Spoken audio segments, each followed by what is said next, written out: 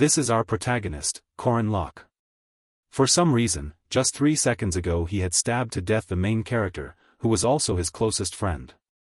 So the responsibility to save the world and defeat the Demon Lord fell on him.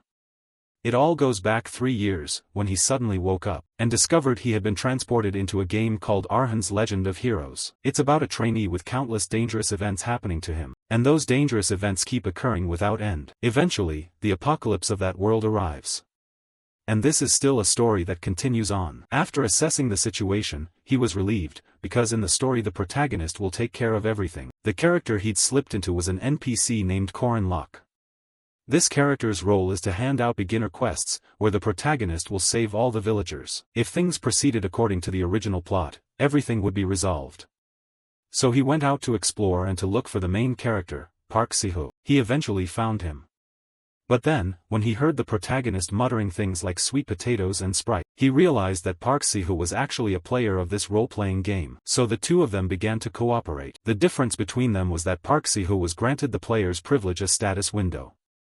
But there was one problem. Park Si-ho had never played this game before. But with Corin's experience as someone who had played through all the chapters and knew every route, he easily guided Park Si-ho. So they teamed up to finish the game.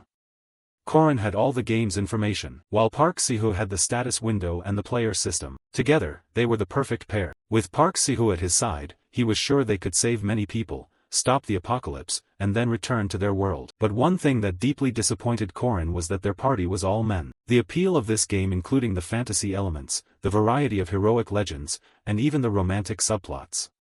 Park Si-ho had no connections to any women, he only added them to the party when needed. Over time, it became all men. But there was something he should have realized earlier, when the Sword Emperor's granddaughter died on the way to the memorial, when Mariette disappeared during the final battle of the first stage, and the mysterious deaths and disappearances, events that weren't in the game's original storyline. More importantly, Park Si-ho's way of thinking, his personality, his true nature. Corin should have been at least a little suspicious of him. The truth was revealed when Corin accidentally discovered a mysterious underground chamber. Mariette Dunolev was a heroine in the game, but neither he nor Park Si-ho had ever met her because she had gone missing.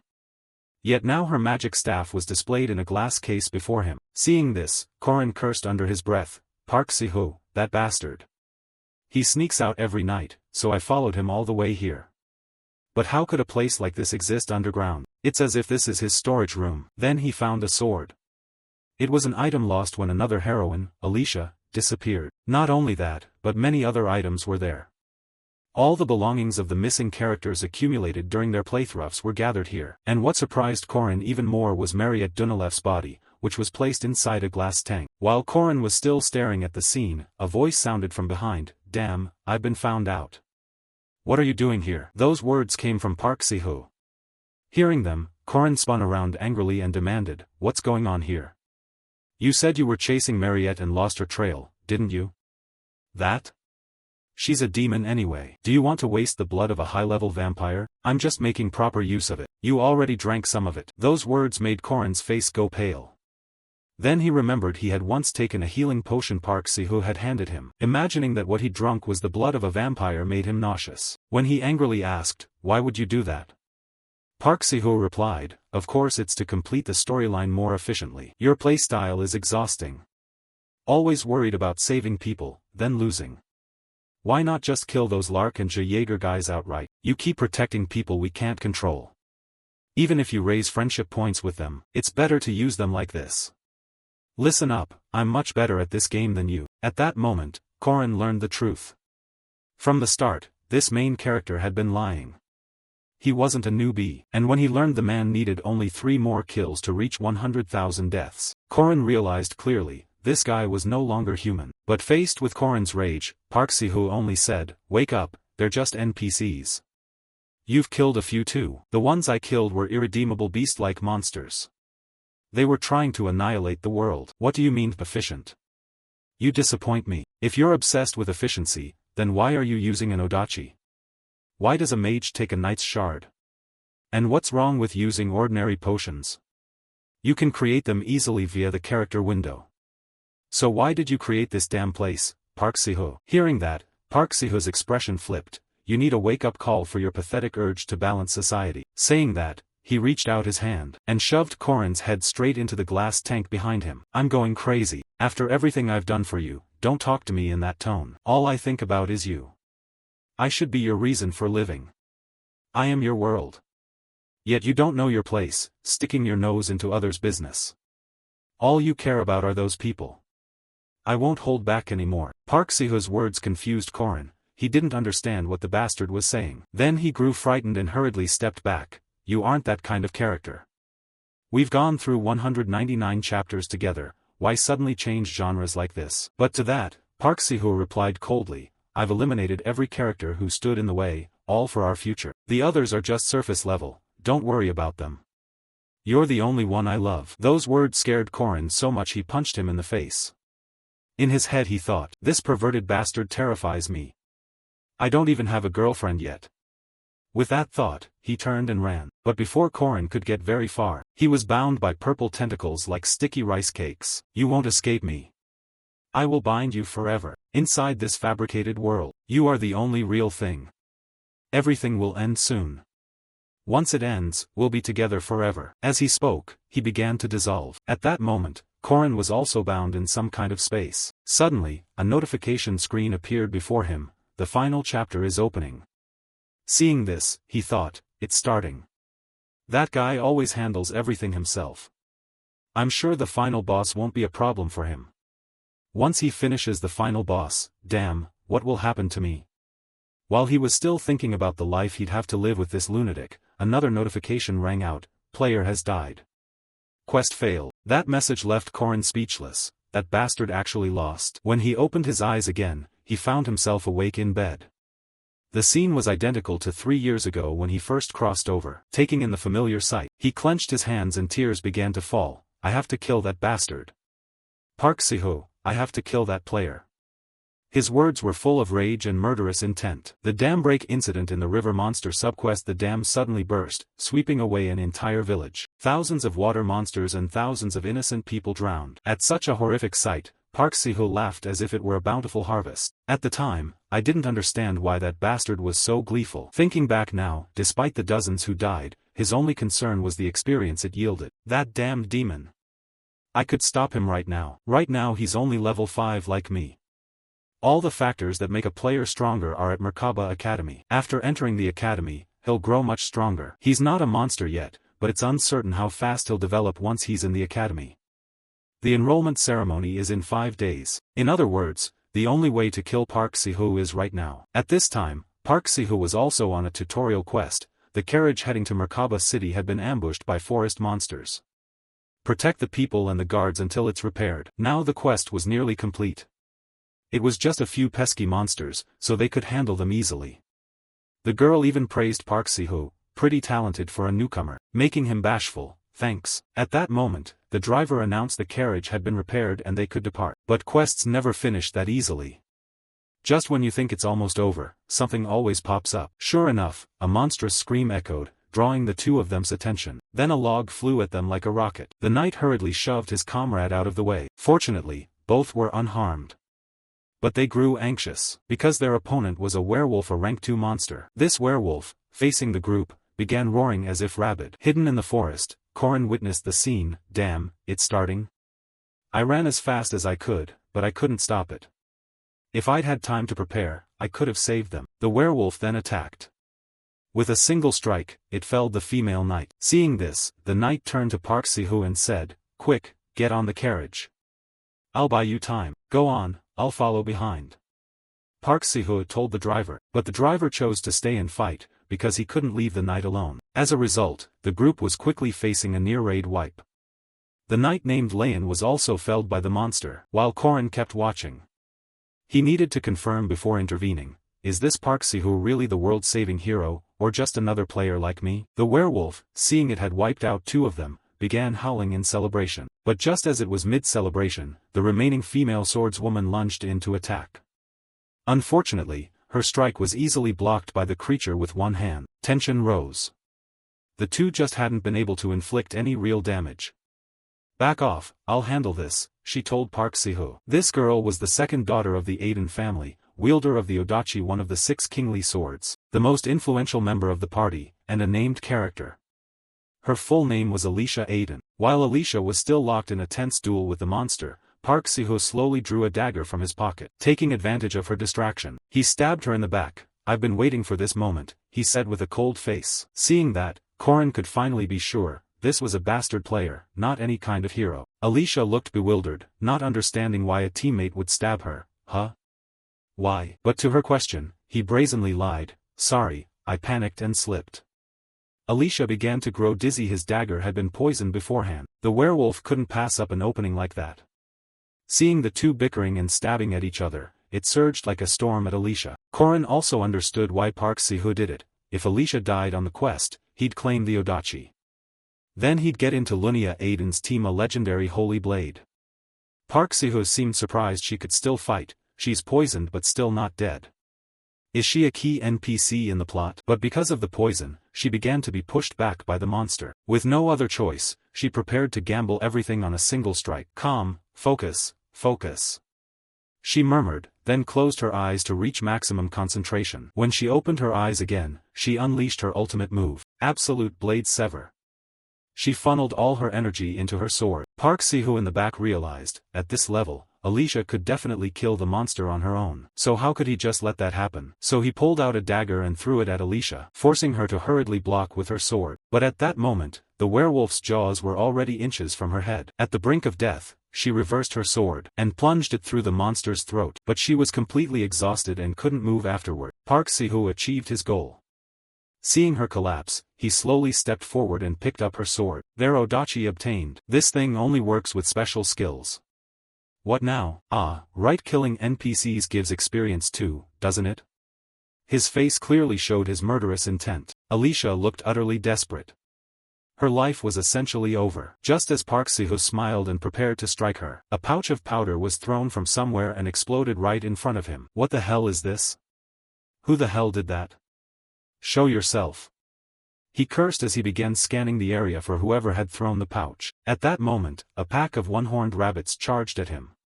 The reason was that the powder pouch was made from topan mushrooms, a favorite food of the forest monsters.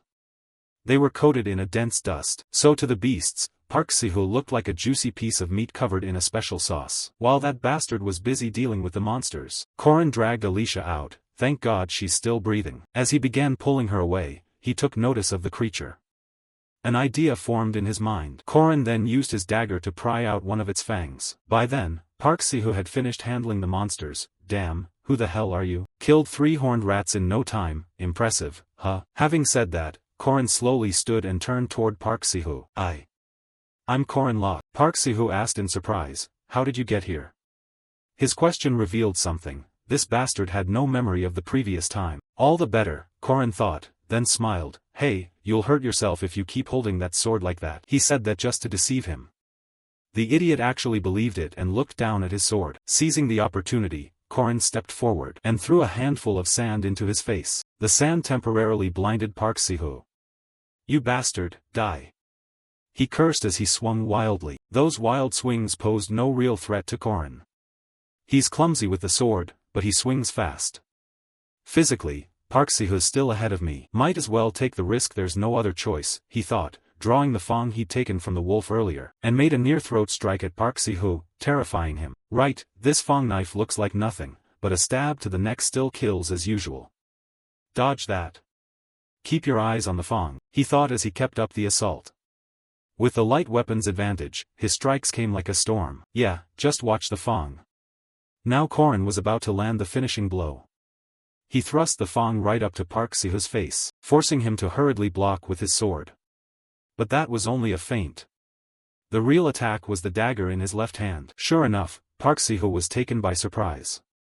But his sword was pinned by the fang. Corin succeeded in driving the dagger into his right shoulder. He screamed like a pig being slaughtered when he took the blow. But before he could scream for long, Corin struck again with the fang. The result was a throat slash. He was officially out of the game. After killing that bastard, Corin didn't forget to leave a few parting words. To my past self, thanks for everything.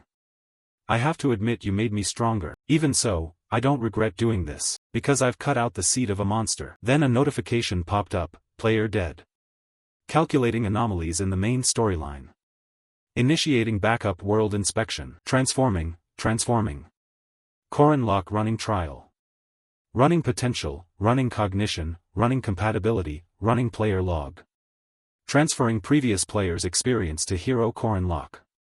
Converting minimal backup reserves for storyline collapse and baseline stats. Begin running substitute player program Korin Lock AAA class knight, inheritor of substitute player Korin Lock's martial skills. Seeing the notification window, Korin was surprised. A substitute player? Does that mean I'll have a stat window now? Just as Korin was lost in thought, a cough reminded him back to attention. The cough came from Alicia. Her condition was growing critical, so he ran over. Hey, are you okay? She was in bad shape. She couldn't see anything right now, but at least she still had enough strength to speak. Korin began checking her symptoms. You're dizzy and can't smell anything, right? Your ears are ringing too, right? How did you know? Okay, that covers everything. Add the slurred speech. It seems to be poison from the XCH plant. From the tutorial zone. Without a stat window it's hard to craft this toxin. If it had been mixed a bit stronger, she'd be dead. Lucky break, but the werewolf's fang was still embedded in her. She was still in critical condition. We need to stop the bleeding and detoxify her quickly. With that, he took off his belt and used it to bind Alicia's shoulder. The pain made her flinch. It's okay, I'm an expert at bleeding control and detox. Don't worry, there was one concern, if she accidentally bites her tongue, it's over. Thinking about what to use, he looked down at the hand of that bastard Park Siho. A disgusting idea crossed his mind, but there wasn't time for hesitation, so he put the dead man's hand into her mouth and said, bite down, you'll feel a lot of pain, so bite as hard as you can. Dead people don't feel pain anyway, and this is that bastard's corpse. A few more bites won't matter. Then Korin began treatment. First he worked to remove the fang. I still don't get why I was sent back 3 years, but I'm back now, and I've killed the player. And those who died in my previous life are still alive. Right now I've saved one person, that's enough. After a while, the bleeding was controlled and the fang removed. Now he was sitting down to brew an antidote. Hang on, I'm making the antidote. Don't worry, humans aren't that easy to kill. In a haze, Alicia still tried to ask her savior's name. Please tell me your name. Korin placed a cloth on her forehead and said, no need. Don't think about it, just rest. When the antidote is ready, I'll wake you. He acted this way because he'd decided, from now on he would operate in the shadows. The fewer people who knew about him, the better. While waiting for the antidote, he began re-evaluating the plot situation of the legendary hero of Arhan. As the title suggests, this is a story about a hero. While dealing with incidents occurring inside the academy, the player will become the hero and save the world. The hero will defeat countless monsters and take down the final boss. A rotten piece of trash like Park Siho still has to follow the script, because if the final boss isn't defeated the world will be destroyed. But now that guy's dead. So who will take on that role? Who else besides me? But these bastards, if they want me to do something, they could at least do it properly, Korin thought. Because at that moment a glaring red notice appeared before him. System window, access denied. No window access makes me no different from an ordinary person. What kind of crappy substitute player is this? I become a substitute player but can't use player support tools. I was so hyped for this, and it turns out like this. It's really hard to do anything in the future with just memories from a past life. I have to use elements outside the system to pull this off. After 3 years of training, I'm no longer an heir or a backup anymore. Thinking that, he drew a circle with strange symbols inside. As soon as he finished, the circle flared to life, and a burst of flames rose from it. Just as expected, it worked, Korin muttered. This was a type of magic he'd learned in his past life. Ancient worms script old characters that contain power within them, obligations that restrain oaths. They're known as the Triad of Command Runes. They're one of the powerful laws governing this world, the source of human power and the root of destruction. He intended to inscribe them on his body, and the first of them was the duty of command. This command boosts the caster's power when they make a vow. You can make trivial vows like I won't eat chicken, but because they're so easy, they barely grant any stat points. Still, even if they're easy, he needed to swear something he could absolutely keep.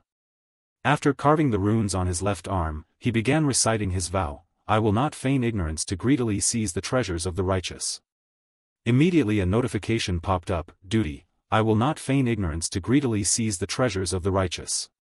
Your stats will increase when you complete the task. A chain suddenly appeared beside his heart, as if to symbolize the binding of his oath. Another notification appeared, failure to comply will incur a penalty of -10 stats. Next, Korin bit his finger to write the next rune onto his right arm, and it was restriction. I do not perceive spirits in this world. All things have their own clairvoyance, and there are also spirit forms and bodiless ghosts. Because spirit forms can only interact through mutual perception, they can't use their power to affect things that can't sense them. In short, those ghosts can only affect those who see or feel them. If they can't be seen or perceived, then they're doomed and can do nothing. As soon as he completed this rune, 2 alerts appeared. If you do not comply, you will suffer 600% of the enemy's damage. Activate damage limitation for spirit forms, physical damage plus 50%. And the benefit for him if he followed the injunction was that the rune became a shield protecting him from all other spirit forms. And now, the last one was the commandment oath. This commandment uses the weight of the vow as defense, but carries great risk and great reward. That's why both Park Si-ho and he used it in their previous lives. But even Park Si-ho, who could use everything the system offered, failed at the final boss. If that's the case, I have a lot to worry about. The heaviest oath to make: I will save this world. It's the noble goal every warrior pursues, the vow with the greatest ambition. Thus the triad of commandments was complete. Chains began to wrap around his heart. A yellow notification appeared: duty, restriction, oath, all commandments will be applied to the substitute player. If you fail to fulfill the oath, death will be unavoidable. 2 days later, Alicia woke up, and found herself in a hospital. Oh, you're awake? How are you feeling? The voice belonged to a nurse. Where am I? You're at Merkaba City Hospital. After a bit of conversation, Alicia learned that the person who brought her to the hospital had just left, and when Alicia turned to look for her belongings, she discovered Korin's belt. Looking at the belt in her hand, it was still stained with blood. After seeing the belt, she suddenly turned to the nurse and asked, "Is there anywhere that sells honey candy? I can only handle broth right now. I don't get this girl." The first thing she asks for after waking up is candy. 3 days later, the newbie quests began. At that time, Merkaba Academy's opening ceremony was underway. Korin was standing at the academy gate. "Let's see, you need a student ID to enter." Saying that, he began rifling through his wallet. He found a letter inside his wallet. "To my son. You have no idea how proud I am of you.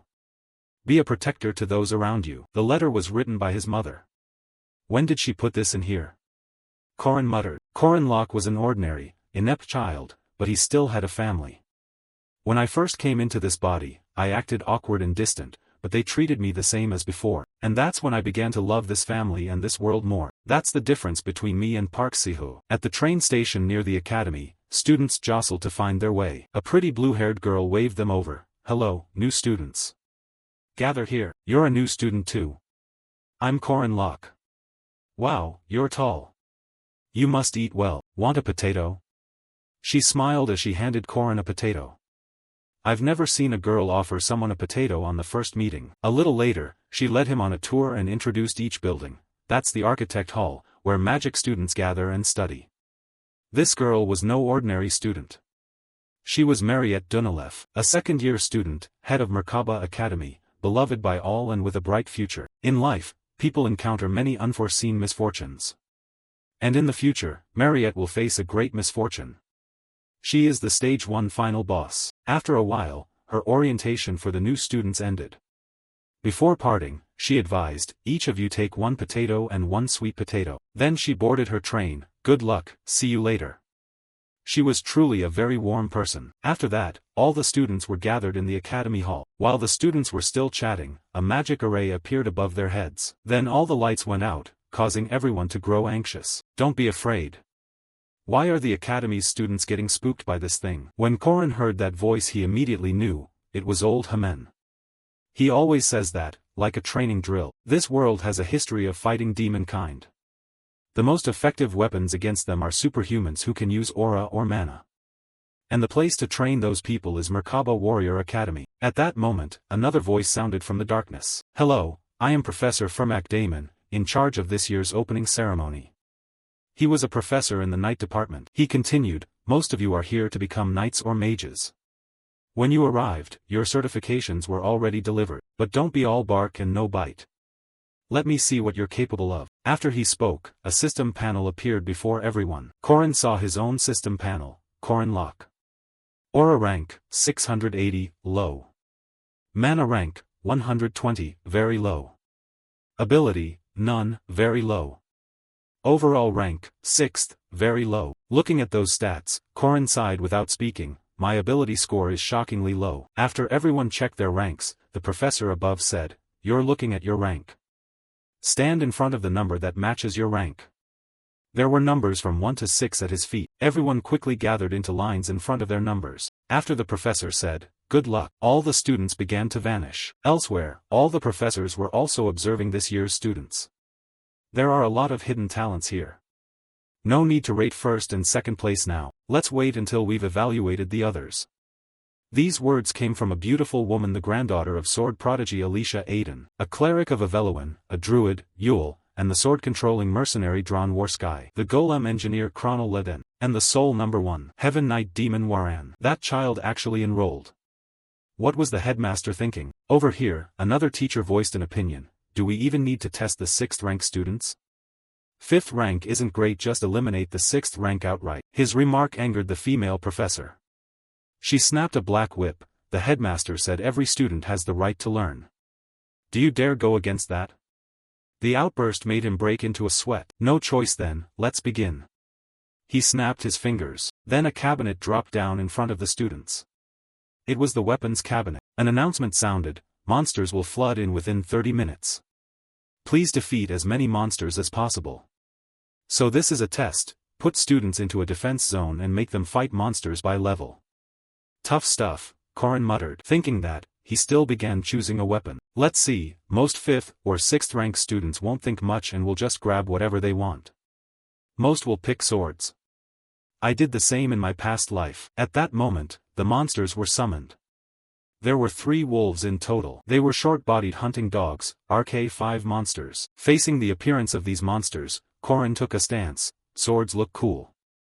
As they say, 100 days to use a spear, 1,000 days to use a blade, and 10,000 days to use a sword. The answer is the spear. Saying that, he threw the spear in his hand at them. One of them instantly went down, to the stunned looks of its packmates. And while they were still in shock, 2 more spears streaked toward them. This was as easy as eating porridge for Korin, because he had so much experience. It took Korin about 20 seconds to kill the 3 of them. But in his previous life, he couldn't even kill these and was taken down by those hunting dogs. This time will be different. He'll kill every one of them until he ranks up. But 5 minutes after killing the wolves, nothing happened. Could the system be broken? Meanwhile, in the observation room, the teachers were still evaluating the students. TSK, they can't even finish off those things. What are they good for? Back in the day I could kill level 5 monsters in 1 minute 22 seconds. If level 5 was like that, I don't expect anything from level 6. At that, he turned his attention to a sphere. But the image reflected in the orb was Korin sitting there leisurely playing. What? The monsters weren't summoned? Must be a bug. After saying that, he summoned a few monsters for Korin to continue playing with. What he didn't know was that the moment he turned away, Korin had already defeated those monsters instantly. Ah, is this the first successful person? Only took 7 minutes and 22 seconds. I thought level 3 would only take 2 or 3 minutes. So what are levels 5 and 6 doing? After saying that, when he looked back at the orb, he found Korin just sitting there. What's wrong with that bastard? Why is he yawning again? Is the system broken? The monsters should always be summoned. At that moment, a burly man spoke up. Broken? No way. For 20 years, Professor Josephine's experimental magic has never been wrong. But he should have been eliminated long ago. Clearly the monsters weren't summoned. The burly man began to doubt. You saw that the monsters weren't summoned? No, I don't need to see that stuff. So you didn't see it happen? My God, I told you it was a bug. I'll summon them again. When Korin saw the wolves reappear, he started to get annoyed. It's been nothing but these monsters since earlier. You're not even worth training dogs. As he spoke, he grabbed 3 spears at once, and threw them at the pack, sending 3 of them to the sky immediately. It all took only 7.3 seconds. The sight left the 2 teachers outside with their mouths agape. Look, Professor Fermac. What's going on? What about it? What's the fastest time you've recorded for level 3 and level 4? There was a kid named Jaeger who did it in 3 minutes 30 seconds. Then he asked, anything else? Judging by how he throws those spears, he must be the son of a hunter. Saying that, he summoned a boar, a level 4 monster. But just 3.7 seconds later, it was on the ground. He then summoned an owlbear, a level 3 monster. This creature could actually take a few more hits. The moment it saw Korin, it roared in fury, and launched an attack. But Korin dodged. Korin then drove a spear into its flank. Angered by the blow, it swung with its left paw, knocking Korin back. But at that moment, he activated his ancient rune magic, and turned it into a roasted cake. Two teachers outside witnessed the scene and cried out in astonishment, "Ancient rune magic." Those words drew the attention of the other instructors. Inside, the fight continued. Though the owlbear had been set aflame, it was still very tough. It seemed that burning it with fire didn't do much, but at least it limited the creature's vision. Seizing the opportunity, Korin took a running jump up high, and drove the spear's tip straight into its head. The two teachers outside couldn't believe their eyes. That kid is definitely not a regular level 6. It's a shame the monster test only goes up to level 3. It's been a long time since we've seen someone this interesting. I can't wait to see him fight a demon. The smaller teacher then began to summon a demon to conduct a level 5 demon test. At that moment, Korin could sense that something had definitely been summoned, but he couldn't see or hear it. It's all due to the restriction penalty. I can't sense or touch souls. If that's the case, it means he can't touch the demon. To be sure of this, he simply waited. For about a minute, more than a minute, nothing happened, and Korin confirmed that the restriction had been activated. Since he couldn't touch the demon, Korin abandoned that test. Two notification boards appeared: Demon Test, Rank 5, Draw. Rank 4, Fail. Rank 3, Fail. Monster Test, Level 5 Hunting Dogs, 7.3 seconds. Level 4 Boar, 3.7 seconds.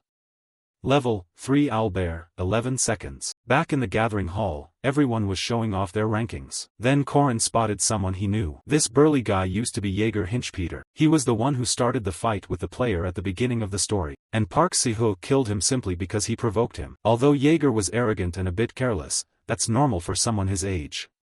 Anyway, that lunatic. Next, Korin glanced at another acquaintance. It was a small kid, whose name was Lark. In the past, he met the same fate as Jaeger. Suddenly a voice echoed throughout the great hall. "Good morning, everyone. I am Headmaster Aryu Kazar. You have joined the academy to become stronger, a gathering place for the powerful. Some of you are already strong, others still have a long way to go. While I cannot guarantee you'll achieve everything you want here, I hope you'll find your own path. We're here to help you take the first correct steps. From the second step onward, that's your responsibility. That is all. Have a pleasant day." That was the headmaster's familiar speech. He gives that same speech every monster test. As Korin wandered around, he happened to see Jaeger bullying Lark. This is his chance. So Korin cheerfully went over and slung an arm around Jaeger's shoulders. "Hey man, your tattoo is badass. Your tattoo artist must be great, right? It still looks good up close. The one on the back is your blood type, isn't it? So you can get a quick transfusion if you get hurt. You planned ahead." As he spoke, Korin pointed at the tattoo on Jaeger's neck. Jaeger brightened up and said, "You sure know your stuff. Honestly, my mom did this. She's a tattoo artist, specializes in line work. But since I asked, she did it in an old-school style. She's amazing. Do you have any tattoos?" Korin's purpose in bringing this up was just to make friends.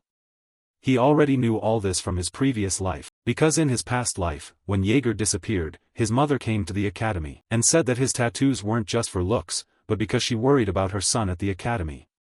The heart of a parent, indeed. Jaeger continued to boast, "I even have one here.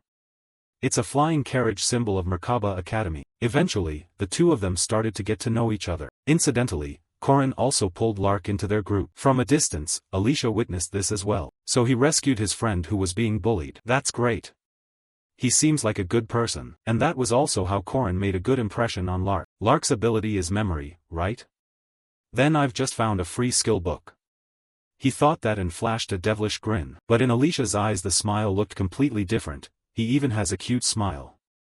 What kind of person is he? Most of the academy's facilities are provided free of charge. The coffee here is cheaper than outside, and the dorms are free. Among them, the most recommended facility is the training room. The reason is simple: with this room, even impossible training becomes possible. For example, fighting spirit forms you can't see.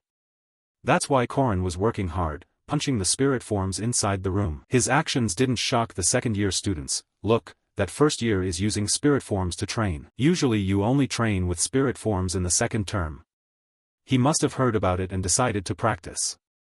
I heard some second years still can't even control wind spirit forms. Meanwhile, in the training room, Korin was getting beaten to a pulp by the spirit form. It seemed this was still too early for him. Then a voice from behind rang out, "So you're a first year." The voice belonged to a burly man. Hearing him, Korin quickly turned around. "Hello, coach. Why are you fighting spirit forms to practice spear techniques? Are you confident you can do it?" "I can." Korin felt a bit anxious. "Why did you suddenly approach me? Are you going to test me or something?" The coach frowned and watched him for a moment, then smiled approvingly. "Good spirit. Here, I'll give you 10 meal tokens. If you succeed, come find me and I'll reward you." With that, he turned and walked away. Korin exhaled. What a scare, no need to get so worried. A food reward isn't bad, right? Now, back to it. All of this conversation was being observed by Mariette. Korin kept pushing himself in training, of course still getting roughed up by the spirit form. While he rested, Mariette came over and handed him a towel to wipe his face. "Is it very hard?" "Yes, I'm tired. Take a break. You've been working hard. You just need to get used to it. One day you'll do it. Try again next time." Mariette's words left Korin silent. He doesn't get a second chance. Last time there was Park Siho, they had the player's window, potions, and skill books. But this time there's nothing. That bastard Park Siho isn't here anymore because you killed him. So now you're on your own. So you have to become the strongest. Thinking that, he thanked Mariette, then threw himself back into training. "First, I have to identify my limits. It might be excessive, but I need to test how my abilities compare to the past." After that, he began to unleash every technique he could currently perform. While training, he thought, "I don't have a strong body, nor mana, or aura. Information about Park Siho and the future is useless against monsters and those geniuses. But to face monsters and prodigies, I have to work harder than anyone. It's my only option. Those 3 years won't betray me." After so much effort, Korin finally defeated the spirit form, to Mariette's astonishment. Strong, excellent, those words didn't fit him. Mariette was so stunned she couldn't find words. What she saw was a person of tremendous effort and perseverance. "He's incredible," she thought. Korin, meanwhile, enjoyed a few showy seconds in the air before dropping straight to the ground. Mariette hurriedly asked, "Are you okay, Junior?" Korin convulsed and replied, "I overdid it. At least for this body, I did." The next day, Mariette appeared before Korin again. Since yesterday, she seemed to be paying more attention to him. "Hello, Junior. Today I'll show you the school's facilities. This is the pride of our school. And over here is..." While she sincerely introduced things, Korin paid no attention.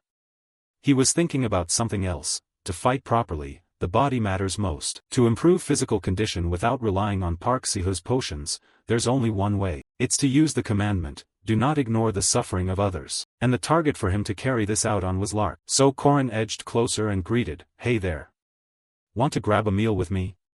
Having a guy suddenly throw an arm around him like that made Lark a little scared. But when Korin mentioned spellbooks, Lark's expression changed. As for spellbooks, Korin said, "Simply put, they're skill books, powerful relics that let you gain a spell or trait just by reading. The Merkaba Academy library is as large as the academy itself. It stores and transmits knowledge to future generations, but ignore that nonsense. Actually, this place is used to hide spellbooks." At that, the two began searching through the mountain of books. Fearing Lark might not believe him, Korin embellished a bit. "You hide a tree in the forest, right?" Lark was a diligent student, a model pupil from a good family. He memorized all kinds of magic and recorded them in his notebook. Of course, no matter how many incantations he knew, using them all was still very difficult. If your rank and mana level are too low, even excellent theory is useless. But if you have a spellbook, that's a different story. After searching for a while, Korin finally found an entrance. The moment he tossed a book down, the shelf behind them shifted, revealing a secret entrance. Lark gaped, "I don't understand how this guy found it." Then the two stepped inside together. The passage was gloomy, making Lark a bit nervous. Korin, walking ahead, suddenly stopped and said, "Lark, it's time for you to fulfill your promise. You have to do it well." "Oh, okay. You want me to help you fight a demon, right? But what do I have to do?" But before Lark finished, Korin punched him squarely in the jaw. Looking at his friend knocked out on the floor, Korin revealed a devilish grin. "Heh, let's get started." Now his plan truly began. Korin had come to save Lark and to complete a special mission. If he could capture a demon here, he could obtain the hidden vein he desired. But there was one problem. A super strong demon existed here. It was the aberrant demon, Duke Sabancia. Because he was so overpowered, this became an impossible mission. Why can't I catch a normal one and have to catch an aberrant spirit? He was a generalissimo who once commanded the southern forces 800 years ago. His overwhelmingly powerful attacks killed most players as soon as the mission started. Of course, Corrin wasn't among them. Because of the restriction cannot see souls, the Duke's attacks had no effect on him. Naturally, he couldn't see the Duke himself either. Those attacks kept passing through Corrin's body, leaving the Duke baffled. At that, Corrin spoke up, "My Lord Duke, sorry, but I can't see you. Why don't you possess this guy's body?" Saying that, he picked up Lark's body. It turned out that was his original plan. In this world, there are many different factors. Some turn ordinary people into beasts, like vampires or werewolves. One day, Duke Sabancia awakened, became a vampire, and killed his servants. Although he tried to suppress the vampire instincts, he failed. In the end, fearing he would kill his wife and daughter, the Duke moved his entire house elsewhere and shut the city gates to prevent a massacre. He used magic to seal himself into a book, that very spellbook in this library. That's the introduction to the Duke. And now he didn't hesitate to possess Lark's body. As soon as he took control of Lark, he went insane and lunged at Corrin. Straight for me? Because he's a vampire, did something trigger him and make him go berserk? Watching Lark charge, Corrin remained calm. The reason he chose Lark was because, when someone like the Duke possesses him, he can unleash the maximum latent power inside. Model student Lark, but a bookworm like him has pitifully low physical strength. That's why when Lark charged, Corrin knocked him down with a single punch. I do care for Lark. But this is the optimal strategy to complete the mission. If I kill Lark while he's possessed, I can obtain the highest tier items, like the Duke's cloak or the vampire armor. They were all items Park Si-ho once used. They will play a major role in what will happen in the future. But you're not that bastard, so you'll do it another way. My Lord Duke, aren't you curious about your wife Duchess Lena and your child Cecilia? Those words actually calmed him down. Then Corrin sat down and continued, let me tell you how they lived after you were sealed. He then began telling him many things, how his wife died after leaving the city, and how his daughter became a skilled explorer who traveled the world. How do you feel? Are you satisfied with my answer? Corrin said this because he, too, had a family he loved in the world. He wanted this pitiable soul to pass on peacefully. Hearing about his wife and daughter moved him. Sorry for barging in on you. Thank you for telling me. To that, Corrin just laughed. It's fine, I wasn't really hit. Even if I was, Lark's blow was weak. After that, before he ascended, the two of them talked for a long time. Finally, the rewards Corrin received, handled the remnant soul of the aberrant spirit Duke Sabancia. The spellbook, the book that once contained the Duke's sealed soul. Inside are aberrant powers and charms. If you read it, you can learn them. You have acquired new skills, Tenacious Warrior and Rebirth. Tenacious Warrior and Rebirth, like a fighter who doesn't lose the will to fight. As long as your resolve holds, your body will continue to recover. This is a skill that bastard Park had in the past. But I don't know how much it heals, since he was never really injured. Meanwhile, Lark slowly came to, you're awake? Don't be happy, a demon spirit just possessed your body. Why does my jaw hurt if I was possessed? That question made Corrin jump. I don't know. I guess. Oh my god, if you're going to lie, don't add, I guess. Then Corrin handed Lark a spellbook. Stop talking and take this. It's a spellbook. What? I can really take it? Lark asked incredulously to make sure. The reason Corrin chose Lark was that sometimes he wanted to watch someone strive to earn a reward. Then a notification appeared. Quest, do not ignore the misfortune of the righteous completed. Duke Sabancia quest difficulty B, reward, 80 points, distributed evenly. Details cannot be viewed. The notification stunned Corrin. I got 80 points. In this game, each level up grants 5 stat points. That means this number corresponds to leveling up 16 times. I didn't even see a level up notice. So the level reward is only 80 points. Is it compensating for not being able to raise stats directly? But this much experience, what is this? Quest, do not ignore the misfortune of the righteous. Stat points, 40 distributed evenly x2. Corrin Locke did not ignore the misfortune of Lark Berman. Stat points, 40 distributed evenly x2.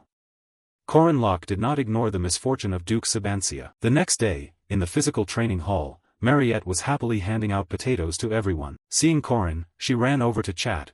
are you going to capture a spirit form again today? Yes, I believe you can do it, Junior. I'll be cheering for you, she said to Corin with a bright smile. The sight made some jealous upperclassmen grit their teeth. How did Mariette get taken by some first-year 5th-rank kid? I watched closely but failed yesterday. Don't give him hope. Why is that rookie stealing Mariette's attention? But Mariette remained very confident in the face of their words. Then they opened a betting table. I'll bet 2 gold coins that the junior will succeed. I bet 7 silver that he fails. Such comments kept coming. Corin protested. Why are you all betting on me? I'm just trying to train. Whatever, focus first. I gained stats from helping the Duke ascend, so I can definitely capture it. Still, I don't know how strong I actually am. Let's start with the weakest basic ones.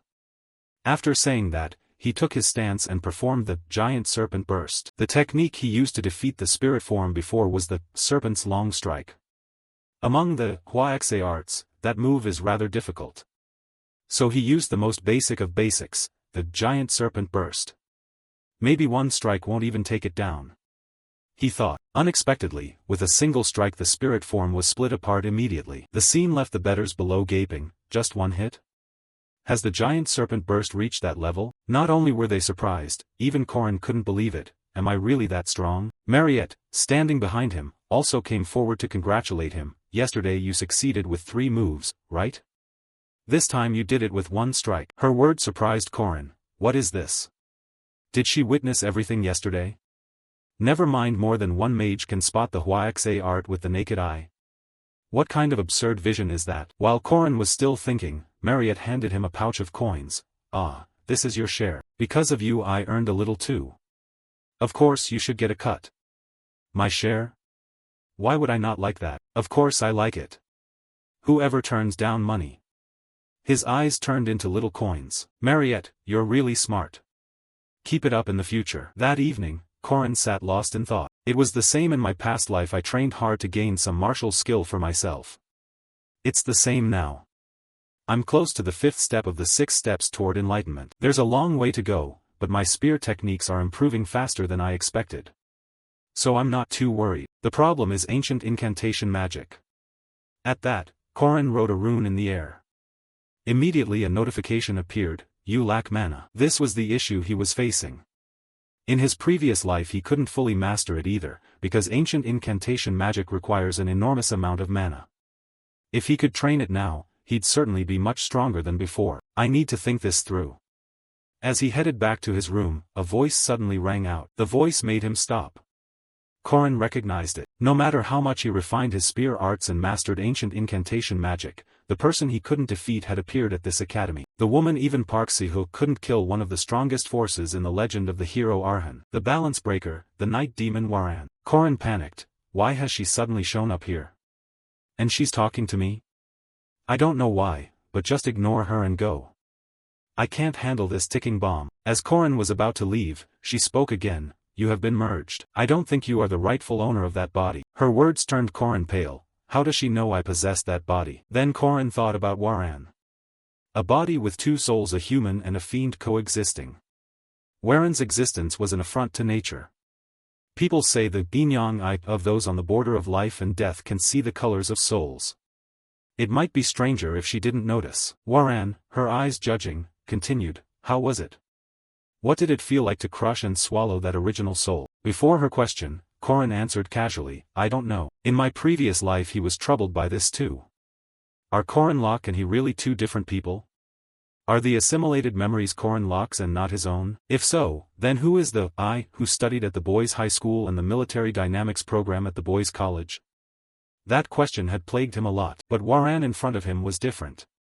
She recognized that the body was original, but that the true owner of that body was not Corin. You're just a thief who stole it. You have no right to govern that body. In a neighborhood near my hometown, there's a guy who turns into a green giant whenever he gets angry. His name is Brooke.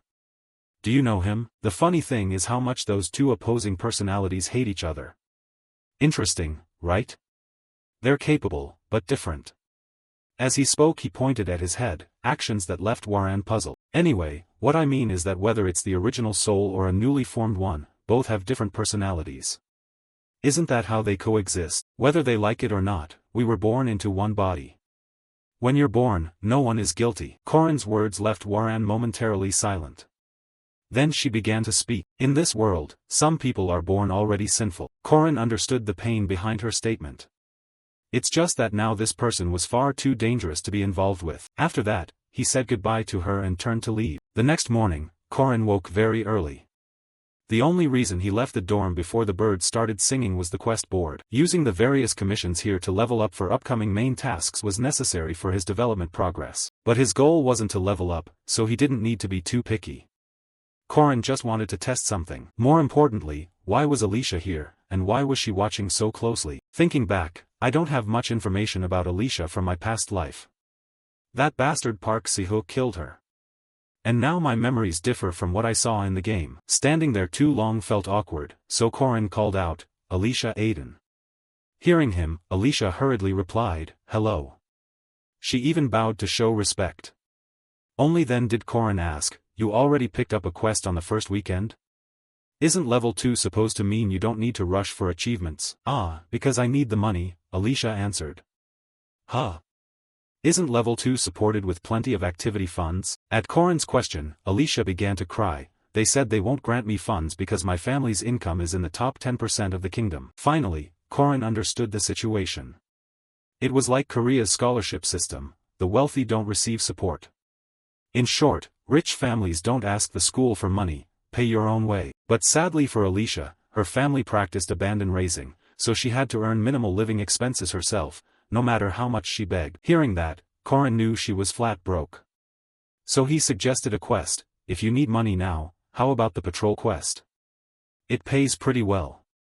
At the words "pays well," her face brightened. "Really? Will they accept up to 3 people? Do you want to team up?" "I can't, I have other things to do." He refused because Corin wanted to reserve this precious weekend to do quests that were easy to complete and would raise his stats. So his first quest would be, find a cat named Nobby. Missing cat named Nobby, 2 years old, especially cute, disobedient. Thank you fee, 5,000. Experience points and low rewards. But that didn't matter, because his goal was a preset. If he rescued and returned the cat Nobby nearly killed by monsters, he could prevent the owner's misfortune of losing a pet and falling into depression. And as a result, when he completed the quest, a notification appeared, "Duty fulfilled. You did not ignore the misfortune of Anna Marmelan. Difficulty, E, reward, 5 points, distributed evenly." Seeing the notification, Corin couldn't stop grinning. Great. The precept really works. Even small quests will help me increase many stats. His smile terrified the girl beside him. Next, motivated by the word stats, Corin abandoned scruples and decency, from helping the bully, to sabotaging other people's happiness. But then Corin suddenly remembered a quest even more important than stats. He had even noted it down before leaving today. At the same time, at some shop, a muscular old man was going berserk. "This isn't it either. I've made a sauce from more than 10 ingredients like garlic, carrot, and chili. But the sauce that would satisfy my wish to make fried chicken taste great even when it's cold I still can't make." And while he was still racking his brains, a voice rang out, "Add some malt, and your problem will be solved." "Haha, alright, I'm off." The old man grew puzzled. Where did this lunatic crawl out from? Who in their right mind would add malt? Despite saying that, he added it anyway. "Wait, this flavor, this is it." Shouts of joyful exclamation rang out from the building. And this was the task Corin was determined to complete. The world would be chaos without seasoned fried chicken. At that moment, a notification appeared, "Duty accomplished. You did not ignore YS misfortune. Difficulty, E, reward, 5 points, distributed evenly." The notice made Corin stare. What is this? This still works with the precept? I only wanted to satisfy a personal wish. Wonderful. Yes, there's nothing wrong with someone who seasons fried chicken. His smile was villainous by nature. What a waste not to use this smile for a life of crime. While he was grinning like a madman in the street, Waran on the rooftop watched everything. Truly a strange human, she thought. At the same time, a gate appeared behind her and a female professor stepped out. "You're here? I left you alone because you hadn't left the city.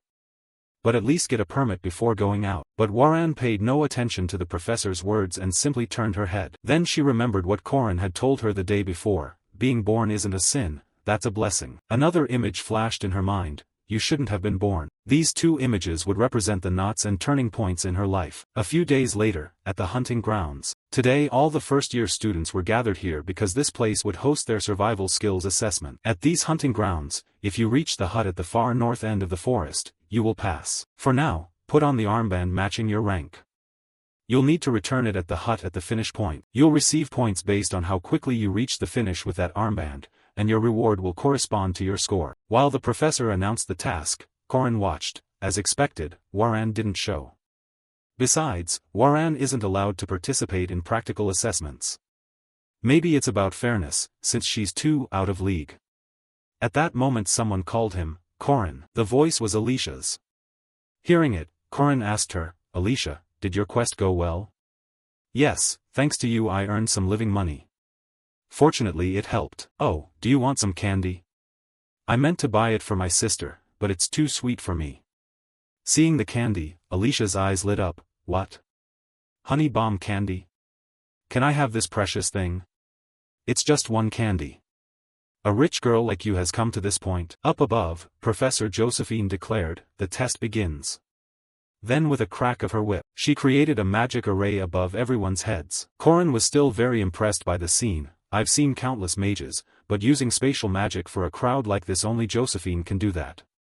Still the same as always, Archmage. After that, he and the others were randomly teleported to spots in the forest. Right after that, the clash of weapons rang out.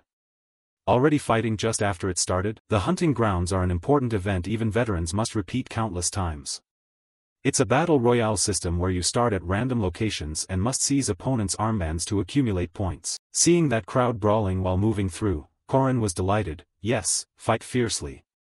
I have no interest in you lot. The most dangerous person right now is Alicia level 2, with the blue armband. Waran isn't here at the moment. If I take care of Alicia, the rest are basically free points. Alicia, you may not know, but I placed a tracking rune on the candy you ate. That rune will ensure we meet again. Then Corin put on his killer expression. I knew it wouldn't be that easy. For a few points, he had sold his teammates' trust cheap. Saying that, he rocketed over to Alicia. Alicia. Alicia. Outside, Josephine told the headmaster, I'll go into the forest. Although professors are posted everywhere, better to be careful. Then she suddenly startled and realized something. Wait, thinking about it, where is that child, headmaster? Could it be that you didn't bring them? That they came on their own? They came by themselves? Maybe their heart has undergone some change. Poor Corin, still deluding himself that he'd scored an easy target.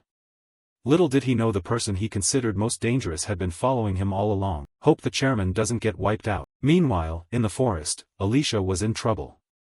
Corin wasn't the only one targeting her. Why are you behaving like this? Don't you feel ashamed? So many people attacking me alone.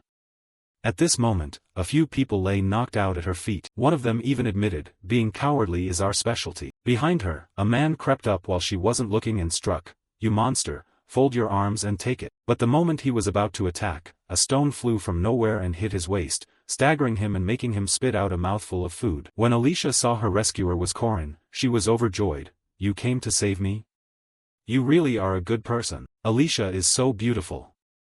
Corin's words left her puzzled. I mean beautiful. That blue armband. As he spoke, he launched his attack, his face turning into that of a typical killer. Alicia was furious to the point of tears. Corin. I trusted you because you gave me the candy, so I thought you were a good person. Alicia is a level 2 knight of a pure martial school. Her special defensive abilities probably aren't yet fully mastered. In terms of combat strength, she's a mid-level 2. So you'll become a good person when you hand over the armband to me. Saying that, Corin gave a threatening smile. Although she didn't match his sister, a true genius, Alicia was still talented, ranked in the top 1%. She'd easily defeated 7 members of the 3rd and 4th year student council. Seeing her, a level 5 knight like Corin had let his guard down. Of course, that was until 30 seconds ago. Alicia frowned at Corin's barrage of attacks. What is this? He's too strong. He closes to very close range, mixes in dodges with long-range strikes. He toys with counters and maintains constant pressure. But that doesn't mean there's no opening. His breathing changes oddly when he switches between thrusts and slashes. If I can catch that distance, I'll have a chance to counter. But she was spun around by Corin like a top. The opening just now was intentionally exposed by Korin. If you rely only on talent and refuse to fight for real, it won't get you anywhere. Then he began to whirl the spear in his hand. This move was called Na, used to suppress an opponent's momentum. After that, he easily pinned Alicia's sword to the ground. He then combined 3 basic techniques into an effective offensive move and a sharp counterattack: Spear Extreme 6 Harmonies, Spear Chaos, and Na Kill. With a single strike, Korin sent Alicia flying dozens of meters. At the same time, Alicia felt the pain from that attack. Luckily, I channeled my energy in time to block the blow. If not, I might have been in mortal danger. Though not overwhelmingly strong or blisteringly fast, the level of refinement in each of his techniques is extraordinary. What the hell is he? Is this the power of a level 5 knight? I've been completely defeated. Next, Korin snatched the armband from Alicia. I'll use it in the right place, he said, flashing a triumphant smile. But just then, sounds of fighting came from behind. Drawing his attention. Then a massive greatsword swung down. Fortunately, Korin managed to block it in time with his spear. Too heavy. That's a sword made of mystic iron, 4 times denser than steel, enhanced with auxiliary magic and effective demonic blade for fighting large monsters. Being hit by this is really hard to defend against. He had to struggle to push the blade back. Then an astonished voice rang out, "What? You blocked the heavy iron sword? Don't toy around. Put that armband down and vanish, 5th ranker." The speaker was a young man. Around him many swords hovered in the air. Korin began to worry. Oh no. I think this guy is Drawn Warsky. I really don't want to tangle with him. Although he has an overwhelming record of taking on dozens of enemies alone without getting hurt.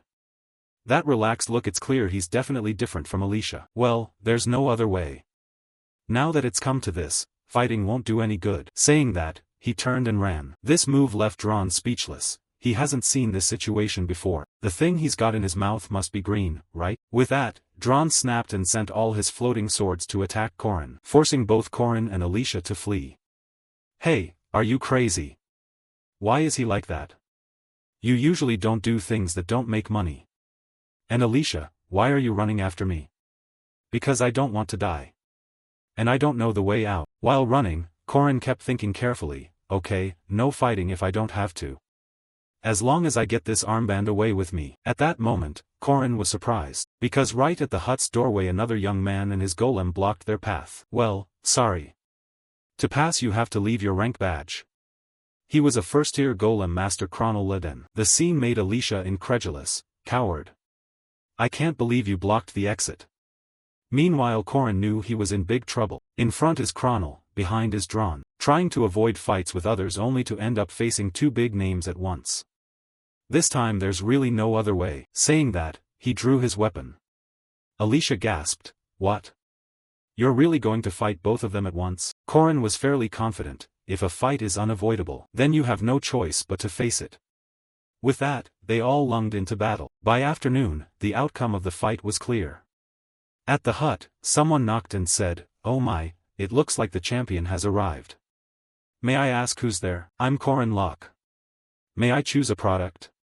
he said cheerfully, holding 3 green armbands in his mouth. "Oh my, bringing back a green rank badge, what a fine student." "Haha, it's nothing.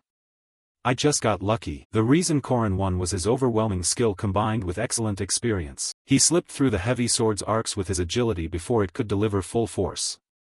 After disarming the opponent, he drove the blade into the ground so the enemy couldn't retrieve it. Swords he couldn't block he dodged, then redirected so those blades targeted the golems. With quick improvisation, he swiftly hid behind Drawn, using him as a shield against the golem's attacks. As a result, while Drawn held the golem back, he struck at the golem's core and disabled it. Immediately after, Kronel was also out of the fight since he no longer had a golem to control. With agility, judgment, and even determination, he fought like someone who had seen battle 100,000 times.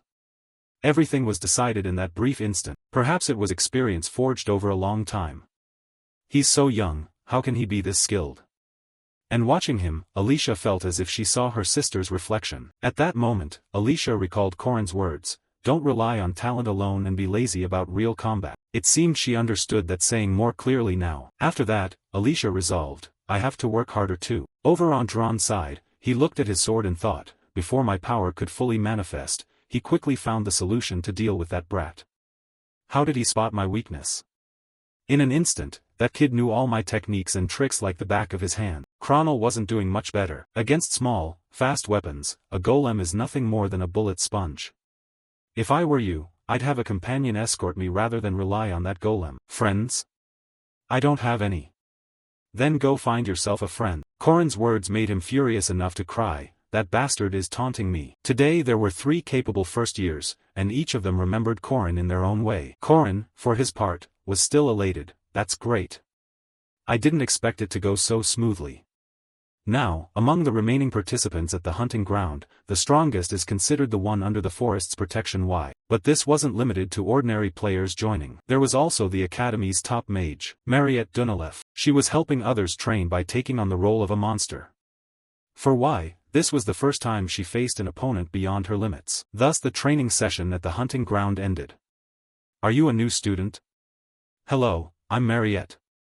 Are you Y? After greeting Y, Mariette turned and asked, and you over there, what's your name? Her next opponent was the celestial knight demon Waran. At this time, a dozen students clustered at Waran's feet, all looking alike.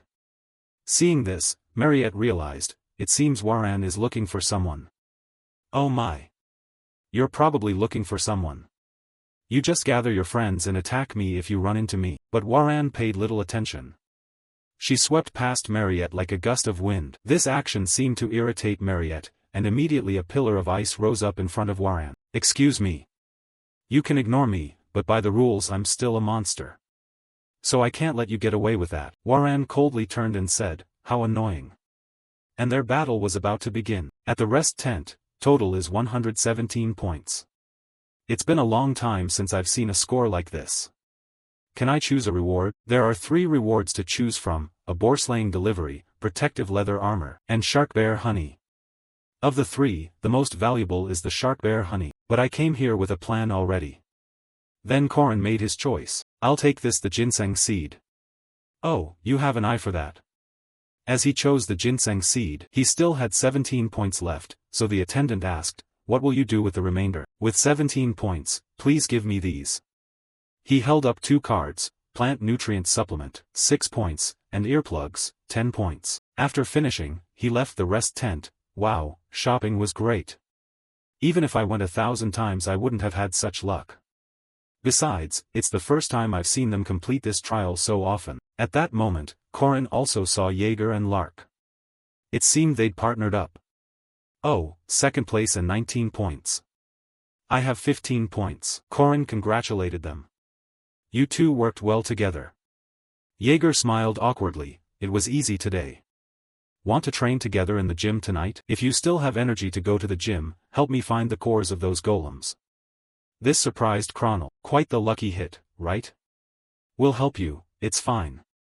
But at times like this you should be saying thank you. In his past life, Korin had worked a lot with Kronel. There aren't many heavy-duty meat shields like golems in mid-sized monster fights. Everything was winding down. The results were, second-rank mage Kronel Laden was restoring the golem's core. Second-rank knight Alicia Aiden was injured. Second-rank knight Drawn Warsky was drained of energy. Second-rank mage Y was unconscious. Seeing her sprawled on the ground shocked Korin. How could she be killed here? What are the instructors doing? Her life is so important they must have just fainted. At this point, Y began to speak weakly. Mariette, that girl. Before she could finish, a tremor shook the forest. The animals in the woods fled in a panic. Korin still didn't understand what was happening. Y kept murmuring, run. Mariette possessed a natural gift for analyzing magic and a god-given mana pool, a mage who seemed never to have known disappointment or defeat. Her talent followed in the footsteps of Senior Professor Josephine. As people said, Mariette was truly a genius. To Mariette, the hunting ground was like a playground. She only needed to control the difficulty and help her juniors grow, as a senior would. That's how she usually acted. But now she faced the greatest wall of her life. The battle was one-sided, leaning toward Waran. When Waran lunged to attack, Mariette hastily cast an ice spell, firing shards of ice at Waran. But Waran didn't care. When the shards struck her, they simply shattered. The sight truly annoyed Mariette. I can't block an attack with only basic magic. What kind of magic is this? Although Mariette had promised the senior instructors she wouldn't use offensive magic above intermediate level, in truth she had begun using high-level spells. In other words, unwilling to admit it, Mariette had started to go all out. Even so, the gap in power was too great. With a single kick, Waran sent her flying miles away. The tree she slammed into was left with a huge dent. "Don't come any closer," Mariette stammered, trembling. She was truly terrified. What stood before her was not a knight, a mage, or a game opponent. It was simply a natural disaster in human form. And now Waran was closing in on her. "Don't come near me," Mariette shouted. In her hand a sphere of ice had formed, her face more terrified than ever, like the last desperate struggle of a small creature facing a predator. Just then a voice rang out, "That's enough, Waran. Stop." The voice belonged to Senior Instructor Josephine. She stepped between Mariette and Waran. "Are you all right, Mariette?" Upon realizing the person before her was Professor Josephine, Mariette began to faint. This hunting exercise produced some unexpected results. First, the winner and highest scorer was Corin, a fifth-year student, and the top first year, Waran, and the top second year, Mariette, got into a conflict. Hearing this, Corin nearly wet himself. "I thought she'd awakened into some kind of boss. But she looks okay. Guess things are still following the original storyline, huh? Never mind for now. There are still 3 whole weeks before she awakens. I need to prepare a few things." With that thought, he left. A while later, at the edge of the hunting ground forest, Corin came to meet someone who lived here. First, he had to shed a lot of crocodile tears. Next he had to act it out well. "Oof, I slipped." As he fell, he conveniently tossed the seed into the pond in front of him. What Corin intended is unclear, but the face reflected in the pond looked awful. "No. The precious seed Mom left me. What am I going to do?" A voice suddenly called out, "Why are you crying?" As if his plan had worked, the moment Corin heard the voice he bared a toothy grin. "There he is. In the legend of the hero Arhan, there is a golden test you can use only once: the hermit's golden axe." To the woodcutter who accidentally dropped his iron axe into the pond, the hermit asked whether he had dropped a golden axe or a silver axe. The scene matches that story exactly. A golden axe and a silver axe appear, but only for unique tier weapons or lower. Dropping any other weapon triggers no reaction, so the matter ends there. Corin had tried dropping 500 different items into the hermit's pond. Some veteran players also tried throwing in random items, even rare ones. A golden test the damned developers added while they were bored. "Is this golden seed yours?" "No, sir." "Or is this the silver seed?" "No, sir."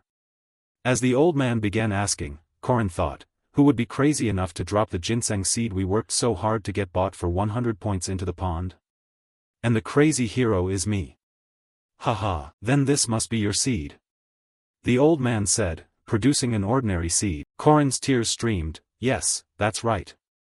This is definitely mine. Even after seeing gold and silver, you weren't greedy and were honest. I value your honesty and will give you these seeds." So Corin received the golden and silver seeds.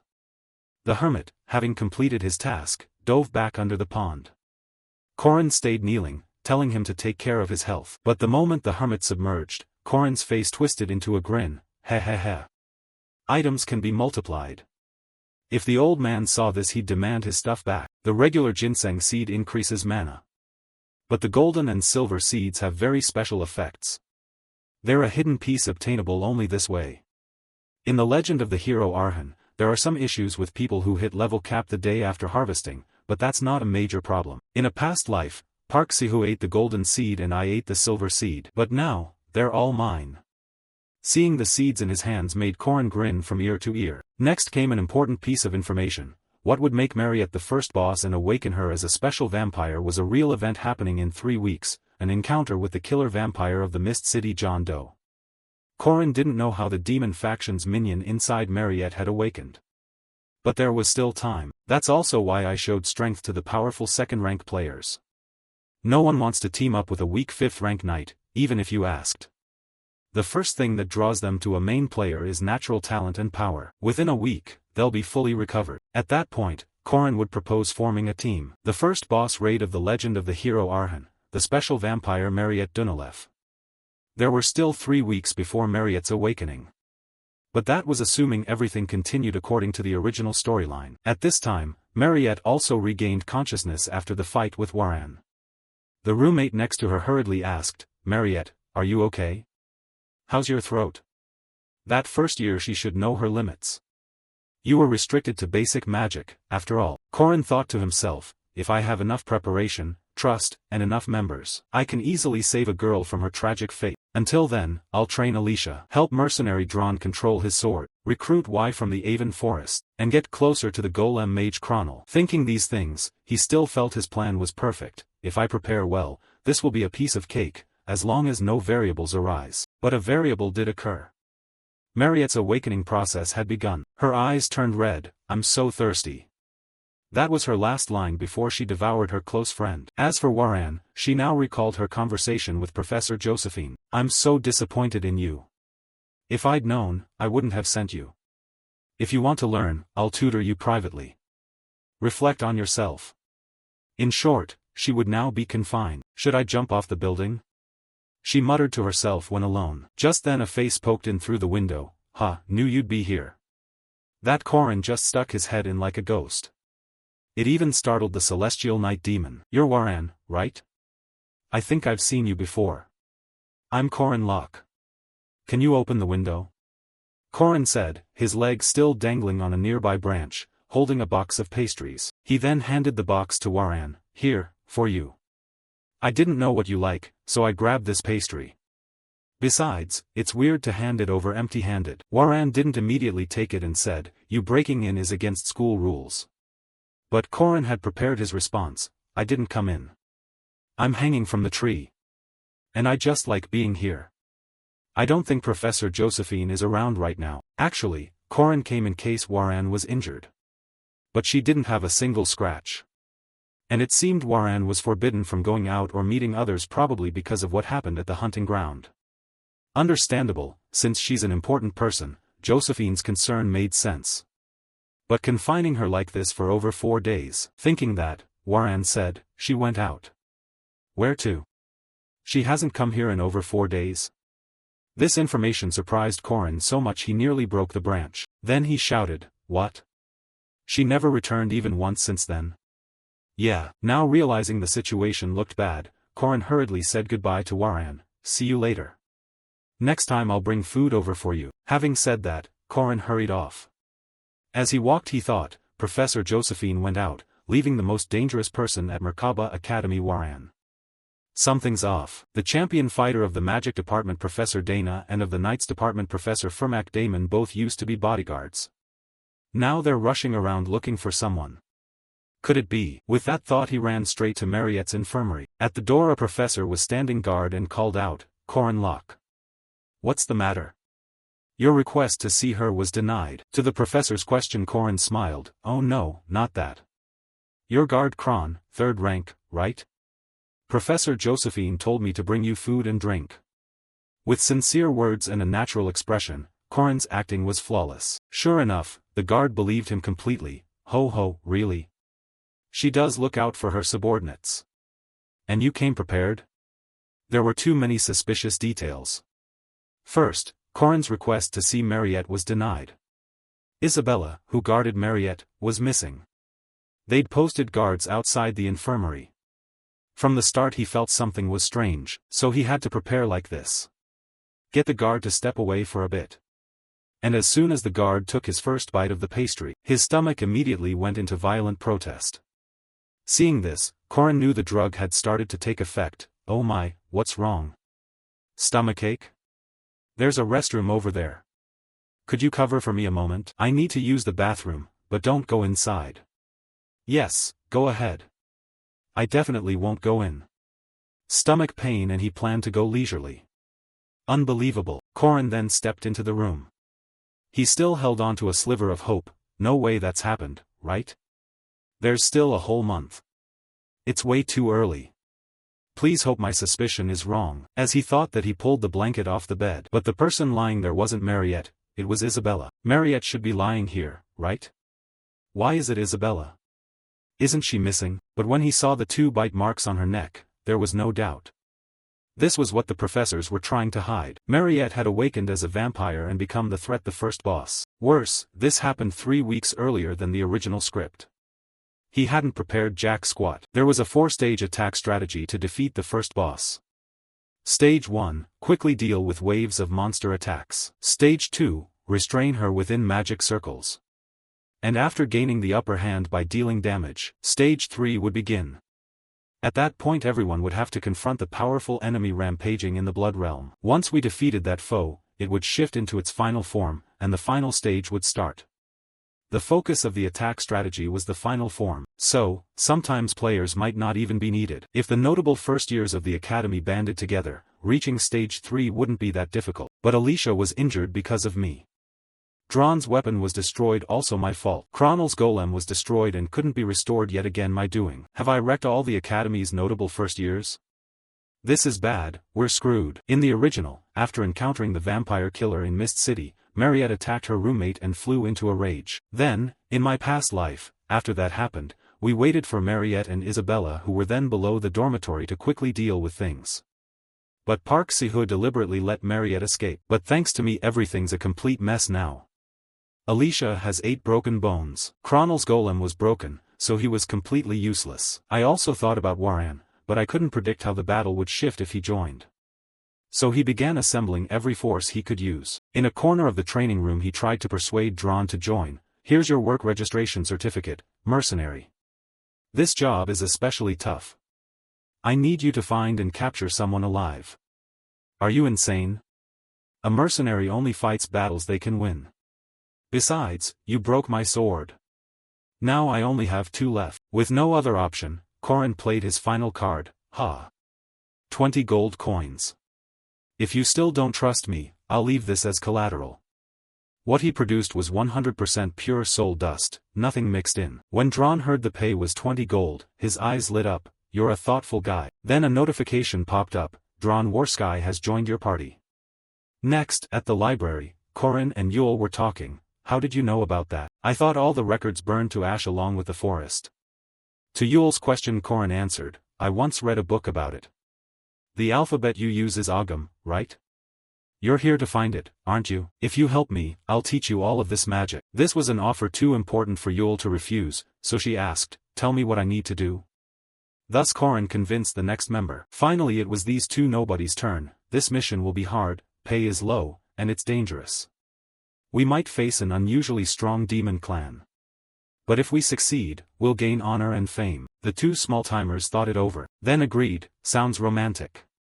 Sign us up for your team. And so a basic party was formed, a secondary damage dealer, a healer, and a few others, just enough to get through Stage 1. That met the minimum requirements. This was the best they could do for now. And that evening they set out into the woods to search for Mariette. And based on what Park Si-hoo said in the previous life, it seemed Mariette had fled into the forest. And there's only one forest near the academy, the hunting ground forest. Dron in the back wondered, how could they find Mariette? This place is huge, if we search normally it could take years. Korin answered simply, search? If you search, it might take years. If you don't want to wait, just ask around. It'll come out one way or another. Don't worry, right? He said that to Yule. So you already knew what was going on. Saying that, she drove her staff into the ground and began to murmur, spirits, guide us to her. At that moment the base of the staff glowed. Jaeger was impressed by the sight. A whole swarm of spirits has gathered. Unfortunately Korin couldn't see them. But judging by their reactions, countless spirits were answering Yule's call. Did they find Mariette? Korin asked. Yes, but their expressions just turned serious. Look behind you, Korin. Why? What are you all looking at? Where is she? Before Korin could finish asking, a monster attacked him from behind. Luckily he blocked it with his spear. Then Korin swept his spear in a wide arc and sliced the monster in 2, damn it. Where did you come from? At the same time, a horde of monsters up ahead began charging toward them. Oh my god. Jaeger thought aloud, did Mariette turn into a monster? Seeing how serious things were, Lark pulled out his spellbook, and Jaeger drew out his hammer. Haha, you dare charge head-on at Jaeger? Perfect timing, I was just warming up. Then he rushed forward alone to block the monsters, prompting Korin's worried shout, Jaeger, don't charge ahead. They'll surround you. Take 3 steps back, don't be hasty. Keep hitting them and their numbers will dwindle. Lark, cover the rear. Yule, stay with Lark. Drawn, I don't need to tell you, you know what to do, right? Just don't overextend. Corrin's command ability surprised everyone. Despite the sudden attack, he showed no sign of panic. He even laid out sensible maneuvers and support. He's not only strong but has the experience of a captain and a strategist to lead a team. He acts like a leader. Who would have guessed he's only a 5th rank knight? The Academy's ranking tests must be flawed. Seeing the monsters charging, Jaeger turned to Yule and asked, "Hey, I thought Mariette was here? What's going on? I don't see Mariette, only monsters." Yule stammered, "The spirits said so, that's all I heard." Lark offered his opinion, "Is Mariette controlling them? Monsters don't usually hunt in packs like this. And they seem more aggressive than normal." Corrin immediately rejected that. "No. Mariette isn't the one pulling their strings. It's not that easy for her. Even if she could control them, this chaotic attack isn't her style." "Then why? Why are these monsters attacking us?" Drawn asked. "Neither of those things. Each species of monster has its own hunting instincts. But sometimes they fall into such desperate situations that they forget their nature. For example, something they can't cope with, something that makes them flee when confronted." Corrin's words made the mood more serious. And at that moment, the one they were searching for, Mariette, appeared ahead of them. She looked nothing like usual. Her body was wreathed in a red aura, radiating a dangerously intense presence. Corrin quickly ordered, "Prepare to fight. Yule, Lark, fall back. Drawn, Jaeger, step back one and support me. Looks like you have a plan, so I trust you, my lord." In this crisis, idiot Jaeger still managed a foolish question, "You step one, or should I take another step?" Ignoring the idiot behind him, Corrin said he would take the lead. At that moment a notification appeared, Commandment 3, I will save the world. Mariette Dunalev. Increase all fate-related stats of Mariette by 50%. Her impact on this world. These reserve parameters are clearly based on the scale of her future impact on the world, not on a one-time event. Another notification popped up, I will save the world. Take the first step to save the world and stop Mariette Dunalev. Alright, everyone, let's go. This conflicted with the first commandment, do not ignore the misfortune of others. Save Mariette Dunalev. Hero Corrin Locke, the lucky axis. At that moment, Mariette stood before them, and tears began to fall from her eyes. This left Yule slightly flustered, but it won't change anything. Just eliminate her, Drawn said. As he spoke, the true weight sword came crashing down from the sky. But then, to Drawn's surprise, his sword was stopped by a layer of protective barrier. Lark began to explain, it's a blood orb, a creature born from a vampire's blood. I didn't think a newly awakened vampire could have a blood orb with them. Corrin reassured everyone, no need to be afraid. It was just born, it hasn't received her blood or mana yet. Without sustenance from its master, it can only block attacks. But Drawn began to complain, for a mage like me, facing an opponent with that kind of defense is a big problem. It'll be fine, don't worry. Mariette then acted, begone. She shouted in anger. Countless blood orbs flew out to attack them. That's a wide area spell, Yule. Corrin hurriedly told her. On hearing that, Yule began to deploy protective magic. I don't know about other places, but this is the forest, this is my domain. Immediately, a wall of trees rose from the ground, shielding everyone. But the wall wasn't strong enough, the blood orbs were slowly piercing through it. Yule herself was under tremendous strain. Seeing this, Jaeger grew worried. What if that defensive wall breaks? Shut your mouth. Jaeger, what are you saying? Yule kept struggling to maintain the wall. That one attack alone cost me half my mana to sustain the defense. The vampire's poisonous hunting ground effect is affecting me, but I have to hold it so everyone has a chance to attack, she said, glancing at Corrin. Corrin could tell Yule was at her limit. Hold on a bit longer, I'll finish it in 5 moves. He told her. Can you really do that? Yeah, of course I can. The battle with the vampire Mariette was divided into 4 phases. Phase 1, the monsters around attack the player's party. Phase 2, after defeating the monster horde, Mariette herself enters the fray. You must face her. The most powerful spells are only cast from Phase 2 to Phase 4. In other words, before the final phase arrives, she can't use her full power. It's similar to a game, like in my previous life. Corrin turned back and said to Lark, Lark, fall back a bit ahead of Yule. You can only cast basic magic about 2 more times. So take care of yourself. Lark was startled. You planned that far ahead? I get it. Good thinking. Once you've used up your mana, run as far as you can.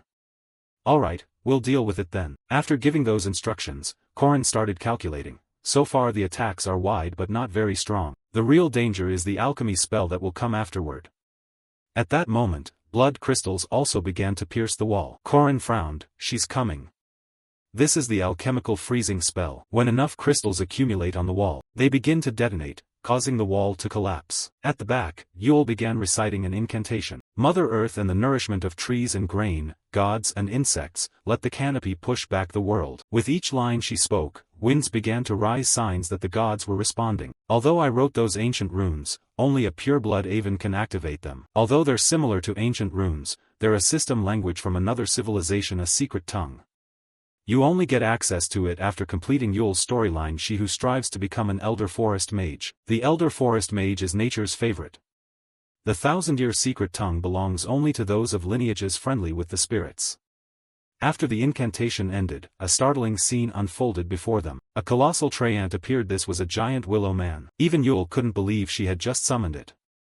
Korin thought to himself, yeah, it's a bit of a cheat to help her summon this, but given the situation, there was no other choice. He quickly issued the next command, Jaeger, there's still one living bear owl.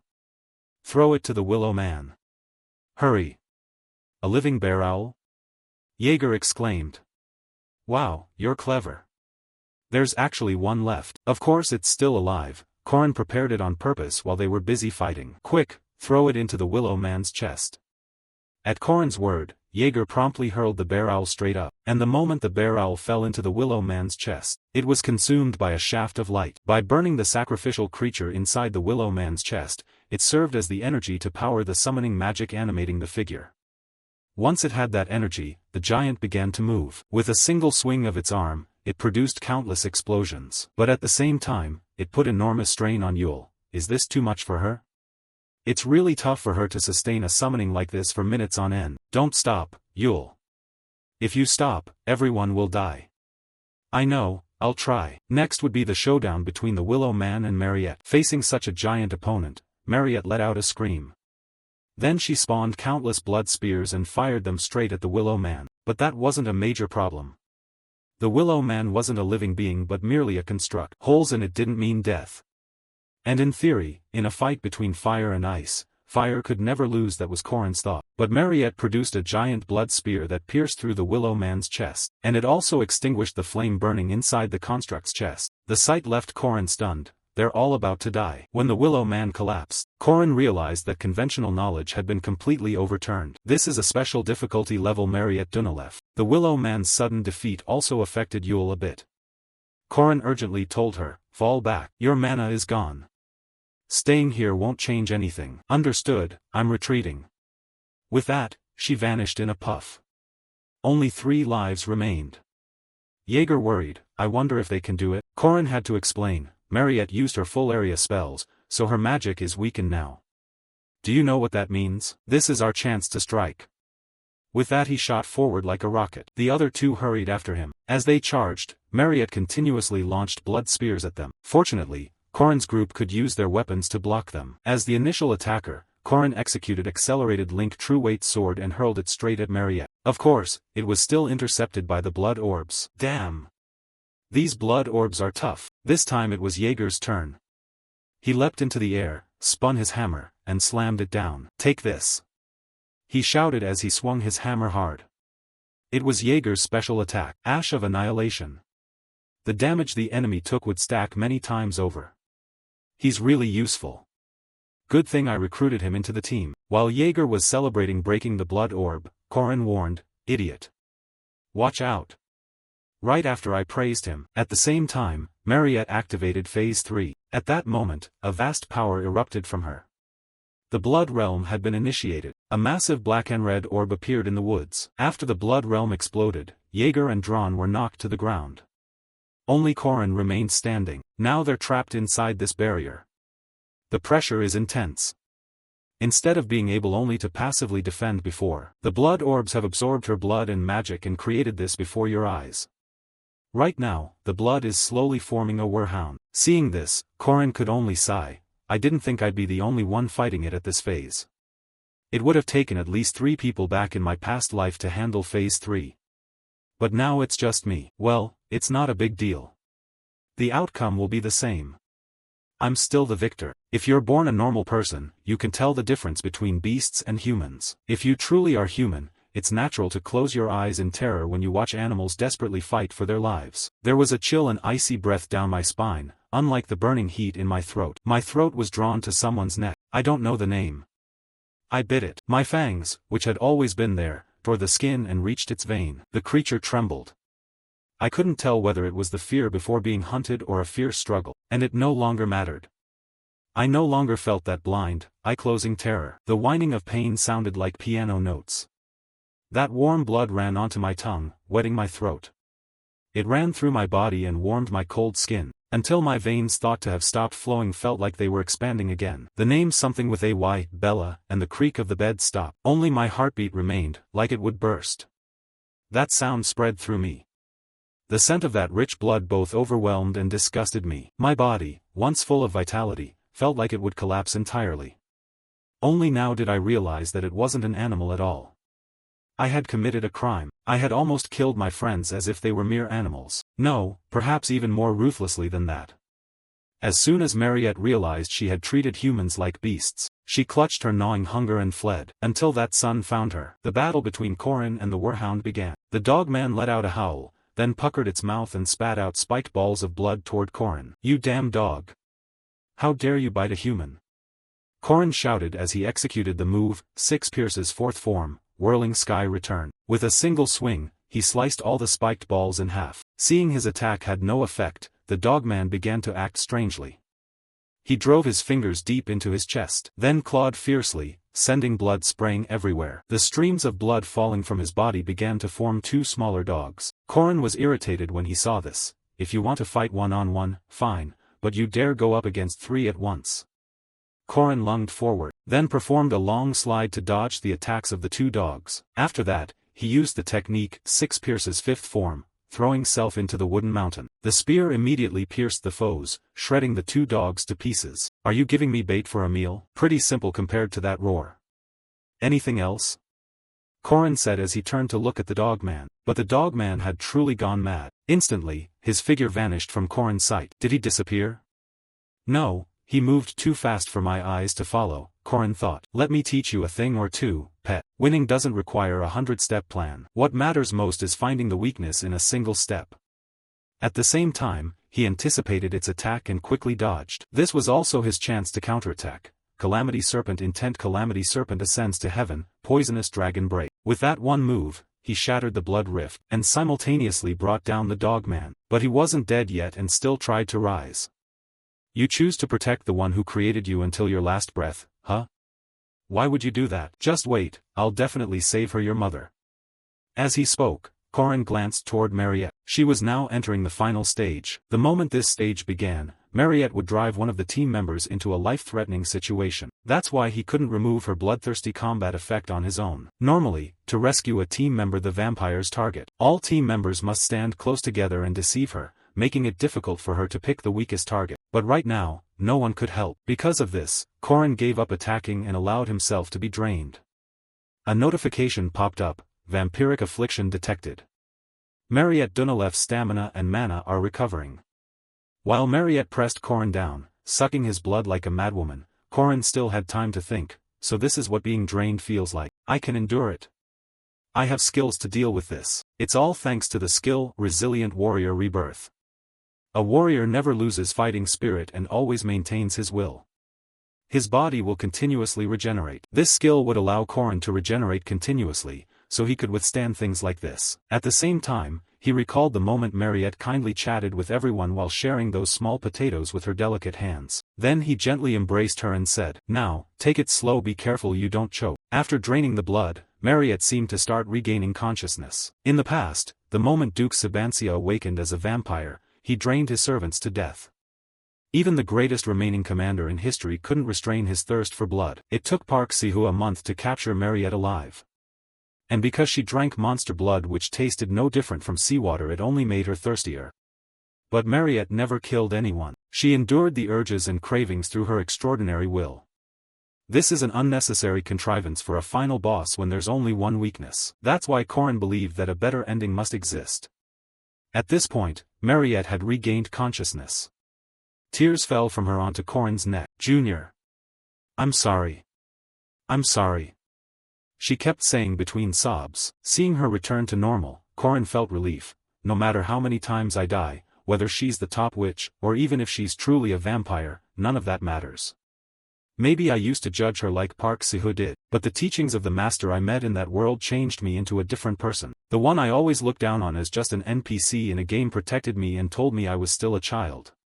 As the successor, I witnessed his final moments and, as his disciple, heard his teachings. It'll be fine. Once I'm sure I've grown up a bit, just watch, Park Si-hoo. I'll choose a different path than you. At that moment, a notification appeared, Mariette Dunalef. Difficulty, S, rewards, aura level increased from low to above low. Mana level increased from lowest to low. Gained pain tolerance. 100 points distributed evenly. A few days later, in the special cell created by Professor Josephine, Corin asked Professor Josephine for permission to visit Mariette. Now Corin and Mariette chatted with smiles. I thought your taste would change, but you actually like potatoes? Are they good, Mariette? Mariette, chewing a potato, laughed. Potatoes are always good. No matter how you cook them, they're tasty. Oh, really? Corin said, pressing his face close to hers, making Mariette blush. Then she hurriedly shooed him away. Go over there.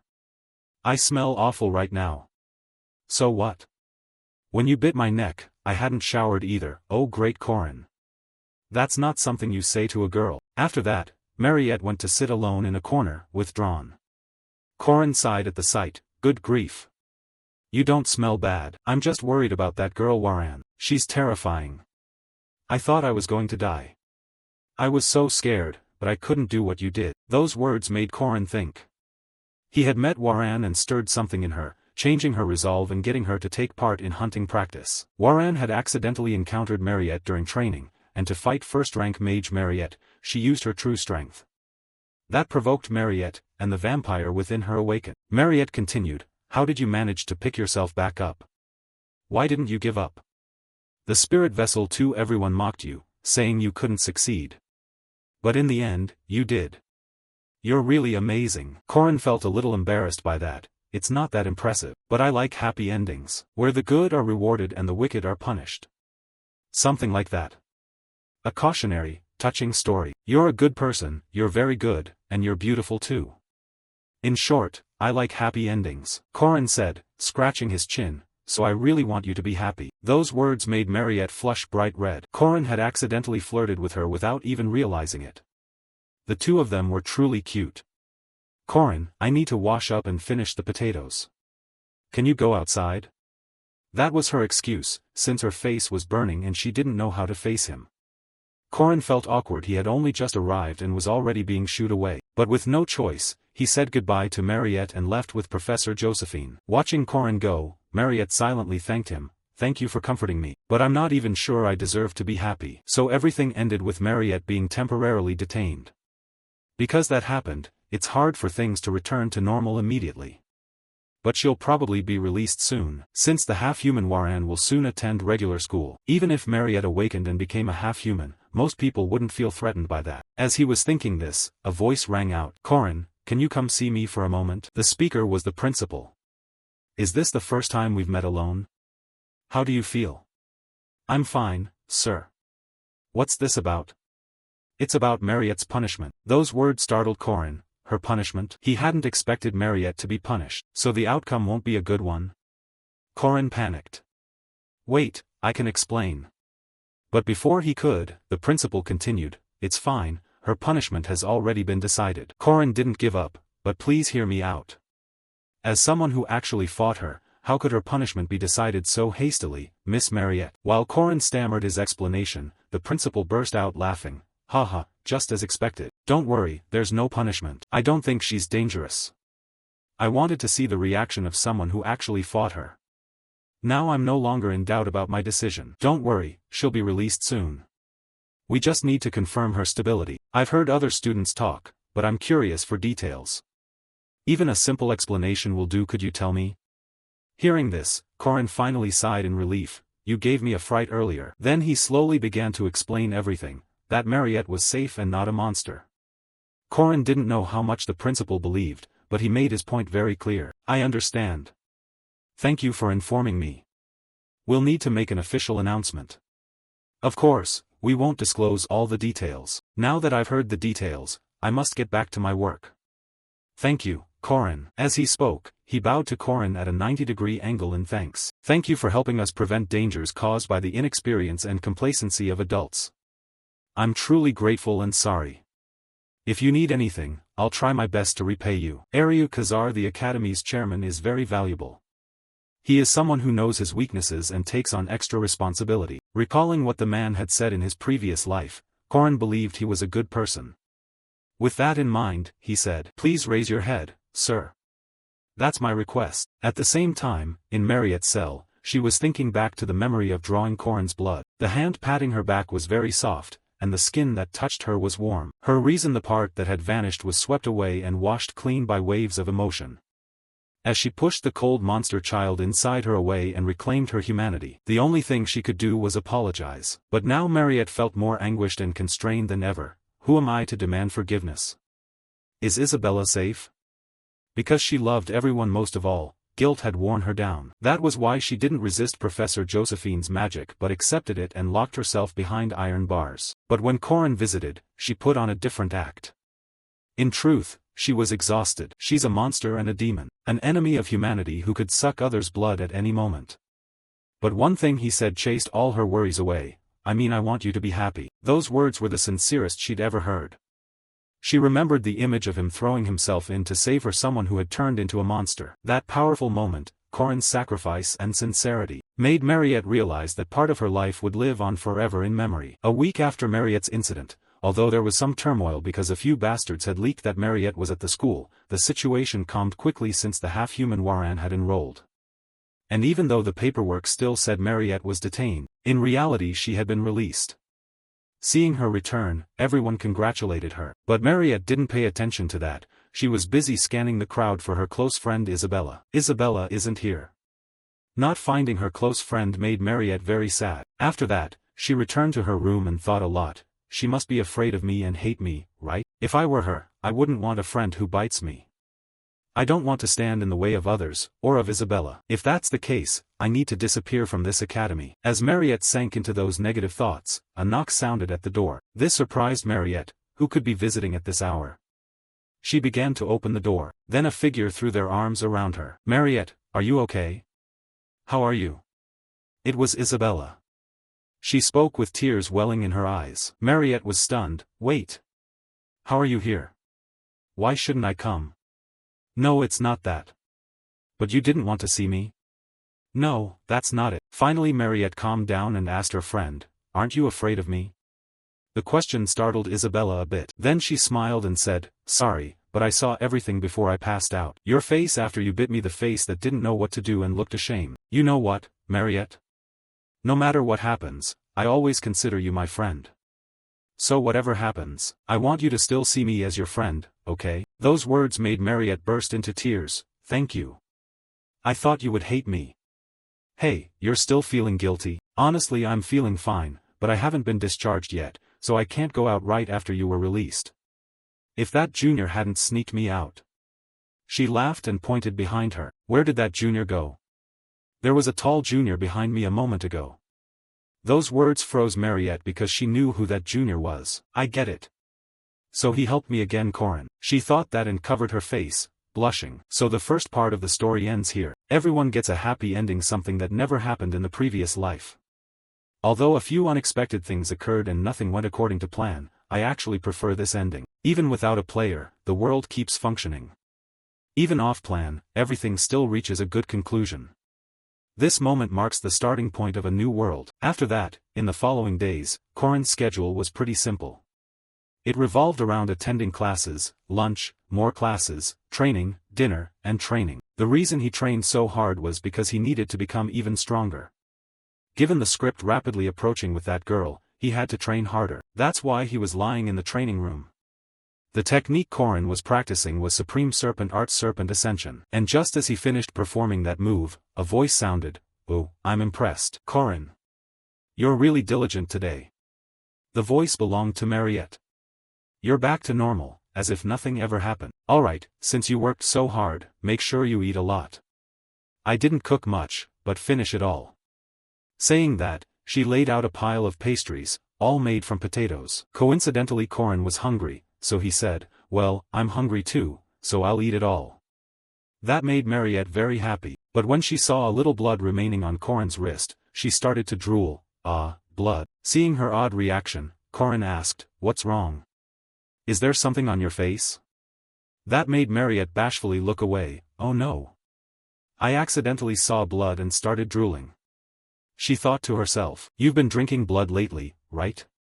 Here. As she spoke, she produced a bag of blood. Fresh blood and packaged blood are a little different, aren't they? It's a bit different. Freshness, flavor, and your blood tastes amazing. I just find it strange. At that she began to fidget awkwardly. It's probably like organic food versus pesticide-sprayed food. Yeah, similar. Like frozen meat and fresh meat. Corin thought for a moment and said, so does that mean you've resigned yourself to eating frozen meat for the rest of your life? Sometimes it's okay to drink mine. Those words shocked Mariette. Huh? What? Drink my blood. That made Mariette's face flush. What the hell is your face saying? But Corin kept going. He tilted his neck toward Mariette and said, I can regenerate. So if you're tired of packaged blood, you can come to me. Or are you craving it now? Those words made Mariette even more embarrassed. Don't say things like that.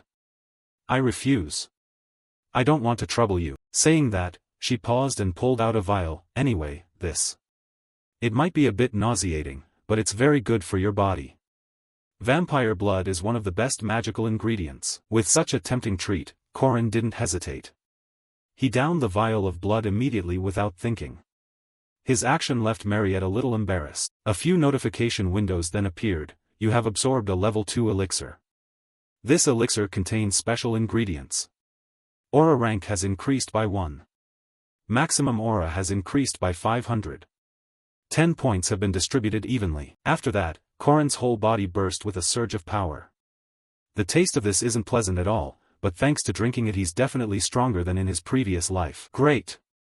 With this, Corin can begin the scenario with that girl Alicia Aiden. A direct descendant of the famous Aiden sword family and a grade 2 knight, Alicia's life had changed a lot compared to before. After feeling the invisible wall between her and a grade 5 swordsman she met in the hunting grounds, Alicia realized she needed to improve herself further and began to strive for that. Of course, until a few minutes before she found her favorite treat. Hee, so many honey pop candies. Yes, Alicia was basically lazy and lacked ambition, and had no real interest in swordsmanship.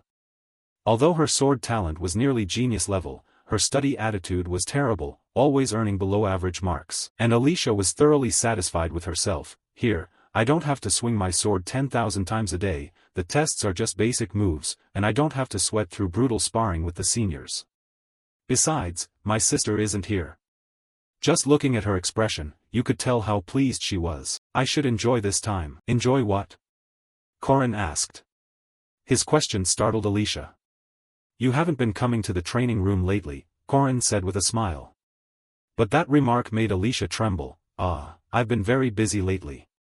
Homework and missions. Hearing that, Corin grinned. I heard that pays well. Want to join my party? Hearing that, Alicia wanted to cry. Damn it, why does he keep coming after me? In some ways, Corin made it hard for Alicia to approach him. Standing before him, she felt her lazy habit and neglected talent exposed.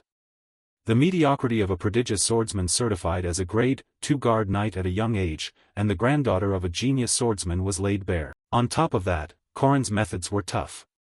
He kept talking about basics. Isn't it normal at our age to pull off a ridiculously cool, deadly move? But when Corin said the two parties would get 2 gold coins and the difficulty was only level 2, her money-loving habit flared up. 2 gold coins. With that I can buy so many clothes and honey pop candies. Let's go. No. We're going midweek, so just prepare your gear. Yes, sir. Oh, and today I'm planning a short mission paying 20 silver. Let's take it together. 20 silver, sounds good. At that, Corin was very satisfied. For these factory farm chickens who haven't been beaten by society, hurting them is extremely easy. This is enough for the scenario. I'm not sure, but by my estimate it's today. Back to Alicia's routine, she liked the patrol missions on the job board. Alicia simply followed the preset route through the city center and checked for issues. Monsters coming near the city were only level 4 or 5 at most. Mid-level monsters rarely appeared, so the chance of trouble was very small. Low work but good pay. Alicia didn't find it strenuous at all. Moreover, whenever she did these kinds of missions, she always received flattery from the people around her, which made her nostrils flare with pride.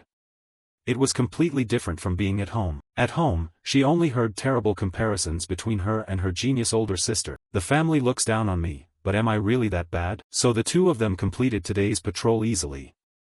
Everyone was safe and happy. That is, unless something else happened. And when I say that, it means something did happen. In the night sky, a flare began to shoot up, drawing everyone's attention. It was the signal from the previous patrol team, Monster Nest, at least rank 2. Alicia was a bit surprised because she couldn't see anything. But the guard beside her explained, because this is a magical flare visible only with the special lenses they're wearing. It's also the patrol guard's secret method. Anyway, let's move out. Those words made Alicia inwardly distressed. If nothing else happens on the patrol, it would end without killing any monsters. But when a spawn event occurs, everyone on duty must join the raid. The worst part was that it happened at the last minute, and that was exactly as Corin predicted. It was a level 2 monster den found by the patrol team ahead, the lair where wolves gathered around a werewolf. Werewolves were monsters Alicia could defeat. Even if poisoned, this time they could take it down easily. But immediately after, they ran into a bigger problem: the appearance of a special monster, a level 1 Dunlahan. Damn it! Why is a Dunlahan hanging around here? She thought, and unleashed her signature move. Aiden technique single slash. Frozen Domain Burst. The technique produced an X-shaped sword chi that shot straight at the monster. But then Alicia was surprised by how the monster evaded her strike. It launched itself into the air and slipped through the gaps in the attack. What kind of elasticity is that? Like some sort of invertebrate. Immediately after, the creature's arm turned into a whip, coiling tightly around Alicia. So fast, and so experienced. It's at least a level 1 monster. If that's the case, thinking that, she shouted, "Damn it! Help me, Corin." The honor of a warrior was the last thing on Alicia's mind now. A few guards nearby announced, "Corin is dealing with another monster." That news made Alicia cry out even more, "Why aren't you here when I need you?" At that moment, the monster launched a finishing attack on Alicia. It terrified her so much she shut her eyes tight, but then nothing happened. Alicia opened her eyes to find both the horse's head and the Dunlahan's head whizzing past her very quickly. Alicia realized someone had saved her. As she stood to thank them, the sword before her looked oddly familiar. Then a voice rang out, "You're still weak, lazy, and complacent as always." When Alicia looked up, it was, as she feared most, the eldest daughter of the famed Aiden sword family, destined to be the next successor, the strongest swordsman of her generation, the one to follow in the genius swordsman's footsteps. Lunia Aiden, who was also Alicia's older sister, a person extremely strict and terrifying. How did it come to this? Her sister's question drained the color from Alicia's face. You saw a Dunlahan and didn't retreat? Why didn't you analyze the enemy in front of you? And above all, that stupid way of drawing your sword, who did you copy that from? I'm sorry. No more excuses. The consequences of my actions are entirely my responsibility. Saying anything won't change the situation. Remember that it was my moves that put the soldiers who trusted me in danger. Yes, ma'am. Stand up straight. Lunia said as she flicked her sword toward her sister, forcing Alicia to puff her chest out as much as possible. An Aiden swordsman must always be confident. Yes, sister. And you? She said, looking at Corin.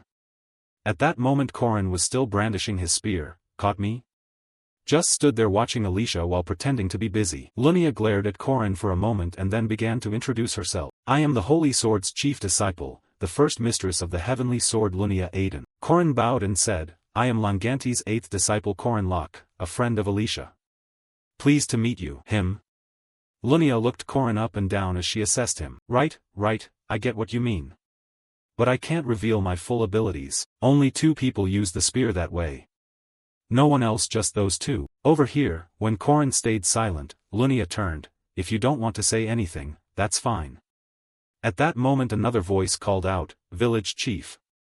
We've cleared all the monsters in this area. Those words came from a member of her force, the elite troops of Aiden. They were all grade 2 knights, also called the 5 swords. They were all at the same rank and above Alicia. Then a girl asked, Mistress. Should we pursue the monsters that fled? No need, let's return. Yes, ma'am. Alicia, who had been trying to slink away, was called back. These traveling swordsmen formed groups, commonly called sword guilds. They followed their leader, gathered together, and eventually regarded themselves as a sect. 60 years ago, the sword genius Garant founded a new generation of swordsmen, and as head of the clan at the time, he began spreading martial schools, making Aiden a famed swordsman clan representing the entire continent. At the Aiden Merkaba Sword Village, a small gathering of members was taking place. Authoritarianism, discipline, and an inclination toward organized strength, these traits existed from the start and still linger today. Down below, Alicia began to speak. I am a direct disciple of the Grade 2 Sword Clan Alicia Aiden. Greetings, mistress of the village. The other disciples were sweating with worry. What the hell? Even with a principal direct disciple here, why are you making the junior disciples kneel like that? Above, Lunia sat comfortably, one hand holding papers, the other a pipe, and began, patrol missions, protecting merchants, handling level 4 monsters. What nonsense. There's even a task helping out a cafe. Alicia hurried to explain, oh, that mission had me wear a uniform and hand out flyers. A friend recommended it? No, I just thought the cafe uniform was cute, it looked nice. She blushed with embarrassment as she said it. Lunia observed Alicia for a moment and said, pathetic, Alicia. I never thought you'd use the clan's guard certification for things like this. Do you want to shame the family? Aren't all these missions just about hunting low-level monsters? Do you think fighting those makes you a hero? Alicia, don't forget human nature doesn't change. Her sister's words left her silent. A little later, Lunia held a private meeting with her 5 swords. Miss? No, she seems fine. Looks like she may have put on weight. Huh. Anyway, does nobody know that guy? That guy, you mean Corin? He's just a grade 5 knight. Grade 5? Lunia was puzzled. Impossible.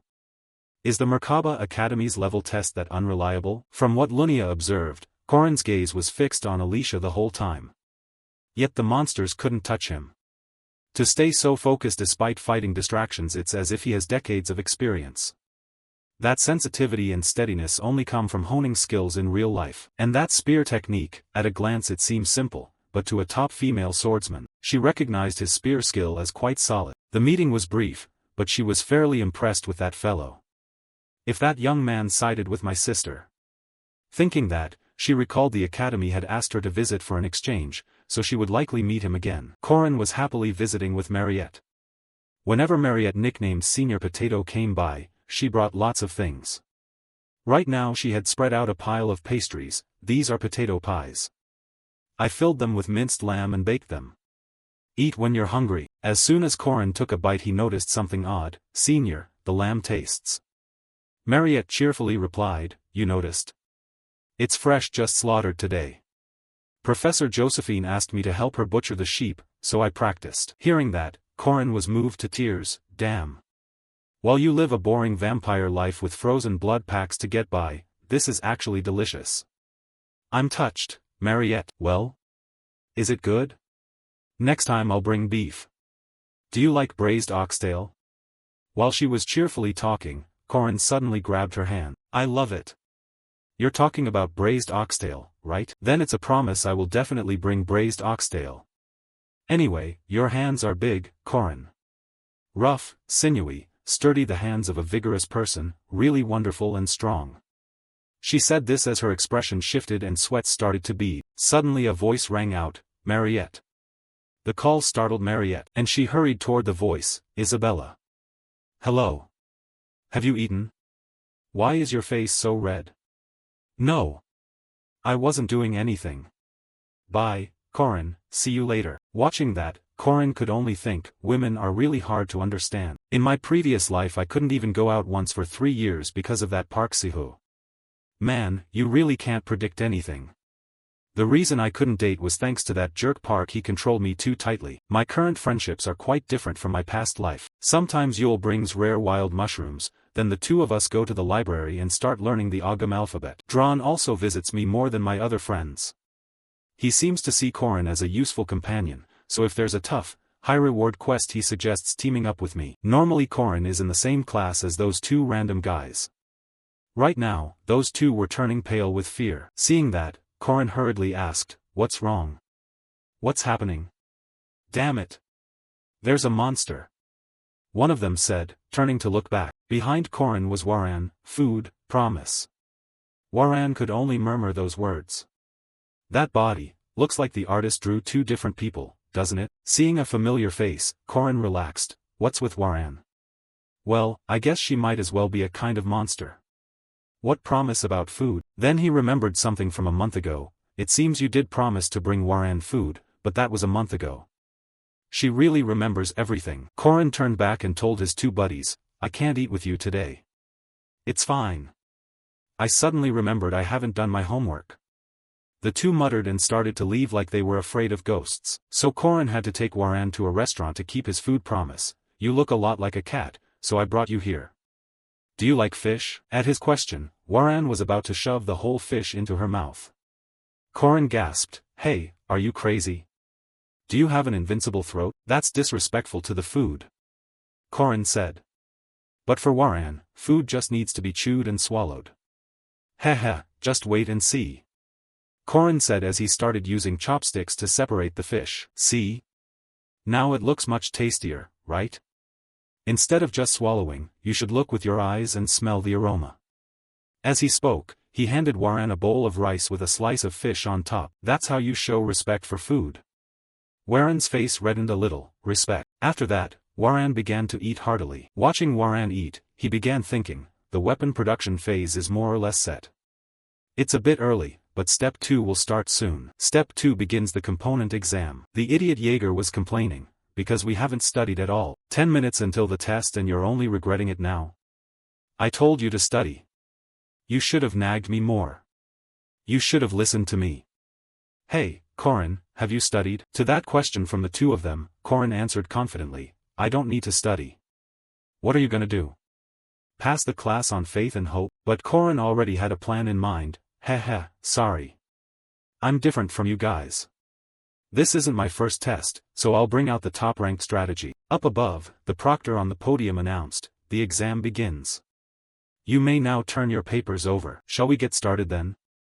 Korin cheerfully opened his test paper. If the moment of inertia of motion x is y, what value of y is required to perform a motion of 85z? After reading the question, Korin's smile vanished. Oh shit.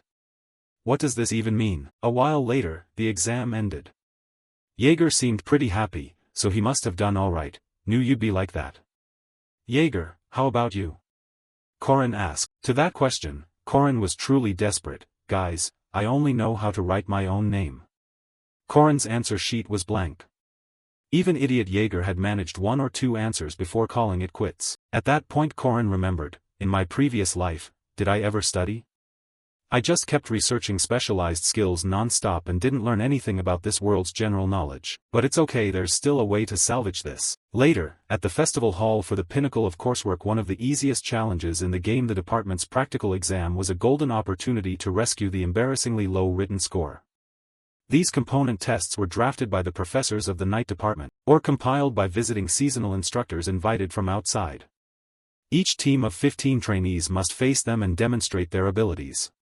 Afterwards, they will be evaluated and given scores by the professors in charge. Since I'm a 5th level knight, the trainer's level certainly won't be high. That's also why you're not too worried yet.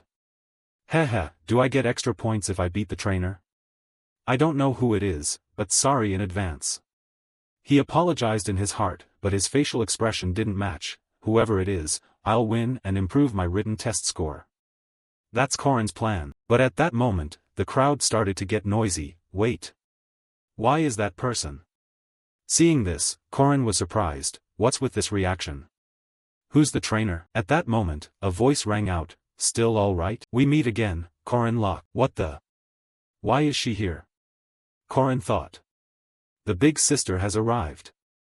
This time the president is out of the game. Cut to another corner of the testing ground, where the teacher's voice also echoed. Well, today's special guests for the exam are swordsmanship experts from the renowned Arden Sword Academy. Please welcome the 5 Peak Sword Masters. At that invitation, the 5 girls under big sister Alina also stepped forward, moving gently. After all, they're only trainees. Watch out for that swordsman, though. He looks strong. Looking across, the trainees realized these 5 girls were no pushovers, so they immediately shouted to attack at once, all charging together. Someone yelled loudly, then the whole lot rushed forward to take the blows, only the youth Drawn remained calm in the back observing. Even though all of them were high-level swordsmen, we have Alicia Arden on our side, so that's 2 level 2s. Our chances of victory are. On this side, the 5-peak sword deployed Arden's signature technique. The 5-peak swords combined, the 5 of them swung in unison, forging their sword chi together into a cohesive wave that surged straight forward. As a result, the trainees who had just charged hadn't even reached them before that blade of sword chi blew them up into the air. Seeing nothing, what is happening, they shouted from within the dust cloud raised by the technique, and Drawn gave his overall assessment. The chance of victory is low. They approached the enemy and fouled their own sight, causing chaos. Their combat experience is too deep, handling this situation is extremely difficult. So first we have to clear the line of sight, he thought, and Drawn began spinning his sword like a propeller overhead, creating a vortex of wind that blew the dust aside. But at that moment, the demonic sword Malia flew in to attack him from behind. Luckily Drawn noticed in time and brought his great sword up to block the strike. Alicia beside him, seeing this, cried out worriedly, "Drawn." But before she could think further, Jenny's swift blade shot toward her at incredible speed. "Don't get distracted, I'm the opponent for the young lady," she said as she swung her sword, forcing Alicia to hurriedly raise her blade to defend. But it's clear Alicia's combat experience still had many shortcomings against these opponents. With a simple leg sweep, Jenny sent Alicia tumbling to the ground. "TCH, there are about 10 trainees, probably only 3 of us are enough. Her fighting stance has too many flaws, young lady," she said, then thrust her sword at Alicia again. Luckily Alicia rolled to the side in time to dodge the blow. Meanwhile, up in the stands, the trainees enthusiastically cheered as they watched the 5-peak swords fight so impressively. Wow, as expected the Arden 5-peak swords are the real deal, their power is terrifying. And from their perspective, the 3 remaining girls with Alina were handling the rest of the trainees. "Hurry up, do something," the commanders yelled, but it was to no avail. "Look, they're all hopeless, only those 2 still seem to put up a little resistance, at least for now it appears that way." The trainee in the stands glanced at Drawn and Alicia and whispered. Turning to Drawn, he began to maneuver several swords to charge and attack at once. "See this fire sword, iron sword." Malia opposite grew flustered and said, 2 versus 5 is unfair. Drawn's experience isn't inferior to the 5-peak swords. When the dust cleared, Malia was overwhelmed by 5 dark blades, and he would soon secure victory. While Alicia's battle remained somewhat difficult. "Young lady, you need a lot more training. Do you really see yourself as the heir to the celestial peak sword when your ability is this limited? If this is your true skill, you won't even graduate from the academy. You'd be better off dropping out and going home to learn sword swinging by chasing chickens." Jenny's words riled Alicia. "No, I won't," Alicia shouted, pushing Jenny back. But at that moment her eyes went dim and she collapsed instantly. Because she had taken a super fast strike from Jenny, she should have stayed focused until the end of the fight. Still a long way to go, the swift blade sighed as he looked at the young lady before him. Although she opened her eyes to gauge the limits and the space around her, Alicia was helpless against such a powerful opponent. Right, according to the initial plan, Alina Arden's role should have been different, so why did she join Team B's Phase B? Turning to Corin's group, when they realized they'd be paired with Alina, their eyes went wide as saucers. And before they could think, Alina opposite already exuded a dangerous aura and said, "Let's begin. You all think this is a real combat experience? This is an elite class battle." The trainee commanders looked at each other in confusion. Elite what? Elite class battle? A monster that can single-handedly face an entire army, leaving dozens of guards struggling. Even an entire legion, a monster you can hardly defeat, described as an uncontrollable disaster. A monster most guards will never encounter once in their lifetime. Anyone who claims to have seen it is said to be fabricating or exaggerating. But if it's that person, the story changes. Alina Arden can fight those monsters, because she is the monster of monsters, and the more our protagonist thought about it, the more the skin on his scalp tingled. And now up front Alina began her assault. With a single swing the big sister sent out countless slashes of sword chi tearing forward. The testing ground itself couldn't withstand the force and shattered into who knows how many pieces. Meanwhile the trainees were blown away like flies before they could react. The luckiest was Corin, because knowing how strong the big sister was, he had sneaked back and hidden behind a stone pillar to avoid being blasted away by the first strike. "Truly ruthless," Corin said as he looked at the student sprawled on the ground. And somehow, when Corin glanced to the side he found that the veteran Jagar had survived the blow, but he was close to peeing himself. That was a near miss. "Isn't this test a bit too much, facing such terrifying opponents?" Corin relaxed and explained, "She's actually merciful. if she meant to use tactics, it's over in 10 seconds. But what's that in his hand? Korin said, looking at the ragged heap beside Jagar. He lifted that bundle of rags and smiled. Ah, it's Lak. I brought him along because if I left him he'd probably die. Looks like he almost did. Turning to Jagar, the big man warned Korin, Korin, you must not pass out, you're too heavy for me to carry. But as soon as he said that, another attack came and knocked the big guy to the ground instantly. And before our protagonist could react, the big sister's voice rang out, even if I wanted to help, you all are too weak. Come out. It's just you and me left, Alina said as she turned her face toward Korin. Korin realized he couldn't run, so he raised both hands in surrender and said, can I forfeit? Take a lower score if you must, but I know you won't do that. This is a chance to face a strong opponent. I don't want to miss fighting you, Alina replied coldly. Her words made Korin rack his brain, wondering if anyone could stand against Alina Arden. In his previous life, Alina and he had fought side by side in many battles. She was the one who gave him the spear and taught him refined combat techniques. It's not an exaggeration to say I learned how to use the spear from her, yet even by the final practice I still couldn't surpass Alina. She was a challenge I had to face. If I wanted to improve, I'd ultimately have to overcome her by my own strength.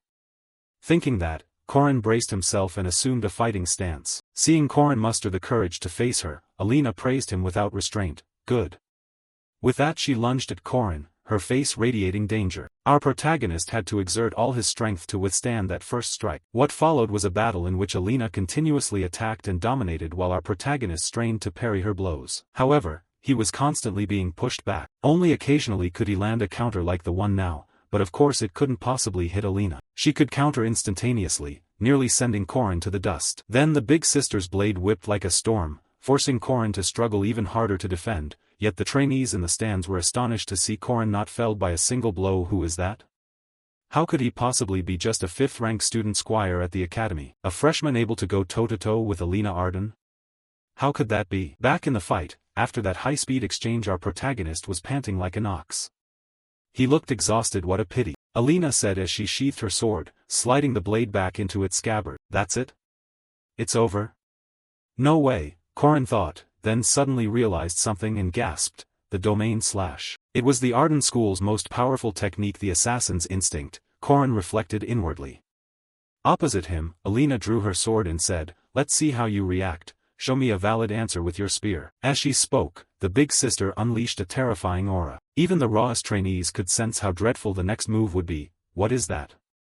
Isn't that extremely dangerous? Not just the newcomers, even the professors were sweating. Wait, is she trying to kill that student?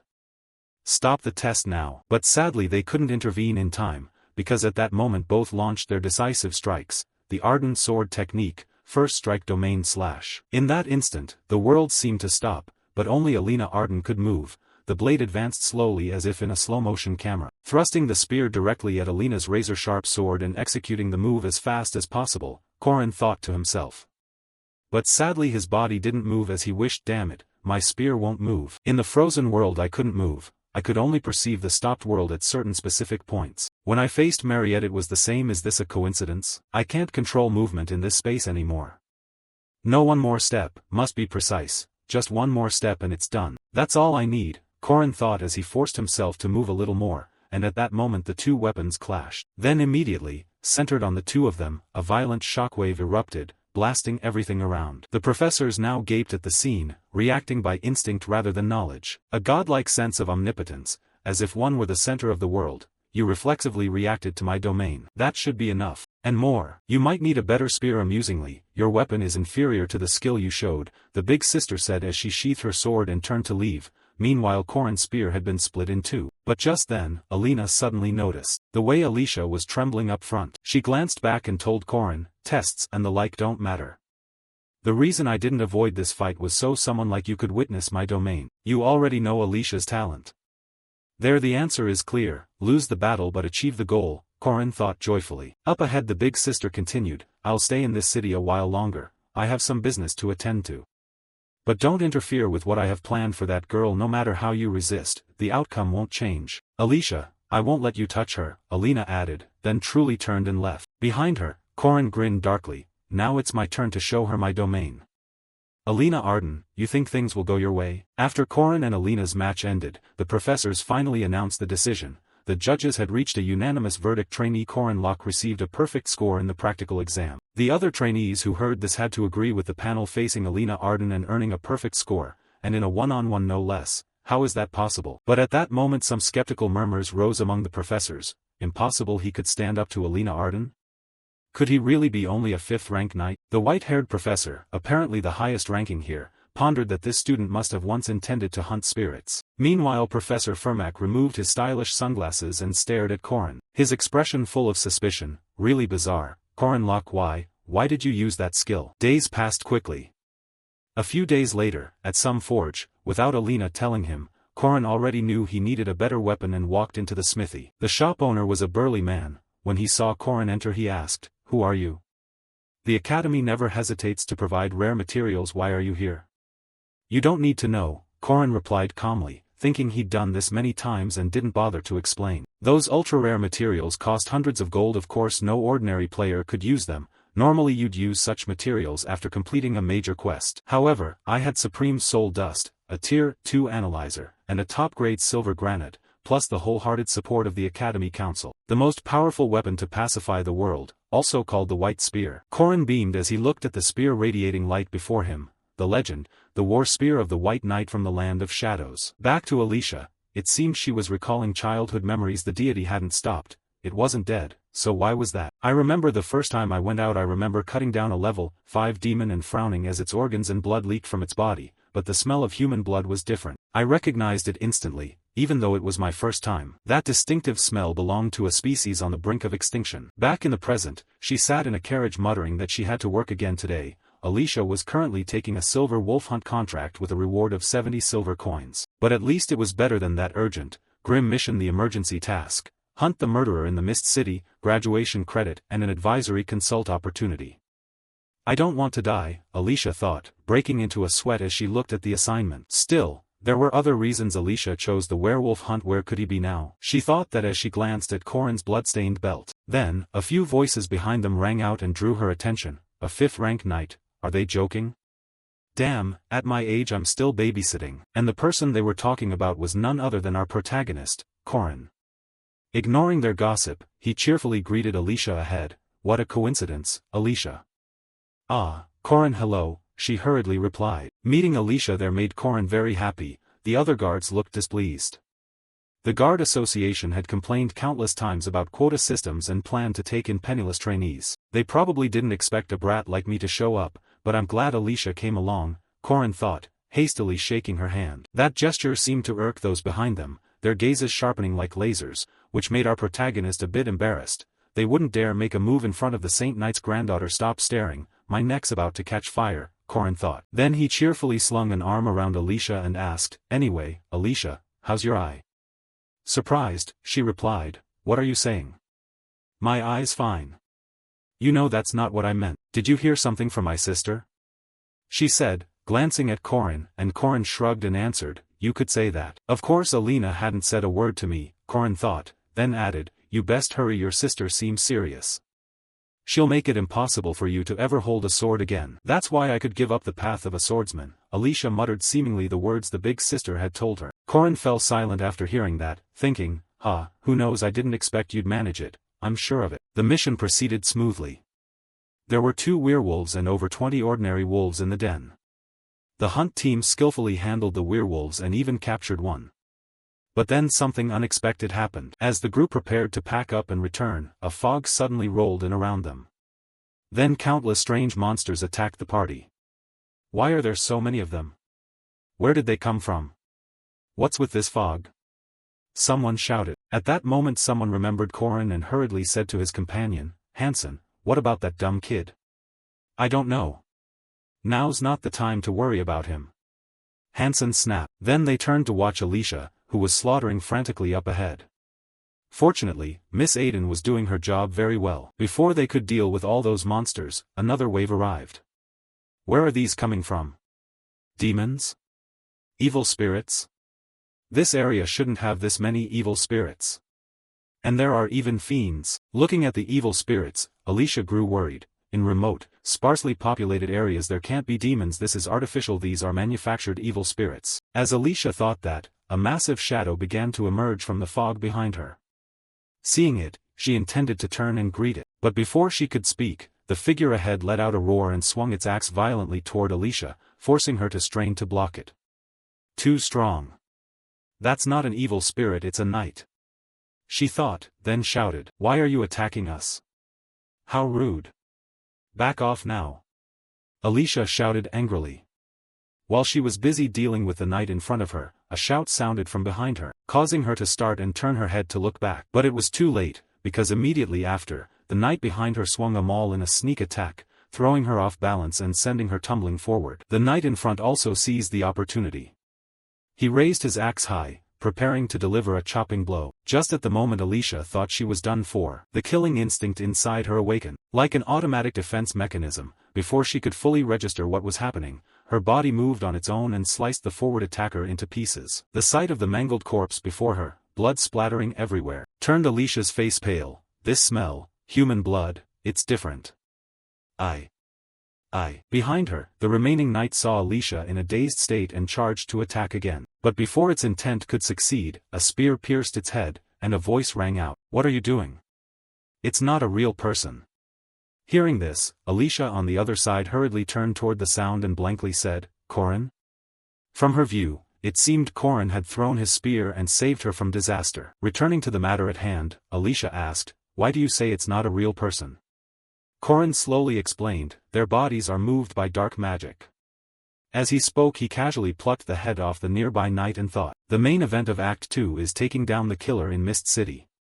In the original scene, a group of players must track down a crazed serial killer that Mariette defeated at the end of Act 1.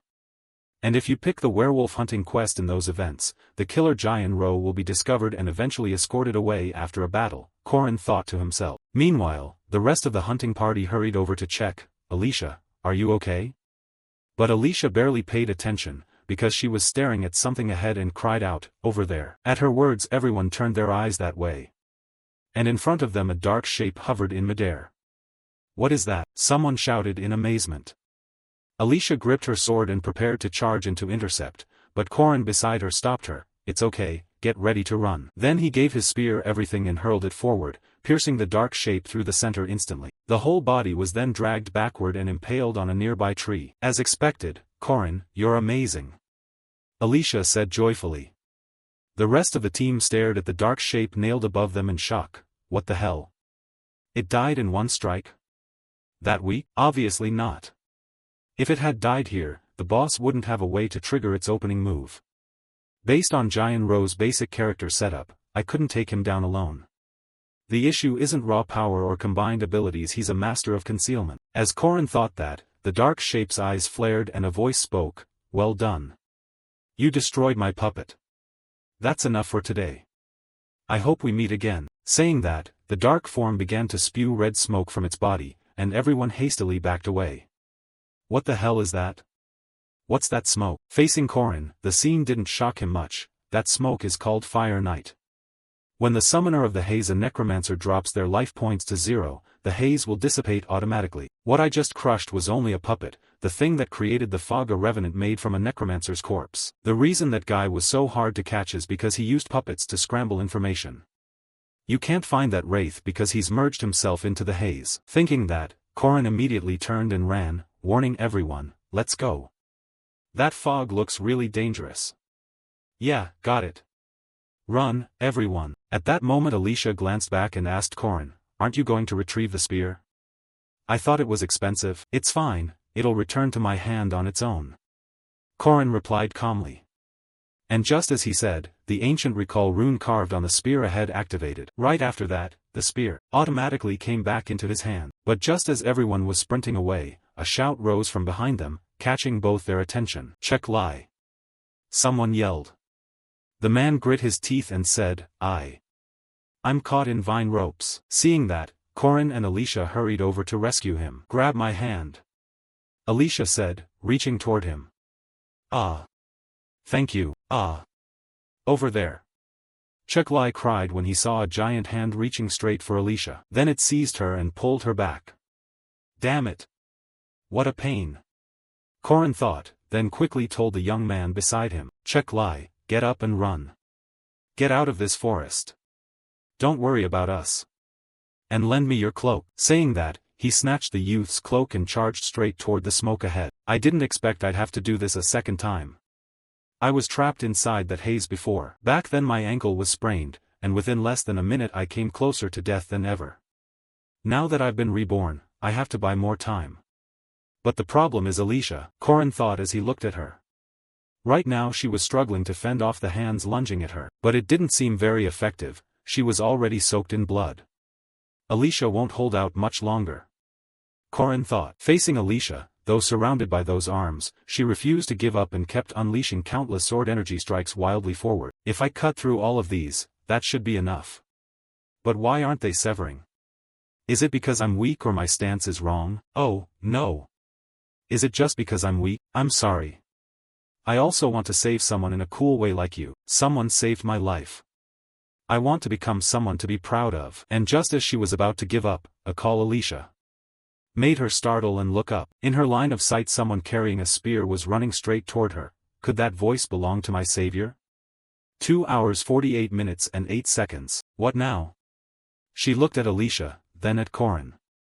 He was already approaching Alicia and hurriedly asked, Alicia, are you okay? Alicia, hearing that, began to sob. Corin. Corin, I can't get it to let go. Please save me. At this rate I'll die. Seeing that, Corin threw his cloak over her and began to instruct, calm down, Alicia Aiden. Random slashing won't work. Focus and strike hard. Just stay calm, Corin said as he picked up the sword at their feet and placed it into Alicia's hand. Then he turned to face the swarming undead ahead and said, from now on, I'll protect you from the undead. You know what you need to do, right? Alicia, still crying, said, no, I can't. My strength isn't enough. The fog is hurting me and making me dizzy. You can do it. Among the swordsmen I know, you have exceptional talent. And if you set your mind to it, you can definitely do it. Just one step, Alicia Aiden. One step is enough, Corin said with complete confidence, and his words seemed to calm the third girl down a little. Then, not giving Alicia time to think, Corin charged straight at the undead and called back, thank you in advance. Turning to Alicia, she was a jumble of thoughts, I can't hold out here any longer. Then how can someone with a lower aura rank than me like you endure this? If you put it that way to me, I have no choice but to make it work. With that thought, she gritted her teeth and took a posture to draw her sword. That technique can cut through anything. To use it, I have to awaken the realm-seeing eye, a cursed ability that forces the user to see other domains. At this moment, Alicia was in a state of absolute focus. Just one step, Alicia Aiden. One step is enough, she told herself, then stepped forward one pace. Aiden family technique, Aiden first sword art, domain cleave. At that instant, Alicia tightened her grip on the sword, and a flash of light erupted, and that radiance sliced through everything, even the entire mass of undead and the trees ahead. How can you see? The undead screamed. It seemed he was Jian Ro. Viewed from above, a large section of the forest had been sheared away by that domain cleave. The fog that had been covering the area was also blown apart by the attack. Down below, the hunters, seeing the fog dissipate, hurried back and asked, the haze is gone. Hey, are you all right? What happened? At that, they also noticed the body split in two below and shouted, oh. That's Jian the vampire killer from Mist City. Oh my god. The forest's been cut in half. How could a person do that? I've heard of this move. So this is the legendary domain cleave of the Sword Emperor, they said in awe. Corin beside them was so surprised his mouth hung open. I thought she'd use the third form of single cleave, or iron tide. How did she manage to use that technique already? Contrasting Corin's bewilderment, Alicia opposite him was ecstatic. Corin, I did it. I really did it, she said happily. Wait. Stop. Now isn't the time for you to be able to use that move. He worried, and just as Corin predicted, the hunters began to gossip. Oh, so does that mean the next head of the Aiden family will be her? Exactly. Because no one but the Sword Emperor can use domain cleave, except that girl. Alicia Aiden, the future of the Aiden family. The Sword Emperor successor Alicia Aiden. The crowd began to cheer. Alicia, seeing this, flared her nostrils in excitement. From then on, in the days that followed, news about Alicia spread everywhere. Daily bulletin, hot news. Jian has been defeated. The nightmare haze, the notorious serial killer who slew dozens of knights Jian Ro has been defeated by the candidate for the next head of the famed Aiden sword family. The beautiful knight has defeated a first-tier dark mage. Who is Alicia Aiden? The Aiden family's foundations are trembling. Sword Emperor Garant remains silent. Rewards for Alicia Aiden's outstanding performance. What will happen to the Aiden family's succession structure? Will the heir change? The Aiden family's organizations and businesses are in turmoil. Martial officials are baffled. An exclusive interview with an insider. Actually, Alicia Aiden is the true genius of the Aiden family. At last I can say this with confidence. Blah blah blah. In short, all sorts of praise-filled news about Alicia began to appear. This even made the leader of the five-hall sword burst with anger. She tore the paper in her hands and snarled. How arrogant! Get rid of this, she said, tossing the paper to someone beside her. Meanwhile, the person most directly affected by this, eldest sister Lunia, remained calm as if nothing had happened. The renowned Aiden sword family operates like a martial order and acts on the basis of strength. Under the commanding presence of Garant Aiden, they had been awaiting a swordsman to succeed him. Domain cleavage exists at the Mind Dao realm, a level most warriors don't know about. Garant Aiden had long been waiting for someone who could inherit his legacy. Lunia she trained until she bled and sweated, the calluses on her hands are proof of her life. Yet even Lunia, hailed as the genius of her generation, could not satisfy the Sword Emperor. But Lunia's younger sister who had only recently picked up a sword and sparred with her elder, the illegitimate child the head brought in from outside. Lunia had never regarded that child as a rival, and that was her mistake. In a brief instant, Lunia recognized that Alicia's state was extraordinarily unusual, and before she could react, she was cut down. You can't staunch the bleeding. That's not a risky move. How did this happen? People shouted in alarm. Meanwhile, Lunia, lying below, paid no heed to her wound. Her face was dazed. When I was defeated, I couldn't see that move. No, it's correct that I couldn't see it. The moment that child focused, I was already struck. The problem isn't speed. It's something else entirely, the domain, that deep path of martial Dao. Alicia took a step into it. How is that possible? The child is so young and lazy to boot. Surely the girl is in shock. But I understand the title he told me about. The twisted nature mortals cannot comprehend. Sword Demon, a demonic talent. Lunia thought as she stared at Alicia's twisted half-laughing, half-crying face. At that moment, Garant approached, patted Alicia's head and said, I will appoint Alicia as the candidate for the next family head. And so, Alicia Aiden became the Aiden family heir candidate, despite everyone's objections. The gesture of patting the half-sibling who grew up neglected by the family would linger in memory. Nearby, the girls of the five-hall sword, seeing Lunia deep in thought, asked, Mistress, are you all right? They're worried about me. Lunia thought, then said, don't worry. I want that girl to step into the domain too, because if I can see that sword technique once more, maybe I can step into it myself. With that thought, the eldest sister made a decision and said, everyone, prepare to challenge the sword way. Turning to Alicia, Corin came to visit her. When do you think you'll recover? Oh, they said if I apply medicine to the wound I'll be fine in a day or two.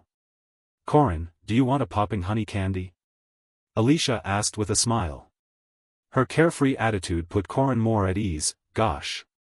You really are relaxed. By the way, that move, domain cleave, how did you pull it off?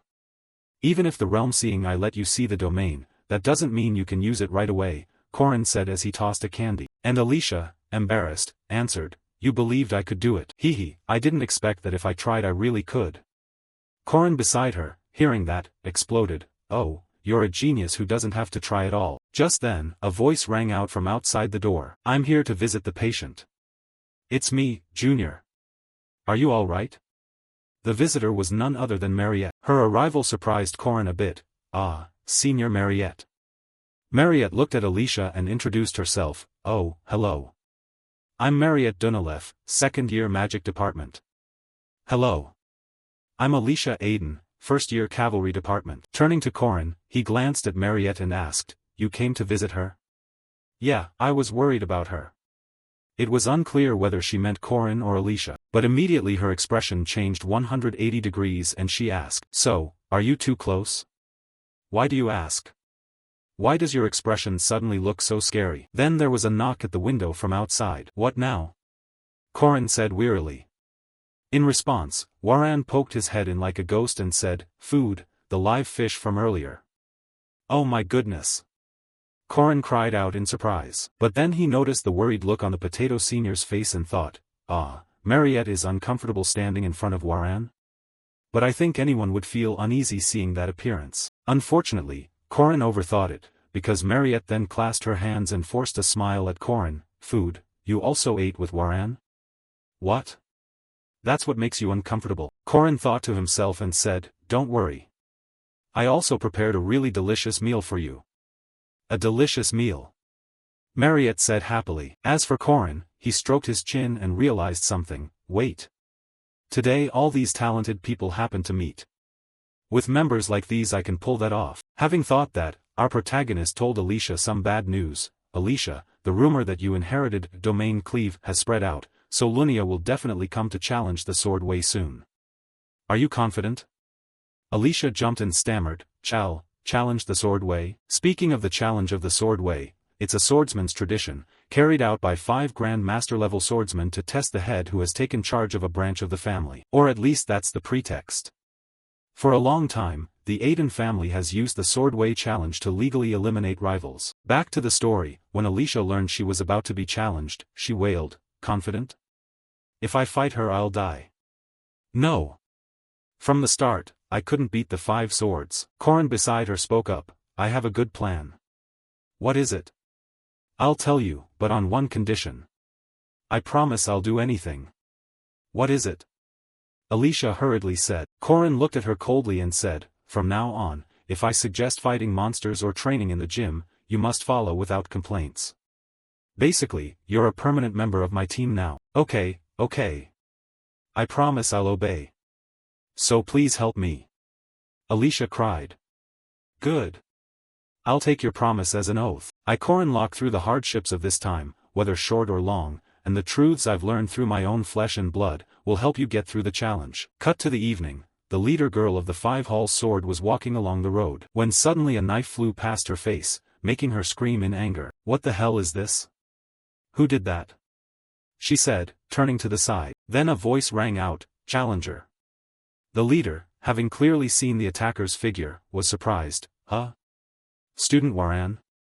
While she was still stunned, Waran introduced himself. Alicia Studio, Master of Blade Technique. After saying that, she immediately lunged to attack. This left her opponent a bit confused. Blade Technique? What are you talking about? Why are you doing this all of a sudden? He said if he caught you he'd buy me sushi. Waran replied calmly. At the same time, somewhere else on campus, Corin was fighting another girl from the 5 Hall Sword. What is this about? What are you doing? She growled as she defended against Corin's flurry of attacks. Alicia Studio, Master of the Blade Pole Technique. Corin locked. I want to learn from the famous sword master Lunia. Corin said, pulling a villainous face and rushing in like a madman. Strike before you're struck. That's the truth of life.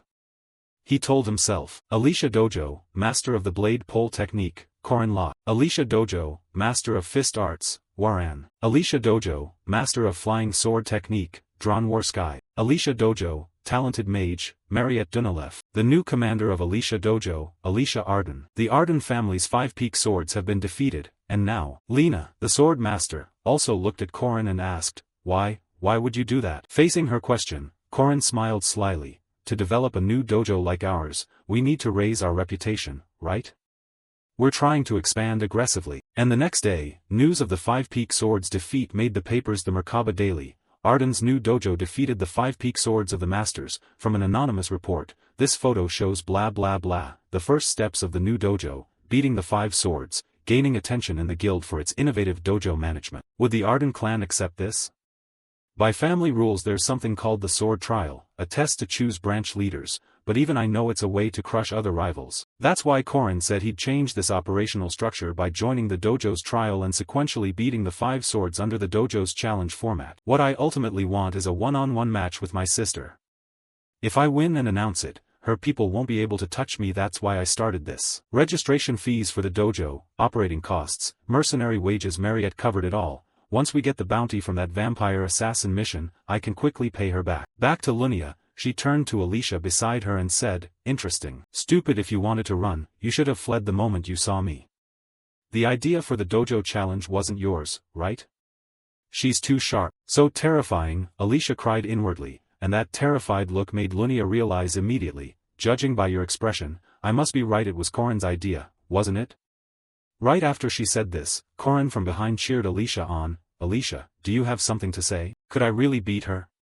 Alicia wondered to herself, then spoke up, the first sword technician of the masters, Lunia Arden. As the new head of the Arden dojo, I want to duel you one-on-one. Lunia on the opposite side replied coldly, fine, a one-on-one duel, but a warning, I won't use a practice sword or any non-lethal weapon. I'm ready, Alicia said nervously.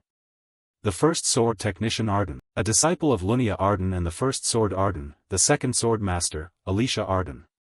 It's time for the sisters' battle to begin. Beside them, Marriott looked at the pair and thought, even if I go all out after transforming into a vampire, Lunia is still an opponent I'm not sure I could beat. Thinking that, she worried for Alicia and turned to ask Corin, is Alicia really ready for this? I trust her, Alicia can handle it. Yeah, then I trust you at most. Marriott's level of trust in Corin remained unchanged. Turning back, Lunia tossed Corin a pouch of coins and said, take it. What's this? Repair costs in a fight like this are too high, Corin said in surprise.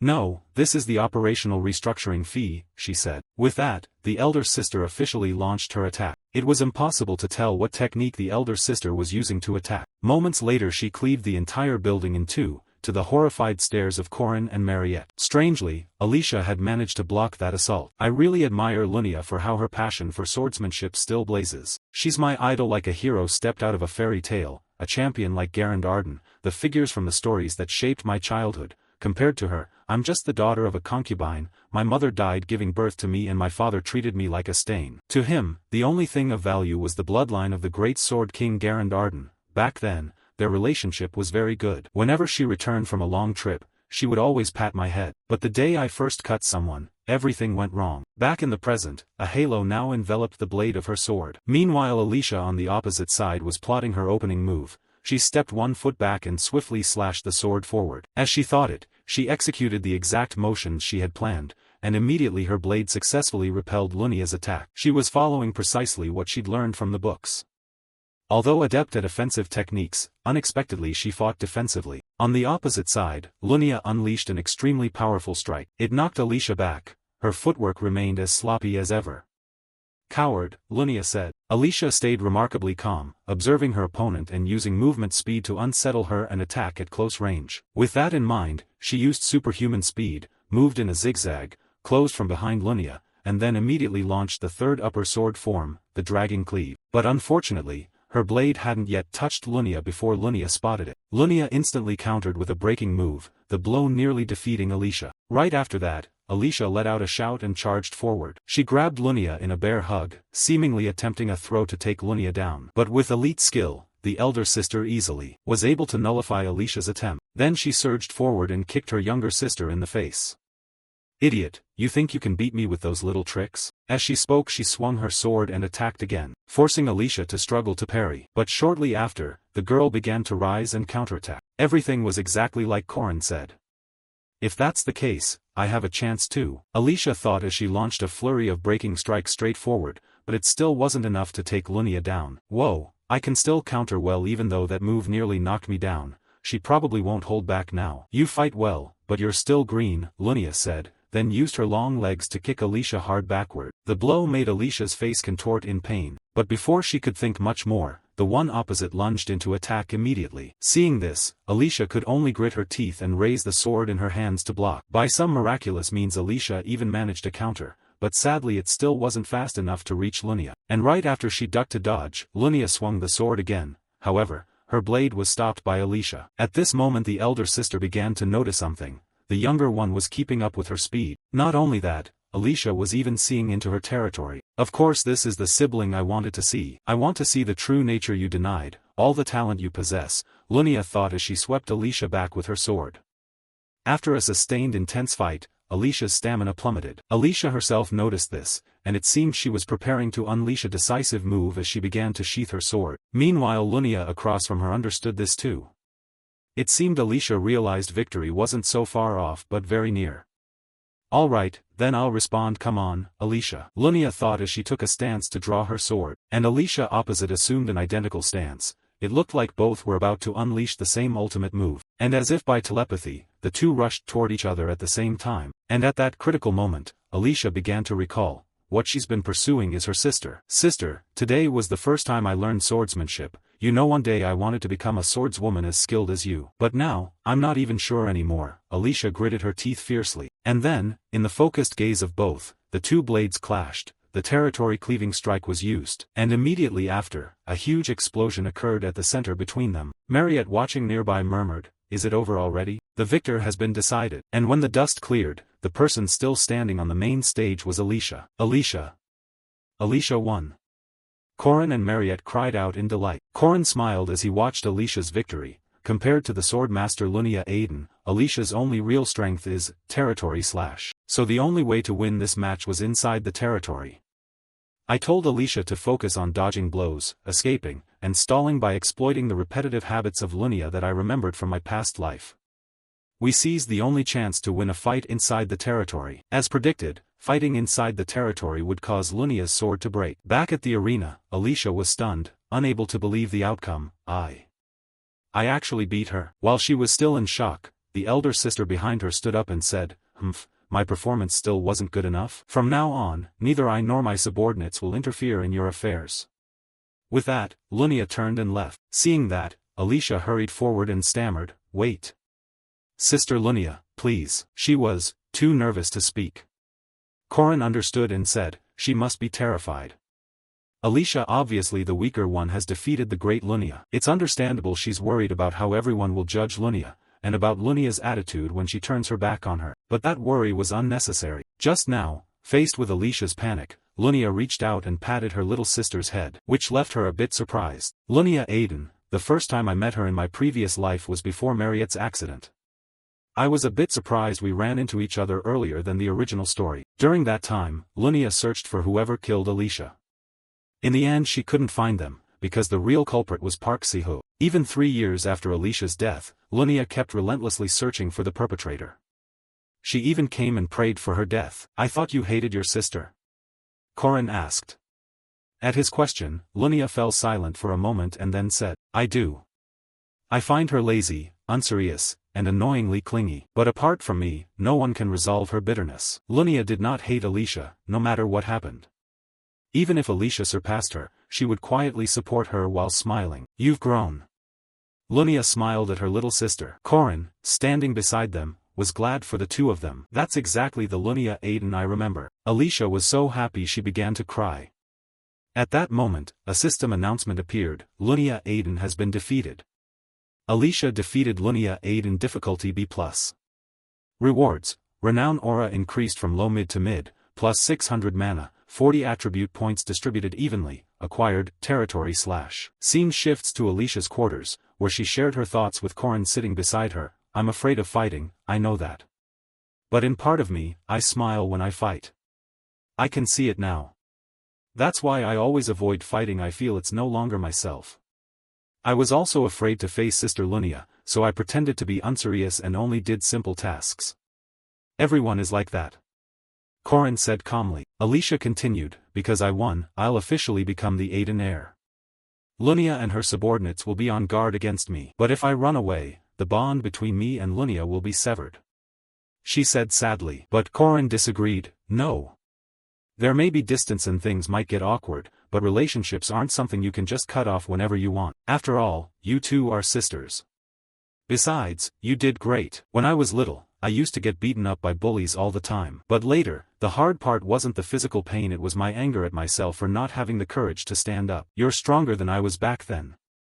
I hope you'll always be able to hold your head up with pride," Corin said calmly. His words left Alicia dazed. "You're weird. You're the same age as me, so how are you so mature?" "You think so?" Corin asked nervously. "Yeah, like you've lived through a lot. I can feel it." "Well, I've lived 14 years longer than you. With Corin's 30-year-old memories, I'd be 50. Corin thought to himself. Meanwhile, Alicia beside him felt calmer and said, "Thank you for the fight today and for what you did in the forest. When you rescued me in the forest, that was you, right? How did you know?" "You're not that clever." Corin laughed at that. Alicia smiled and replied, "Your voice and your belt." "I'm sure of it. Since you already know, I'll let it slide. Corin sighed. Heh, I owe you a lot. If you ever need anything, feel free to ask. Corin across from her fell silent for a moment, then asked, be my friend. His request left Alicia a little puzzled. What? You don't like that? No. A friend. I've never had a boyfriend before, so this must be good. I mean, you're a guy. She stammered. Corin took her hand and laughed. Yeah. Then let's be close, my friend. Yeah. I'm glad I have a reliable friend like you. Alicia said happily. Punishment awaits the wicked, while a bright future awaits the good. Children will always be joyful and have more good choices available to everyone. Scene shifts to a corner of the academy hallway, where Mariette is being watched by her close friend Isabel. My name is Isabel Kamen. Lately I've been a bit worried about my close friend. Like now, there are always guys loitering around Mariette. Following her gaze, a boy drops to one knee in front of Mariette and says, Mariette, please accept my feelings. If not, it'll be my blood. The boy said this while holding up a bag of blood. Mariette was extremely embarrassed. Before she could say anything, the young man added, or I'll give you my neck. No way. I get blood bags from Professor Josephine every day. Mariette blurted. The scene made Isabel grit her teeth in irritation. Idiot. Those words make Mariette the most uncomfortable. That happens every day, so it's not the issue. What really worries me is that guy. Turning toward Mariette, Corin's voice suddenly sounded behind her, making her jump. Mariette, are you out of class? Mariette turned to look at him, her face flushed with embarrassment. Corin Locke. He's the one who's been closest to Mariette lately. He's a rude, showy knight. But that doesn't matter. The fact he could stand opposite Swordmaster Lunia Aiden means he's truly talented. What worries me is that they often do suspicious things. Like now, standing in front of a door, Corin asked, Mariette, do you want some blood? Should I take it? She asked shyly. Then the two opened the door and went inside. Isabel hurried over and pressed her ear to the door to listen. They locked the door. What on earth are those two planning to do? She worried. Then from inside the room voices could be heard. Oh, Sister Mariette. Do you remember the offer I mentioned before, about the plot of land we got when we registered the dojo? Since it's being rebuilt after the damage, I'm thinking of building an inn there. An inn? Mariette asked. Yeah. Consider investing in it. I guarantee the returns will at least triple. Maybe even more. Isabel, hearing this, ground her teeth. Invest? Returns? Is this bastard trying to mine Mariette dry? Who even is he? Cut to the training room, where Alicia met Corin and asked, You're training again today? Just basic conditioning drills, Corin replied calmly. Still, it impressed Alicia. You're so dedicated, Corin. Conditioning is essential for everything. I want to train with you. She said as she began to warm up. I want to train with you too. Alicia started her warm-up. Her words made Isabel hiding above in the ceiling startle. What? Who is she? Wait, isn't that an illegitimate of the Aiden house? Speaking of which, Corin remembered something, pulled out a meal voucher, handed it to her and said, Alicia, here. I eat here often and the food's great. Alicia blushed with excitement. Oh, Shengzhou. The place everyone says is the best restaurant. Isabel above turned red with anger. Wait. Shengzhou? Isn't that a famous dating spot?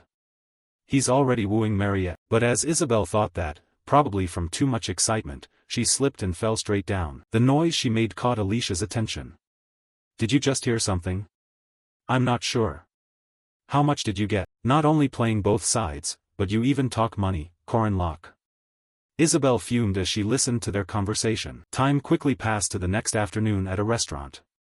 Corin had invited Waran to eat, as he'd promised earlier. What do you think? Not just sushi, the meat's great too, right? Yeah, it's delicious. Waran said between bites. Seeing her so pleased, Corin started a topic. Oh right, do you have money? I've got a great investment deal. Do whatever you like.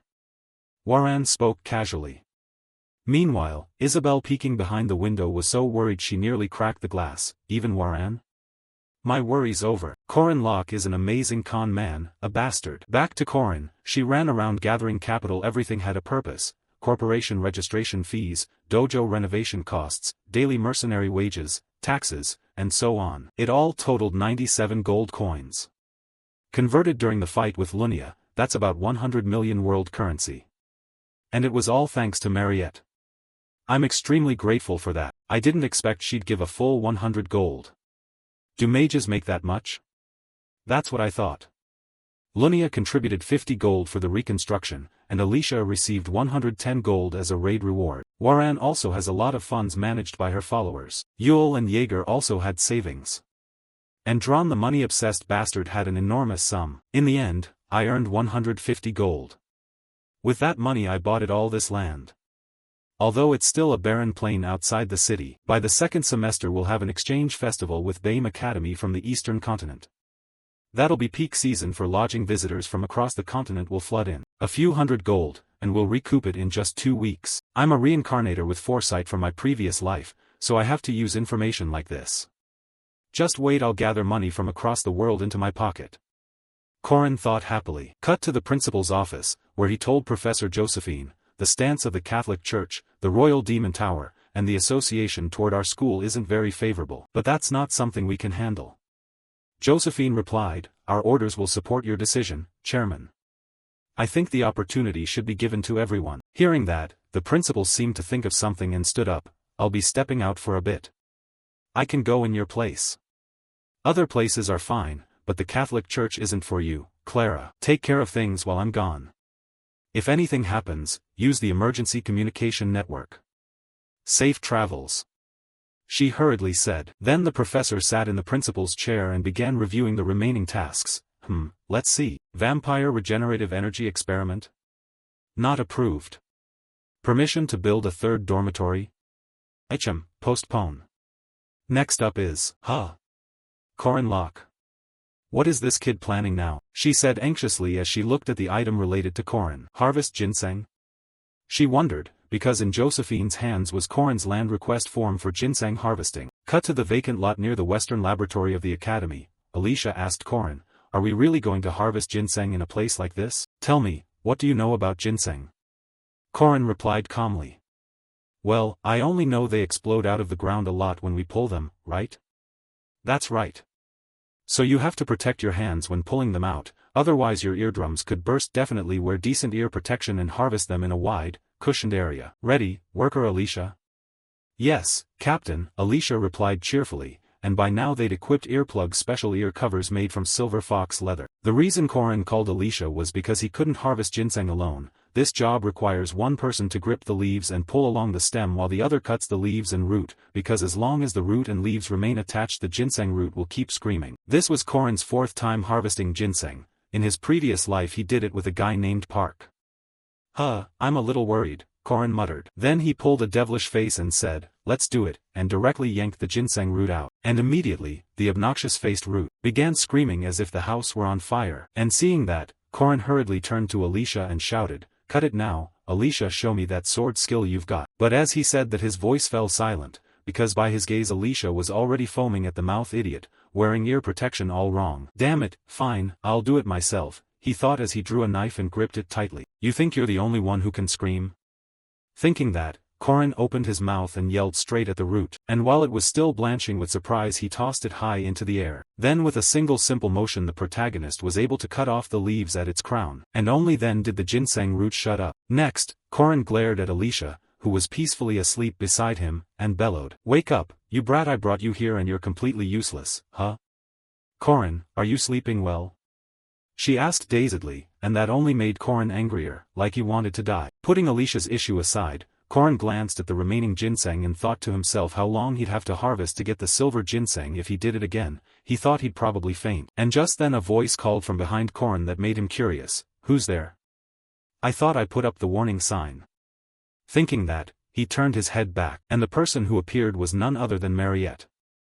Mariette, didn't you have some lab exams on the schedule today? That's right, it sounded noisy outside so I jumped down to check, she said with a smile, which surprised Corin. Wait, jump down from there? But that's the 12th floor. Facing Mariette, she squinted and cheerfully asked the two in front of her, what are you two doing? Her face was very happy for some reason, which made Alicia feel increasingly creepy the more she looked, while only silly Corin beside her felt nothing and casually explained, I told you before we're harvesting ginseng. When Mariette heard that, the tense atmosphere around her immediately vanished. She then ran over cheerfully and said, "Aha, so are you going to harvest the remaining roots now?" "Yes, but we're tired today, so we'll probably continue in a bit." "Let me do it," she offered, and Corin hurriedly warned, "Wait, if you're not a knight it's hard to cut." Before he could finish, Mariette in front of him had already pulled the root up, and after uprooting it she cheerfully said, "The color's gorgeous, it's silver." Corin behind her wanted to disappear. Too late, she already pulled it. If that silver ginseng screamed, he thought she might die. But unfortunately for Corin, his worry turned out to be unnecessary. "I actually have a whole ginseng garden at home. Just this year I harvested 30 roots. See? I make it look easier than you thought," she said as she casually stripped the leaves off this root, causing it to spew blood from its mouth, which made Corin's eyes widen. Good heavens, amazing, he thought inwardly. Then Mariette looked at the ginseng and asked, "You're going to decoct them, right? Since I'm here, I'll brew a pot. Alicia, can you find something for us to eat?" "I think rabbit meat and potatoes would work," Alicia replied quickly. She ran off to gather ingredients, while Corin wondered to himself what he should do now. "There's nothing for you to do, Corin, because I'll handle everything," she said, her eyes already turning into hearts. But goofy Corin didn't get the hint and gushed, "Haha, thanks, Mariette, you really are the best," he thought to himself. Back to the ginseng commotion. There are two ways to absorb its medicinal power. One is to eat it directly, as is. However, the most effective method is to decoct it. Add red amaranth root, silver grape leaves, goji root, deer velvet, and 28 other ingredients together, then simmer everything for over 10 hours. If you do that, you can make a traditional medicinal decoction. No, a ginseng tonic. Sound strange? Yeah, but that's how this system works. Returning to the story, Mariette cheerfully cooked and told Corin beside her, "Great, now we just need to simmer it." "What are you doing, Corin? Sitting around doing nothing is boring," and he began drawing strange characters on the ground. Mariette came closer and asked, "This is ancient script, right?" "Yes, can you recognize it?" "I don't know the meaning, but I've seen it in liberation education class." "Where did you learn these?" "Ancient script is practically a death language now. My master taught me," Corin said sadly, thinking that only in recent years had he learned ancient script and how to use the chants from her. She left behind original martial arts and the script. Because knowing the characters of ancient script doesn't mean you know how to use it to reclaim and inscribe the script onto the body is a power only one person can wield. One of the final boss's goals is to recover and possess this original script. While his master tried to pass the script to him, she died before she could. It's all because of him. Speaking of Mariette, after hearing Corin she asked curiously, "Who is your master, Corin? If she knows ancient script, is she from the Mage Tower?" Corin calmly replied, "No, she's just an ordinary person like any other you see on the street. A kind person like other kind people, someone who always tries her best," he thought inwardly. "You seem to really care for her," Mariette said in a pleasantly sad tone. But then she brightened up immediately. "Want some potatoes?" "No, I won't eat." "I brought some diaku," Mariette said, clapping, and the name made Corin look over with some curiosity. From his view, Diaku was that canid head he'd encountered during the long event rescuing Mariette the blood-sucking fiend, Diaku, and now it was holding a bag of supplies in its mouth. Corin, a bit surprised, said, "What is this Diaku from before? So you've completely tamed Diaku?" Mariette smiled and said, "It's thanks to you, Corin, because you kept sharing your blood, I finally got a loyal companion." "Isn't he adorable?" "Adorable?" Corin said skeptically, then stared at Diaku panting in front of him and admitted, "Yeah, the more I look, the cuter he seems." At that he remembered something and asked, "If part of his makeup is your blood, then half his blood must be mine, so does that mean I'm his dad?" Mariette blushed hard and said shyly, "I never thought about that," taking a few seconds to recover before adding, "Then, daddy of Diaku, why don't you play with him?" "Play with him?" Corin asked, puzzled. "But is he even a real dog?" Before he could think much more, the big dog leapt straight at him and started romping.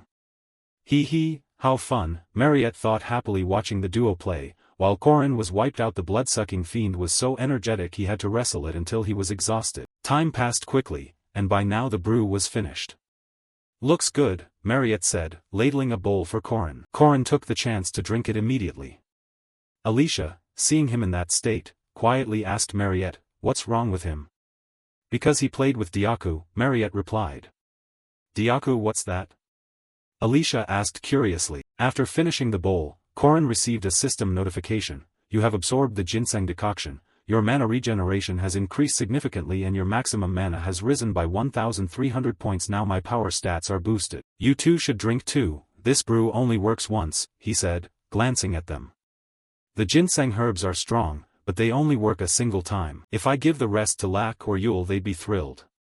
Okay, the remaining one is the platinum ginseng. I have to eat it raw. He thought that and clenched his teeth as he swallowed the ginseng root. You have absorbed the platinum ginseng. Your mana core has formed. The mana core stores all of a knight's magic, and as Korin absorbed the silver ginseng's power, a violent surge of mana erupted through him. Just forming one mana core requires extreme magical training, but I got it without that. Once I reach a higher rank I can add many more cores, so basically limitless. Now that I have a mana core, the silver ginseng's effect is truly top tier. The two behind him, hearing this, were surprised. Mana core? Really, Korin, quick, eat the yellow ones too, that'd be awesome. Alicia hurriedly said. Not yet, I'll uproot and eat the gold ginseng later. You say that, but yeah, taking too many restorative herbs at once isn't good for you. That's true, but my reason is a little different. Cut to the professor's meeting room, where they were gathered to discuss an issue concerning Korin. Knight rank 5, Korin Locke. We need to reassess this student's rank, said Professor Hamen. His proposal surprised the others. Korin Locke. Isn't he a first-year student? Rank 5? The data shows that, it's not even worth our attention. Why reassess a student? Voices of doubt rose, and the dark-skinned Firmak began to explain, the senior professors haven't reviewed the midterm exams yet. Korin fought one-on-one directly with Swordmaster Lunia Arden, and of course she finished it in about 3 minutes. Others in the room were shocked, saying, impossible, she must have held back. Why would Swordmaster Lunia Arden use her full strength on a child's midterm? Held back? The professors present, myself included, asked. Who thinks Lunia Arden held back against Korin? Hamen asked calmly, and at his words everyone fell silent.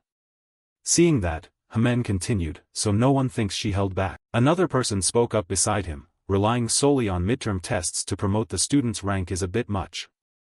Even if there's reason to doubt his ability, regulation state promotion is only recognized after results. Those are the rules. Hamen stroked his chin and said, then let the association handle the official rank assessment. I think reassessing for the purpose of issuing an official guardian certificate should suffice. However, that would require changing the student's class schedule and his homeroom professor. Others suggested that since Professor Hamen raised the issue, Coach Hamen, why not take the assignment himself? Coach Hamen, I'd like that, he replied. So what do we do next about Korin Locke? Blah blah blah. They began discussing testing Korin. Meanwhile, Professor Hamen focused his thoughts. Korin Locke. Although rank 5 seems far beyond his stats, his one-on-one with Lunia Arden was truly top tier. And his spear technique, no matter how I look at it, resembles that person's style. He must be re-evaluated, he thought to himself. Cut to the Academy lecture hall. Alicia walked over to Korin and cheerfully said, Hi, Korin. Oh, hi, Alicia, Korin replied happily. Alicia sat down beside him and said, we're in the same class today, can I sit next to you? If I'm already sitting, why ask? He replied, but that's Jagar's seat. Korin said this while looking at Jagar standing and watching them. Alicia stood up quickly and said, sorry, I'll sit somewhere else. No, sit down, the big guy said, hopping down to the row below. Korin teased him, oh, Jagar, so chivalrous. Jagar shot him a fiery look in response. Why are you glaring at me? Korin asked. Do you want to know why I glared at you? From the most famous person in the academy to the super cute demon girl, now even the granddaughter of the Sword Emperor shows up. I'm dying of envy. Why is he living like the lead in a romance movie? What about my schoolyard youth? Why is my area so cold and empty? Jagar thought, clutching his face and crying, which made Alicia slightly worried, wondering if he was suffering. Who cares? Korin said casually. Just then, Professor Firmak entered through the door and said, are all first-year students ready? Let's begin class. All right, settle into your seats. As I said last class, today you'll be doing a group assignment, he said calmly. The other students groaned in disappointment, cursing, ugh, I hate group work. Professor Firmak heard the complaints and said, okay, stop sulking. Group work is beneficial for all of you. Now I'll explain the group assignment. Since you're in the Knights department, I won't give you hard math problems or tasks like planting magic trees that the Mage department professors might assign. He snapped his fingers as he spoke, and immediately, the stack of papers on the desk began to float, neatly folding together and slowly forming an image. Okay, look at this sheet. The theme of this group assignment is spear techniques. Spear techniques? Why suddenly spear techniques? The students asked, curious. Alicia cheered for Corin. He said spear techniques, this will be way too easy for you. For Corin, the group assignment being spear techniques brought back many thoughts. Why that? In my previous life the group assignment was boxing. Fermac Damon is a boxer by background, his hallmark is constantly changing distance and closing in, plus a special shadow ability. He was also a first-rank knight from Vercute Academy in the north, and he was famous for the gauntlet engraved with ancient script. Why is Professor Fermac suddenly teaching spear techniques? He's sharp, all right. Is he trying to test himself? Corin wondered, glancing at Fermac, who was also eyeing him. Back below, Fermac continued his explanation. This group assignment will involve choosing and researching a specific set of spear techniques, then you'll have time to demonstrate various spear maneuvers. Across from him, a student raised a hand and asked, Professor, won't students who use spears as their primary weapon have an advantage? Fermac replied slowly, I'll take that into account by adjusting the evaluation criteria and awarding bonus points. He then placed a cup filled with pre-numbered draw slips on the table and said, each group will consist of 4 members, drawn at random. Regarding group work, they said it would encourage and assess students' teamwork skills. But in reality the diligent ones get the short end of the stick. It's a contest to see who has the thickest skin. Should I head to a Gijong now? Oops, wrong chat. Sorry. I've finished the research portion already. Hey, Kim, at least remove the copied sources and stop relying on Wikipedia. My grandmother just passed, so I can't make the meeting today. Doing group work with people who don't know what to do, freeloaders, or those with recent family deaths, that's what I endured for 4 years in a physical education university program and 3 years at the academy. But this time things will be completely different. Jagar Hinchpeter, a third-rank knight with superior physical ability and decent judgment, he can complete assigned tasks well. Alicia, needless to say, is an extremely strong sword prodigy who easily picks up any physical discipline. The final member is Waran. Yes, though blunt in personality, she's quite diligent.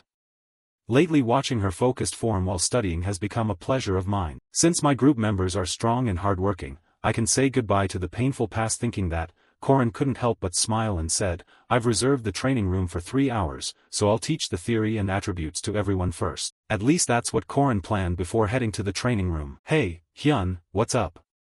Hyun, we've been using this training room for 2 months. The walls are made of high-density shock-absorbent material, right?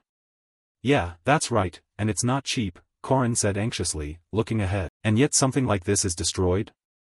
Jagar stammered as they faced the ruined scene of the training room. The wall opposite them had been punched through, leaving a large hole, and little Alicia was so terrified she couldn't get up. Just one punch, this is crazy. I only told her to spar with Alicia to practice spear techniques, so why did she demolish the whole room? Look at that expression, she doesn't even realize she did anything wrong. Of course we were kicked out of the training room. Where are we supposed to train now? Corin said in exasperation. Time passed quickly. On Sunday at the church, Corin's group held a quick meeting there. It's time to review the group assignment. Okay, members, feel free to share your thoughts, Corin said, while Alicia and Jagar on either side of him fell silent for a moment. Finally little Alicia spoke first. About yesterday, I'm sorry. I'm not good at controlling my strength. No, Alicia, you did great, at least I can help you train. Hearing that, Alicia hurriedly added, your spear technique is so perfect that just copying it will make me proficient. It's because you're a good observer. What about you, Jagar? Jagar gritted his teeth and said, I don't know, using a polearm feels a bit difficult for me. I struggle with the spinning spear maneuvers and don't know how to do them correctly. You did well. If you learn the 8 basic spear techniques, your mace skills will become more varied, Corin said calmly. Then he turned back and looked at Waran and asked, Waran, what about you? In response, Waran replied coldly, eat. Corin thought to himself that because he'd incorporated many Earth traditions into the game, similar customs would appear here, and he looked at the cups Waran had set out carefully and said, is this about the church? The goddess Eucharist, it's voluntary, right? Corin asked. That ceremony is mandatory attendance on the church's weekend, she said calmly. Corin realized then, so Waran was forced to take part in that ceremony. He added, they forced her to train to become a nun along with the other worshippers, right? I volunteered, she replied. But you should read the Bible, there are things you can learn from its mythic stories. The Catholic Church does have outdated views, but it always teaches believers the same thing. Love yourself, love friends and family, and love those around you, to love and be loved. Alicia perked up and said, "Oh, what a wonderful lesson, love." Yes, love is very important. Warren started to say something awkwardly, but before she could finish, Alicia interrupted, "Right, Sister Warren, why did I lose yesterday? Are you back yet, Warren?" Warren paused a moment at the question and then said casually, "Because you all are too weak. You all offered no resistance, with just a little force from me you panicked.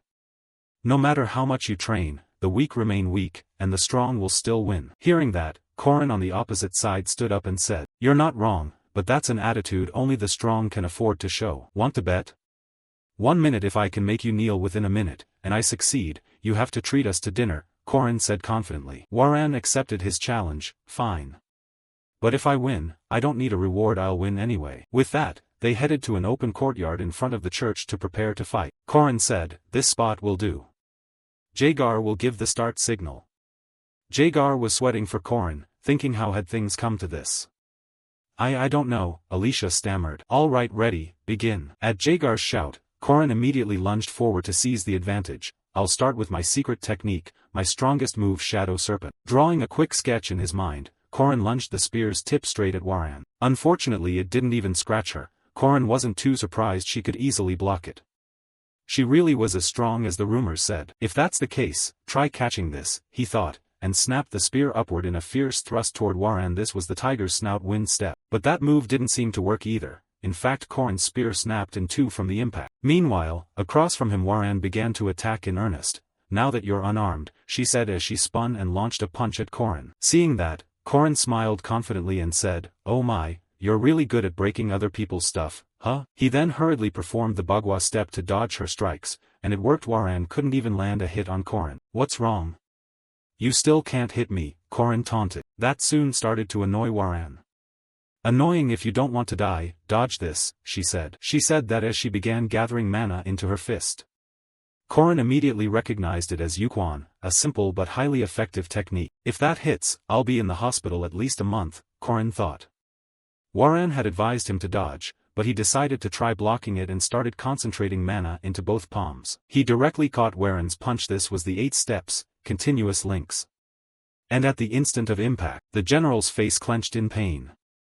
Even though he'd fully blocked it, his muscles felt as if they were being crushed. Corin gritted his teeth and thought. His attempt to stop the blow also surprised Warren. He didn't dodge. While she was still baffled, Warren suddenly wavered and collapsed. From the outside it looked like Warren had dropped to one knee because Corin had stomped on the back of her foot. Alicia and Jagar were stunned. "Corin, when did you get behind her? Sick move, man, awesome." Corin wore a thoroughly satisfied grin and said, "Wow, she's kneeling." Warren snapped irritably, "Again." But Corin waved her off. "No need, I've already won, why fight more?" "Do it again," Warren gritted out. Corin replied teasingly, "Nope, not interested." "I can hear you trembling, you're so mad, aren't you?" he said, laughing with delight. Days passed quickly. After a while, though it took some time, I finally grasped each member's full capabilities, so I figured I could slowly teach them spear techniques and prepare our group's performance, but there was a small problem with Warren. "I'm sick, everyone train without me," she had written. Lies, how could that monster be sick? Yeah, always trying to make things difficult. In this case the team leader has to deploy a secret weapon, Corin thought, crumpling the note in his hand. And the secret weapon he had in mind was food. Right now, at some restaurant, Corin faced a glittering spread of breakfast, and he grinned slyly as he told Warren in front of him, "Eat as much as you want. Once you eat, you won't be sick anymore." Warren looked at the table and swallowed hard. Seeing she was close to her limit, our protagonist asked, "So can you refuse?" And the end result was still victory through craving food. "I'm not sick anymore," she said, quickly gnawing on the fish in front of her, while Corin grinned like he'd hit the jackpot. No surprise. Then he looked at Warren and asked, "Do you know how long it takes chefs to finish a dish?" "Less than 30 minutes, Warren answered. But Corin gave a completely different reply, 10 years. From sourcing fresh ingredients, processing them, and preparing everything, most chefs take about 10 years to serve their dish to customers. Warren looked up, puzzled. "What do you mean?"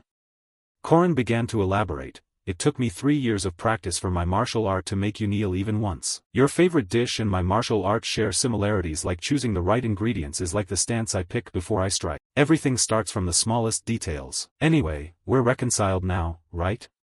Korin said with a bright smile. Waran then slammed a notebook into his face without further explanation, so Korin had no choice but to open the notebook and examine it himself. What is this? A notebook? What's in it? Stances in spear techniques, the principles. This isn't the research assignment I gave you. You finished it. Ah, you little cutie, he said, happily ruffling the girl's hair. Get lost, Waran said, but she didn't pull her hand away and let him keep ruffling her head. Alicia and Jagar were also diligently practicing spear techniques, and thanks to Waran they no longer had to worry about the research. We would prepare for the group presentation. Time flew, and it was already mid-May. The first week of group presentations, order of presentation was determined by drawing lots, and the group before us had already begun their display. At that point, Professor Fermack addressed all the students. All right, we'll begin the group presentations. The leader of Group 1 stood up and said, I'm the leader of Group 1, Pele. Our group's topic today is 5-star spear technique. Very well, show your presentation, Fermack said calmly. The students of Group 1 immediately formed their formation and practiced their moves, and those watching from the back praised them. Haha. They prepared very well, yes, indeed. Back up front, after Group 1 practiced their spears until exhausted, Professor Fermack gave his evaluation. I can't read Pele, thank you, Professor, the boy said happily. But his joy didn't even last 3 seconds, because Fermack then said something that made him break into a cold sweat. All right, now I'll try to break your formation. What? Pele exclaimed in confusion. Everyone knew how strong this professor was, the top graduate of the Northern Guard Academy and a first-class knight of the Kingdom of El-Las, Fermack Damon. By the look in his eyes, Professor Fermack had already put on his old gauntlets.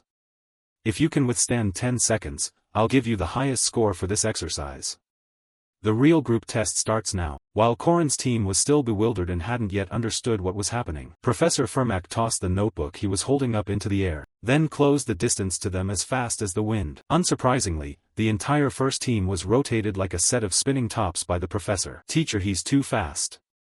Jagar said fearfully, since it would soon be their turn, and Korin beside him felt sympathy for Team 1. He showed no mercy, he thought to himself. Back up front, Fermack caught the falling notebook and said, you chose a good spear practicing group. Although you're lacking practice and focus, it's not too bad, probably AB will do.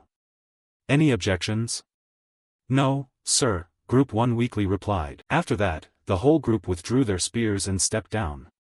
Meanwhile the boxing teacher spoke up again, all right, Group 2, come up. The other students, seeing Group 1 beaten so badly, whispered among themselves, how can we possibly fight Professor Fermack? Should we just surrender? While they were still murmuring, Group 2 stepped forward and their captain announced loudly, we chose a spear style focused on critical damage from the North 9 Suns dragon because when the spear forms are executed it looks like 9 dragons flying, and so on. In short, there was no need for much explanation before Professor Fermack immediately lunged in to attack. Their result was even worse than the previous group. Your spear techniques are not only uselessly complicated, but you haven't mastered them. What can you even do? He said as he pummeled his students into the dirt. Next, Group 3, up here, quickly. The leader of Group 3 called. Korin Locke, step up. Korin smiled hearing this and said, good, it's our turn, so let's go. We'll perform the Bagua spear technique of Lon Na Chat, 6 moves. Fine, begin, Fermack said calmly. Then the group began their spear demonstration. First was the Lon Na move, a counterstrike used to deflect incoming attacks, performed by Jagar. Next came Jati, a technique to knock an opponent's weapon free, presented by Alicia. Right after that was the Gwyn Dam, a thrust aimed at an opponent who has lost their guard, performed by Waran. Excellent, everyone's success. Wonderful, Waran has practiced harder than I thought, Korin said, nearly in tears of joy. Even this boxing teacher had to praise their performance. Great job, you've removed the unnecessary movements in combat. It looks simple, but the core of your spear techniques is outstanding. Korin smiled and said, then I'll have the whole group prepare to practice more. No need for the whole group, I only need you, Korin, he said coldly. For the actual spar, it'll be just you and me. Any objections? Korin realized the professor had planned this from the start. He smiled, thought for a moment, and replied, no, none, Professor. Good, then I'll begin. After saying that, the man closed on Korin at lightning speed. This was the flash technique. Immediately after, he threw a left punch. The punch came from the right following a special stance. It's the way boxers attack their opponents. Normally in this situation you should block from the right to avoid taking damage. But his body didn't shift the right pivot foot, instead it shifted the left, and I already knew the professor was left-handed. Thinking that, Korin immediately used the sixth step, second form Lan Na Jia, to stop the attack. This astonished the dark-skinned teacher. How could he possibly block that? He thought inwardly. If Professor Fermac was surprised, the students below were even more so. The professor's movements completely changed facing Korin. Look at his speed, wow. He's only 5th rank, someone said, but how could she be able to block Professor Fermac's boxing? Watching their expressions, Fermac was now throwing punches like a machine and Korin was using his method to parry every one of those blows. Facing Fermac, the professor had to gradually acknowledge Korin's ability. This level meant he had surpassed the other students. Now show me your true strength. Not just these basics, he thought as he loaded all his power into his left fist and fired it at Korin like a cannonball. Lan Na Chat spear technique is indeed unpredictable, but let's see how you stop this move, Fermac thought. But faced with the professor's strike, Korin only smiled and didn't bother dodging. Then immediately there was an airburst created by that terrible punch. Korin's teammates watched and quietly worried for him, though their concern was somewhat unnecessary. Fermac's fist had stopped just before touching Korin's face. At that moment, seeing Korin not bother to dodge, he grew puzzled and asked, "Why are you still standing there?" "It's over, I counted 10 seconds, Korin answered calmly. That reply left the boxing teacher momentarily speechless. You must be surprised the teacher had only used his right hand until now. But in reality the teacher was left-handed. And your reaction was based on knowing he's left-handed, which means he was only testing you, right? Returning to Fermac, he handed the notebook back and said, Group 3. When it comes to secret techniques, many fools choose complicated moves, but it's the fundamentals that truly make you succeed. Korin Lok no. Group 3, you get an A+. His words sent Group 3 into a frenzy of joy. My friend, yeah, Korin, awesome, Alicia said with a smile. Then the group started acting ridiculous in celebration. See? I'm an A+, Korin Lok. Meanwhile Professor Fermac remembered something and turned to Korin. Korin, can I have a word? Don't feel pressured, just a normal conversation. With that, Korin followed the professor upstairs to his office. There, Professor Fermac asked, Hey Korin Lok, are you really a rank 5 knight? His voice carried some doubt. Fermac continued, You showed me in that match just now that your ability doesn't match a rank 5 knight. I'm only a bit better than the others, Korin hurriedly replied. Fermac pondered. You can't sense souls and can only capture certain evil spirits under specific conditions, which suggests you've had some enlightenment that boosted your strength beyond others of your rank. With that in mind, Fermac revealed his true purpose. The faculty have met and debated whether to reassess your actual combat power. You will be assigned some more complex tasks, and through them your rank will be re-evaluated. The highest rank you achieve will be determined by those tasks. Because you have shown some clear achievements and strength, the professors may make an exception and promote you, he said calmly. Korin felt quite pleased after hearing that. Moving up a rank wouldn't cost him anything anyway. The tasks would probably be harder, but they'd come with greater rewards, and he could choose higher-ranked missions if he wanted. If I want to get a second-tier mission, normally I could only get it after leveling up, but if I reach a higher rank it's different. Thinking that, Korin made his decision and said, Yes, I'll accept the rank re-evaluation. What do I need to do? Fermac, sitting opposite, took out a sheet of paper and said, You'll have to complete 2 missions involving a monster and a malevolent spirit. Of course, which ones you choose is up to you. Right now there are 4 dungeon conquest missions assigned by the Hunters Association, luckily 2 are monster-related and 2 involve malevolent spirits. Turning to Korin, he understood immediately, so in the end they want me to capture a monster and a malevolent spirit, but within a set time limit. Then choose, Fermac said with a smile, handing Korin the mission briefing paper. Time passed quickly, and our protagonist picked his missions and moved to the locations to complete them. His supervisor for this mission was Professor Hamen. Arriving just on time, Korin greeted him. Hamen said. Korin hurriedly replied, Good morning, though this place feels a bit gloomy to say that, Coach Hamen. Not bad. When I was young I risked going into the fog in the haunted forest to hunt monsters. Stories like that seem to inspire you to fight. Korin quickly flattered him, and sure enough, old Hamen began to boast. I suppose I should spare you my tales of the Western Deathwood, back then, blah blah blah. As for Korin, prompting Hamen had a purpose. He could learn valuable experience from the old hero's stories, he thought to himself. Putting past recollections aside, after a while Professor Hamen moved on to the mission details. Your first mission will be the 2-headed Draconid on the western mountain of Mist City. The juvenile 2-headed Draconid is slow but dangerous. Korin, surprised, asked, I chose it, but isn't the two-headed draconid normally a first-rank monster? How is it now sub-first rank? It's not mature yet, so its rank is lower. From what I've heard it has been raising wild wolves and some low-level monsters as minions, he said calmly. Korin understood and asked, so we're not supposed to attack it head-on, right? Exactly. A talented person needs not only strength but also intelligence. We'll evaluate everything about you after this mission. And so the mission officially began, and the first thing Korin had to do was investigate the surroundings, the western mountain of Mist City, the cave where the two-headed draconid lives. No one, not even old Hamen or association staff, will come help you. They might do something if you're in danger, but by then your promotion attempt would be jeopardized. Korin thought this to himself and returned where everyone was waiting. Professor Hamen saw him come back and immediately asked, "Tell me the results of your investigation, Korin." Korin began to present what he'd found. Based on the tracks around, there were signs of the draconid and wild wolves moving together. Apparently they live together in some area. How many wolves are in the pack? Hamen asked. 3. But only 2 four-legged footprints accompany the draconid's prints, so it seems to be one female and she appears to be pregnant. You seem to know the answer. Explain. Korin pointed to a dragged mark on the ground and said, instead of hidden footprints, there's evidence of a monster being dragged, which means the prey wasn't able to move and was dragged somewhere else. Neither the draconid nor the wild wolves habitually store food, so they likely thought a comrade couldn't move and brought the food to it. Hamen praised Korin for these accurate deductions. Excellent. So Korin, how do you plan to take down the two-headed draconid and those wild wolves? First you'll separate the draconid from the wolves. How will you do that?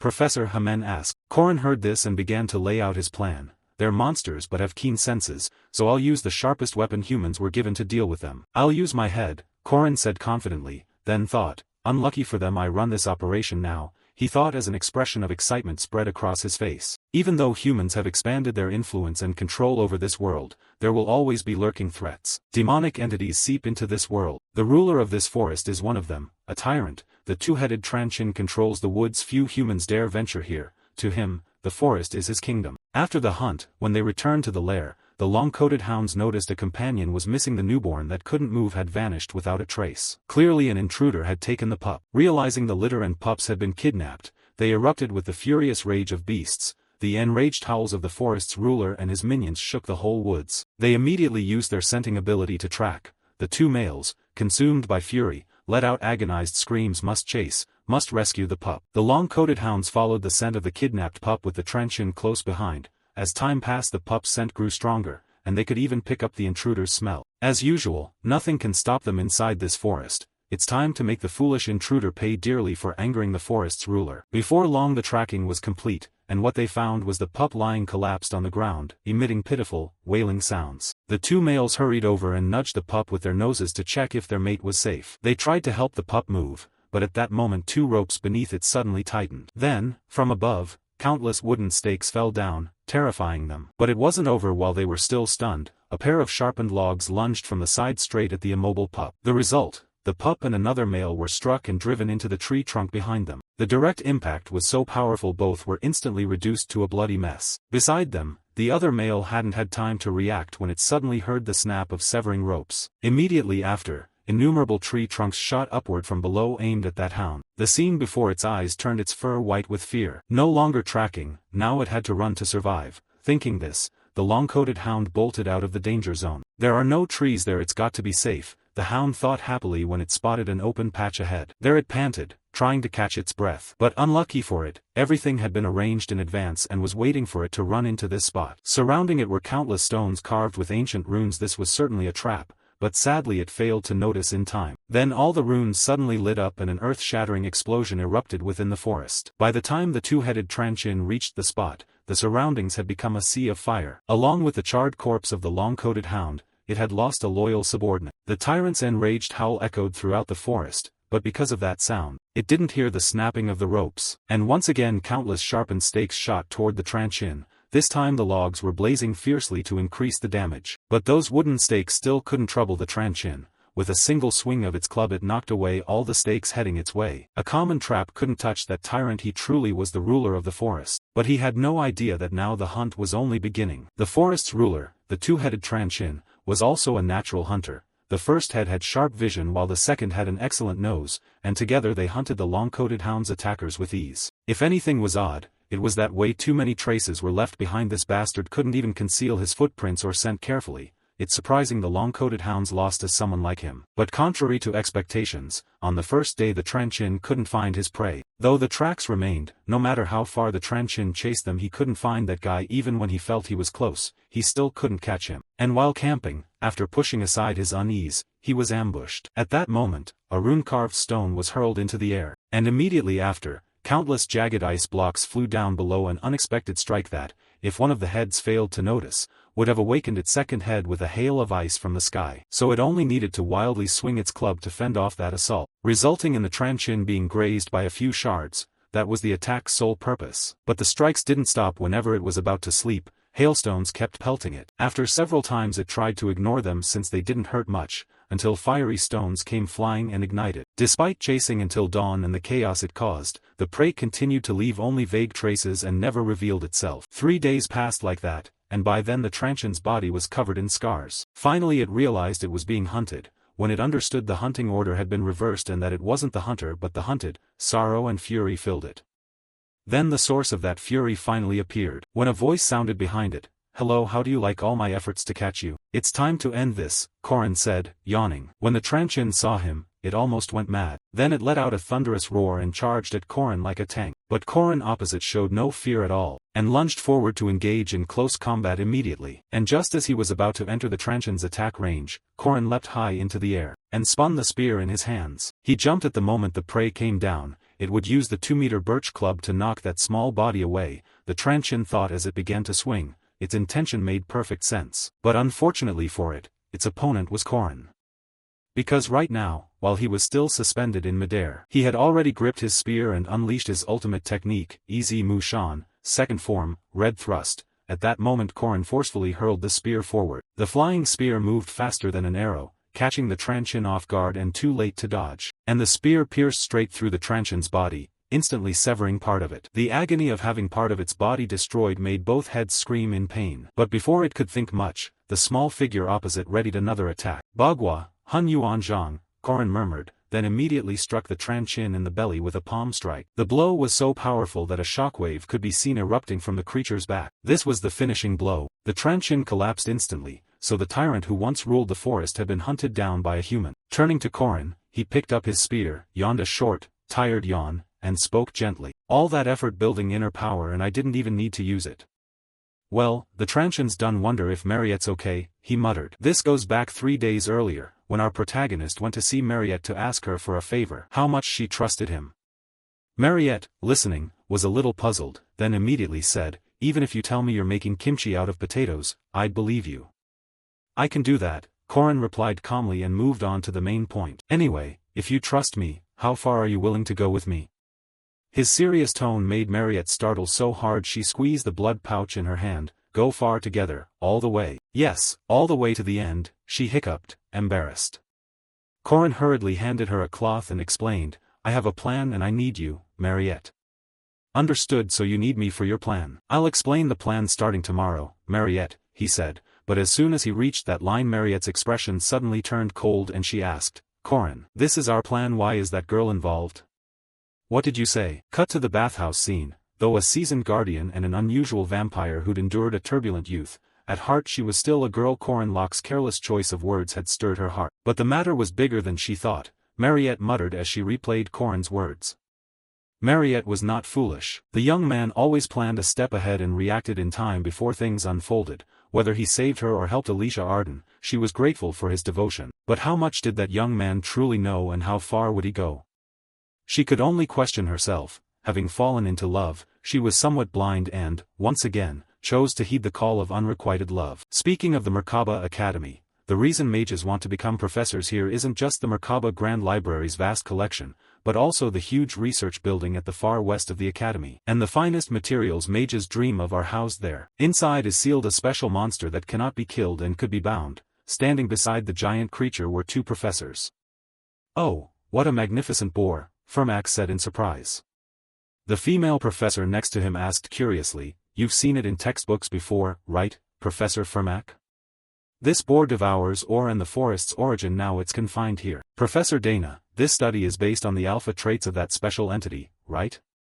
Fermac asked, and Dana smiled and replied, I want to write a thesis on the influence of special demon clans on lower-ranked entities and how the source of magical chi affects our human world. So I just need to graft the rune onto this special monster? Yes, exactly. Fortunately Professor Fermac is here. Nowadays few mages are fluent in ancient runes. Fermac agreed, ancient runes are hard to comprehend because they've existed so long, and they're difficult to use effectively in real combat. Dana, listening, added that for someone with as much magic as she has, this task would be manageable. Wait, who are you talking about? Fermac asked in surprise. Professor Dana turned and explained, you know, there are even more special creatures inside our academy. I didn't expect a special vampire to volunteer to assist my experiments. Would calling her that offend you? No, it's fine, Mariette smiled. What you said isn't wrong, so there's no problem. And now the encounter between two special subjects, the meeting of Chapter 1 boss Mariette Dunalef and Chapter 2 boss, the King of the Iron Mine began. Back to Corin, the evil spirit quest he took on was the Haunted House mission. It's a simple side quest selectable in Semester 2 of the original game, but to defeat a rank 1 spirit haunting the house you must dodge attacks from countless household objects, find the mysterious magic circle in the basement, and destroy it. The mission's difficulty far exceeds its outward simplicity. Veteran players call it the Haunted House, a test to prove you're experienced.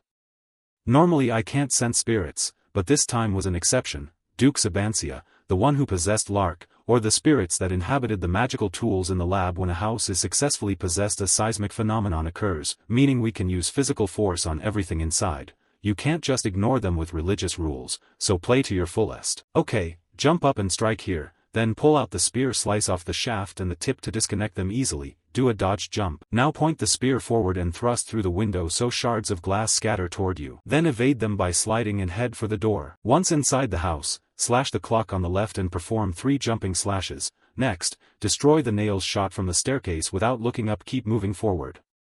If you step on the middle of the rug once, in the basement, next to the magic circle is a table. When it flies at you, simply cut it in half and shatter it into 2 pieces, then claw apart the magic circle to weaken its spiritual power. Next there will be a candle on the right, kick it and use the spear, Kenas plus fire Hagalaz. Now go up to the upper window, and boom, a painting will fly at you, but when you open your eyes in terror, change your expression to friendly and sprint upstairs. Once you're up, tables will fly at you randomly, so be ready to dodge them. After that a wall will appear you can't move, and then plates will inflict a tetanus-like debuff on you. And after dealing with all that, no more furniture will fly at you. When you open your eyes you'll wonder what the hell just happened and be stunned. All the inscribed magical runes will activate at once. They're fire runes, and once triggered the house will set itself ablaze and you can leave the house. A real man will turn his back on the explosion. That's what you have to do. Pretty easy, right? 30 seconds, extremely simple, Corin said confidently. Meanwhile Professor Hamen and his companions gaped at his performance. It's a challenge even rank 2 mages can't handle. How did he do that? What was he muttering just now? Someone shouted. Turning to Corin, he was still grinning like he'd hit the jackpot. This was the final tactic the legendary streamer used to shake Korea's streaming scene and leave behind that expertise. Then Professor Hamen patted Corin's shoulder and said, "Congratulations. Truly you've certainly been recognized as a semi-rank 1. There's a nearby port city called Sar with a great restaurant. Let's go eat together." Corin, hearing that, remembered something and asked, if it's Sar, do they sell raw fish there? That's also why I chose to raid the evil spirits in this area, Corin thought to himself. Across from them, Professor Hamen slung an arm around Corin's shoulders and pulled him along. Oh, you know that place? You like fresh seafood, right? I love it, Corin replied. Great, I'll show you an amazing place for raw fish, the professor said cheerfully. He didn't notice that Corin was glancing back at someone behind them. Following his gaze, behind the tree Diaku was half hidden. Good, he's tailing us too, but why is he following Corin? 88 years earlier, in the far north of the continent on the Peninsula Peninsula, though it was a bitterly cold land, it buried an immense wealth of natural resources beneath the ice. The ice mountains contained such vast ore deposits that people called them the Iron Mountains. Yet the pioneer miners who ventured to the far north searching for iron and gold witnessed something unbelievable. A colossal boar was devouring iron, or a monster that swallowed everything, the demon beast of the Dingle Peninsula. The Iron Mountain King. This was the first time anyone had seen it. Cut to Alicia, who was now rushing off somewhere. If I fall asleep again today I'm doomed. He said the 4th floor lab, right? I can't be late, that's what Corin told me. A few days earlier, in a lab, Alicia had come to see Mariette at her request. Ah, so it's you, little Arden, you scared me, Mariette said. Alicia scratched her head. Sorry. You seem focused on experiments, is it important? Oh, it's fine. I'm just testing something during the break, Mariette replied. Alicia then asked, but why did you call me here? Diaku said he came because you asked him to, Alicia added. Yes, Corin asked me to explain things to him now, Mariette said. Corin asked? She said with curiosity. Anyway, do you want to try this before we start? Mariette said, presenting a vial, which surprised Alicia. Is that a restorative? You could say that. If it's good for your body, of course, Alicia said, gulping the vial down, prompting Mariette to warn hurriedly, it's hot, slow down, I need to check its safety.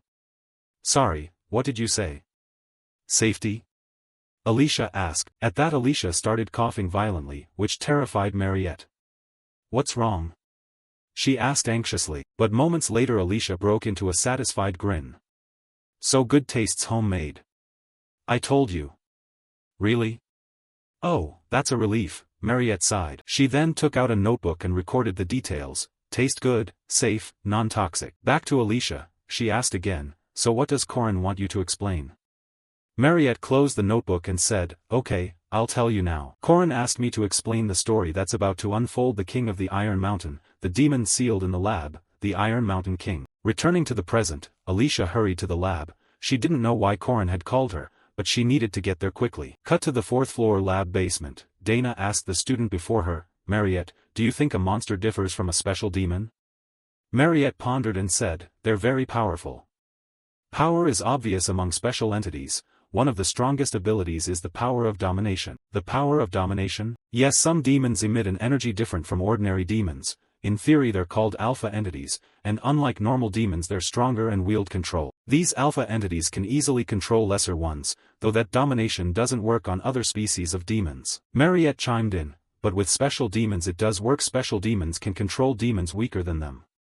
Exactly, you've seen this before, right? Mariette remembered fleeing the hunting ground driven mad by thirst. She had commanded other monsters to offer their blood to her. Thinking of that, Mariette realized a difference and said, but Professor, on reflection it's a little different from domination. Back then, instead of controlling their minds, I used their fear. Professor Dana heard this and slowly explained, it depends on your species, Mariette. There are 3 types of demons: monsters, evil spirits, and half-humans. Those are the 3 basic categories, but the influence of the alpha trait varies. For example, she said, waiting for Mariette's question. The vampire girl stroked her chin and said, so does that mean I could command other half-humans? We need to investigate further, but I don't think it's likely. Half-humans have intelligence higher than monsters, so that kind of domination probably won't affect them. The theory is settled, then let's start practicing. Everyone, bring out the Fong beasts, she said, clapping to signal. Immediately afterward, her assistants rolled the cages toward them one by one. Seeing the test subjects brought out in full, Dana continued, the purpose of this experiment is to test the range of the alpha trait in special monsters. If you can freely use this trait, then in theory humans could control most monsters and evil spirits. Mariette pondered the professor's words. This was a bigger experiment than she had thought, and it satisfied her curiosity as a mage. If successful, humanity could proactively counter the demon threat. Just as she thought this, Professor Dana suddenly leaned close and cheerfully said, oh, by the way, you succeeded in creating that tasty restorative, right? The one you asked me about before. Yes, thanks to you it tastes great. What a relief, Mariette replied. Sorry, I'm just a bit curious, Dana said with a smile. Then she looked toward the cages and said, all right, Mariette, try to dominate the Lengti. From everyone's view, the cage held a wild boar. Mariette's eyes lit up and she coldly commanded, come here. At her words, the boar's eyes glowed the same red, and they slowly stepped out of the cage. Stop, Mariette ordered again, and the boars froze immediately. Okay, now lie down, and at Mariette's command, the boars began to roll over, which left Mariette a bit embarrassed. What the hell are you doing? I told you to lie down, why won't you obey me? She said this as she looked to Professor Dana, who immediately offered her hypothesis. She suspected it was a limitation in communication between half-humans and monsters, since low-level monsters lack the intelligence to understand Mariette's orders. Let's test the difference with same-species beasts. Professor Fermac, release the seal on the king, Dana said. Understood, Fermac replied calmly. He then approached the massive body of the Iron Mountain King and began drawing runes on it, the expulsion runes.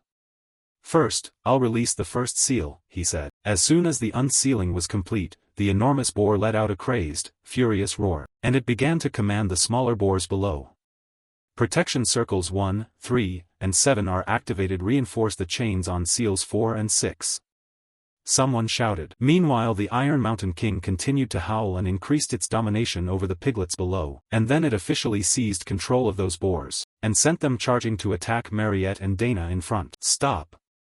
Mariette shouted, and she swatted the attacking boar with her hand. Professor Dana beside her guessed aloud, is it because they're all wild boars? They lose control too easily.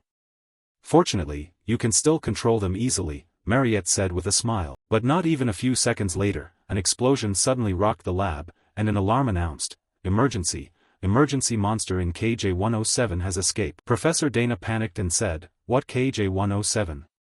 No.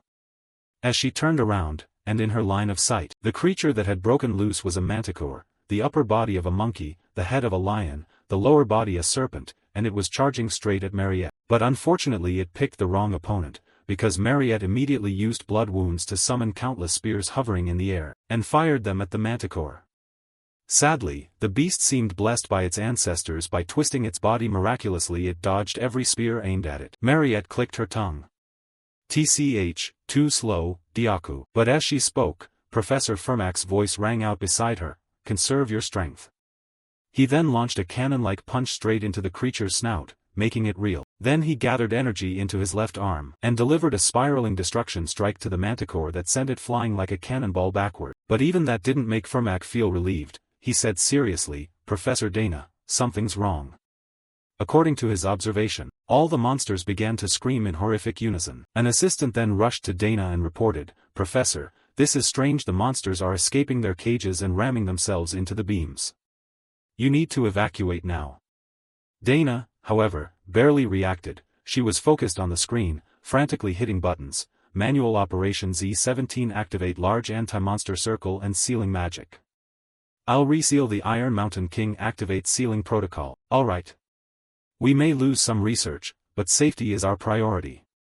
I can do this, Dana said through gritted teeth. But bad news kept coming in. This is Team 2, our magic circle won't activate. The sealing magic circles are down too, damn it. Someone's destroyed the sealing circles. Before she could get properly angry, the sound of chains snapping rang out and grabbed her attention. In the stunned eyes of the female professor, the massive Iron Mountain King boar had finally broken free from its seals. At the same time, in the port city of Sar, Master Hamen had dragged Corin to a bar. Ah, it'd be perfect if we had another drink. I'm out of dipping sauce, Corin said happily, and Professor Hamen laughed. Haha, kid, you really know food. Looking at the lavish spread before him, Corin thought about why he was enjoying such a midday feast. Master Hamen had brought him to a famous raw fish restaurant to celebrate his recommendation for a higher rank. He grinned mischievously and suggested, heh, shall we order a bottle of rice wine? Kid, you're still a student, and I'm your trainer, Hamen refused. That didn't dampen Corin's spirit. I'm Corin Locke, still a first-year student and technically a minor, so I rarely get chances to drink. I don't get why these taverns are so strict about ID checks. This odd blend of medieval and early modern rules sure has some amusing laws. Do you know the sorrow of not being able to have fried chicken and beer at the best fast food place right now?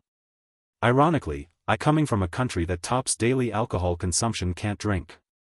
Thinking that, he decided to start performing to persuade the master before him. Coach, in the East they have a saying, that alcohol is something you must learn from your elders.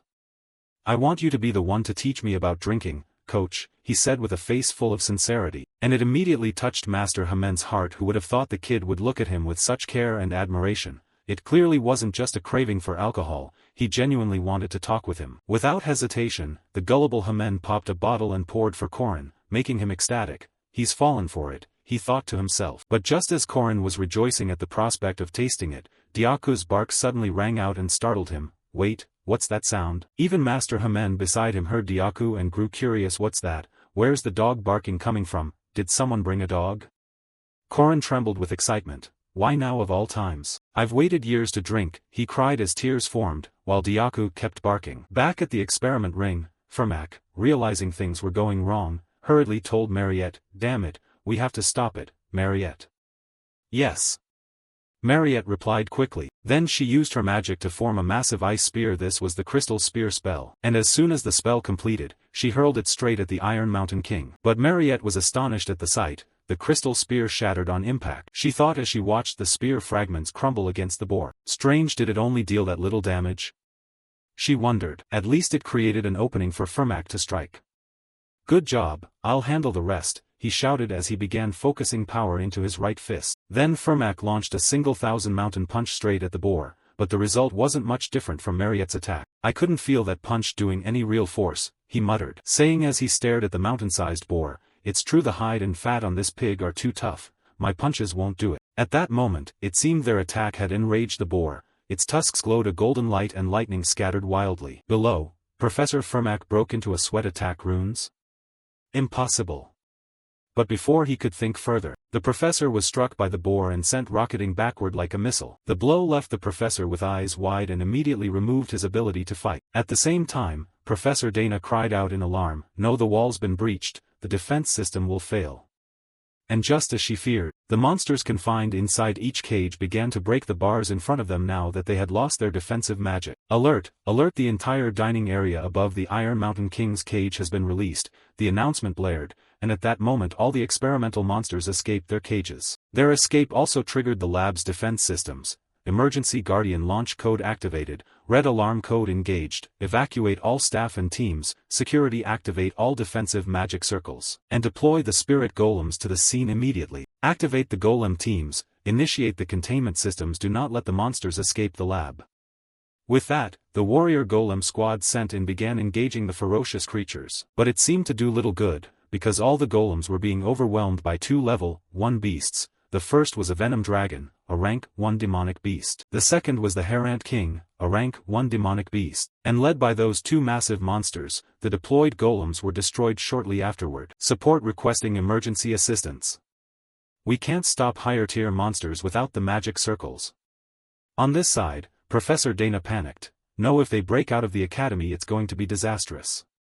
Permit wide area paralysis fire to incapacitate monsters continuously, and immediately countless bolts of lightning struck down from the ceiling toward the monsters. But one horned beast managed to avoid the attack range, and charged straight at the female professor, making her scream in terror. Just as she thought she was done for, a few swords flew in from afar and struck the horned monster, preventing it from taking shape, and a voice rang out, "The master's prediction, it's getting scarier by the day." Hearing that, Professor Dana hurriedly turned toward the sound and shouted in surprise, "Drawn, what are you doing here?" "I'm out here getting real combat experience," Drawn replied calmly. Then he also controlled his swords, and sent them charging to attack the worthless monsters in front of him. Across from him, the Herant King took notice of his actions, and immediately gathered a large flame in its mouth and breathed like a flamethrower. The blast shattered the lab floor into many pieces, but it didn't realize that its attack was helping someone nearby, someone well versed in golem magic, who was using the debris to forge a golem. With the sound of the pieces clattering, chunks of earth and stone began to come together and slowly form a massive body. In seconds, a giant stone warrior appeared before everyone,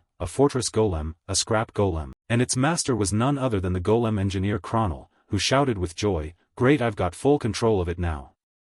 It actually works. The technique you taught me really functions." A few days earlier he'd said stamina was the key to upgrading his power and had forced me to train rigorously in the combat hall. Then he taught me a few golem control techniques he said he'd read in the library, and the price for passing them on was that I had to come on today's field trip. While the general was still reminiscing, his golem was being pushed back by the Herant King. With a single sweep it sent the golem's stone pieces tumbling down. "No, we're being pushed back. Is it because that rank 1 beast is too strong?" Kronel cried in alarm. But almost immediately, the golem became enveloped in winding roots, which visibly helped the golem recover. Root support, wooden reinforcement, a scrap wooden golem. And the one who aided the golem was Avonlauen's cleric, Yule. How did he know this would happen and teach me such an effective method? Yule muttered. Meanwhile Kronel had to clap in praise. "You timed that attack perfectly." Turning to Professor Dana, she noticed the venom dragon charging upward and hurriedly said, "Ah, venom dragon's heading for the 3rd tier." And the moment she spoke, Alicia sprang from somewhere and slashed it countless times across its body. As a result, the monster lost its momentum and fell straight down. "Phew, have we taken it out?" she exhaled and asked. Meanwhile, her arrival only heightened the female professor's astonishment. What perfect timing. She hadn't expected the students here to be at least rank 2 knights or mages. I've never been this grateful to students, she thought. Then she finally noticed something odd and said in surprise, "Wait, why are all of you in the laboratory right now? On a field trip?"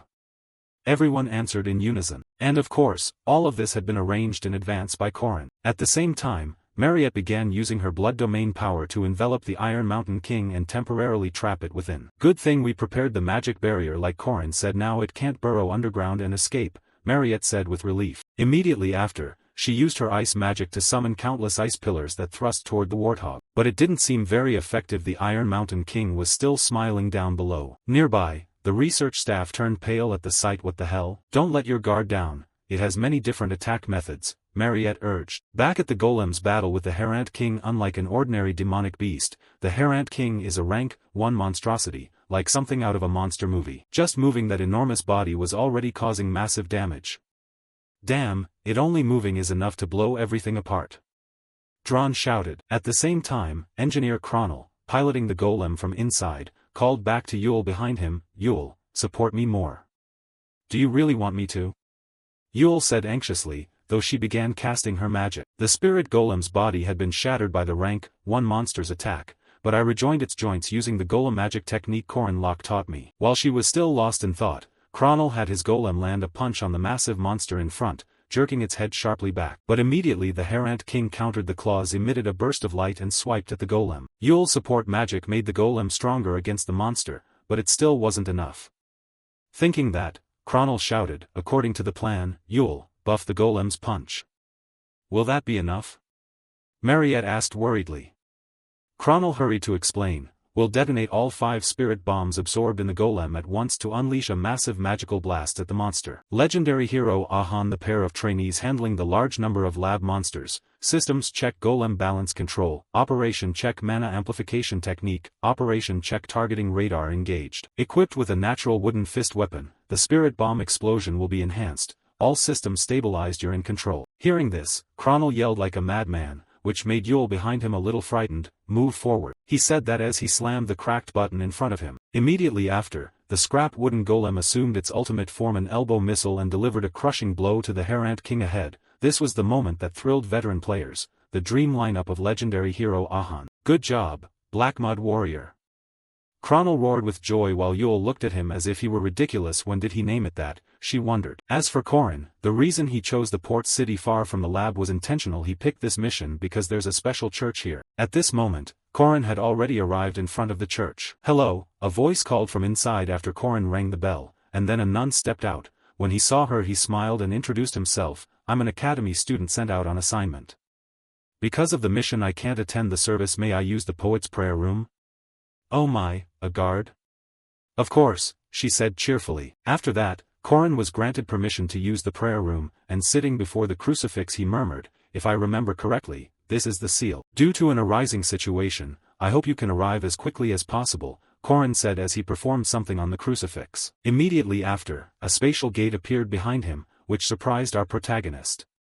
"Ah, your response was as fast as I expected." And right after he spoke, a magic sword was placed at his throat, accompanied by a threatening voice. "Corin Locke, how did you know about the seal?"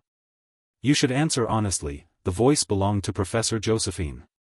Somehow Corin had successfully sent her a signal and made her rush here immediately. "You must have a lot of questions for me, but now is not the time, at least not yet, because there's still a lot to do," he thought to himself, then said calmly, "First we have to handle the emergency." Back in the lab, after witnessing Kronel's scrap golem feeding King Herant, Alicia's eyes widened. "What is this? I've never seen it before," she said in surprise. But at that moment the poisonous dragon beside her woke up, let out a roar, and lunged straight at her.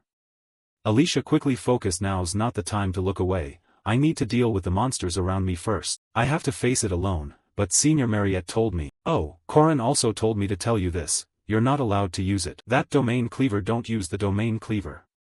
Corin must have seen the potential power inside me, but can I really do what he expects?" Alicia thought as she began dodging the attacks from the poisonous dragon. Then Alicia suddenly heard cracking noises that made her curious. "What's that sound?" she said as she hurriedly turned to look. The cracking was the sound of the blood pit imprisoning the Iron Mountain King splitting apart. And right after that, it shattered into pieces before everyone's stunned eyes. And the owner of the pit, Mariette, was blown out as well. Her condition didn't look very good. Just as Corrin had said, "I probably can't defeat this demon beast," she muttered. The Iron Mountain King. It immediately transforms into a legendary demonic monster after absorbing all the arcane iron from the mine. Ancient texts say this grants extreme resistance to physical and magical attacks. That's why countless heroes died and failed to slay the beast, forcing it to be sealed here. But even so, I won't give up, Mariette thought. Then she opened many bleeding wounds and charged to attack again. Her reckless, fearless stance surprised Alicia behind her, and taking advantage of the moment, Donglong also surged forward to attack her from behind. I can't fail either, Alicia told herself and prepared to fight to the death with the giant serpent. Meanwhile, Professor Dana of the magic department stood agape, unsure what to do as she watched. As Mariette used alchemical magic snowflowers to assault the Iron Mountain King, but it didn't deal much damage. On one side stood the Iron Spring King, a true legendary monster, and on the other was the high-ranking vampire Mariette Dunalef. Though Mariette was struggling, she still managed to maneuver and fight the demon beast.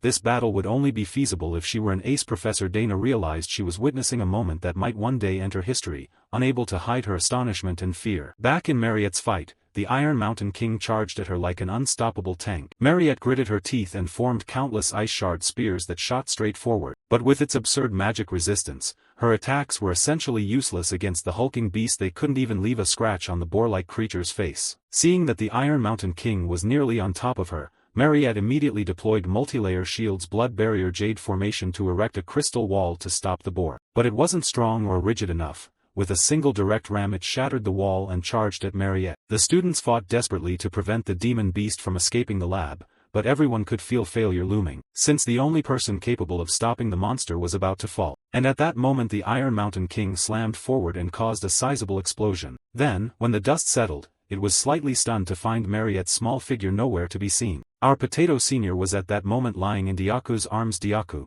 so where was? Oh, so she's back, Mariette said happily. Meanwhile, beside her, Alicia was also struggling to fight the poisonous drake. This is bad. I'm not allowed to use the domain cleaver, so how can I beat it? What would Corrin do?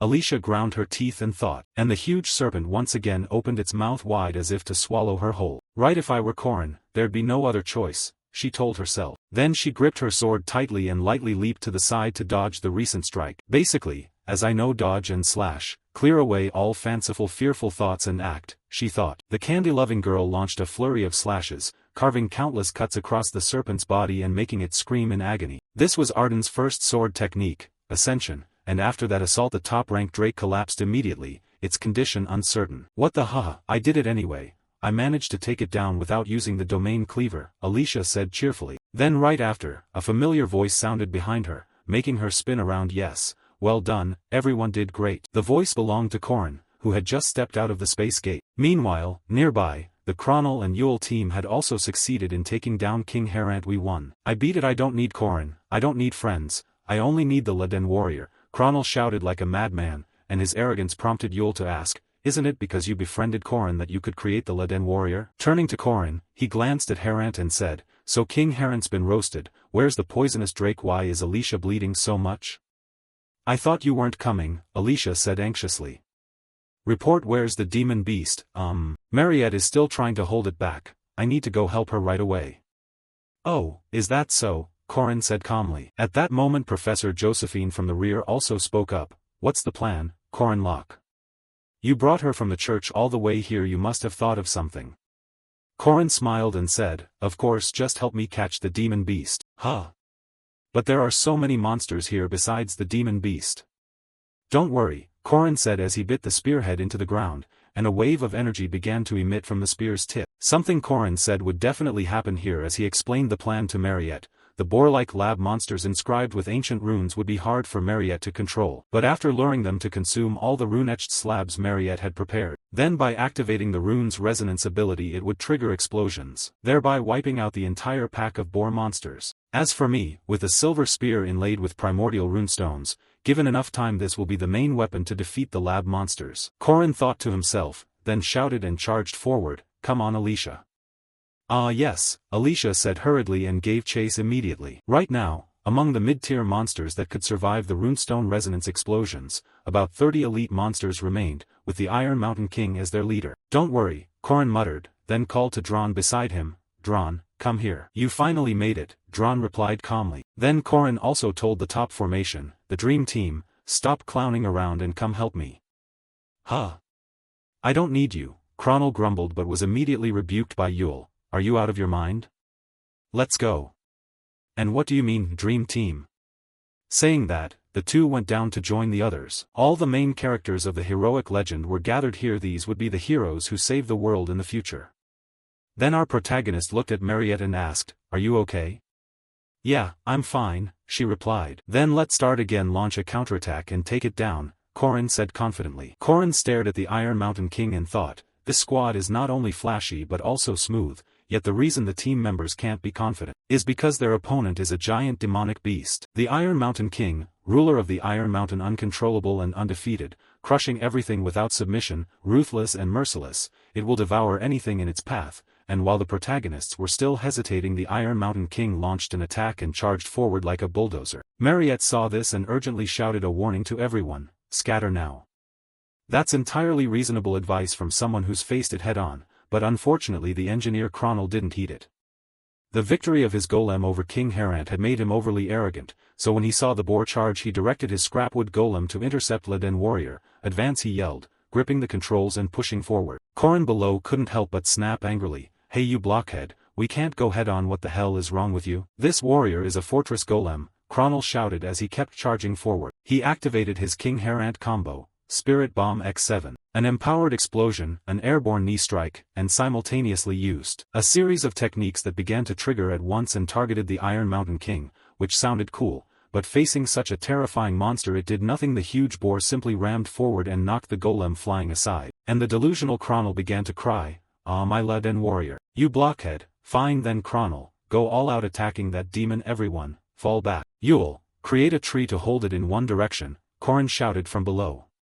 Your Leden Warrior can't lose, Kronel wailed, and Yule from behind angrily muttered a few words. Tisk, change of wind like daytime already, she said as she began to cast her magic. Then immediately a magic circle appeared at the Iron Mountain King's feet, and from within it countless large branches sprouted, wrapping tightly around its body and lifting it into the air. Success!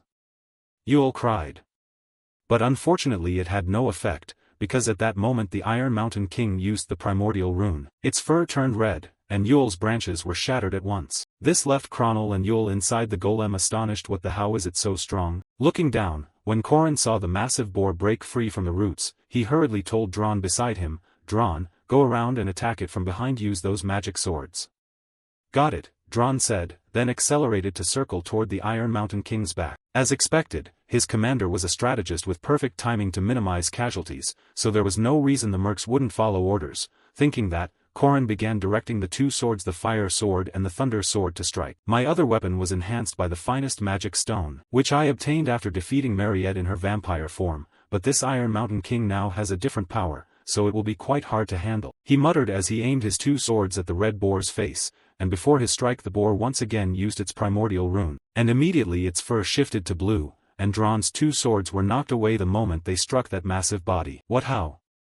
It's not hurt at all, Dron said in astonishment at the sight before him. Meanwhile, Mariette beside them realized something and shouted to Korin, yeah, I know Diaku. Hearing that, Diaku leaped violently and launched a punch straight at the boar's snout, and that blow actually worked. His fist sent the boar flipping backward.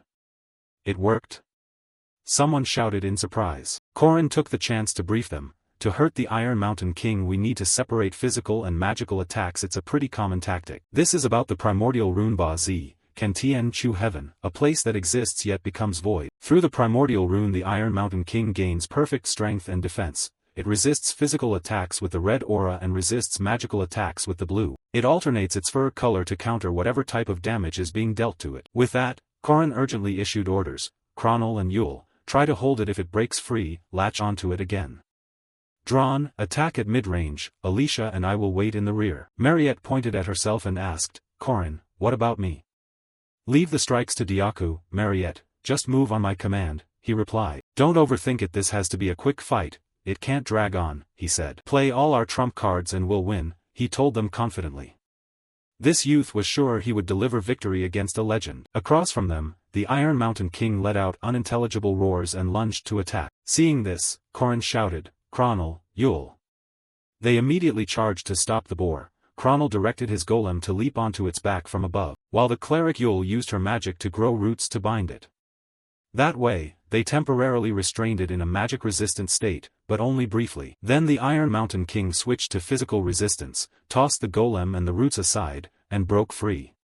"It's loose, it's fast," someone shouted. Immediately after, Dron's fire sword and nurture sword charged at the boar, but it was astonishingly agile. It shifted its fur color again from red to blue and successfully intercepted Dron's magic blades. "Keep the same tactic, rush in and block it so it can't escape," someone shouted. At that call, Diaku rocketed forward like a cannonball and stomped on the boar's snout, while it was still restrained by the roots Yule had summoned. Kronel, seeing this, shouted happily, "It's working." The strike was even more direct than last time. Even if it were him, that attack would. But his voice cut off mid-sentence, because from where he stood the fur color hadn't changed, the transformation had stopped. It was still red at the spot where Diaku had struck. It was a fake. After showing that turning blue could resist magic, it used that trick to deceive Diaku, their most dangerous opponent. As for the Iron Mountain King, it now smiled in contempt at everyone below. Then it unleashed a colossal primordial rune that destroyed everything it touched. A beam of annihilation shot straight at Diaku and sent him flying. As a result of that strike, Diaku lost the ability to fight. From behind, Korin urgently called, "Mariette, withdraw him, then use blood spears to pin it down."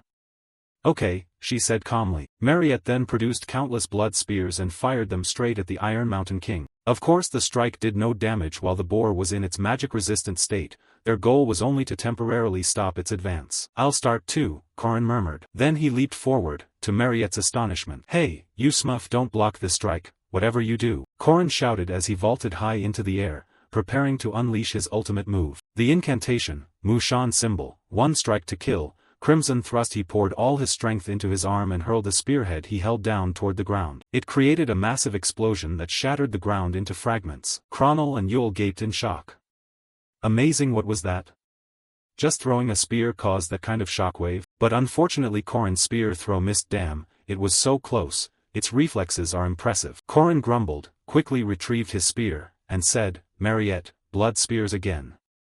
"Alright," Mariette hurriedly replied. Then countless blood spears flew straight at the boar. Korin's plan: if it used the blue aura to block magic, it couldn't block his physical spear strikes. Conversely, if it used the red aura to block physical damage, it couldn't stop the blood spears.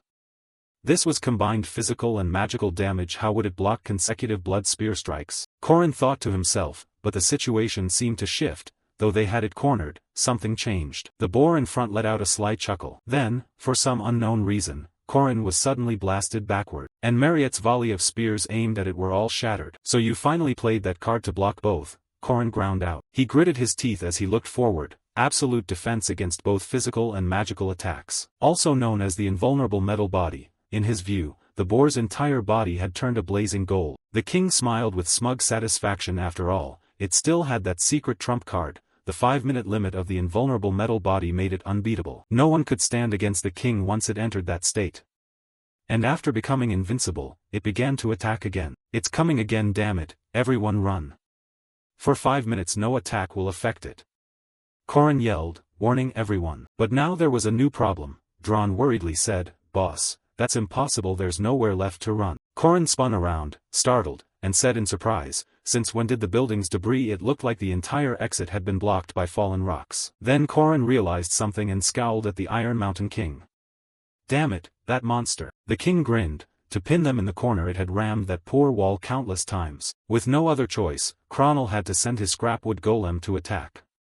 "Forward, Leden warrior, time for us to shine," he said as he commanded the golem to throw a punch forward. But the result was unsurprising. The stone golem was immediately slammed away. Even that giant couldn't stand up to it. At the rear, Mariette, seeing Kronel fail, hurriedly used alchemical magic blood ice to create a barrier wall. But the outcome was identical to Kronel's magic from a small half-human was useless. Now it was time for the king to break free from the prison that had contained it. Golden Aura, the final form of the Iron Mountain King, the demon of Dingle Peninsula, the 5-minute undefeated state of the final boss in Part 2. It was that horrifying moment that had driven countless players into despair. However, there was actually a hidden method here.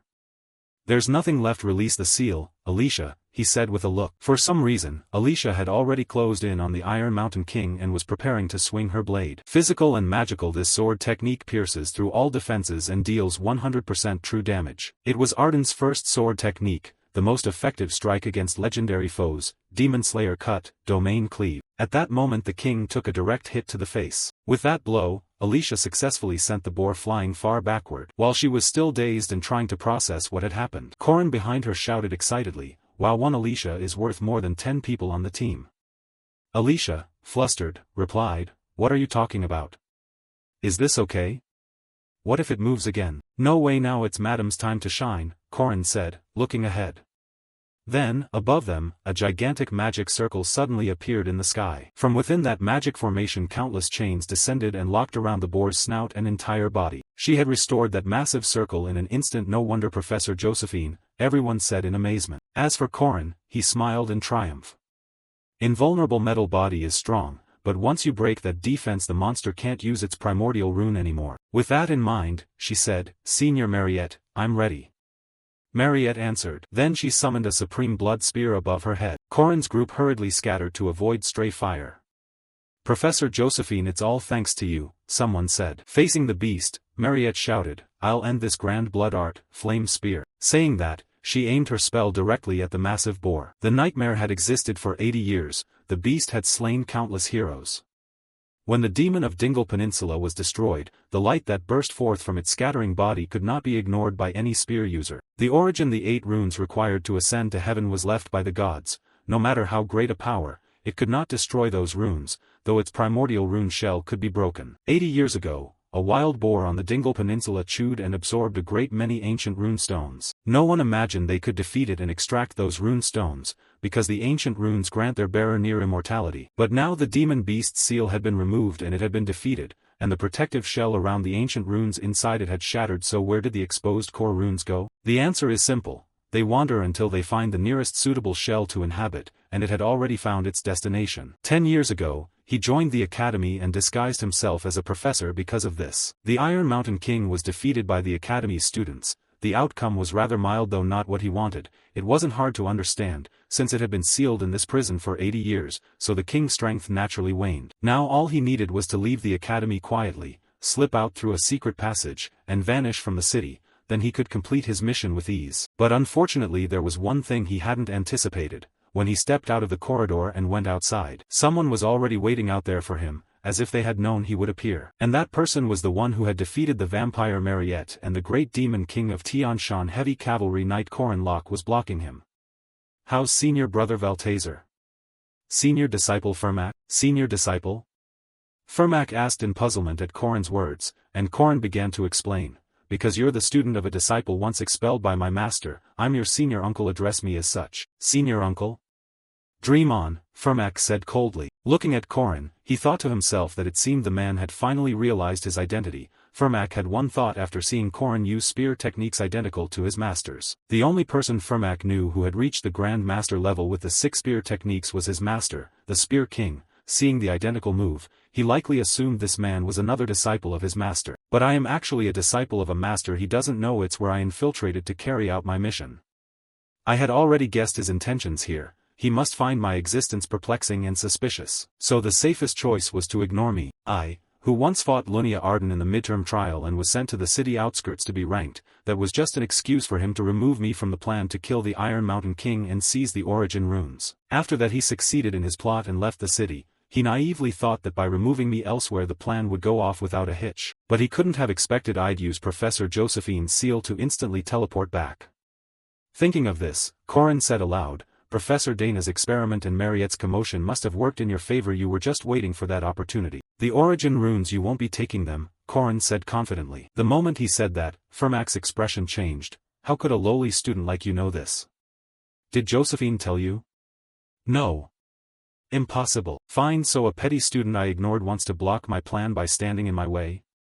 Very well. Then you are my enemy," he said, slipping on his rune gauntlets. Immediately he took a fighting stance and unleashed an extremely dangerous aura. And Korin knew this well. Fermac Damon was famed as the top knight on the continent. Moreover, he was the mastermind behind unsealing the Iron Mountain King, the final boss of Part 2. And later he would appear under the name Tian Wang, one of the 4 kings. By then his power would rival Lunia Arden at her peak. If circumstances were favorable, he had the potential to reach the level of a top-tier master without much difficulty. Speaking of Fermac, when he saw Korin lost and thought, he sneered, an arrogant fellow with so little talent. What, you think you can fight me? I'll end this quickly. As he spoke, Firmak began to channel his dark energy, and a shadow behind him started to rise from the ground, forming an identical clone of him but tinted purple. This was his signature shadow duplicate technique. Korin across from him wasn't unfamiliar with the move. Firmak's power lay in lightning counterattacks and increased damage while in darkness, but I didn't pick this battlefield by accident, he thought with a smile, and then, our protagonist activated the sun rune he had carved into the ground, and immediately the rune unleashed a fierce beam of light, causing the dark clone to gradually dissipate. Darkness's natural counter is holy light. You know your weakness, Korin said, then continued thinking. A dark mage needs shadows to reach full strength, just as a water mage needs humidity and a fire mage needs dry, hot air. While our protagonist was still explaining, the traitor Firmak launched himself at him. Apparently he wanted to finish the fight as quickly as possible to prevent Korin from pulling any more tricks. But unfortunately for him, before he could reach him, the ground before him suddenly blazed with countless sun runes, which left the dark-skinned man stunned. "No, what is this?" he said in panic. Korin on the other side began to explain, "I put a lot of effort into this, carving the sun rune for 20 straight days, but in return I have plenty of mana and the advantage to face you. Every rune has inherent strengths and weaknesses. I had to prepare for this final fight before anyone else. This is the cruelest counter to Firmak wrapped in holy light and solar radiance. He can't do anything." "Coward," Firmak snarled as he realized Korin's intent, and our protagonist smugly replied, "You should praise my preparation."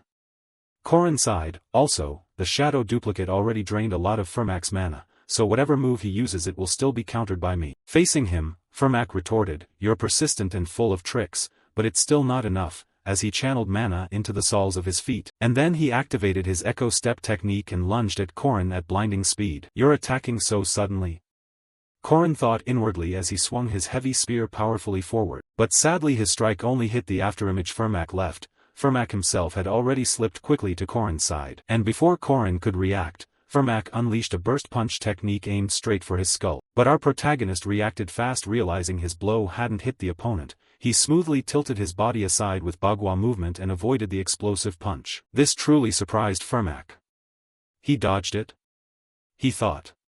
Echo Step is supposed to strike repeatedly at the opponent's blind spots. I didn't think he'd be able to avoid that, he felt inwardly. At that moment Korin began to use his 4-step ultimate, Complete Return, rushing forward to seize the initiative. And once he closed the distance he unleashed a falling sky slash that produced countless cuts, but with his battle-hardened experience Firmak still managed to dodge the attack without taking a scratch. He even didn't forget his footwork. It's a technique forged by experience. "Still playing, Professor, huh?" Korin said tiredly as he kept attacking. "I've been pretending for 10 years. It's a professional habit. Can you drop that act and be real for once, you arrogant brat?" he said as Firmak continuously retreated to avoid the strikes. "No matter what you do, you'll die here," Korin declared to him. But seeing Korin had some fighting skill, Firmak didn't intend to slug it out. The priority was escape. "Unfortunately I can't fight you to the end. Next time we meet I'll kill you," Firmak said as he used Echo Step to retreat rapidly.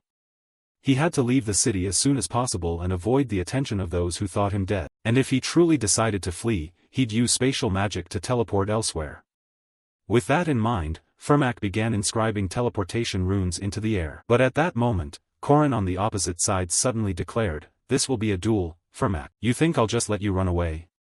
"I have no interest in dueling someone like you," Firmak replied coldly. "You will duel, Firmak Damon. That's the code," Korin said with a smile.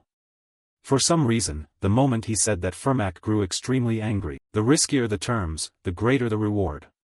In this world many things bind a person. For those who walk in darkness like him, there exists a code. He cannot refuse a duel. Firmak Damon, bound by that code, must accept. "So that's why you came alone?" Firmak asked in puzzlement when Korin made the demand. "A duel must be one-on-one," Korin replied calmly.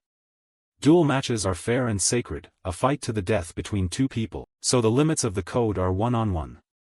As long as I come alone and the duel rune is activated, you'll be forced to duel. No other choice." While he was musing, Firmak across from him announced his name, Firmak Damon, disciple of the Spear King. Korin answered in kind, "First Spear of Empress Tian Ho, Aaron Danua, Korin Locke." By code they had to name themselves. Win or lose, a duel has a single outcome. After naming themselves, the two launched at each other. The system's backup repeated the codes. First precept, duty: do not look away from another's misfortune, affinity A+. Second, restraint. I cannot understand the spirits. Backup increases damage dealt by 50%. Third, oath. I will save this world. Affinity A, backup doubles all stats. Current stats, average aura 5530 plus 5530, high mana 4170x2, strength 67, agility 67, stamina 68, aura 64, mana 64. Passive skill, tenacious warrior effect x100, pain endurance, entire domain.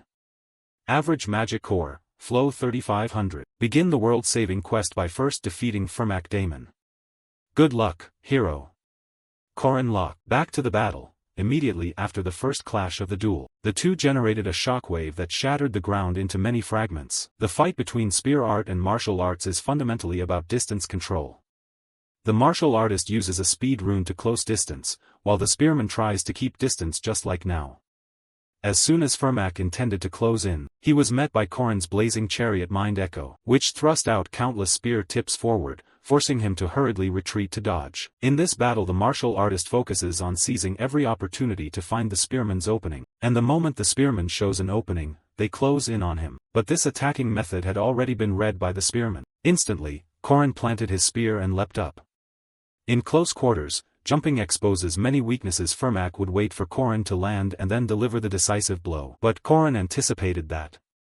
While still airborne, he unleashed the spear technique Heaven's Return, endless chaotic wounds. The attack sent countless spear tips raining down on Firmak below, forcing him to lift both hands to block. He's too fast. He can strike 7 times in a row while suspended in midair. But the moment he lands, I'll have my chance. And just as planned, the instant Korin hit the ground and hadn't yet regained his stance, Firmak closed in on him from behind. Our protagonist reacted quickly too. As soon as he saw the man charging, he hurriedly spun around, then unleashed Tian Gui's second form Demon Spear Return. The strike carved a wound across Firmak's chest. At the same time, Firmak's fist slammed straight into Korin's face, sending him flying backward. Not giving Korin a chance to respond, Firmak immediately closed the gap and launched a barrage of punches. Even though his hand was bleeding from being slashed, he kept attacking, continuously closing distance. He even thought to himself, while Korin across from him was struggling too. Is he attacking while enduring that pain? He gritted his teeth and laboriously raised his spear to block the rain of fists from Firmak. Then the dark-skinned man gathered mana into his left arm and unleashed a move called Heavenly Strike. Seeing that, Korin realized immediately, he's putting everything into this finishing blow. If I block it, I'll win this match. That was Korin's thought. But in a split second he saw the man's fist opening. Right after, the man's hand clamped down on Korin's spear. He's aiming at the spear? Is that a feint? Korin wondered in shock. Before he could react, Firmak had inscribed some rune onto the shaft of his spear. Once the rune was complete, Korin's spear flew sideways and drove deep into a nearby tree. What are you going to do now, spearman without his weapon? Firmak said as he hurled a full-strength punch. Korin hurriedly raised both hands to brace. But even so, the explosive fist nearly made Korin vomit bile. Afterwards, his entire body was pushed backward. Thankfully, Korin recovered his footing in time. He shouted and thought, it's okay, I can just recall the spear. But sadly, things weren't that simple. When he tried to summon it, the spear twitched but didn't return. Damn it, it stuck too deep to pull out. Korin gritted out. Right then, Firmak closed in on him from behind. He then launched a technique called left fist straight punch. Luckily for Korin, he noticed in time and dodged. Korin refused to sit back and take hits and counterattacked. Even without my weapon, I'm still a martial artist. You know that, right? Saying that, Korin began using Bagua Ascending Dragon Palm, unleashing a flurry of palm strikes at Firmak. The foundation of every martial art is physical attack. With that, Korin delivered another move, Bagua Third Gate Palm. The strike was powerful, even generating a shockwave that blasted out from behind Firmak. But it still didn't seem enough to put Firmak in real trouble. After taking the full barrage of palms, he could still calmly say, "You've surprised me a bit. But your fist techniques aren't as strong as spear techniques, are they?" He spoke as if Korin's previous attack had done nothing. Korin gaped. He didn't take any damage at all? He wondered. Before he could think further, the dark-skinned man opposite landed a left hook to his ribs, leaving him no time to react. Korin's Bagua was powerful, but he'd forgotten one thing. It was only his secondary weapon.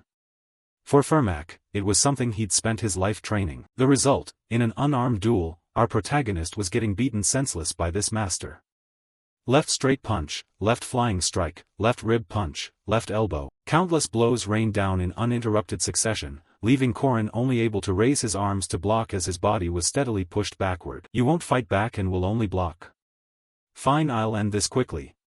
Firmak said coldly. At the same time he unleashed another explosive fist with his right hand. Unfortunately for him, this time Korin blocked it with his spear. That spear, how? I threw it away already. Firmak thought in surprise. Korin, as if reading his thought, said, I must admit you are a strong opponent. Turning to Firmak, he realized what had happened. This brat, he deliberately took hits to bait me, then get close and retrieve his spear.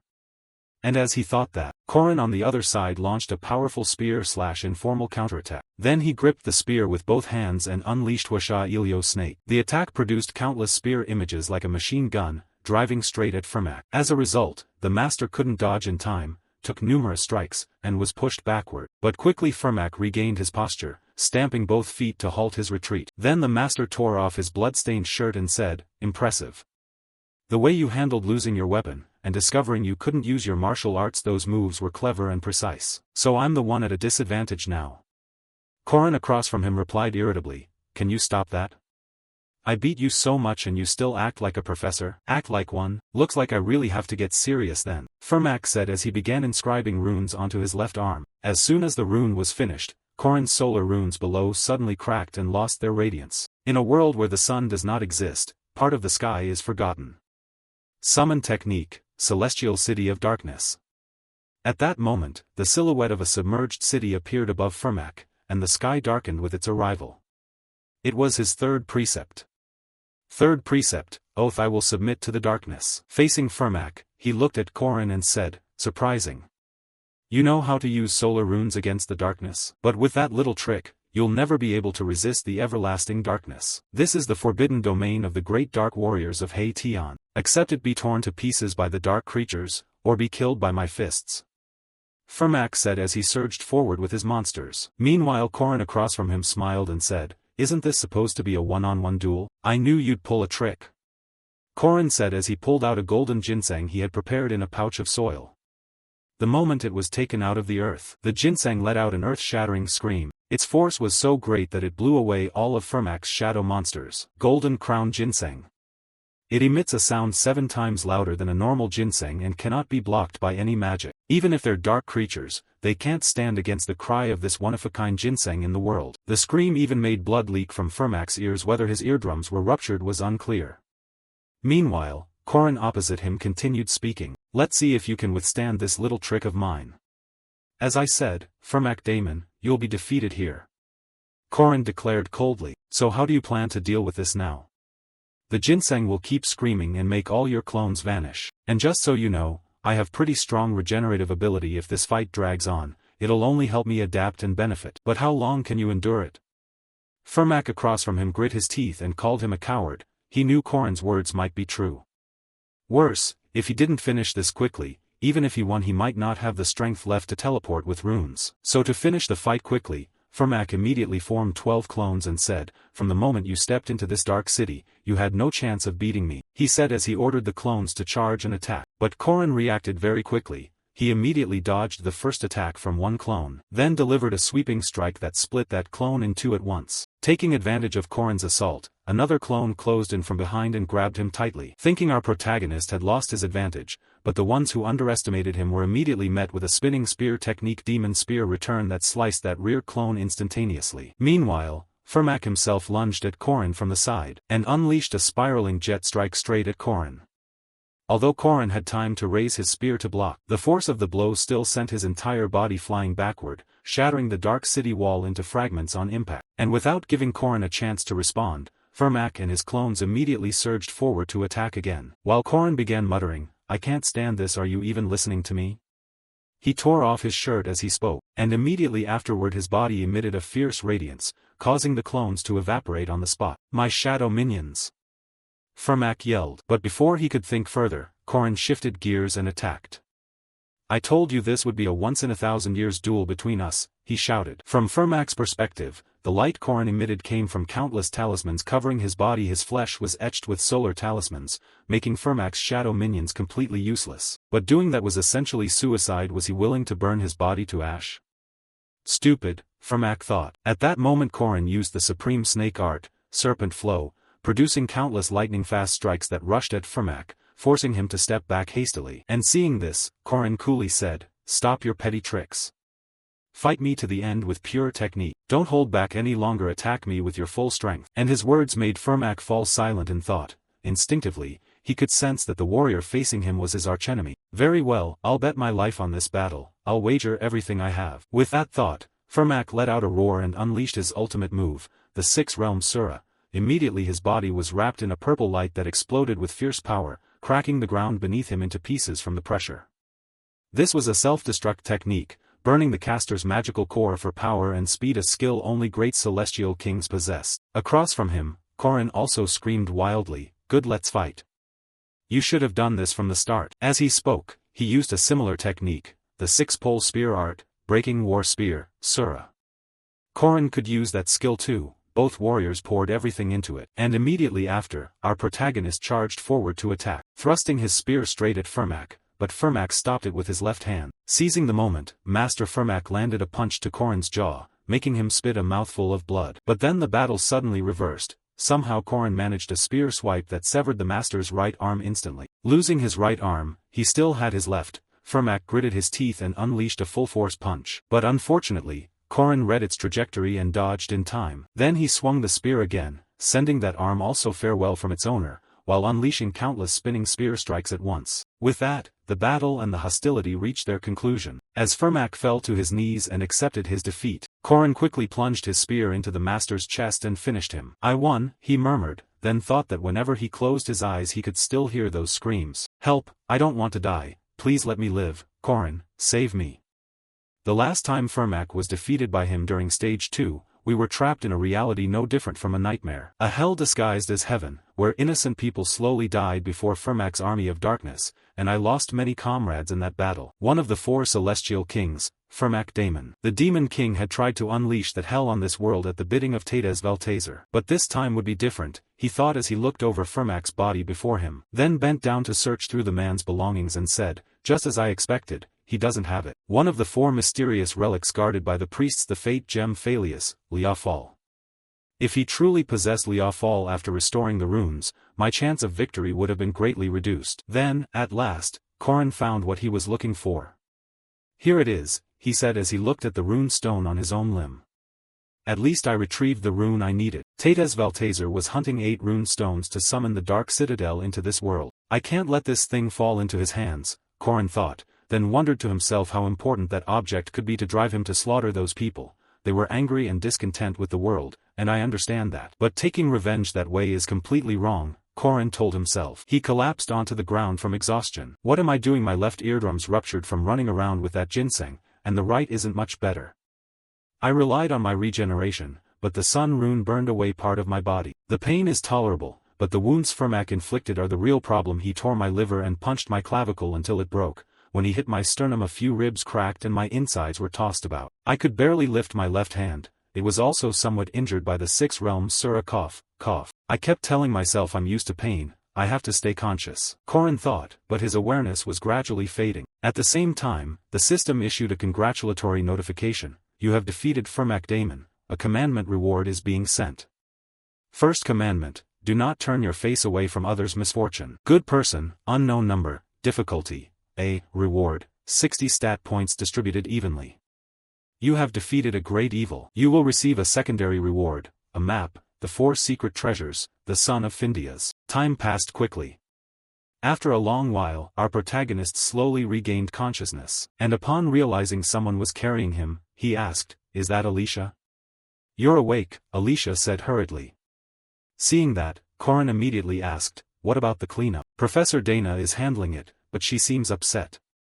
Dron has left, Harant and the others found you." "That bastard Dron probably doesn't even know what loyalty means," he said. "Don't expect much, that their relationship is just a business partnership, and he told you to repay your debt by next week." "Alicia, what about?" Before Corrin could finish, Alicia guessed what he meant and answered, "The runes and the golden ginseng. We put them away. Strange that you knew what I wanted to ask. You're not that smart, Corin said in puzzlement. Her annoyance flared. Hey, remember I'm carrying you. Watch out or I'll drop you. Don't do that, I'll die, Corin said in panic. Then Alicia found a bench and let Corin rest there temporarily. Only now could our protagonist manage to say thanks. Thanks for saving me.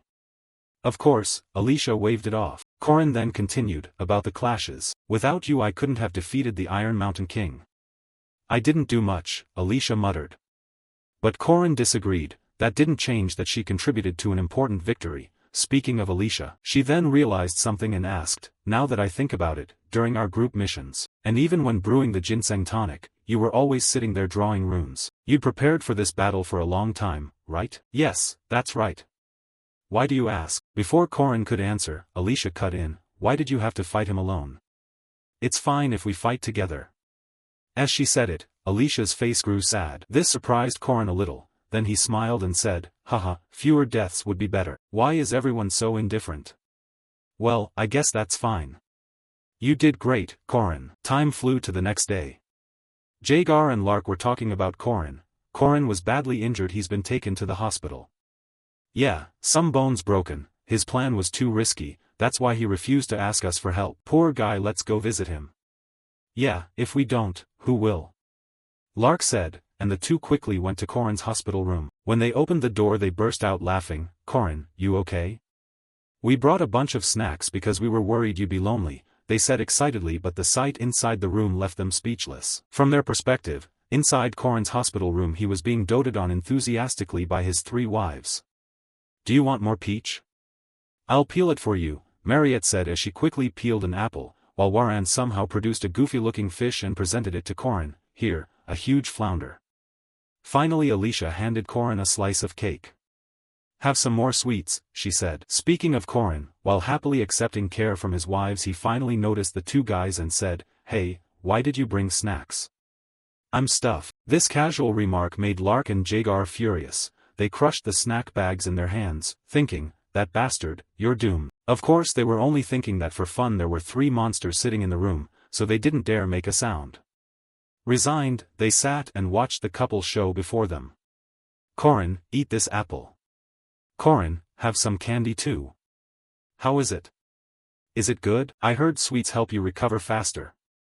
It's delicious. They continued to fuss over Corin, making the 2 friends beside him so jealous they cried. Damn it. That bastard. I'm so jealous of him. Jagar sobbed. Lark wasn't much better. Why do I have to be here and watch this? Across the room, Alicia thought of something and suggested, it's rare for us all to be together like this. Let's play a game for fun. Oh, sounds great. Should we invite Corin's friends to join? Mariette said cheerfully. Hearing that, the 2 guys suddenly lit up. Us too? Amazing. You're awesome, Corin. You're the best. So glad I came. Indeed, those 2 flipped their attitude faster than a pancake. Just as they were about to start mingling, a few knocks sounded at the door. Jagar, curious, stood up and opened it. Oh, who else could it be? Who is it? He called as he opened the door. Seeing the visitors, the big guy was startled. What wind blew you in here? Looking back at Corin, the arrival didn't surprise him much. They're the ones I expected. I need to go meet them anyway. By everyone's looks, the visitors were the academy principal accompanied by Professor Josephine. The principal spoke up, Student Corin, how are your injuries? Corin on the bed quickly replied, hello. Principal. Alright, time to show my worth, Principal, he thought to himself. Then everyone else left the room so Corin could speak privately with the 2 of them. Sorry, but I have to ask your friends to step out for confidentiality reasons. I know you understand, Corin answered calmly. The principal then got to the point. First, we have a lot to ask you. This matter is much more serious than Mariette's. Corin vaguely guessed what they meant. Are they suspecting me? Time to steer the conversation. With that thought, Corin laid his cards on the table. Professor Fermac Damon is a spy. He said coldly. The principal's reaction was somewhat cool. About that, he was about to say more but Josephine cut in. Principal. I mean, don't. Both of us know, Professor Josephine. They weren't as surprised as expected.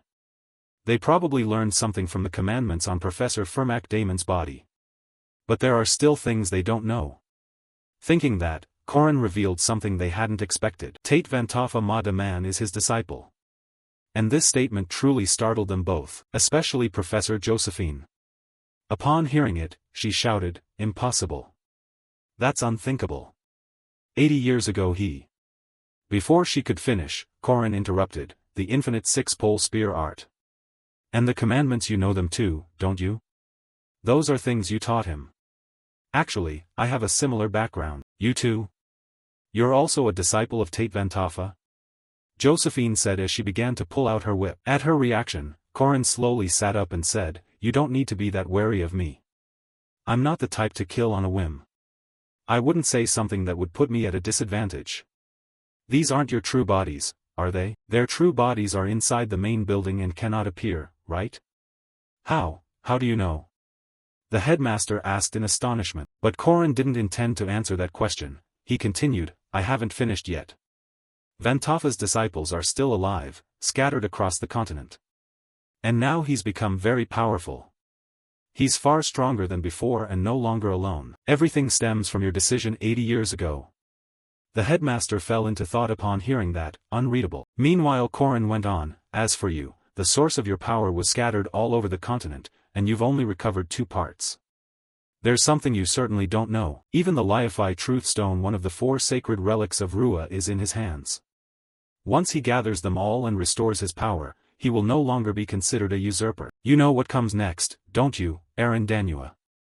Corin said as he produced his ancient rune stone in front of the headmaster. The headmaster was also greatly startled by Corin's words. Things are becoming clearer. That's why Professor Josephine, with over 80 years' experience, didn't become headmaster, and why the rising star Ariu Khazar was immediately placed in that position. 80 years ago the Academy's headmaster was Lord Viren, 50 years ago it was Lord W, and the current headmaster is Lord Khazar. The truth is their bodies are composed of and empowered by those ancient rune stones. Aaron Danua, a supposedly ordinary person, returned to the topic. At this point the headmaster had taken the rune stone and asked, "What do you want to do?" At the headmaster's question, Corin slowly removed his coat and said, "We share the same goal." With that he revealed the ancient runes engraved on his body. "Are those commandments?" the headmaster asked, puzzled. But before the headmaster could think further, Corin spoke up. "I am honored to be your vanguard spear to protect this world. You may treat me as a servant if you like," Corin said, kneeling on one knee. At that moment he recalled his master's words from a past life, "I'm grown now, kid. As an adult, I will protect children like you, Ariu." "No, Aaron Danua. I still can't forget what he did. Now it's time for me to repay him," Corin told himself. His action left the headmaster at a loss for words. Scene shift to some secret location, where Professor Josephine was present and speaking to the woman before her. "Aaron, I don't think so." The woman named Aaron fell silent for a moment, then said, "So Tate is still alive? Corin, that child, can he be trusted?" Josephine was about to reply, but before she could, Aaron continued, "I know. I shouldn't trust anyone so easily. Have someone follow him. We still can't fully trust him." "Understood." Josephine replied calmly and turned to leave, leaving Aaron overwhelmed with troubled thoughts. "I can't act recklessly because I carry too great a responsibility.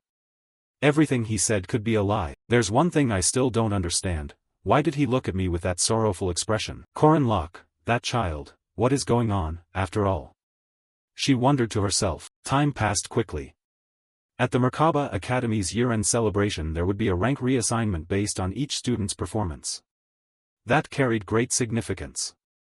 If the rank you received upon entering the Academy was only temporary, then this is the official ranking granted by the Academy's Guardians Association, a formal level. Because of the reassignment, many students trained very hard to secure the best official rank possible. It could be said that many cadets reached levels comparable to the Academy's Guardians. At that moment the announcer's voice rang out, "Everyone has worked hard. Your achievements have brought great prestige to the school. Blah blah. Now we will announce the students whose ranks have changed." Hearing this, Corin told the girl Mariette beside him, "Let's go up on stage." "All right." Mariette replied cheerfully. The announcer continued, "Second-year student and top of the magic class Mariette Dunalev." Although Mariette's situation was difficult, she remained determined to improve and proved herself by assisting with the accident at the training grounds. Blah blah. Corin looked at Mariette and thought, to be honest, she hasn't contributed much this semester, since she wasn't allowed to leave the city after turning into a vampire. Still, she assisted Professor Dunilef with research, and the abundant mana she gained after becoming a vampire helped the academy a great deal. With abilities like that, her promotion is only natural. Above all, her efforts to stop the Iron Mountain King minimized casualties at the academy. Mariette Dunilef, nominated by Academy Headmaster Ariu Kazar and Northern Branch Chair of the Guardians Association, Dina Grandia, you will be promoted to semi-advanced rank. The headmaster announced as he handed Mariette a certificate. This moved the students in the audience to gush, amazing. Doesn't that make her the youngest semi-advanced guardian ever? She'll definitely go down in the history books. The headmaster's voice resumed, the students I name, like Mariette, all made major contributions in the recent incident. Blah blah blah. The students below began whispering, like Mariette? There were others who helped with that? I don't recall hearing about that. Murmurs spread. That was not surprising. Although the incident was widely known, its inner details were kept secret. What happened that day remained classified. No one knew of the Iron Mountain King's existence, or of Professor Fermac Damon's betrayal. Magic class, Kronel Laden. Night class, Alicia Aiden, Drawn Warsky. And finally, Corin Locke. Students Kronel, Alicia, and Drawn, for your achievements you will be promoted to semi-upper rank. As for you, Corin Locke, although you are currently a 5th rank guardian, with your exceptionally outstanding performance, Headmaster Ariu Kazar, Senior Professor Josephine Clara, and Honorary Professor Jimen Gals, with the endorsement of these three you will be promoted to 1st rank guardian. The headmaster's announcement left the students stunned. What? 1st rank? How can someone go from 5th rank to 1st rank in a single semester? This is bizarre. A 5th rank guardian to a 1st rank guardian? Receiving a non-standard promotion after consultation with the association? There's no question about my abilities, but the reason I was bumped straight to 1st rank was thanks to my efforts in the battle that defeated Professor Fermac Damon. The most important thing is the privileges of every 1st rank guardian, the right to join the Guardians squad immediately. It's finally starting. In the game it would have taken 3 years, even with early graduation. I achieved it in under 2 years. That will be a major change for the future. I will recruit all the elites here. Power and privileges consolidated that will let me do anything. Corin thought as he looked at the people beside him with a sly gaze that made them uneasy. Do I have a bad feeling about this? When the ceremony ended, summer break began. Corin asked about everyone's plans. Finally, summer break. What are you all going to do? Make money. Drawn said. Jaeger's going back to his hometown. Lark decided to intern at the Magic Tower. Yule planned to consult experienced RIS. There are some RIS in the west, and she already scheduled meetings with them. Engineer Kronel would also head west. He'd heard of an abandoned castle there and planned to search it for an energy core for his golem. As for Alicia, she was in tears. I might have to return to my clan. My grandfather is urging me to come home now. Safe travels. Corin said calmly. Alicia then asked him in return, what about you, Corin? Are you going home? No. Corin said, thinking to himself. Before, when I returned to the house from Corin Locke's memories, it was completely empty. They'd gone on a trip without me. I traveled to Ven because a glitch in the messaging system delayed notices by 3 days. He thought privately. Seeing that, Alicia mustered her courage and offered. Oh then, would you want to come with me? Go with you? To your home? Corin asked. I'd be a little scared going alone. Scared? Scared? With her personality she shouldn't be scared of anything. Nothing went wrong in the game, so she'd be fine without me. Corin thought, then declined. Sorry, maybe next time. I've decided to explore the east. Okay. Then next time it is. She said shyly. Corin's plan to explore had been in the works. There's a place I have to go. I must go now. There's still some time before the next term. Without this summer break, I couldn't get there easily. Cut to a certain train, inside which several figures in cloaks sat. They opened a wooden box to check their weapons. We still have 9 hours on this train before we reach the northern continent. Preparations are complete. At that, all the black-clad men turned to one another and drew their weapons. Then a porky-looking man like their leader stood and shouted, everyone. Hands up. Turn over everything you have. At his command people cried out in fear. The leader threatened further, you'd better do as I say, unless you want to tussle with a semi-upper rank. And as soon as he finished saying that, a voice rang from the entrance, "Oh. This doesn't look like our car, does it? Why do we keep getting lost?" The leader spun his sword toward the back and barked, "Who the hell are you? Can't you read signs? Got into the wrong car? Hands up if you want to live." He said this as he pressed the blade to the throat of the one who had spoken. The result was that the man received a punch to the chin, sending him flying up and getting stuck against the train car's ceiling. The owner of the punch was, of course, Korin. Beside him was Waran.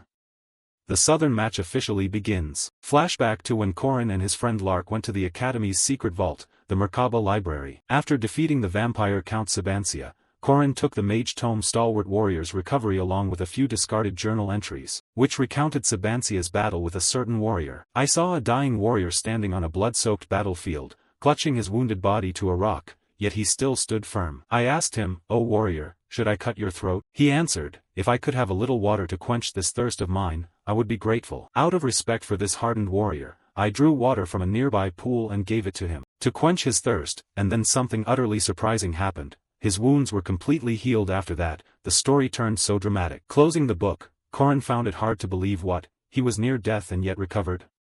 His stance was majestic, like the great General Yi Sun Sin. It was truly remarkable. Beside him, Count Sabancia, who was controlling Lark's body, also asked, "Is my southern stronghold still standing?" "Huh. Ah yes, it is," Korin replied. Hearing this, Sabancia offered him a piece of advice: "If you have time to go there, stop by my office, it might still be there." "Huh? What's still there?"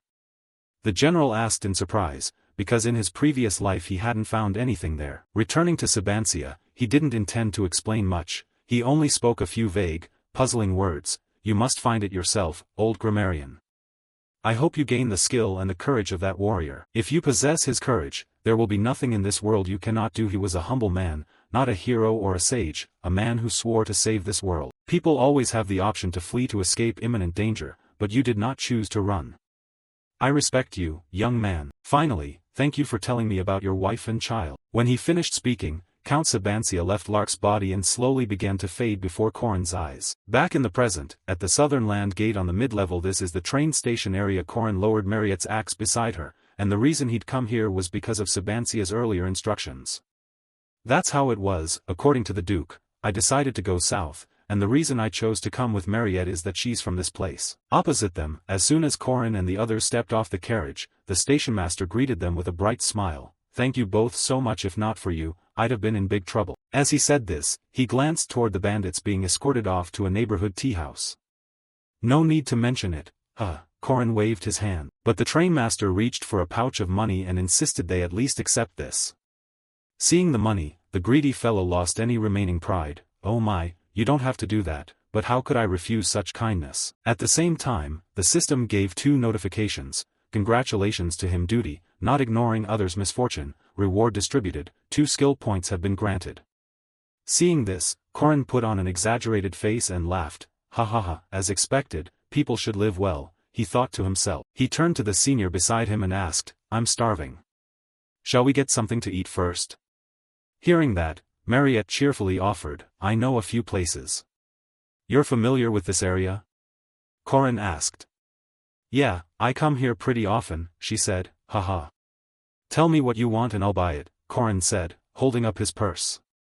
The old trainmaster felt happy watching the excited young pair, such kind students. How could one not be happy after doing a good deed? This is the gateway to the southern lands. All carriages stopping here head toward the southern metropolis, the city of Lef, and from there it's at least an 8-hour ride. "Oh God, kill me now," Korin complained, drawing the attention of passers-by. Acting as guide, Mariette pointed ahead and reassured him, "We're here. There's a transfer station I use often." "A transfer station?" Korin asked, curious. Quickly he realized the place was a Wyvern Dock. "Wyvern Dock. I used this transport a few times in my previous life. It's faster and more comfortable than a carriage, though many people dislike this mode of travel." Korin thought to himself, then asked aloud, "Isn't renting one supposed to cost at least 30 silver per ride?" "Huh. No, my family gave me one. It's a bit different." Mariette laughed. "Huh, a different one?" Korin said with a hint of surprise. Hrade's Velger passenger, the legend of Arhan, the fastest and most maneuverable transport. Its price equals that of 12 wyverns. This one belongs to the city of Lef, preparing to land to pick up important guests. You have to be steady to pilot it. Understood. At the same time, in the control room, the man in the vest began contacting the captain. Hello, this is Duff. We'll start clearing the landing area. Please confirm visuals at 200 feet. On the other end, the captain confirmed, Roger, ETA 10 minutes, we'll begin descending. Outside, some staff were already waiting. What's the academy up to this month? The man in the vest wondered. Oh, it's the academy's holiday, so the students have gone home, the man beside him replied, making the vested man realize. So the princess is returning? Up ahead, a guard-dressed uncle told those behind him, that means Miss Mariette is arriving. Everyone get ready to give her a grand welcome. According to him, a giant eagle carrying a manor would land in this area, and as soon as the manor's door opened, hundreds of male and female servants stood in neat lines, bowed, and said, Miss Mariette, congratulations on your vacation and on your promotion to semi-elite. Back with Corin, the sight before him left his face slack. I don't know how I missed that our destination was the city of Lef and that the eastern city is Duna. Mariette, you said your family are farmers, right? How large is their estate? Corin asked. The young woman stroked her chin thoughtfully and said, I'm not sure, but maybe around 2 million? 2 million pyong. Wow, Corin exclaimed. However, he had underestimated Mariette when she began to correct him. Oh, the unit is a bit different, not pyong, but hectares, she said. Corin started to go blank. Wait, what? What's so special about that? Mariette asked, smiling. The reason Corin froze was that 2 million hectares equals about 6.5 billion pyong, and 1 pyong is 3.3 square meters. Alright, here's the deal. Dunalef. The Dunalef family is extremely famous in the south. Dunalef Hair Salon, Dunalef General Store, Dunalef Office, Dunalef Agricultural Center, Dunalef Professional Wrestling Union, and so on. The many signs along the road made that clear, no joke. And what's a professional wrestling union? Corin mumbled. Soon after, a luxurious carriage took the two of them to an enormous manor. This was the Dunalef family's great estate. Seeing it, Corin could only blurt a few mechanical lines. Mariette, why did you say you're not rich? Oh, my parents are wealthy, but I'm not, Mariette laughed, making Corin only sigh. That's how rich people talk. After they entered, an elderly steward greeted them with a smile. This was Steward Paul. Hearing them, he chuckled, anyway, you will inherit this fortune, since you are the eldest of the Dunalef family. Startled by his sudden appearance, Corin asked, where did he come from? Who is this Paul? Oh my, you nearly gave me a fright, the busty girl reminded with a smile. Steward Paul continued, let me take your luggage, and oh, who is accompanying you? He asked with interest. Mariette didn't try to hide it. Oh, this is Corin, he's my junior. Hearing her say that, the old steward's gaze shifted and immediately fixed on the young man. Aha, she returned, with a junior? For generations the family has always had a son-in-law living with them. Of course we'll provide and support a house for the Dunalef household duties from the son-in-law's place. Our Miss Mariette has been called the flower of the South for her intelligence and beauty since childhood. The number of marriage proposals she's received could fill an entire potato barn, maybe more. After praising Mariette, he turned to her and said, by the way, Miss Mariette, as I mentioned before, this is about the Duke's castle, right? She answered, and Paul then shared what he'd heard. I heard someone recently bought it. If it's the Duke's castle, Count Cassius purchased it. Hearing that, Corin began recalling details from his past life. The Duke's castle was owned by someone else in my previous life too. If I remember right, it was a merchant from the distant southern isles, but he was a rotten man. What did he say back then? Some guard. If you don't catch the sea monster, don't even dream of coming here. So, to get permission, Park Siho and I spent day and night defeating that sea monster, and after many hardships we finally entered the Duke's castle. At the thought, Corin's head ached. Did he have to go through that again?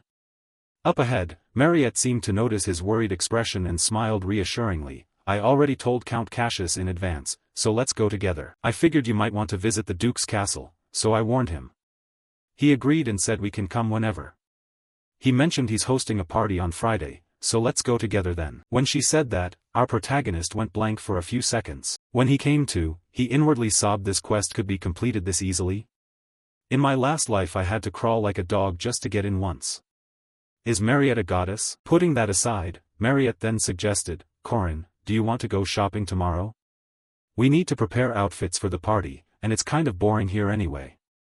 Yes, of course, Corin replied cheerfully. Time flew, the scene shifted to Mariette's shopping street, and Corin was genuinely a little frightened. Is this real shopping? A suit costs 3 gold, a necklace and shoes 6 gold, casual wear 4 gold, plus a watch, and payment is a blank bank draft. All of these items are designer brands. This pile of money could make someone a wealthy real estate owner in Seoul. She won't make me sign a slave contract, will she? Corin worried inwardly. Meanwhile, Mariette showed no sign of stopping the shopping spree. Ah, we're here, Corin, here we are, she said, and Corin began to cry tears. You're scaring me, Mariette. Please, stop buying things for me. Scene changed to a forge. When the owner saw Mariette arrive, he greeted her with a smile. Oh my, Miss Mariette, you're finally here. You've come to pick up the items you ordered, right?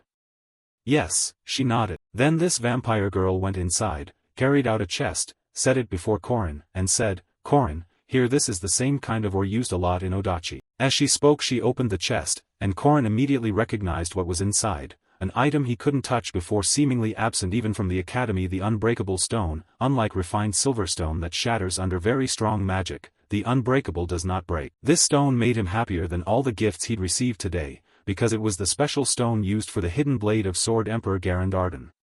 Thinking that, he couldn't help but pick up a piece of ore to inspect and asked, how did you get this? It's not something you can find easily. Beside him, Mariette's face blushed a little seeing Corin so delighted.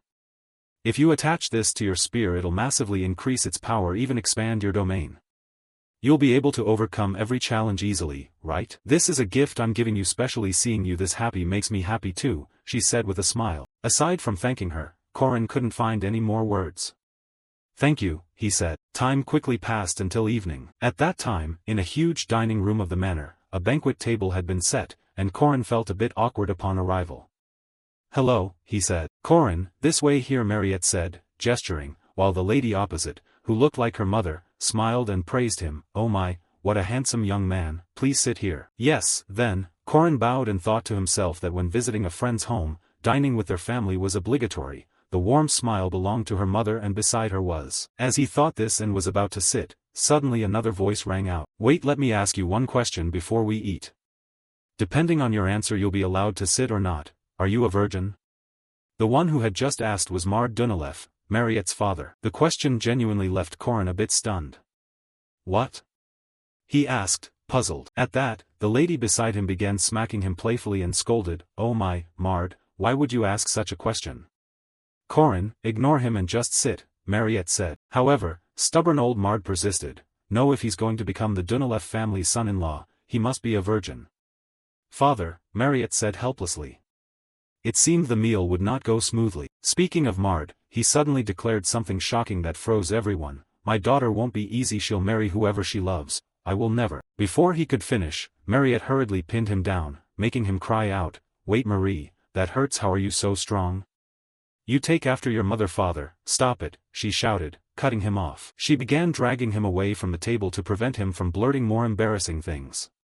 Mard thrashed like a child. Why are you like this?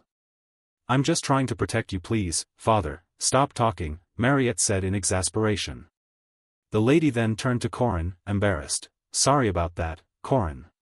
No, it's fine, he replied awkwardly with a forced laugh. What a lively family. Meanwhile, the lady's demeanor grew serious. She stood and said she had heard about Corin from Mariette's letters and really wanted to meet him and greet him. Thank you very much for helping, Mariette, she said sincerely. Corin hurried to reply, Ah, madam, you're too kind. I only did what I felt I could, and Mariette deserves to be happy. Hearing that, the lady fell into a slight reverie. Then she smiled at Corin with a knowing look. Well, when I received Mariette's letter, I thought the girl saw the world through rose-colored glasses. Turns out I was right. Corin, the girl, Before she could finish, Mard interrupted. Hey, I do appreciate it, but I'll only allow holding hands, and you must remain chaste. He hadn't finished speaking when the mother and daughter promptly pinned him to the floor. Father, stop it, Mariette shouted, while the lady glanced at Corin and laughed as if amused. Welcome, Corin, ho ho, so different from my husband, I'm more easygoing. Mother, what are you saying? Mariette said awkwardly. Corin could only sigh to himself. Indeed, an interesting family. The next day, at the Duke's castle, as previously planned, Corin and Mariette set out for the place.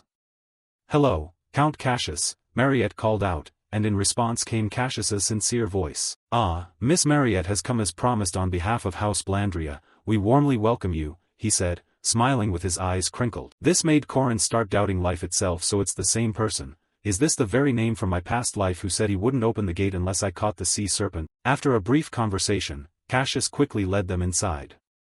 "Miss Mariette, Lord Corinlock is entering," someone called, and immediately confetti cannons fired to welcome the two of them. At that moment Corin thought to himself, honestly, I'm very proud. If I hadn't saved this girl, I'd never see her like this today, and the people of the south would have lost their beloved princess. Nearby, some other noblewomen whispered when Mariette entered, "Oh my, it's really Miss Mariette, so she actually came. The rumors were true. It seems Count Blandria really is impressive." In the south, saying the Dunalev family's influence is absolute isn't an exaggeration. Mariette's appearance put a spotlight on them more useful than starting a fuss about a sea serpent. Corin thought to himself and reminded her aloud, "Mariette, enjoy yourself and we'll go to the study afterward." "All right," she nodded in reply. Meanwhile Corin had already planned, "Mariette and I will bring everything. When the banquet reaches its peak I'll speak with the Count to leave my things and then head to the study." At the same time, from the back a voice called that drew her attention, "Miss Mariette, I'm Garly of House Rondinium. I've long admired you. Would you dance with me?" The handsome youth dropped to one knee and extended his hand, and his words were like a switch. That signaled the other men at the party, and they began competing to offer their hands to Mariette. "Miss Mariette, me next, please grant me the honor of dancing first with you." "No, please Miss Mariette."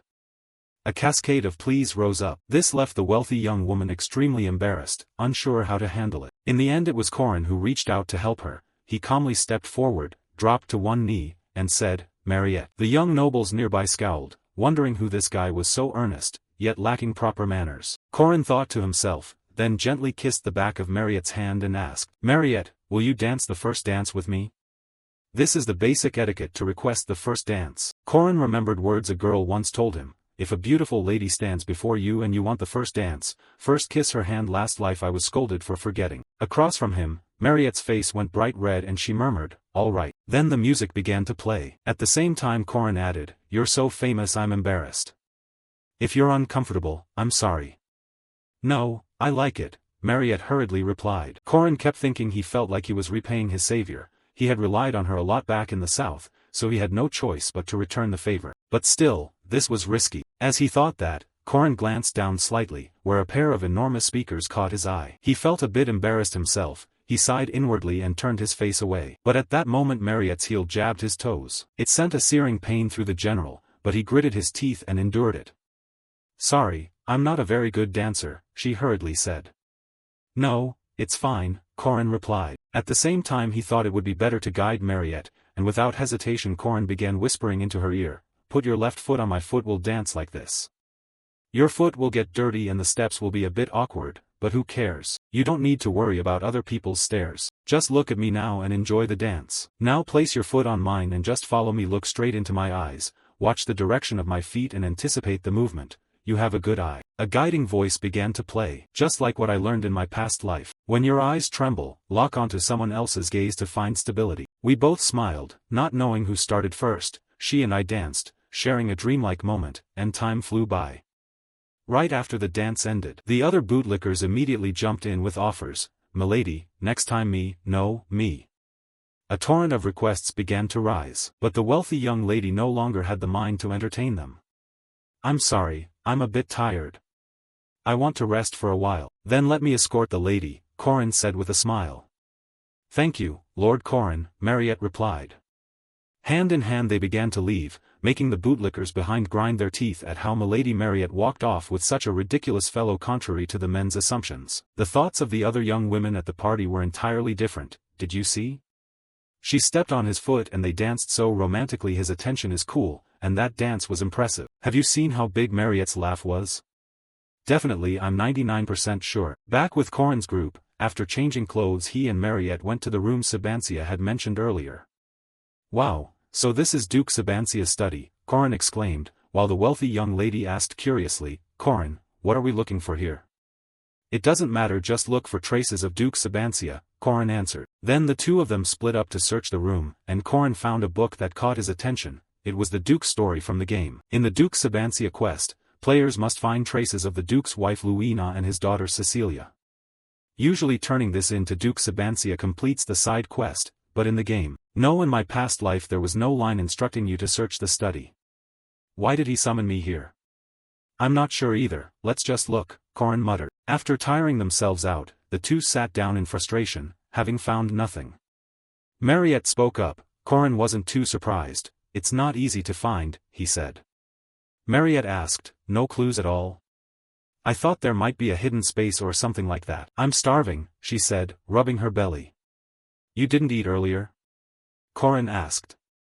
I didn't have time, I came straight here, remember? How are you, Corin? Mariette said, casting him a strange look. That look was a sign that formed naturally as our relationship progressed. Mariette went on, I just realized your jawline and collarbones are really beautiful. As she said it, she unconsciously sat on Corin's lap, and the scene between them became very suggestive. Knowing Mariette was about to suck his blood, Corin didn't feel ashamed at all. You must sweat a lot, mind if she began. I mean, it's okay, then I'll do it here. With that, she lightly bit the protagonist's neck, while his face showed almost no reaction. After a short while, Mariette breathed heavily and reluctantly pulled away. Done? Corin asked. Yes, it didn't hurt, right? She replied. Maybe it's because I have the endurance of a persistent warrior, so I didn't feel anything at all, he said casually, which startled her too. Really? For me she meant she didn't feel anything either. Back to Corin, he suddenly realized something. Wait, I already received the endurance of a persistent warrior along with the soul powder. The book that sealed Duke Sabancia's soul contains functions and charms. If you read it you can learn its skills and spells. Could the body and soul be linked like this? Thinking that, Corin turned to Mariette and asked, Mariette, can you summon Deku here? Saying that made her curious, and she quickly summoned Deku. Seeing that, Corin continued, can you summon it in a slightly staggered state akin to a celestial being's body before it's fully formed, close to a star body's form? Got it, Mariette nodded. Then she called to Deku, Deku, wait a moment. Hearing its master, the dog began to whine miserably. It whined a lot under these conditions. Its body is being torn apart, so that's understandable, Corin thought, watching Deku's body slowly change. Good, Deku is disappearing. Someone who can't perceive souls wouldn't be able to see it. Then something happened. At that moment a stream of evil aura suddenly targeted both of them, and Corin immediately sensed its presence. What is that? A chill ran through him. Mariette, be ready, Corin shouted. However, the next second he discovered he was trapped inside an isolated space. I get it now, Duke, you should have told me earlier if things were going to turn out like this. The thing sealed inside the Great Grimoire Library is Duke Sabancia's soul. What he chose when he couldn't die and had to endure the bloodthirst was the separation of soul and body. So where is the Duke's body? The answer lay right before him, and just as Corin had predicted, Sabancia's voice began to ring out ahead. Why have you come here with fragments of my soul? I'm asking you, what are you doing in my castle? Duke Sabancia, is that you? Corin asked calmly. Yes. And you? I am Corin Locke, I'm your descendant, he said. Sabancia looked him over and assessed him. Your appearance isn't bad, you seem ordinary. Have you seen my soul, then? Sabancia asked, and Corin nodded in admission. Yes, but I'm a bit curious. If your body and soul were separated, how are you still like this? In response he donned his armor and pointed his sword at him. Stop, I'm the one asking the questions, you just answer. Seeing his posture, Corin realized he couldn't avoid a fight. Damn, I thought things would go smoothly, so it's not just a book after all. 800 years ago a great general commanded the entire South, Duke Sabancia. People praised him as the strongest of his era, no, the strongest of all time. Back in the clash, Sabancia lunged to attack. Corin quickly used his spear to block, and during the clash Sabancia seized the moment to ask, I notice now you came after meeting my soul. Did you deal with it? Hearing that, Corin dodged a horizontal slash and replied, huh? Of course not. I helped your soul find peace and move on. I even thought you'd give me something besides that magic book. Across from him, Sabancia retorted, if my soul led you here then it would have led a bloodsucker demon along with you. Do you think I'll believe the lies coming from your mouth? What are you talking about? Wait, also, how could a soulless corpse move like that? Corin said in surprise. After striking him away with a single blow, Sabancia explained, because this is the body of a bloodsucker demon, it's immortal and needs a fragment of soul trapped in this castle so that I won't become a monster like the one you led here. A monster? Mariette isn't like that, she's already controlling the bloodsucker's power, believe me, Corin shouted. Sabancia paused at that, drove his sword point into the floor, and slowly removed his mask. Believe you? To free myself from the bloodthirst, for 800 years I have crushed my soul, my senses, and my emotions. But there's one thing that hasn't faded: the taste of fresh blood. A bloodsucker demon cannot resist that instinct. With that he removed the mask completely, revealing Sabancia's true face scarred all over, and with his mouth sewn shut so he couldn't feed on people. After showing Korin his real face, he put the mask back on and continued, I'm the same. I won't simply believe things I can't verify. If you try to stop me, you'll put yourself in danger too. As he spoke, a crushing aura flared out and shoved Korin backward. At that moment Korin realized negotiation was pointless. He hadn't planned for this, he shouldn't have brought Mariette here. The one who sealed Sabancia's body long ago because of a grudge with the bloodsucker demon, the hero, had gone completely mad. If he was the strongest in his era when alive, then at least now he's quasi-superior. I have to give it everything, Korin thought, and he began to use his trump cards, the 6 techniques, the magic halberd, Azura, the supreme serpent essence, serpent ascension, venom dragon head strike. Thus an attack filled with force and a phantom dragon image began aiming at the hero ahead. Facing that attack, Sabancia calmly raised his sword above his head, wrapping the blade in a violet energy and said, Look, this is the power of creation. In life I felled a dragon to gain this power, the demon sword supreme, dragon-slaying technique. His cold voice rang out. Immediately he slashed, projecting a blade of energy that shattered Korin's assault. Only then did he realize how vast the power gap was between him and the man before him. I was wrong, this guy is even stronger than a high-tier monster, Korin thought inwardly. Back where Mariette stood, for some reason another Sabancia appeared before her, staring and accusing, You are a low-grade monster, how do you expect to live a human life? He tightened his grip on his sword and slowly advanced toward Mariette. Of course Mariette couldn't understand what was happening. A monster? What are you talking about? Before she could finish, Sabancia interrupted, Don't you already see yourself as a monster? If so, are you sure you've overcome it by the strength of your will? In the end you'll crave the blood of the one you love, and massacre everyone you care about. Get out of here! He shouted, and lunged his sword straight at Mariette, but she nimbly dodged. At the same time, Deku the dog, seeing his master attacked, rushed at Sabancia from behind intending to take him down. Unfortunately, before he could act, Sabancia noticed him. Bind! He uttered a single word and countless chains shot out to restrain Deku. Quick and agile, a truly brave beast. You're even faster than I was at my peak, but you fight without strategy. You're just a creature that relies on raw strength. As he spoke, he thrust his sword into Deku's body. Mariette screamed in horror beside them as Deku turned back. After speaking, she was also incredibly startled, because Deku's body was still there, and all of this was caused by the sword in Sabancia's hand. This is the sealing sword of Romania. This sealing sword imprisons immortal beings into a space attached to it. Facing this sword, your immortality means nothing. His voice rang out, then 2 swords shot forward and stabbed straight at Mariette. They dragged her away. Sabancia also directly removed his mask and tossed it aside. Go die quickly, I will end that empty life of yours. A monster will always be a monster, he said with absolute certainty. It was puzzling how this old man could still speak with his mouth sewn shut. At his words, Mariette remembered what Korin had told her before, whether now or before, you're still you. Those words gave her renewed courage. No, Korin said, it's okay, so I. Before she could finish, Sabancia summoned Korin's body and declared, let me say it again, go die. This is the best path for both of you. Looking back at Mariette, seeing Korin's battered body like that, she rushed over and began panting, as if the symptoms of bloodthirst were starting to kick in. Sabancia stood coldly watching and felt contempt inwardly. I expected nothing else. The bloodsucker demons should all die. Even at her lover's deathbed she couldn't overcome her instincts. That was what he thought before finishing off the pair. However, her next action was truly beyond Sabancia's expectations. Through his eyes, Mariette began to kiss Korin through her tears.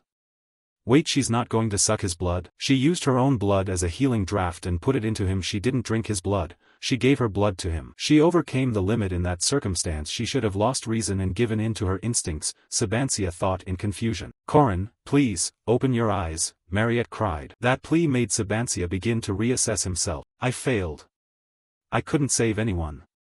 I surrendered to my own desires. But this kid and this girl. So it turns out I can't judge everything, Sabancia muttered. And living alters some decisions. Then, a second later, the sword in his hand turned pink and plunged directly into Korin. Seeing Korin stabbed like that, Mariette turned and screamed, stop it, enough.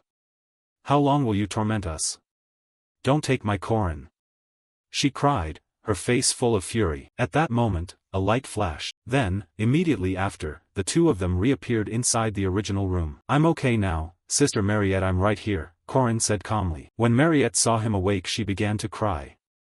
"Korin, are you okay? Are you really all right?"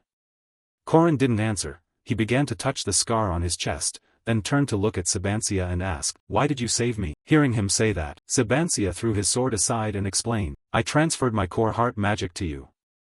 Now I understand why my soul led you here. Korin Locke, I see the qualities of a hero in you. Those who chase power are greedy, but you are not. You possess the faith and pride those people usually lack. Above all, you changed a story I could not. You have the right to change this world. What I couldn't protect 800 years ago, correct the mistakes I've made all this time. I beg you, hero," he said with a voice full of feeling, and then, as if his task were complete, Sabancia's body slowly dissolved into nothingness. As for Korin, feeling his heart pounding, he marveled inwardly, "The core heart magic of the great General Sabancia, I can't believe I received a gift like this." At that, Mariette suddenly threw her arms around Korin.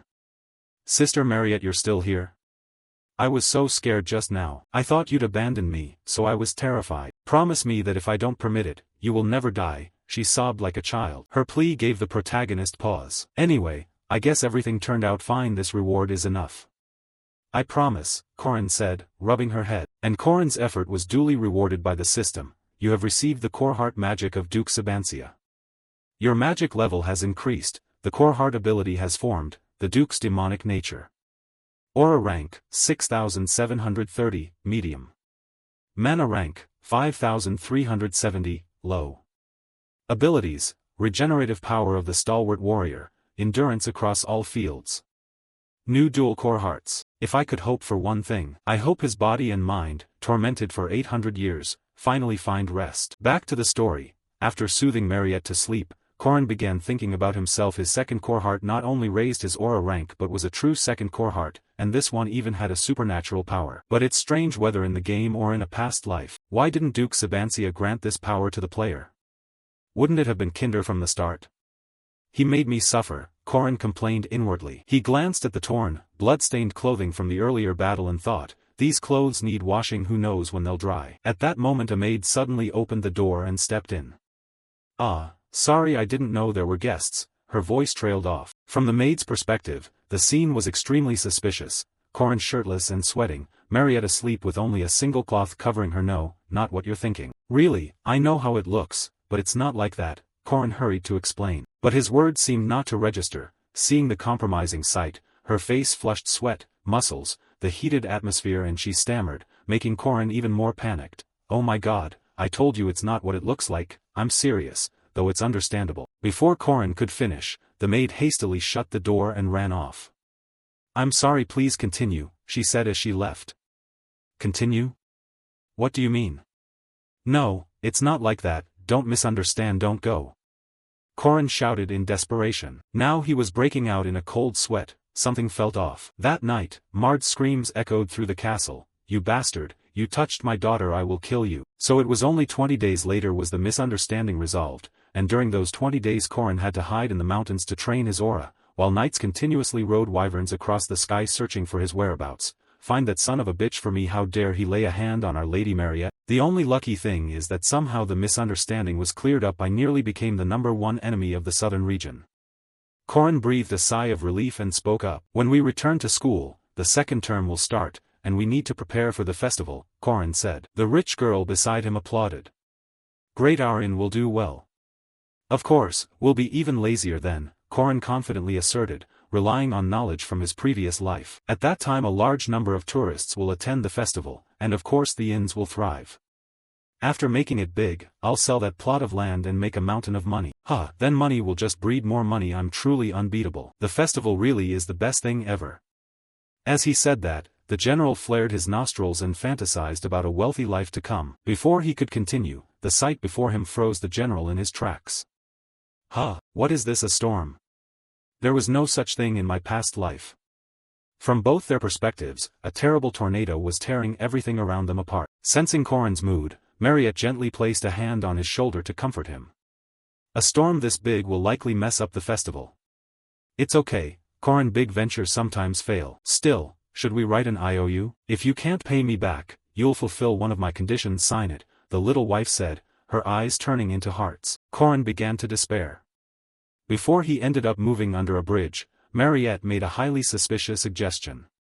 This can't stand, there must be another way. Cut to the special dormitory of Merkaba Academy. Corin and Mariette took shelter there to avoid the storm. Welcome, it's rough travel when there's a storm, Headmaster Aaron said, handing him a towel to dry off. Is that the headmaster? Where's Professor Josephine? She's returning with Waran. During the break they're both at Zion Chapel. Stay here tonight, he offered, which surprised Corin. Really? I'm not an outsider anymore.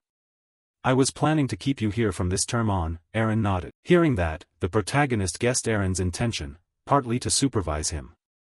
Professor Josephine and Headmaster Aaron clearly wanted a way to monitor him, they still couldn't fully trust him. Putting that aside, Corin turned back to the weather and asked, what's causing that storm? Yes, such a huge storm will cause a lot of damage. Is everyone all right? Mariette asked anxiously. In response to their questions, Principal Aaron calmly sipped a cup of tea and replied, there's still no serious damage yet, the city isn't in the eye of the storm, but the outskirts will be much more affected. /HM? But if the storm moves, it'll pass through the city anyway, Mariette said in surprise. Aaron's next answer surprised her even more. No, that storm isn't moving, because it's not a natural phenomenon, it was created by a monster. The story began on an important sea lane of the Southern Isles, upstream along the Eugenia Strait, where there lived a creature, the solitary king of the deep, a sea serpent. This king went mad, paying no heed to human life, and began sinking ships and invading human territory. One man wanted to become a hero, so he decided to fight that king. Son, do you really have to go? Count Blandria asked. In response, his son gritted his teeth and said, yes, father. It's an A-rank monster. If I succeed in defeating it, I'll be promoted to first-class knight. This young man was Levent Blandria. Part of his motive was that he had previously asked Mariette to dance and been refused, which made him furious. Worse, Miss Mariette had agreed to dance with some rustic fellow. That was Levent's subjective view, but looking at Corin's face in reflection, it was true. If I can defeat that monster, I'll be able to steal Miss Mariette away from that despicable fraud, he thought to himself, and resolved, I will slay the sea serpent and bring peace back to the strait. So, with hearts full of zeal, a strike force fought fiercely for 6 days and 5 nights. They truly succeeded in driving off the sea serpent and returning peace to the Eugenia Strait. The sea serpent is fleeing. We won. Congratulations on your victory, young master, the knights nearby shouted. Levent was so overjoyed he nearly cried.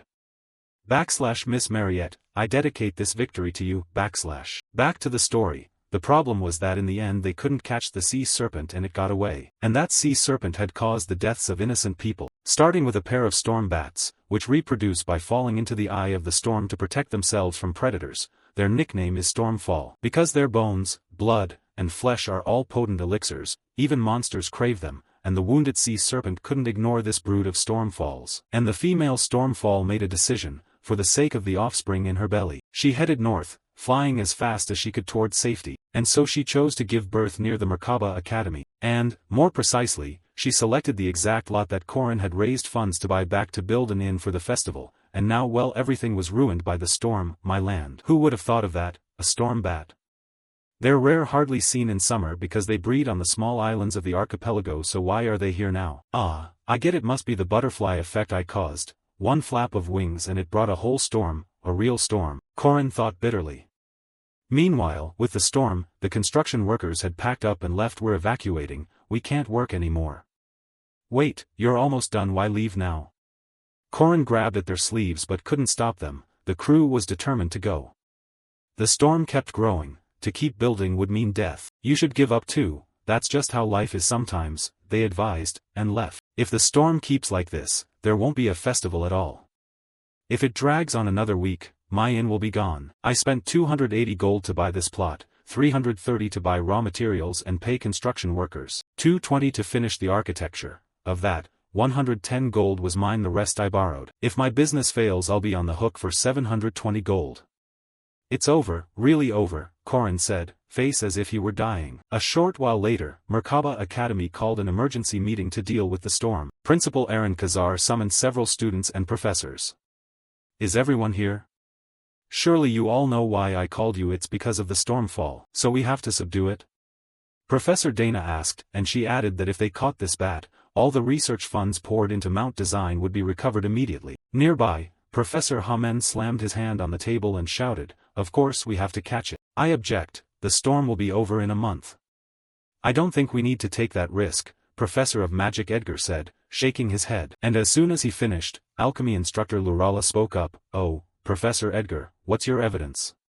she asked. The professor then explained, "Alvin's breeding season typically runs from June to September, they're known for short birthing cycles, and even accounting for other variables, the storm should end after a month." Hearing this, the busty woman covered her mouth and laughed. "Then there's really no need to take the risk.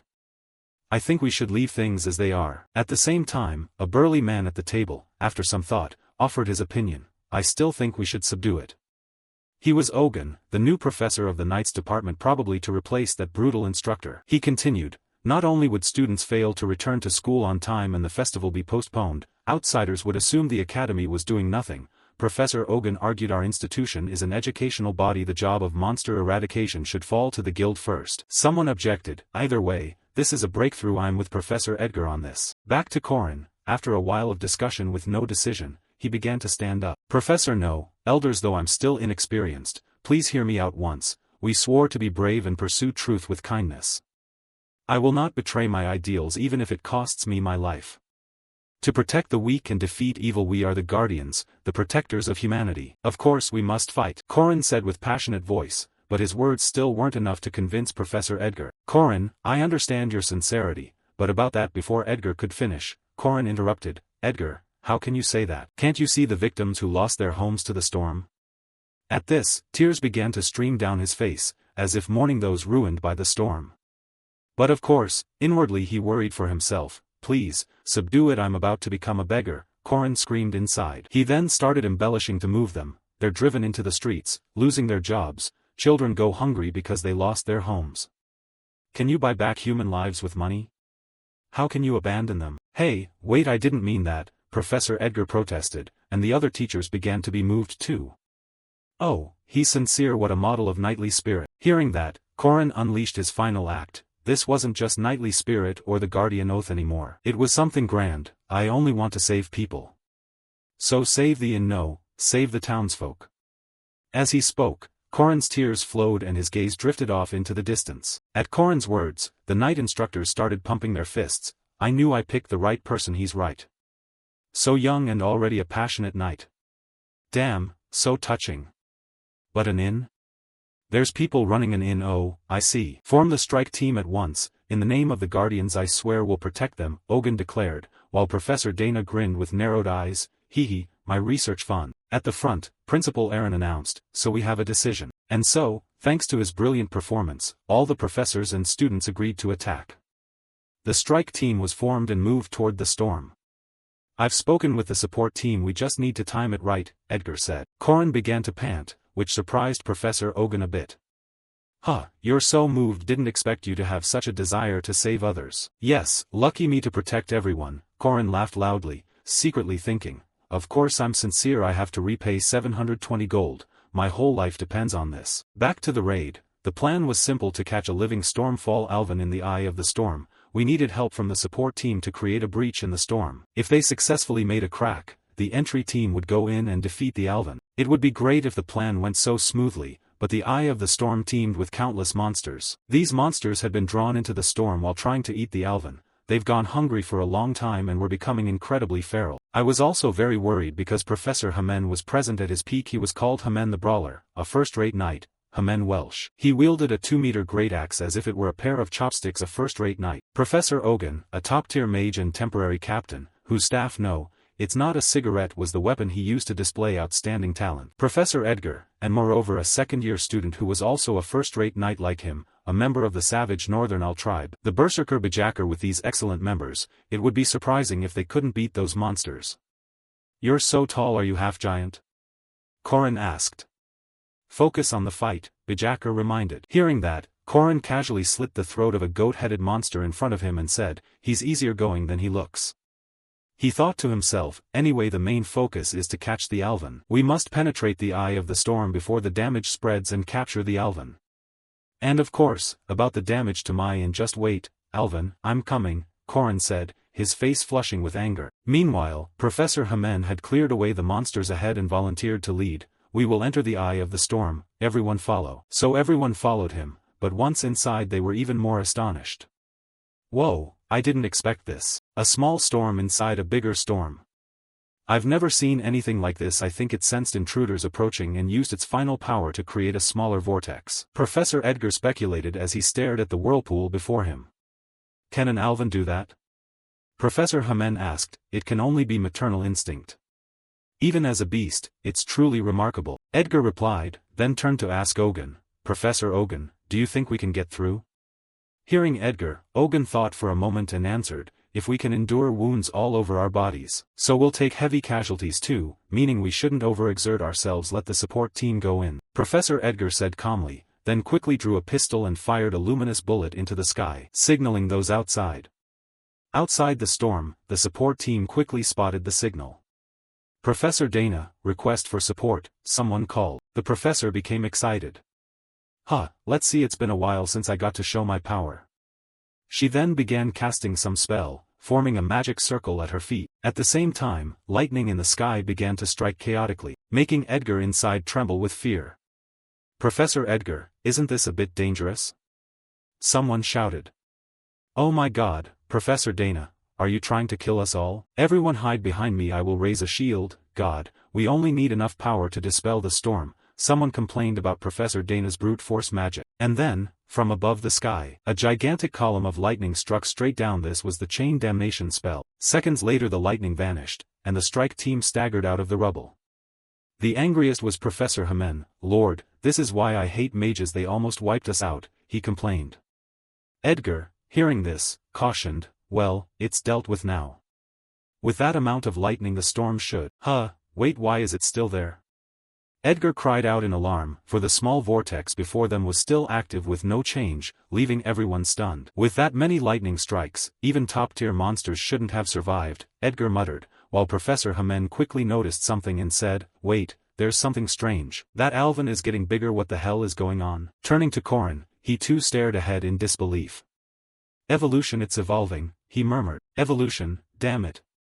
This is a unique phenomenon that occurs during the accumulation of life experience. It's not simply a stage where the alpha, the pack leader, ascends. It's when the species vessel ascends. For a creature that can survive in a storm of this scale, it's not surprising it can resist lightning. The Alvin absorbed all of Professor Dana's lightning. We can no longer regard it as a weak monster. The Alvin now is the thunderstorm's sovereign. Damn it, everyone be careful, someone shouted before the whole group was swept up by the storm and thrown into the sky. Hey, support mages, can't you do anything? Hamen asked urgently. Professor Edgar shook his head. Even if we called them in now, the Alvin's power would only grow stronger. Look at Professor Dana, this creature isn't ordinary. Damn it, what do we do now? Hamen said angrily. While everyone struggled, it was Korin's moment to shine. Time for me to take the stage. Wuxia, Zaliu. Korin shouted as if activating an ability, but then he realized martial arts only work with feet planted on solid ground. He had to cling to his spear shaft to avoid being carried away. This is so frustrating. I can't do anything. Give me a chance to show what I can do, Korin thought inwardly. He glanced at the big guy next to him. Hey Bijacker, do something. Shut up. What do you want me to do? The big man shouted, and because they were airborne, whether 2-meter giants or spear wielders were all equally helpless. No, the 720 gold depends on whether I catch that bat, Korin told himself. He shouted again, Bijacker. Hearing this, the big man grew annoyed. You bastard, why do you keep calling me? In response, Korin stomped straight on his head, using it as a spring. Korin muttered and thought inwardly, just because I'm flailing in the air doesn't mean I can't do anything. I won't give up. Then Korin used Bijacker's head as a foothold to launch himself into the air. Not stopping there, he also used the bodies of other professors as springboards to propel toward the monster. I'll kill you, I'll kill you. Korin screamed like a madman. Across from him, the golden bat saw him coming and screeched to intimidate. It was the clash of a man blinded by vengeance and a monster trying to protect its offspring. Their lives hinged on this moment. A desperate battle had just begun. But at the moment they collided, suddenly Corin's foot hit something soft. Then his whole body sank into that soft thing. God, why is there slime here? Corin cried out, but he didn't give up his attack. Not over yet, Tumashan, 2 strikes will do it. Red strike. He shouted, throwing all his strength into the spear aimed at the Alvin shrouded by the vortex. And the moment it touched the vortex, the spear was easily knocked back, ultimately because Corin had no solid footing to fully deliver his force. Not again. All ground techniques are useless in the air. Ah, it's over? Is it done? I shouldn't have invested from the start. I should have used that money to buy good food. Damn it, Corin thought bitterly as tears threatened to fall. Thus Corin's world seemed to collapse inside the storm, or at least that's what he thought before suddenly a dark figure hurtled through the storm and kicked the bat square in the neck. The impact was loud enough that Corin could hear it even inside the storm. Someone was fighting the Alvin, but who was it? He wondered. He strained his eyes to watch. The one beating the monster was none other than Waran. Under the small girl's rapid punches, the creature could only groan in pain. Then Waran gathered power into her fist and struck the center of the monster's head directly, causing its whole body and the surrounding storm to explode in an instant. And as soon as the vortex vanished, all the professors began to plummet back down. The storm has stopped. But who are they? Ogun said curiously as he looked at the 2 dark figures ahead. Even if I must go through the valley of shadows, I will not be afraid, for the gods are always by my side. Even before being buried by a debt of 720 gold coins, the rescue team will come. Hearing that, Corin immediately fell to his knees, raised both hands above his head, and clasped them in prayer before the girl who had just saved his life. Time passed quickly. The vortex that hit the outskirts caused an uproar and minor damage, but thanks to early intervention, aside from the rural roads, the city suffered little loss. Although there were a few casualties, they would recover soon. The academy is funded by taxes, so symbolism and heroic image are important for the guards trained by the academy. Volunteer work is one way to maintain that image. Of course, there are exceptions like now. She gave me extra potatoes, the man said with a smile, but Waran shot him an annoyed look. If I'm offering it, then just eat it.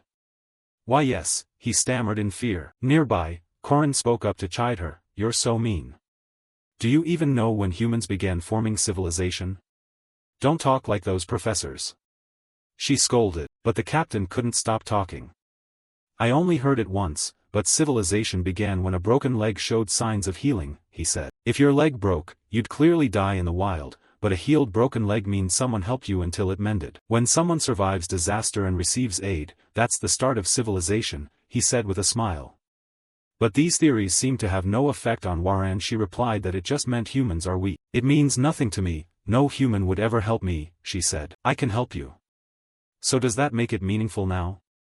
Corin asked with a smile. Waran fell silent for a moment after hearing him, then replied, a weakling shouldn't talk nonsense. Hearing that, Corin only sighed and smiled. Turning back to Waran, she was trapped in her own thoughts. I am a dasha, a creature created when a human grows close to a monster. If you knew my past, if you knew my true nature, would you trust me enough to stand beside me without guarding your back? I know this isn't my body, but if you knew, would you still help me? At that moment, inside Waran's mind a spirit seemed to exist, constantly screaming to have its body returned, and she immediately refused that demand. Shut up, this is my body. It's mine, I'll never give it back. Night fell quickly.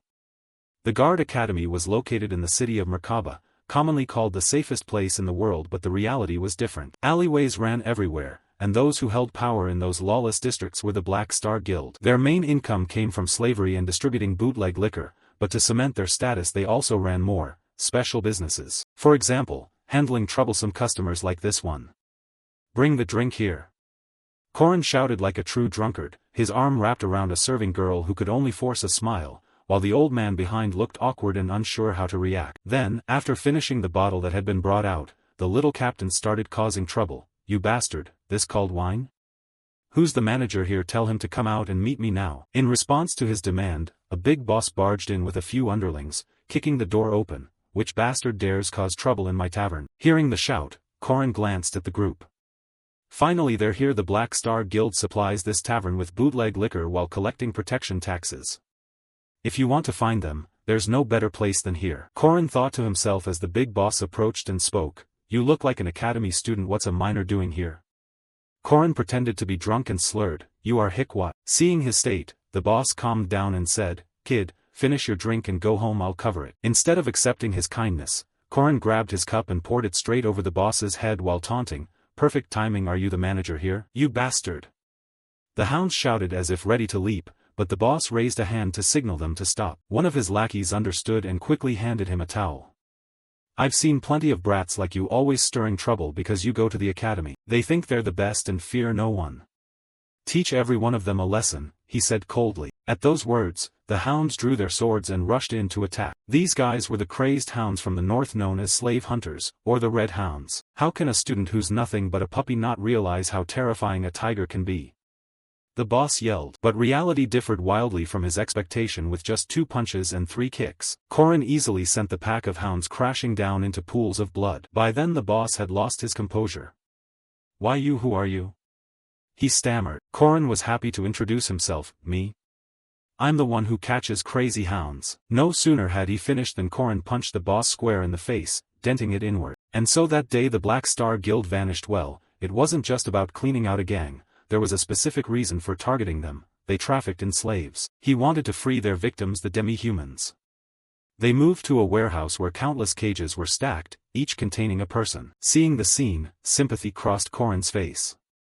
My God, they're treated like animals. In this world, demi-humans were always treated brutally. They were different from ordinary people and easily ostracized and despised. With that thought, Corin quickly picked the locks and freed them all, while instructing them. When you get out, a wagon prepared by the Dunalev family will be waiting. Those who go out first can follow that path. At his words, some began to move.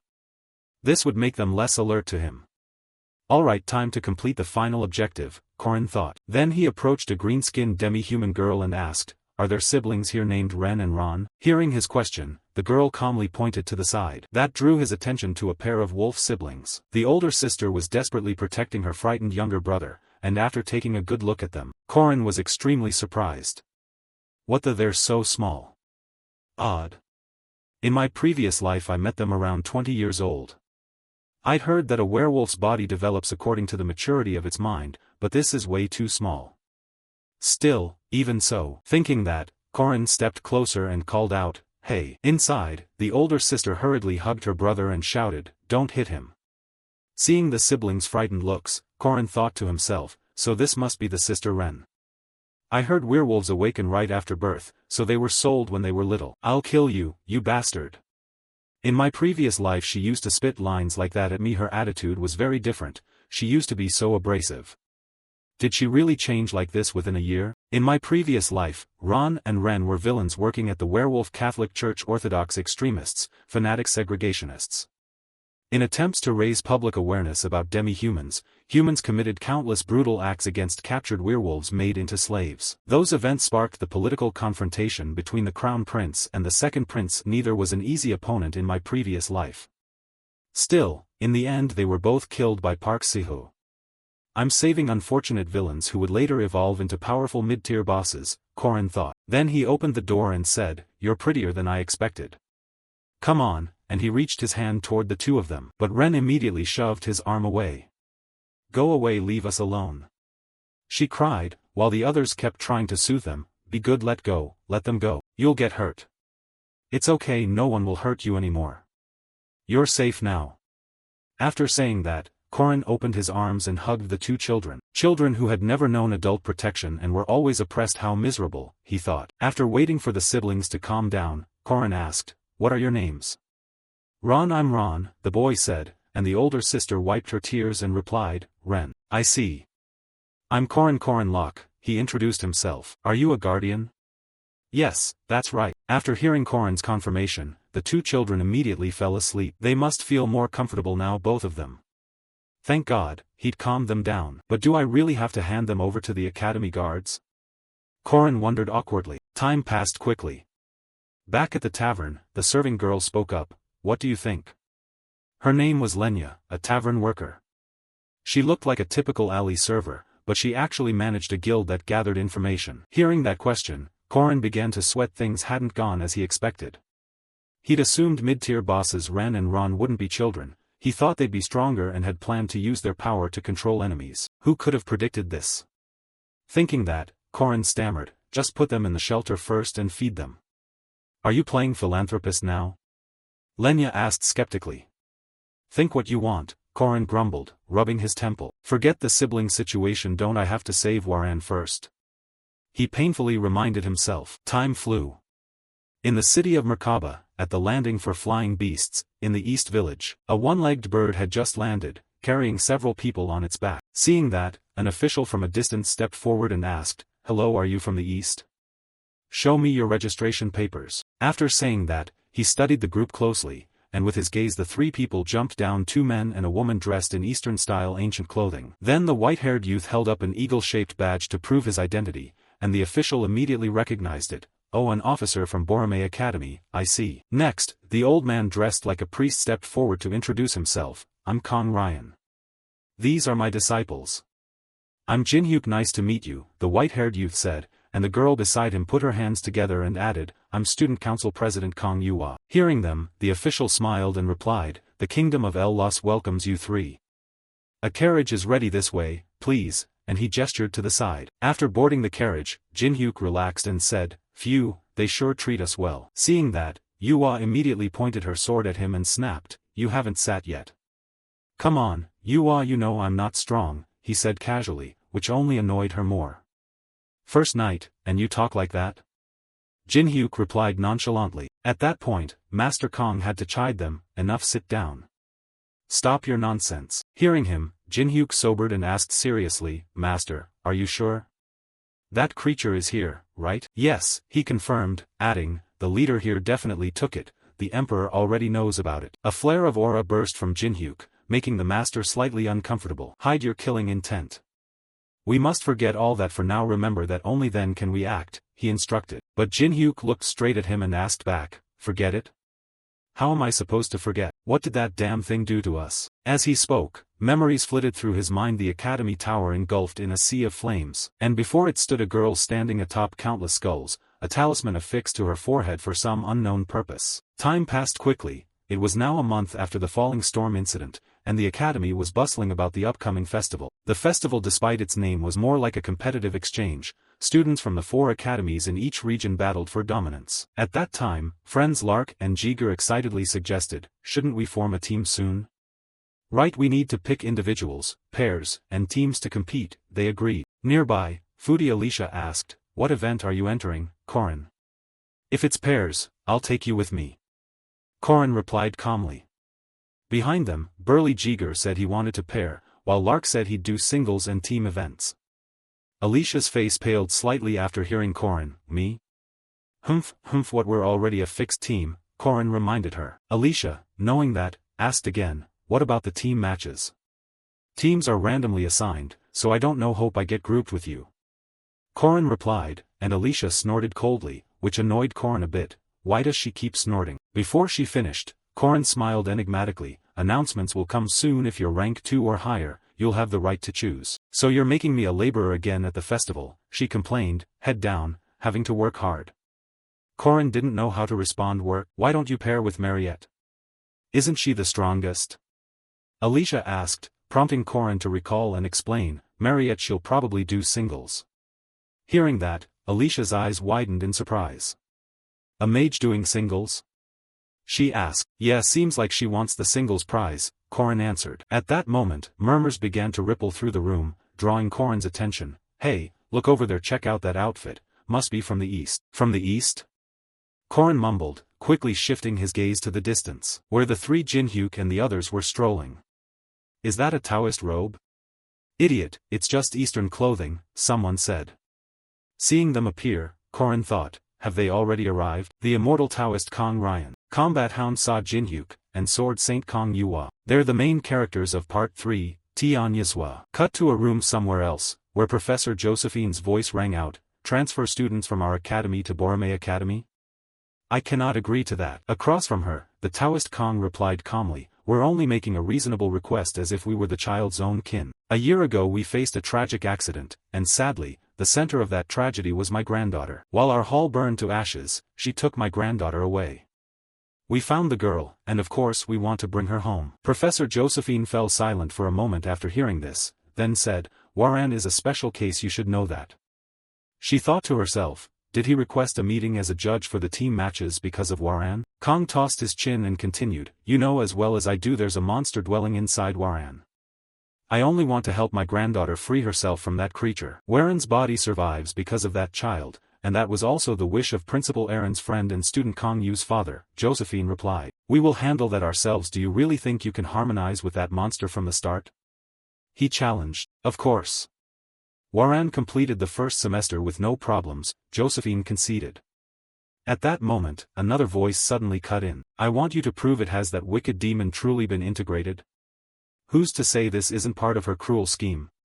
The voice belonged to the fat man, a bishop sent by the Catholic Church named Li Jinyang. Professor Josephine frowned and warned, Bishop Li Jinyang, please watch your words. No, we trust what our eyes and ears tell us, not this woman's claims, he snapped. What do you mean by that?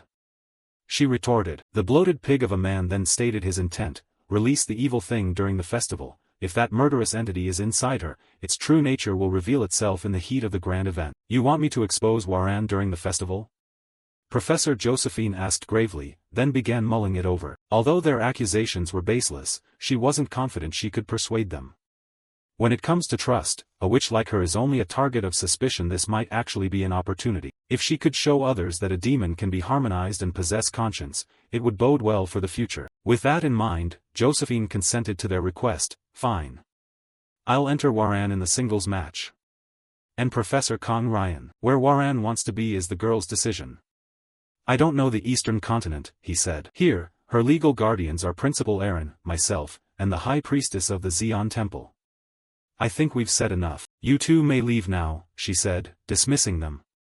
Having achieved their purpose, the two men didn't want further entanglement.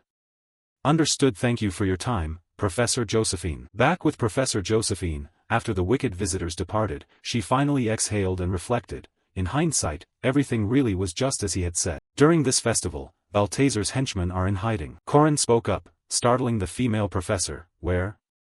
Who is it? Seeing her so alarmed, Corin remained calm and said, I only know something's about to happen. I don't have the details. But I suspect the Catholic Church and Borome one of them, or maybe both. Actually, Corin already had the answer in his mind. It was both. The Catholic Church, in decline, is desperately trying to expand its influence, and Boromea's spirit mages and their followers are also involved. The key name is Tianyas Waran. This event will determine that character's fate and mark a turning point in the main plot, shaping the overall direction of the Kingdom of El-Las. Thinking that, Corin tossed a few fries into his mouth and said, I want you to keep an eye on the Catholic Church, Professor Josephine. The professor asked, curious about Corin's intention. Sensing her curiosity, Corin explained, there are inns built around religious groups out there. With Borome students staying there, it'll be easier to watch them. How can I trust you? She fretted, which left Corin a bit exasperated. Does she still think I'm Balthazar's disciple? Having no choice, Corin took off his shirt to prove it. You can keep doubting me if you want. That's the proper mindset. But whatever you do, my goal remains the same. With that, Corin revealed the oath engraved on his body. I will save the world. He thought that if she saw a warrior's oath, her suspicion might ease a bit. As Corin expected, Josephine hesitated after witnessing the commandment, and after some pondering she spoke up. I heard the new Outskirts Inn was built with funds pooled by students, so that has nothing to do with you, the general quickly denied. Unfortunately, the professor exposed that claim. I have information that the innkeeper received the contributions, she said. I heard Mariette recently moved supplies there and set up a stall on the street totally unrelated to you. Corin stubbornly refused to admit. Although the professor's words were correct, the stalls Mariette moved were to support 100 long-term lodgers, daily supplies, food and drink, round-trip transport costs. All those profit projects were planned by someone with far-sighted vision. Sometimes you need a little help. Don't be so stubborn. Time passed, and finally the preliminary round of the team tournament took place. Arriving at the gathering ground, Lark and Jiger were grinning ear to ear. Hey, do you think we'll actually survive? Jiger said nervously as he looked at the crowd scanner. From this sea of people, only 16 teams will pass, the rest will be out. There are so many people, even veterans are joining, they said, faces falling. Only Corin remained untroubled. Waran was absent from the roster. She was probably only entering singles. Where's Alicia? In the distance Alicia's foodie voice called, Corin, I'm here, let me squeeze through with you. and she tried to wriggle through the crowd. At the same time, from the elevated stage, the Taoist Kong Ryan's voice rang out. "Nice to meet you all. I am Kong Ryan, a judge for this competition. This is the preliminary round that decides the 16 guardians who will compete in the team matches. Good luck. When the sash on your arm is pulled off, you're eliminated, so be careful. We'll begin. The theme of this test, yes, it's the guardian's most important duty, rescuing civilians." As soon as the words finished, countless walls began rising up around the crowd, forming a maze that cut the group off completely. This was the 8 gates formation array. Back to the bulky Jiger, seeing the sudden change, he was utterly baffled. "Hey, what the hell is this? What's the point of doing this?" Beside him, Lark started to enlighten him. "Of course it has a purpose. Kong Ryan is the greatest formation mage on the eastern continent." Hearing that, Jiger was still a bit curious. "But in this area, what does rescue the civilians mean?" "Civilians, did he mention that?" Lark said, puzzled. At that moment, they suddenly received a rules notification. First, after touching a civilian you may issue commands to them. Second, lead civilians to your objective 1 point per person. Third, destroying unnecessary civilians deducts 2 points per person. Back with the group, they now roughly understood the rules and eagerly inspected the stone figures before them. These stone mannequins are civilians? So if we touch them they'll move? Probably. Awesome, this is fun. Alright, let's go. The two cheered as if they'd found a new toy. Such kids, so enthusiastic, Corin thought to himself. Cut to Alicia. Suddenly an alert blared. Careful, it's a hound. Seeing that, Alicia lunged forward and with a single stroke easily took the hound down. Her companions didn't hold back their praise. One strike and it's down. Alicia's the real deal. Lucky to be on her team. The three kept patting their horses, making her nostrils flare skyward. Alright, trust me and follow my lead, she said confidently. The civilian protection mission, demonstrate your skills as a guardian. To protect civilians from monster attacks, move as many civilians as possible to safe zones. In line with the mission, their 4-person team was shepherding a group of fleeing people. At that moment, the man in black within the group spoke up. Alicia, there's a water civilian over there. If we save that person, we'll have rescued 10 people. Let's move quickly. Okay, then scouting for the safe zone first would be best, Alicia nodded. I'll send someone to scout. This is an 8 gates formation, so a safe zone should be nearby, the man in black suggested. But before they could act, the ground around them began to tremble violently, forcing the group to halt. What's happening? All of a sudden the ground's shaking. Is that a drum? The man in black shouted as he heard a booming noise. Beside him, the foodie girl also saw something and cried out, behind us. The group turned in unison and witnessed something enormous thundering toward them, accompanied by a haughty voice. Lay down your weapons and we'll spare you. Back to Alicia, seeing this unbelievable sight, sweat broke out on her face. What the a cart? Meanwhile, the sharp-eyed boys got a clear look and shouted, no, they've tied the mannequins together to make a cart. What on earth is that? Neil, we're robbers. The bulky Jiger bellowed, and Alicia, seeing his stance, couldn't hide her astonishment. Jiger, what are you doing? No, also, are those lyres being strummed like guitars? Ignoring them and turning back to Corin, he thought with a smile, does he want over 1,000 students to score points by transporting a limited number of mannequins? Why bother with those tedious tasks? Eliminating others is clearly easier. The foodie girl's face drained as she stared at him. Why, you're Corin. Hearing the shout, Corin looked down from above and asked back, Corin?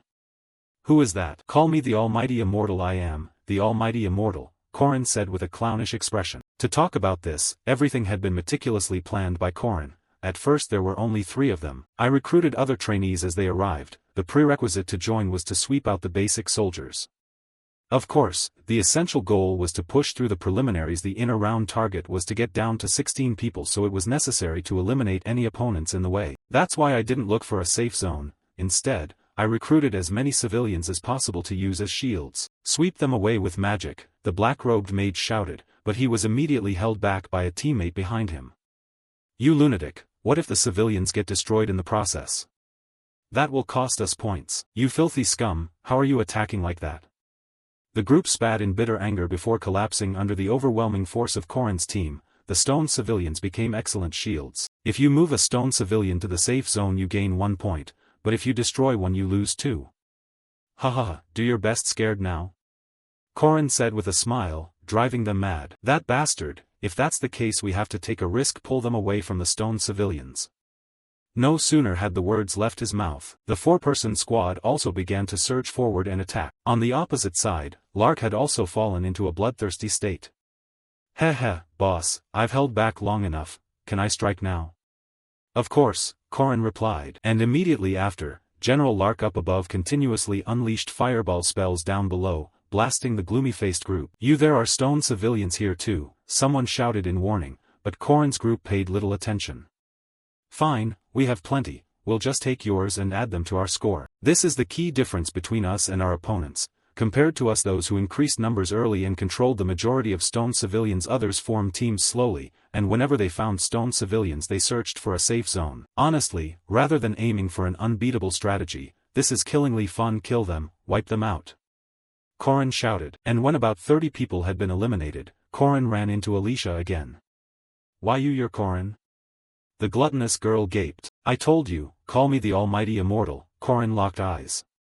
Alicia Arden, I'll give you a chance to join the Ginseng Bandit crew. Hand over your teammates' armbands to me and I'll make you the second in command. I don't need that, she refused bluntly. However, Corrin didn't give up and continued, we need you.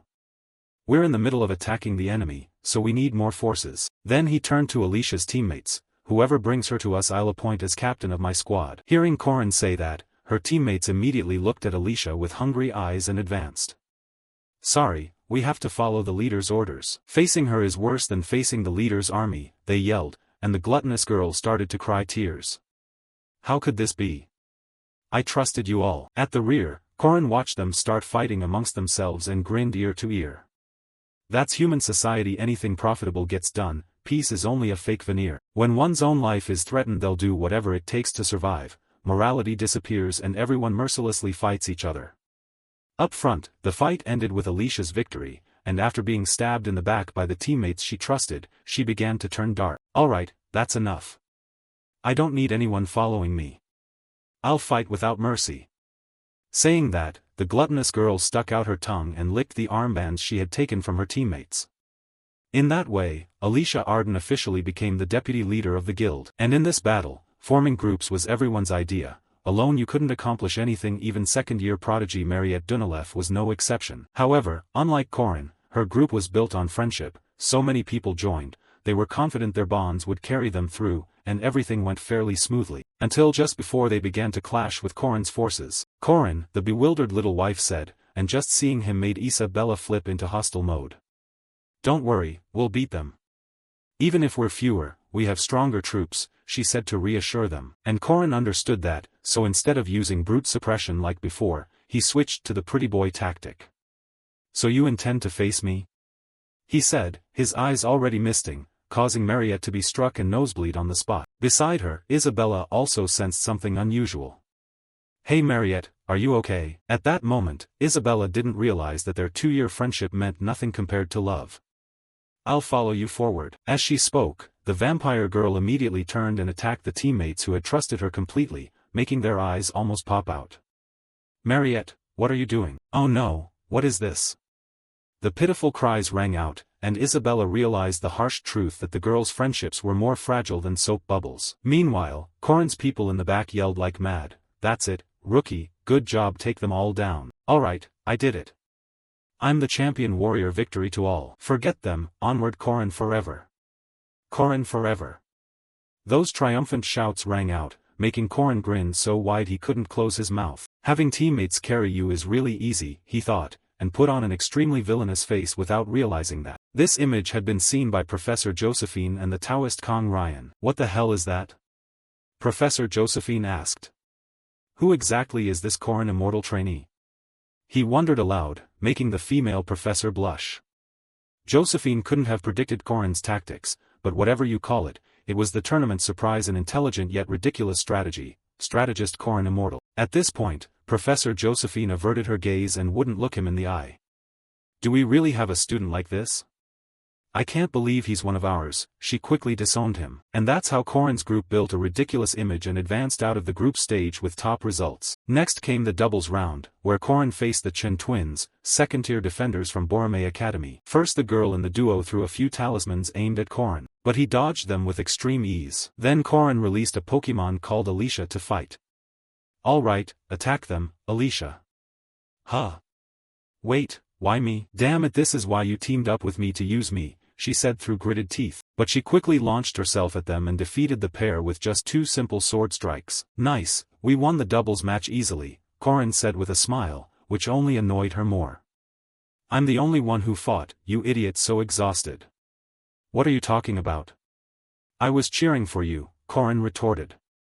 My god, you're so annoying, Alicia shouted. At the same time, in the observation tower, Jin-hyuk and Yuhua were quietly watching and evaluating. I was excited when I heard she was the Sword Emperor's granddaughter, but there's nothing special, Jin-hyuk said in disappointment. And Yuhua nodded in agreement. I do notice her foundation is somewhat lacking. But more than that, who's that guy with the spear? She said, turning her gaze to Corin with curiosity. You see it too? He's the key, Jin-hyuk replied. Yes, based on what I heard, he used to be a level 5 knight until he earned merit helping the academy in an event. At that, she began thinking inwardly. The toughest anticipated enemies before coming here were those 2, the berserk warrior Bajakar and the vampire Mariette Dunalev. But that guy with the spear dodged every strike from the Chun sisters as if it were nothing. The Chun sisters were by no means weak, they were among the strongest in Borome. I can't sense his power from breath, posture, or gaze, and beyond that there's his experience. He's Corin Locke, the strongest first year, a level 1 knight. Back to Jin-hyuk, he was already fed up thinking that if they ran into him in a team match it would be troublesome. Brainy types like him shine more in team fights, hopefully he won't interfere when we use that formula. Saying that, the guy suddenly noticed someone's silhouette, and his whole body gave off a terrible murderous aura. Meanwhile Waran, wandering outside, was lost in thought. Maybe because everyone was gathered at the festival this place was quieter than usual. The silence in this normally noisy spot reminded her of that day. The day I became a celestial yiksha, everything was destroyed that day. As she thought, she recalled an image of a tower engulfed in flames. But at that moment Waran suddenly sensed a burst of intent aimed at her. An ambush, she thought, glancing back just as a knee strike came straight for her. However, very quickly Waran realized the image was an illusion. It was a killing intent created by someone ahead. Phew, impressive, not everyone can sense that, Jin-hyuk said. While Waran quietly observed, the murderous intent had been so strong she mistook it for a real attack. As if he wanted to say, I will kill you, I will definitely kill you. Thinking that, Waran's eyes narrowed slightly and she asked, You know me? You know me? No, I've never met you before, female prisoner, he replied, his face full of killing intent. Sorry, I thought you were someone I knew and meant to tease you a bit, he explained. And Waran, though a bit suspicious, paid it little mind. The familiarity felt strange, but she remembered nothing, probably not important. With that she turned and left. Be careful. Yeah, I'll be more careful next time, Jin-hyuk said with a smile, hiding all his murderous intent. At the same time Yuhua appeared behind him and warned, that was reckless, you shouldn't reveal your power in a place like this, but thanks to it I proved my master's 8 gates still work on that monster, Jin-hyuk replied. Then he stared after Waran's departing figure, thinking, a powerful monster, a masterpiece of soul mages. To seal this monster and save Waran, the 8-gate Golden Lock Great Nether Extinguishing Formation must be set up, he thought to himself. And as if reading Jin-hyuk's thoughts, Yuhua advised, don't provoke Waran, we must wait for the right moment. Be silent and wait, Jin-hyuk. Once that evil thing is removed from her, you can do whatever you want. Over here, the white-haired guy knew losing his temper would ruin the plan, so he gritted his teeth. Relax, sister, I don't intend to act rashly. When this is over, I'll kill you after I've subdued you, he told himself silently. Back to the knockout qualifiers, the second round venue is in the El Lost Kingdom Center, the city of Nazaria. At this moment, inside some tavern, Corin was also there and was a bit surprised. This was beyond expectations. Who knew this round would take us so far? Remembering Professor Josephine's words, Professor Kong Ryan had changed the live qualifier venue. When he heard this from Professor Josephine, he was somewhat taken aback. Apparently the report said Griffin's cargo was stolen by bandits. Did you do it? She asked, and Corin broke into a cold sweat when he heard it. Huh? No way, that wasn't me. That cargo? The professor pressed, catching the key phrase in Corin's answer, which made him startle when he realized he'd just blurted out too much. Actually, I did take something, but what I took belonged to an ex-instructor. Items Kong Ryan was secretly moving through this country, things needed to activate the 8-gate Golden Lock Great Nether Extinguishing Formation to restrain Waran in the next round. The Griffin cargo theft was just a staged act. Kong Ryan and the fat Li Jinyang set up to buy time and recover that smuggled gear. Those little rats really have nothing but schemes in their heads. Back in the present, Alicia at his side spoke up, Nazaria isn't like the rumors, huh? Corin, do you want anything to eat?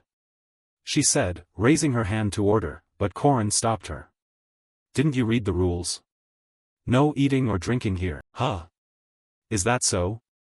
The food-loving girl blinked, and at that moment the stinking Taoist who had just entered glanced around to assess and announced. Red, blue, green, yellow teams from Borome Academy 16 people total, teams A, B, C, D from Merkaba Academy 16 people total, everyone has arrived. Now 58 minutes, 59 minutes, 59 minutes 30 seconds, the countdown began. Everyone gripped their weapons like they were about to act, only Alicia looked completely clueless, turning this way and that. Begin! Kong Ryan shouted, and the moment the command rang out, Corin drove his spear into the head of a nearby patron, making him cry out in agony. Corin, what are you doing? Alicia asked. Not far away, Mariette used her magic to send another patron to the scoreboards. And it wasn't just them, everyone in that tavern went berserk, rushing forward to slaughter all non-students, leaving Alicia stunned. What the hell is this? Before long the entire tavern was soaked in blood. The swordswoman went pale with fright.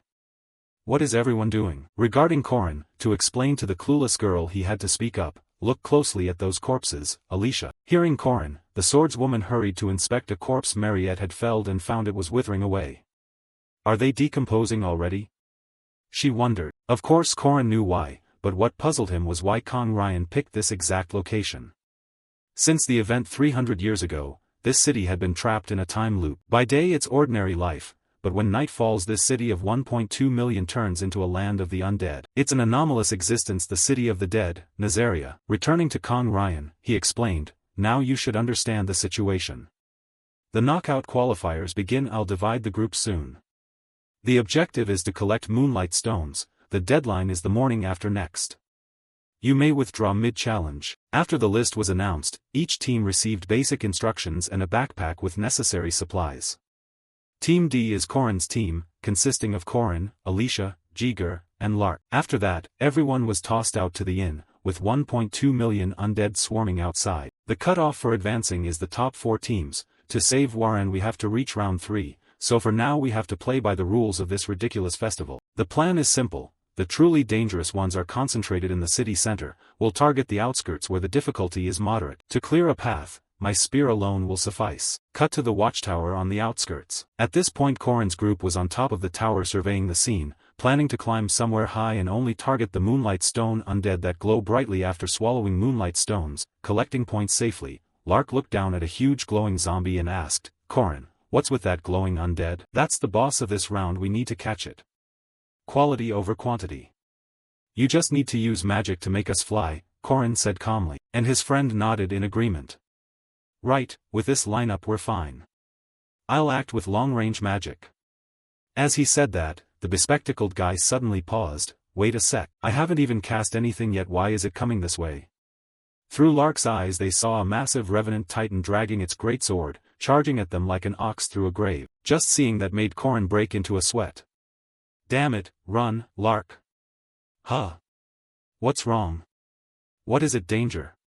He asked in panic. Dangerous, of course, that thing's the center area boss, Corin screamed inside and urgently ordered, use your flight magic now. But as soon as Corin finished, for some reason the giant bell behind Lark moved and smashed into him. Corin stood dumbfounded. What the hell, did a ghost control that bell? He wondered, and with that, the bell blasted Lark off the clock tower, but before he hit the ground he was teleported away. Lark Bergam was eliminated. When a player takes a strong enough hit, they are eliminated and removed from the arena, so the group's mage logged out before he could even show his skills. Eliminated already? That fast? Seriously, Corin shouted, but he quickly regained his composure and turned to the 2 remaining teammates.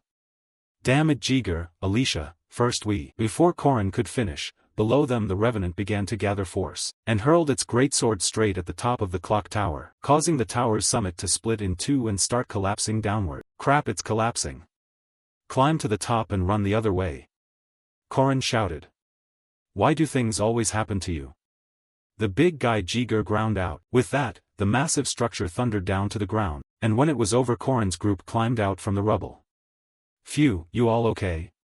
Traveling with you sure opens my eyes, Alicia complained, just think of it as making friends with an interesting person. Anyway, let's call the first day a wash.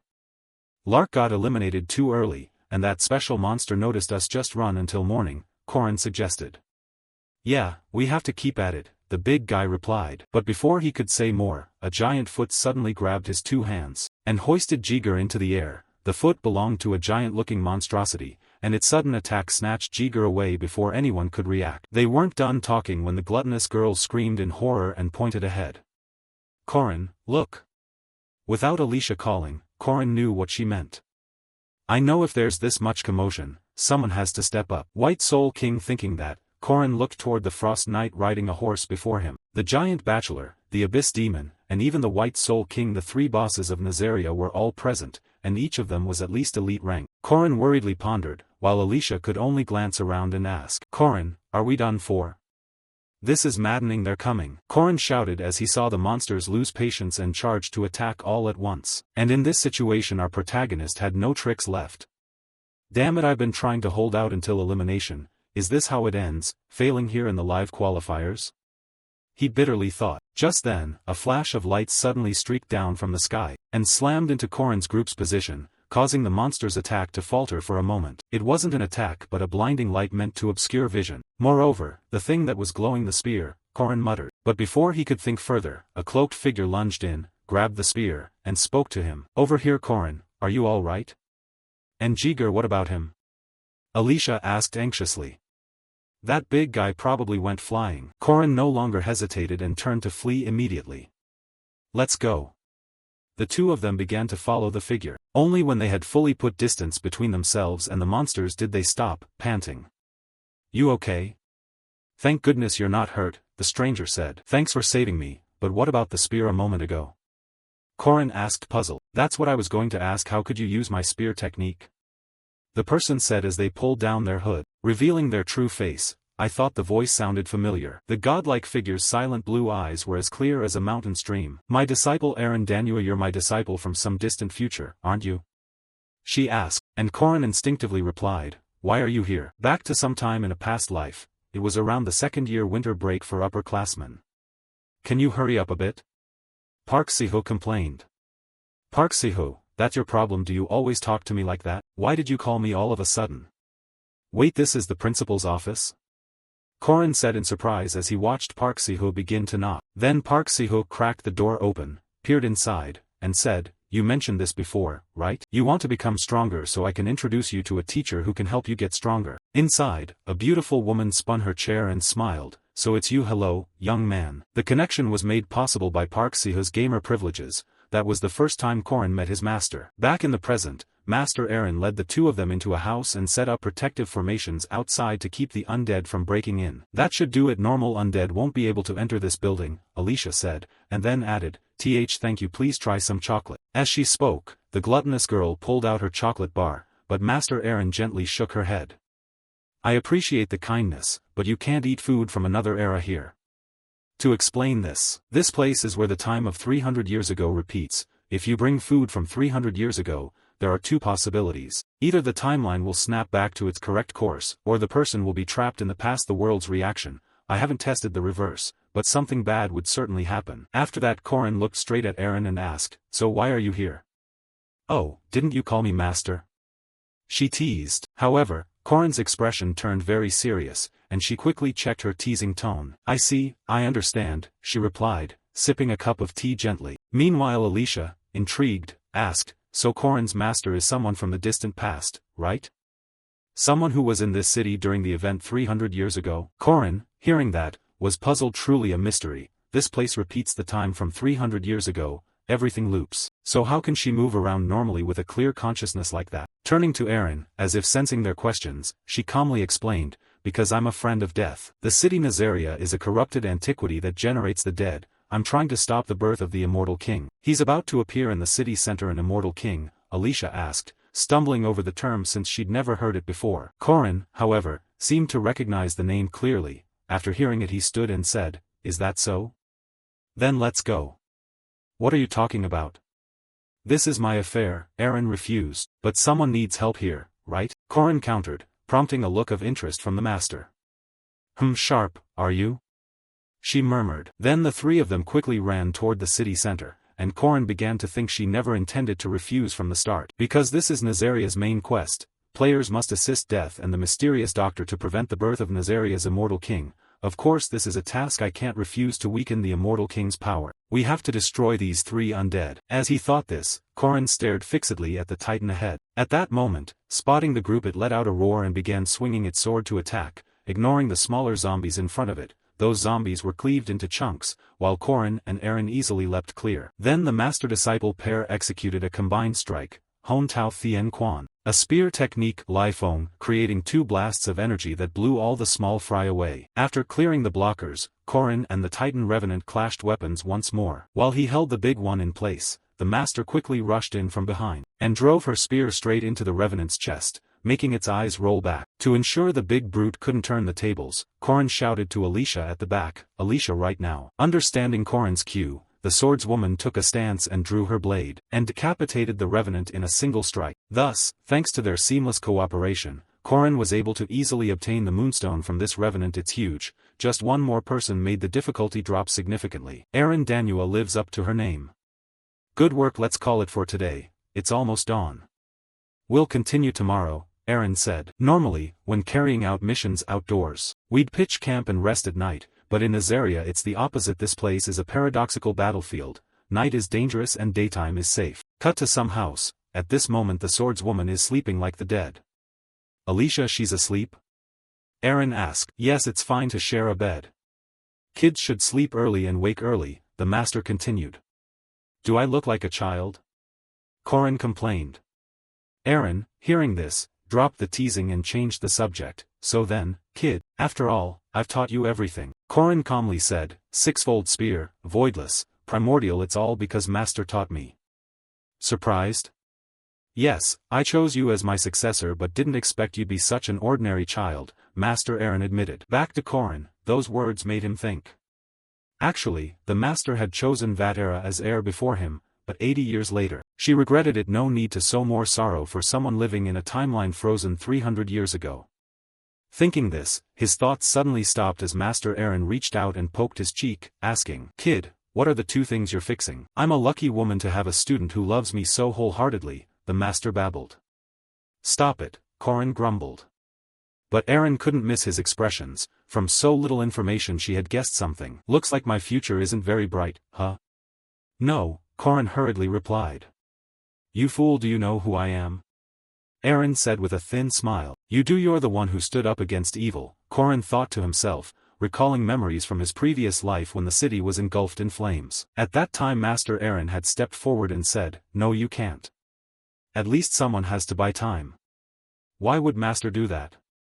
At least, Korin shouted, but Eren cut him off before he finished. "I'm an adult, kid. As an adult, I have a responsibility to protect you, a child." "Everything will be fine," Eren said calmly, which made Korin ache. This was the person who had guided, taught, and changed him. She was the one who sacrificed herself to protect me. If I had realized Park Sihu's identity earlier, could I have saved Master? Even knowing the future, I failed again and again, and each time I had to correct my mistakes. Even a single flap of a fallen bird's wings can cause unforeseeable consequences. I joined this festival to rescue Waran, but I ended up here. The unexpected reunion with my master from 300 years ago in this city was never part of my plan. A surprise variable could ruin everything. This time I might fail again. I can't shake that thought. It keeps me from sleeping, Korin thought inwardly. Before he could shout at Lien for Eren pinching his nose, "Fail? What failure?" "Only fools worry about others' failures. Those who constantly question their own failures are the wise ones. At least you belong to the latter, right?" Hearing that, Korin's face darkened and he said, "If someone had failed, could they say things like that?" In response, Eren gently hugged Korin and comforted him. "I have been and still am a failure, repeating mistakes. But at least choosing you as my successor seems to have been the right decision. Queen of the Lost Garden, I will bless the path ahead of you. Now rest, sleep well. Everything will be all right." Everything will be all right? Can I really save everyone? Korin questioned himself. Back at Merkaba Academy, the individual matches were underway, and specifically it was Waren's match against some opponent, but it seemed entirely one-sided. This unresponsive girl didn't even bother to defend, and despite the opponent's repeated sword attacks she didn't suffer a single scratch. To the point that Professor Josephine had to speak up, "Waran, don't be so serious." Unable to contain his frustration, the young man tossed his sword aside and leapt directly onto her, hoping that making her budge even a little would count as a victory. But sadly, no matter how hard he strained himself, Waran stood motionless like an iron statue. "Come on, at least move a little," he yelled in despair. In the next match someone even swung a heavy strike straight at Waran's head, but it had no effect. "Can't even cut her hair?" the man screamed as sparks began to fly. In the end, all he could do was fall to his knees and cry, I lost." "How boring," Waran said disappointedly, then began thinking about the things Korin had told her. "There are a lot of people in this world weaker than you. Treat them like fragile young branches. The fact you exist is a threat to them. Cooperate so we can get through this festival smoothly. Start with simple things. Training hand to hand with you was even more fun. Compared to him, these people are far too weak," Waran said to Josephine during a conversation, and Josephine nodded in agreement. "That's right, no one compares to Korin, probably." Back in the match, a sudden thought rose in Waran: "I won't lose again. Those lessons have sunk into my bones after months of grueling training." She clenched her fists as if sensing it, then launched a strike forward. She unleashed a dragon-shaped afterimage. This was the third-level hang-long technique. Fortunately for the guy, the dragon image didn't target him, it shot up into the sky instead, and detonated above, creating a terrifying explosion. Monster, he stammered. Waran was so used to words like that she didn't even bother to get angry. It was just that today her chest ached strangely, Waran thought to herself. Time passed quickly. Round 8, Group C, the final match. Waran's opponent this time was a student from Borome Academy. She assumed he'd be no different from the others and felt bored. The one who stepped into the arena was Jinhyuk. "Hello, we meet again," he said with a crazed look. Then, as if not giving Waran time to react, he unleashed a barrage of attacks from every direction. He used Tianfeng Strike, Celestial Dance, Armor-Piercing Fighter, and the Crushing Grass Ferocious Kick. Each blow was a lightning-fast strike with massive damage. "Take this," he shouted. Saw Jinhyuk was indeed quite strong. The students watching from above gasped in astonishment. "Wow, his momentum is different from the others," they said. Down below, Jinhyuk delivered a direct kick straight to Waran's face, and caused a massive explosion right on the arena floor. But when the dust cleared, Waran's body showed not a single scratch. "Out of moves already?" she said wearily.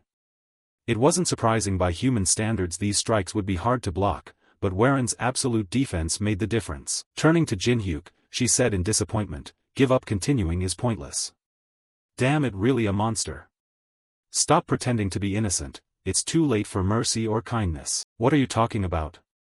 Waran asked. Jinhyuk began to roar, "That compassion, you should have saved it for my family when they were slaughtered." Hearing him, Waran's expression shifted as if recalling some memory. Cut to a forge somewhere in the city of Nazaria. Inside a room filled with books, an angry voice rang out, "Damn it, what happened? Why did my calculations go wrong? This is the perfect moment, an opportunity almost miraculous." The voice belongs to the dark mage Gerald. Right now he feels that something is wrong. Impossible, the ritual succeeded. Wait, did it really succeed? But I haven't even activated the magic array. Did I activate it yesterday?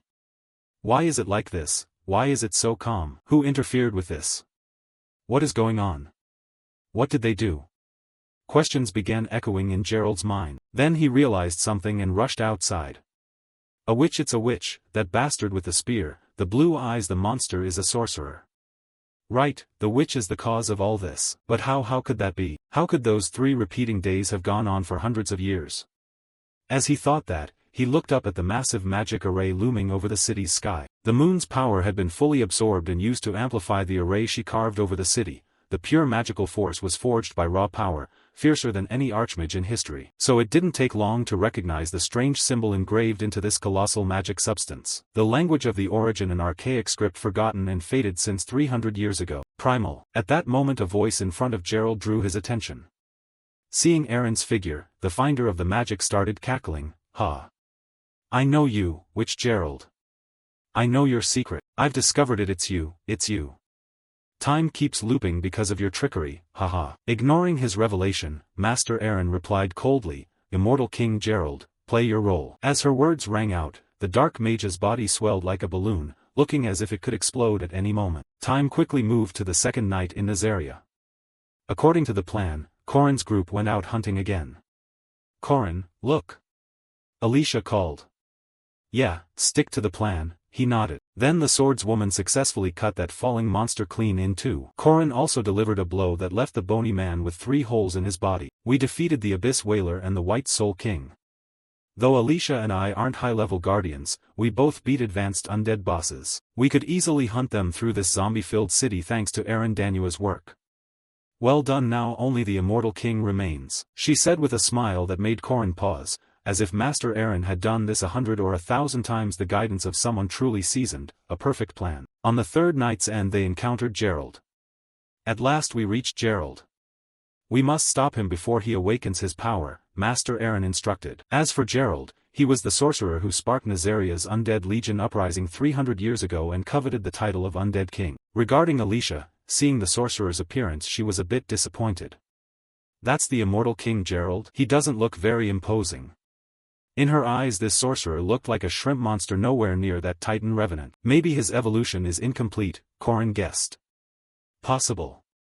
His soul hasn't been fully demonized, and he lacks the wisdom of a true sorcerer, Master Aaron replied. Hearing that, Corrin tightened his grip on his weapon. Is that so? Everyone else, stand back, I'll handle him myself. With that he lunged forward, making Alicia worry uncontrollably. Corrin, be careful, no matter how he looks, he's still an S-rank boss-level monster. Alicia was right, though he's an incomplete lich, he's an undead king resurrected by a dark forbidden ritual. His power surely far surpasses Mariette Dunalef's. Calling him S-rank wouldn't be an exaggeration. Corrin thought to himself and called out, surprising the monster slightly, greetings, Gerald. No sooner had he spoken than Corrin struck him with a bolt of lightning to the chest, a technique called Death Thunder. Its force was overwhelming, enough to cause a terrible explosion. But an S-rank monster is still an S-rank. The hit hadn't done that much damage to Gerald. Huh, he's no pushover, Corrin muttered as he watched the creature scream in fury. In response, the monster spread its arms and activated a skill called the Curse of Death, the Reaper Wind, Apocalypse. It launched countless energy orbs at Corrin and tore through the surrounding buildings. What the, he's casting high-level spells without cooldown. Corrin, are you okay? Alicia asked anxiously. The sorcerer began cackling like a madman, as if he'd won. And a second later, his body was sliced into countless pieces by Corrin's spear tip using the skill Void Spiral Return. Powerful enough, but wasting mana like that, how do you expect to defend against this? Saying that, Corrin used the skill Natrama Strike, sweeping his spear and blasting away the rest of the undead's body. All that remained was a pool of blood. The immortal king, obsessed with raw power, was actually easier to deal with. If I can overwhelm him with skill, I can toy with him like a weak boss. Besides, Nazaria is a repeat mission. I've killed him thousands of times before, Corrin thought. Meanwhile Alicia walked up stunned and asked, my god, that was that easy? It feels like you're getting stronger. Corrin shook his head. Just normal. You might even handle him easier than I did. But why are you alone here? Corrin asked, which made her look around and realize Master Aaron was nowhere to be seen. What? We were standing next to each other a moment ago. Hearing that, Corrin fell thoughtful for a moment and said, I'll go find Aaron. Stay here and guard against any remaining undead. Cut to a completely different area by his memory. Corrin easily found Master Aaron there and asked, not much to see here, right? No, nothing special, his master replied. To confirm his suspicion, Corrin asked further, this isn't the first time immortal King Gerald has appeared, is it? Master Aaron admitted, you noticed? Yes, how many times has it been? 36,539. Nazaria resets the quest to defeat the Demon King every 3 days. That dark sorcerer Gerald used the eclipse to turn the city into the undead. 300 years, 3 months, and 27 days ago, 1.2 million undead suddenly appeared and then vanished with the immortal king. She repeated it 36,539 times. So every 3 days someone has to defeat Gerald? Corrin wondered. Why does this keep repeating? Master Aaron didn't hesitate to explain bluntly, because I created this city. If the 1.2 million undead leave the city, the entire continent or even the world would immediately vanish. So I intervened in Gerald's magic circle using the ancient tongue. Beside them, Corrin was truly startled to hear that reviving 1.2 million people, doing something like that is just too much. Before he could finish, another voice suddenly cut between them, you'll understand soon. Hearing the familiar sound, Corrin's gaze cleared. This voice, of course it was. It was Death. Now before Corrin stood a dry skeleton in a cloak with a scythe on its back. I will keep watching you, one who dares defy death, Death said. Corrin locked on. Hearing Death speak, Corrin began to speculate inwardly. Did he already know? Maybe he knew Corrin was a time rewinder. Death is an entity the system created to collect the souls of the dead. Death's task is to ensure collected souls are reborn into new lives to continue the cycle. So the undead, those who repeatedly escape death and reclaim life, are death's torment.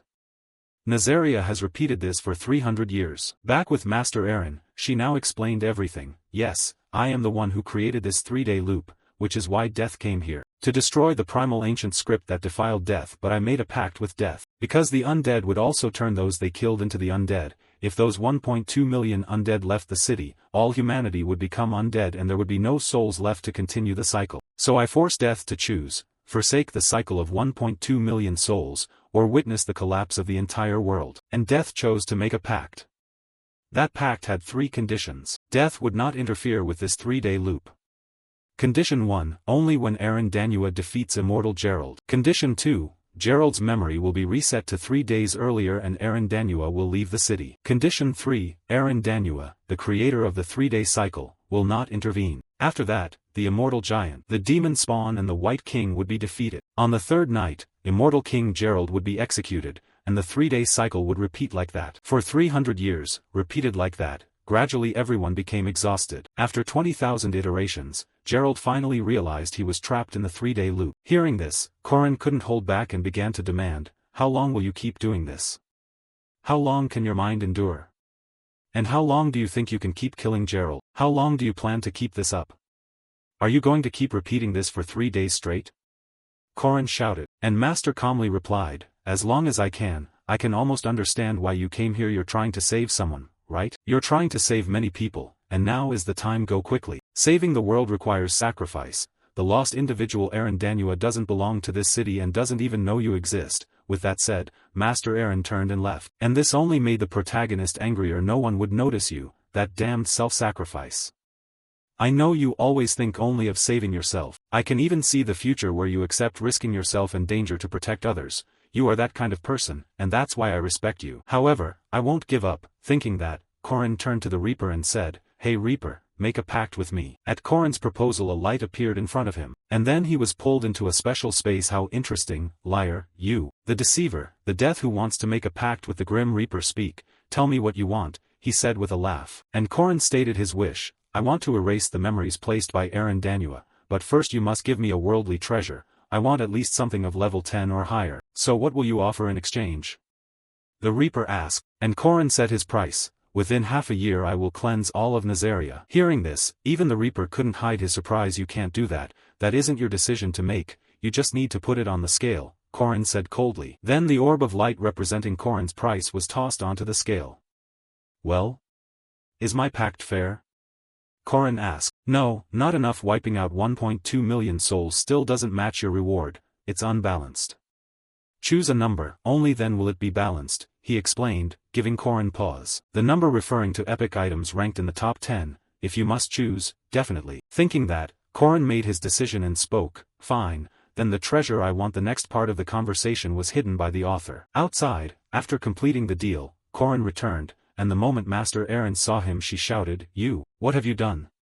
Oh, you still waited patiently? To cleanse Nazaria within half a year. If you succeed, your pact with me will be void," Corin calmly explained, and just like the Reaper reacted, Master Aaron thought Corin had lost his mind. "You're crazy. If you don't fulfill the pact with the Reaper, you'll even lose your soul. You will be stripped of the right to reincarnate." In response, Corin gently put both hands on her shoulders and replied, "These are things I learned from you. At first I thought it was just a game, but in the most dangerous, hardest moments, I met someone who truly matured. That was the first time I met a real hero. A hero I couldn't protect, who sacrificed himself protecting me. This time I want to save that person. This time I will not fail. I am no longer the weak person who wouldn't even try before. After all, it's not something as grand as saving the world, it's simply repaying a debt," Corin said with a smile. Time passed quickly. Later in the city of Nazaria, life went on for 300 years, and today repeated the same. With a single strike Aaron easily defeated Gerald. This city is still a hellhole full of chaos. Mechanical activities repeat over and over for 300 years.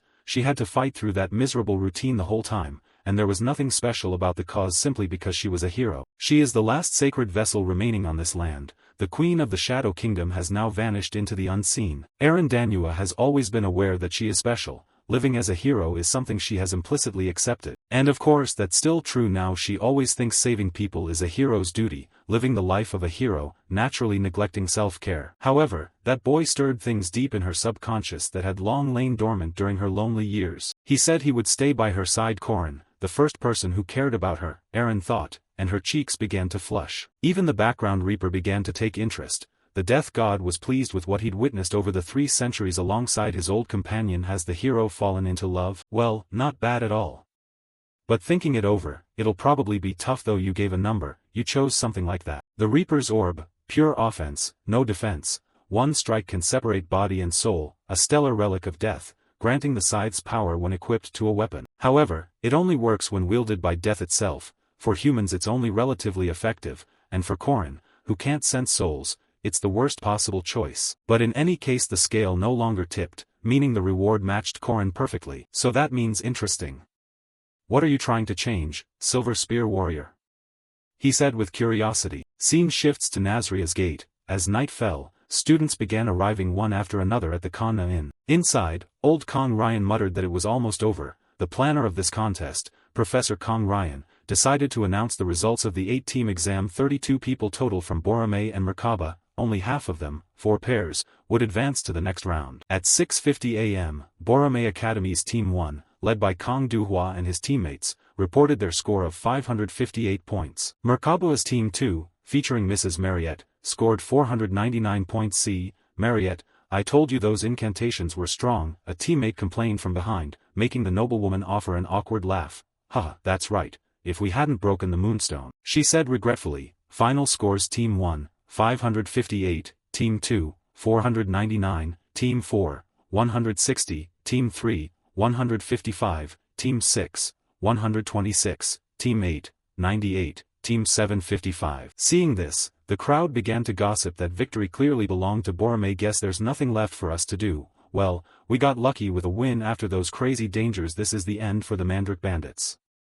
Overall, Merkaba is good at team formation, but their skills are mediocre at best, especially useless luck. No one expected the team to do well from the start. Merkaba's chances are gone now that Mariette's Team 2 and Corrin's Team 5 are out, one armored man said. The person beside him shook his head. Team 5 already lost 2 members on day 1, how could they stage a comeback? Over here, the Taoist Kong Ryan heard this and wore a triumphant smile. So Boromei has 3 teams while Merkaba only has 1 pair in the finals. At that moment the inn door suddenly opened. Good morning. Oh, looks like our group arrived just in time. 59 minutes.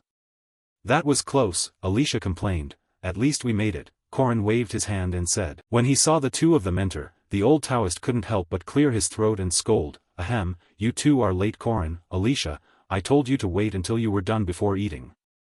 The sharp-tongued girl kept nagging, while the male lead had his own reason. It takes a long time to get out to eat. How long do you expect me to wait? Back to Kong Ryan. Seeing these 2 students whining in his ear, he annoyedly said, argue later. Hand me your cases so I can check your scores. Saying that, he didn't really believe the 2 of them would accomplish anything. It was obvious they'd be eliminated. Hearing that, the 2 paused their conversation. Then Alicia pulled a stone from her cloth pouch and tossed it straight onto the scanner. Just place it on the device. Right? Right, but your score will probably be low, Kong Duhua bluntly said. Immediately, the device's screen displayed the number 250. That number captured everyone's attention. 250 points. Shouted a trainee from Boromei Academy. People couldn't hide their surprise at the scanner's reading. Just with this one moonlight stone they jumped to 3rd place.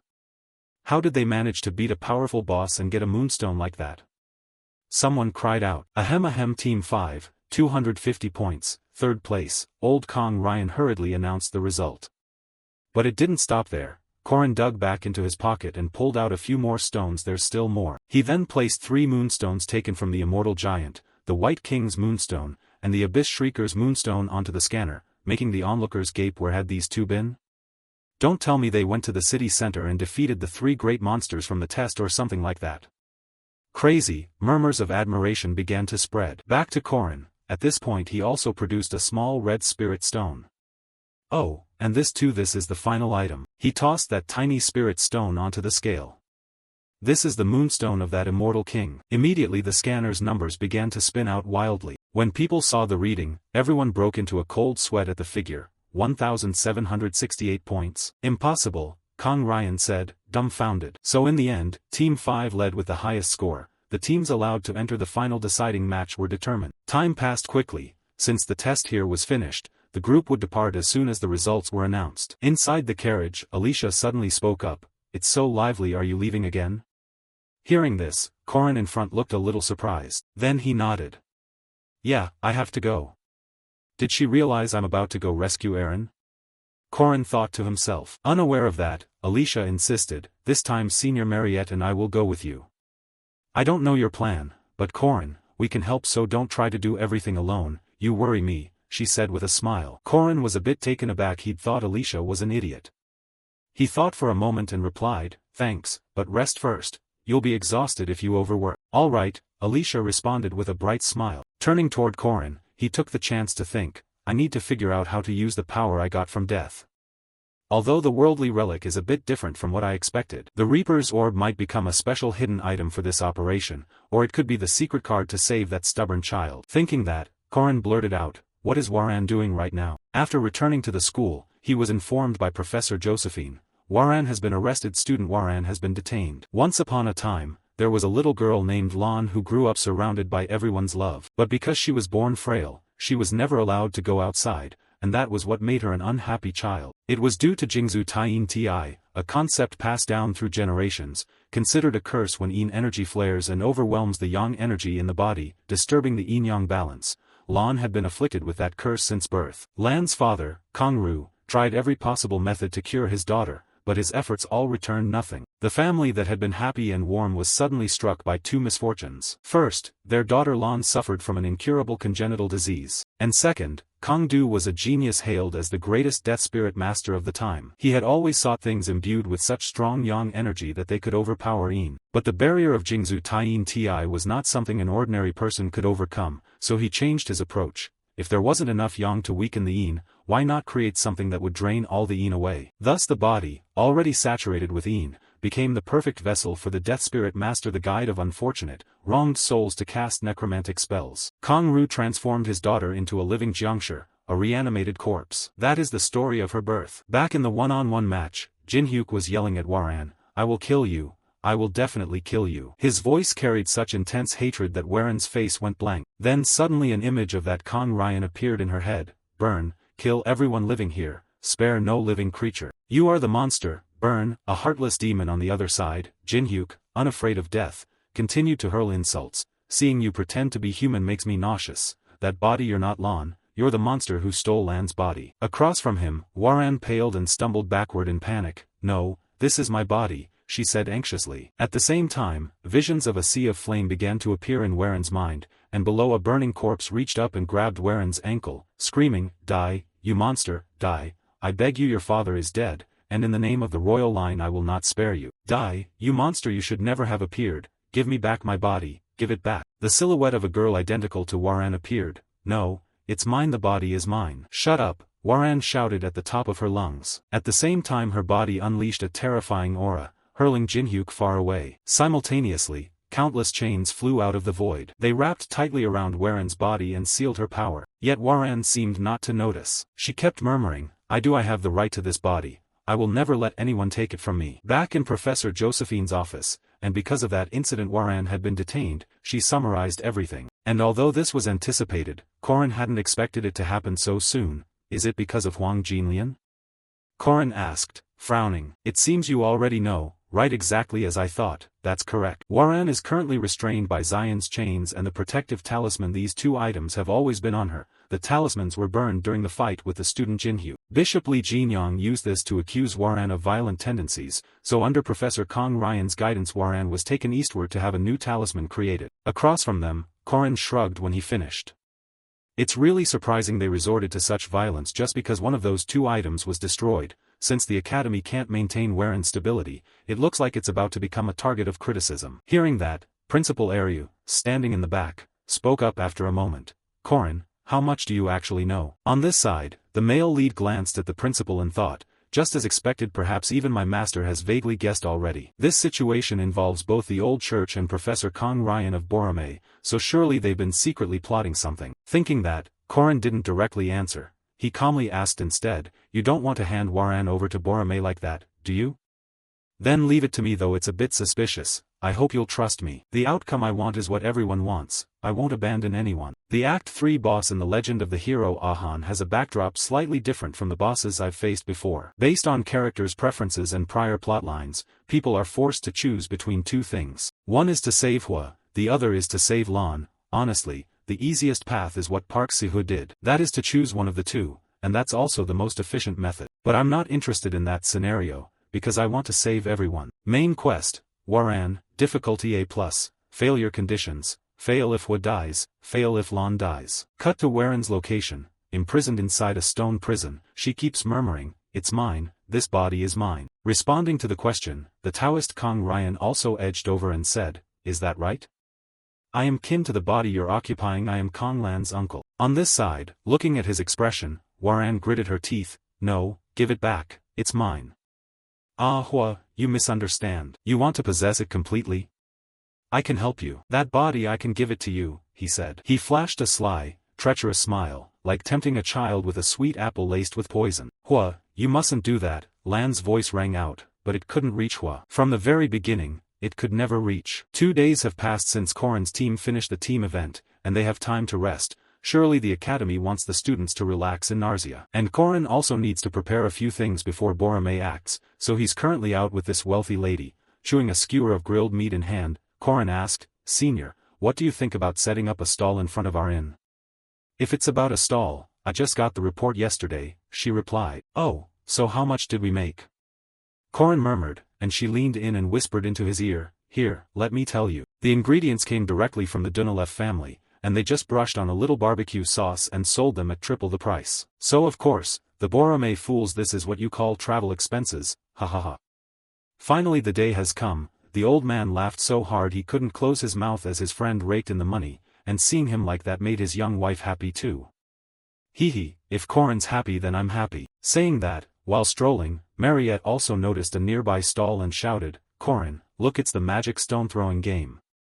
Over here, seeing them eyeing his stall, the shop owner quickly tried to lure them in. "Hello, beautiful, why not try it before you go?" "Ah, I see it, it's exactly the same as last year," Korin muttered. Meanwhile, the shopkeeper tossed a magic stone to her and pitched it. "Take a look, these magic stones are reclaimed rejects from the mine. When you touch them they feel very soft, right?" Hearing that, Mariette reached out and squeezed one. It felt just like rubber. "Really, are soft stones like this okay?"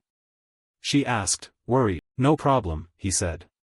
"Magic stones can absorb mana, so they easily shift their attributes. We use them a lot in crafting magical materials." Turning to Korin, with his experience he reached out, took the stone from her hand, and said, "But if they're that soft they can be prone to exploding, watch, let me try throwing it." Saying that, he went into a throwing stance and thought, "With my skill from practicing sling and spear, at such a short distance my accuracy should be nearly 100%. With that, the stone in his hand flew straight forward and struck dead center of the target. The stall owner's face went blank in astonishment. 99 points, he blurted, while Mariette's face registered nothing but admiration. The higher the accuracy, the narrower the wound, the lower the accuracy, the wider the wound. In one match I'd been hit by every negative status and spell at once, dropping my accuracy to 0%, which stretched its area to about 100 meters. If I exploit that, mulling that over, an idea struck Korin and he proposed to the stall owner, "Hey, sell me all of these magic stones, I'll pay you double." Hearing the offer, the owner had no reason to refuse, though he asked curiously, "These? But what are you planning to use them for?" "What else?" Korin replied. "I'll use them to perform a skill only specialists can use, that's why I came to the festival." He muttered under his breath, thinking, "If I give these to Fergus then perfect, perfect." He said it with a sly air that made Mariette even more smitten. Korin's grin was wicked. Returning to the male lead, after laughing he turned to his young wife, "Senior, the teleport carriage is one of your company's branches, can you get its schedule?" "Sure, but what are you planning?" Mariette asked in surprise. In response, the male lead put on a very villainous look. "Now's the time to make him pay." Time passed quickly. Cut to a carriage moving down the street. This was the carriage carrying the 3 Kong Ryan. Inside the carriage, Kong Ryan suddenly spoke, "Joa."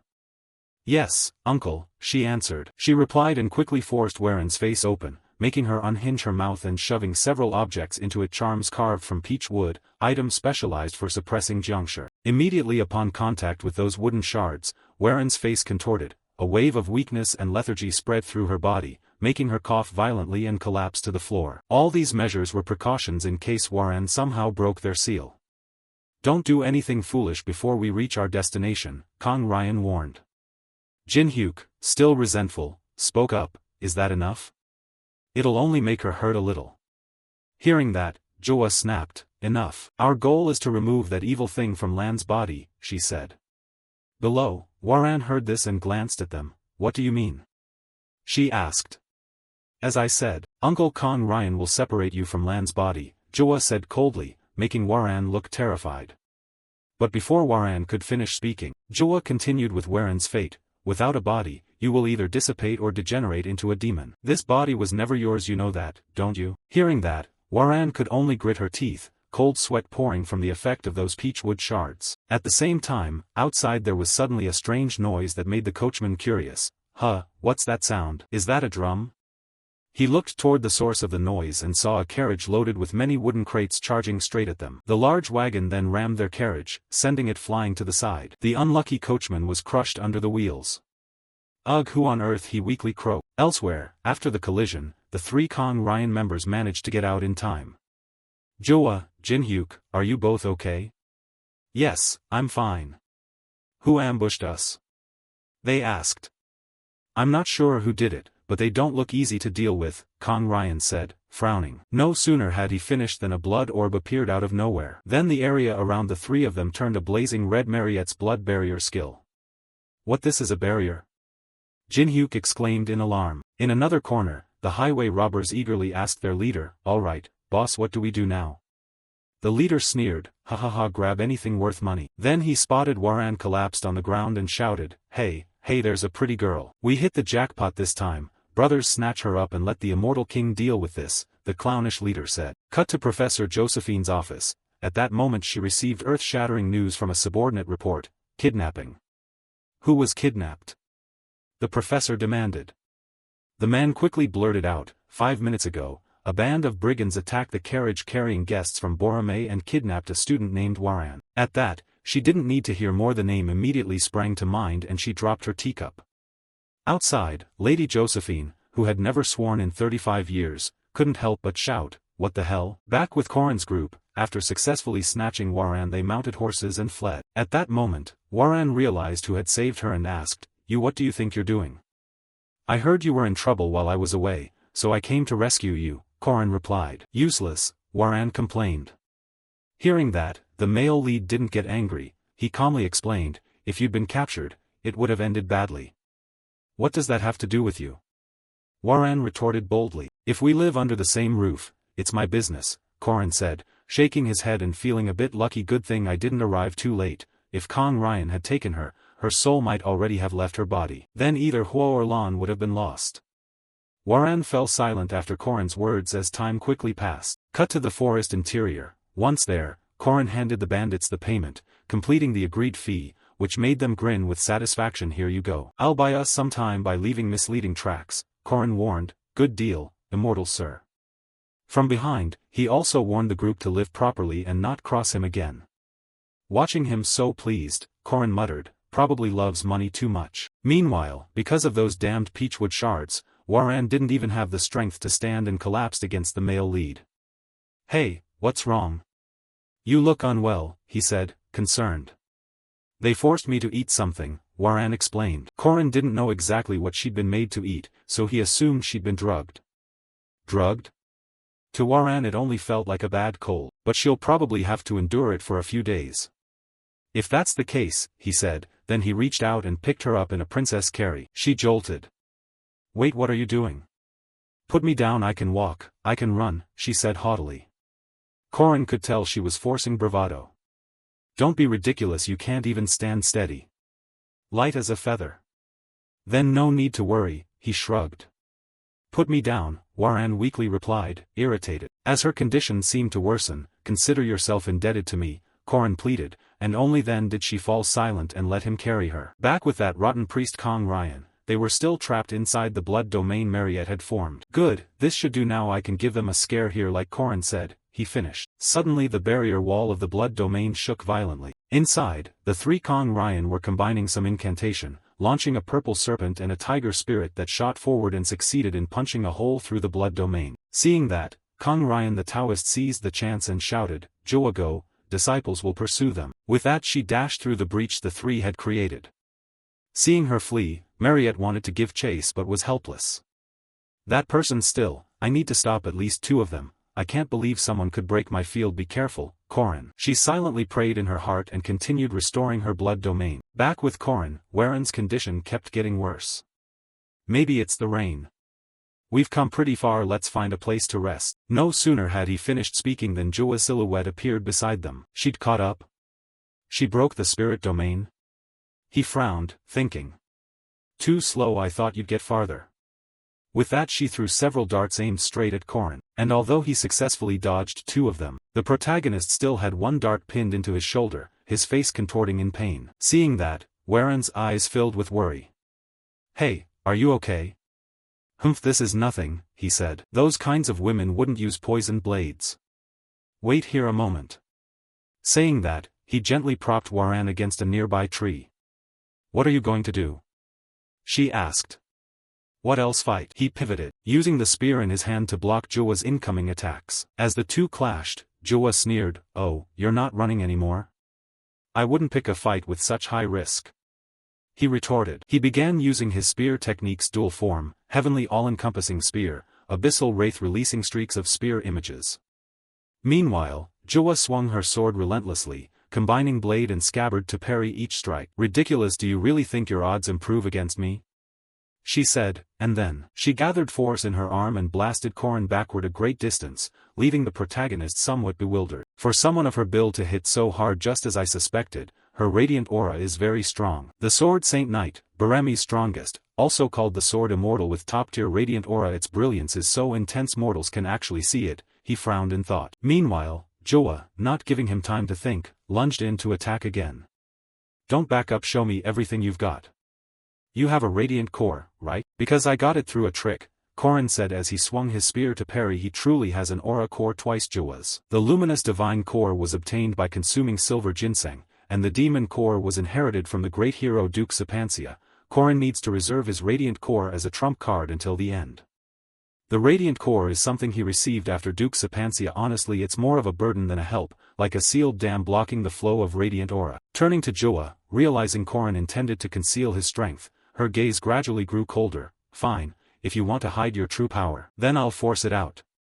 With that, she drove power into her legs and leapt up into the air. Seeing this, Corin hurriedly followed her with his eyes. From above, a dragon-shaped bolt of lightning streaked in a zigzag and dove down. This was the Dorong sword technique, dual form, dragon strike.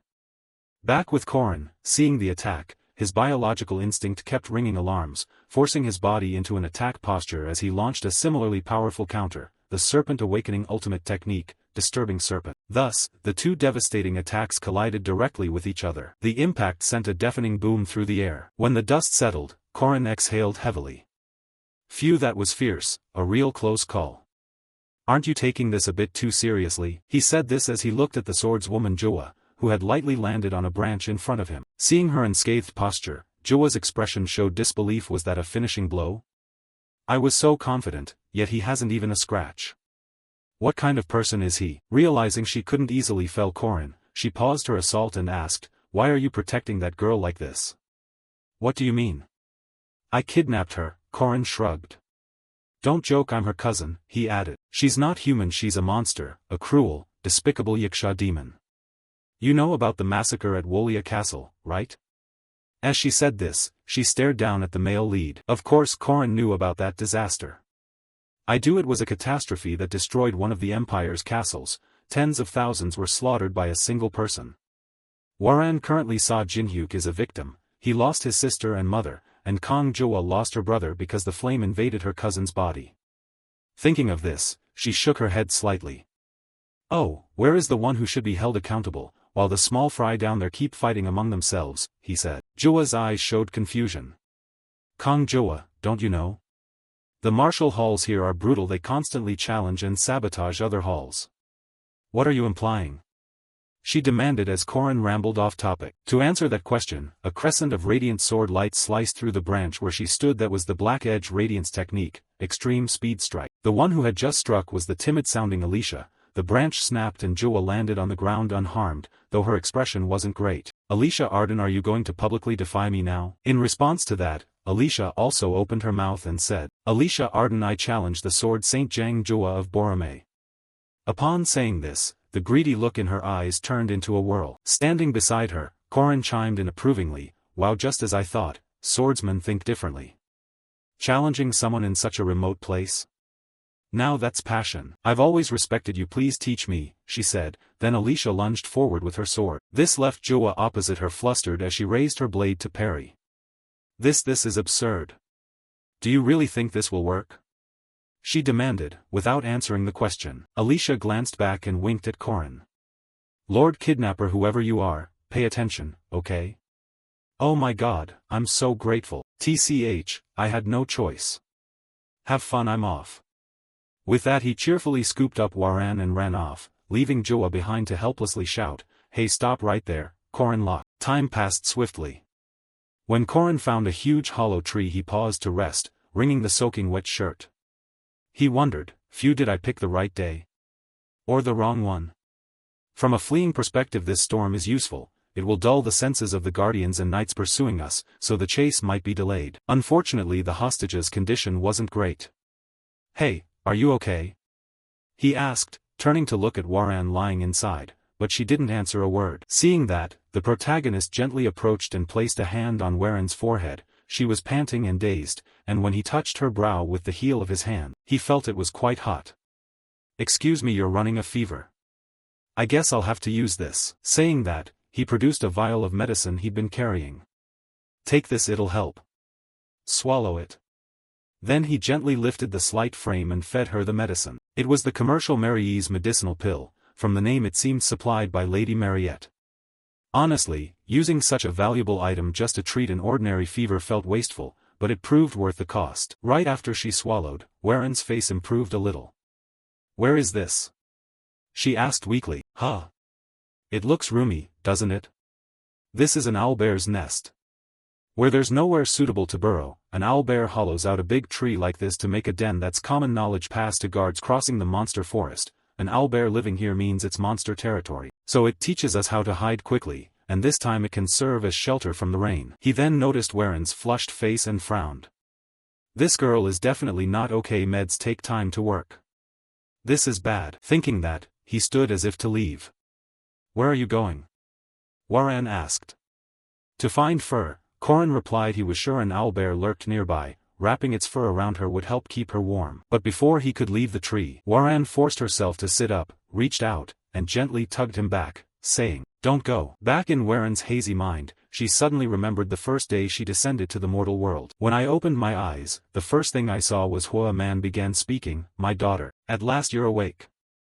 The master looked at me with tear-filled eyes. Tsangdu called me his daughter. He called me Lan. Father Hua kept repeating the name though I didn't know its meaning, and the father broke into tears of joy. He hugged Hua tightly. Perhaps in that moment, instinctively, Hua realized she had to impersonate Lan. If father discovered the truth, she feared he would abandon her immediately. She feared he would try to find the real Lan after leaving this body. She feared the future. Things she didn't want to imagine, but very quickly. The lie she planned to hide her whole life was exposed by a very small accident. That was the first time she saw blood. Using the excuse of scouting for a water beast in the city, her father ordered her to deal with the creature on the Lord's command. When she returned, the Taoist Kong Ryan praised her. "A jiangshi can easily defeat a high-level monster. Well done, Hua," he said as he looked at Waren with the kind of gaze you reserve for a treasure, which made the girl uneasy. He was her father's elder brother and had come to instruct her. He was the one who named her Hua. His eyes burned with greed, and her father grew cold when he discovered she wasn't his biological daughter. That was the first time she realized her usefulness.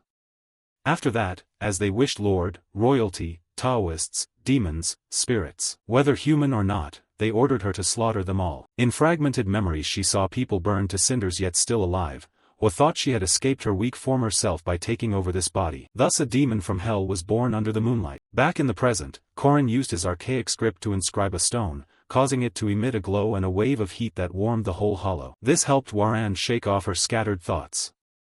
"What the?" she blurted, "am I a child of darkness?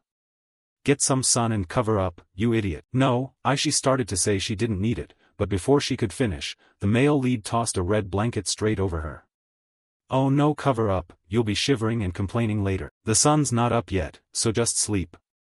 I'll wake you when it rises. Looks like it won't rain anymore, he muttered. Watching his actions, Warren's face flushed even more, whether from fever or something else, she couldn't tell. After a moment of silence, she turned and asked, "You want something from me, don't you?" Warren said this based entirely on experience. Everyone she'd met wanted to extract something from her, the lost daughter, a healthy relative, a tool to distract others. Back to Corin. After Warren finished speaking, he was silent for 2 seconds before answering. Do you remember the first time we met? You told me I'm not the rightful owner of this body. You said I'm a thief who stole and seized. I'm not entitled to do this.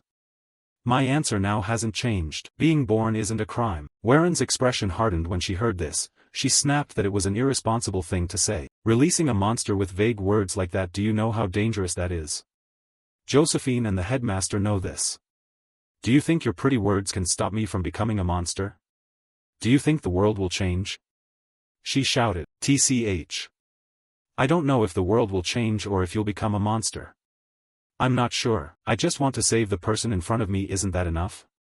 Corin reminded himself as he spoke. Those trapped in preordained misfortune have been set that way. I'm the only one who can save them. Hearing Corin's words, Warren's resolve seemed to weaken. She buried her face in his blanket and sobbed. I'm so scared. This body isn't mine. It never was. People tell me I should give it back. I know I must return it, but if I do, what will happen to me?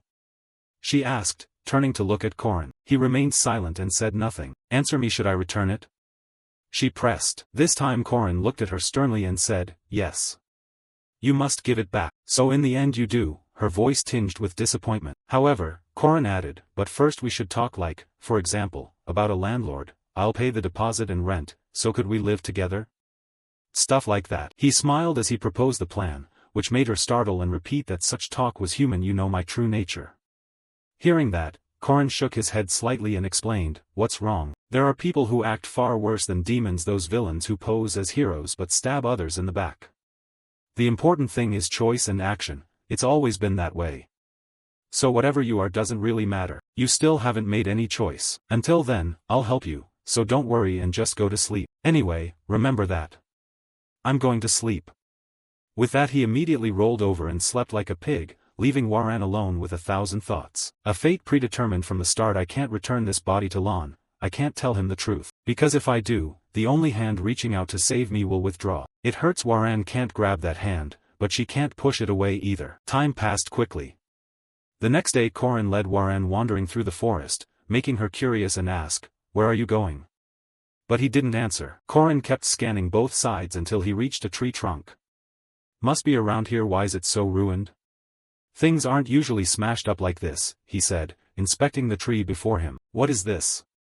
Warren asked again. A crabapple tree struck by lightning. What do you need from it? She wondered. Corin quietly broke off a piece of wood from the trunk. He then asked softly, we're in the woods, shouldn't we take something useful? Hua, you're a Jiangshi. Do you know Jiangshi with heavy yin energy have certain weaknesses? Bichjomak contains a large amount of yang energy. It's usually used to repel evil.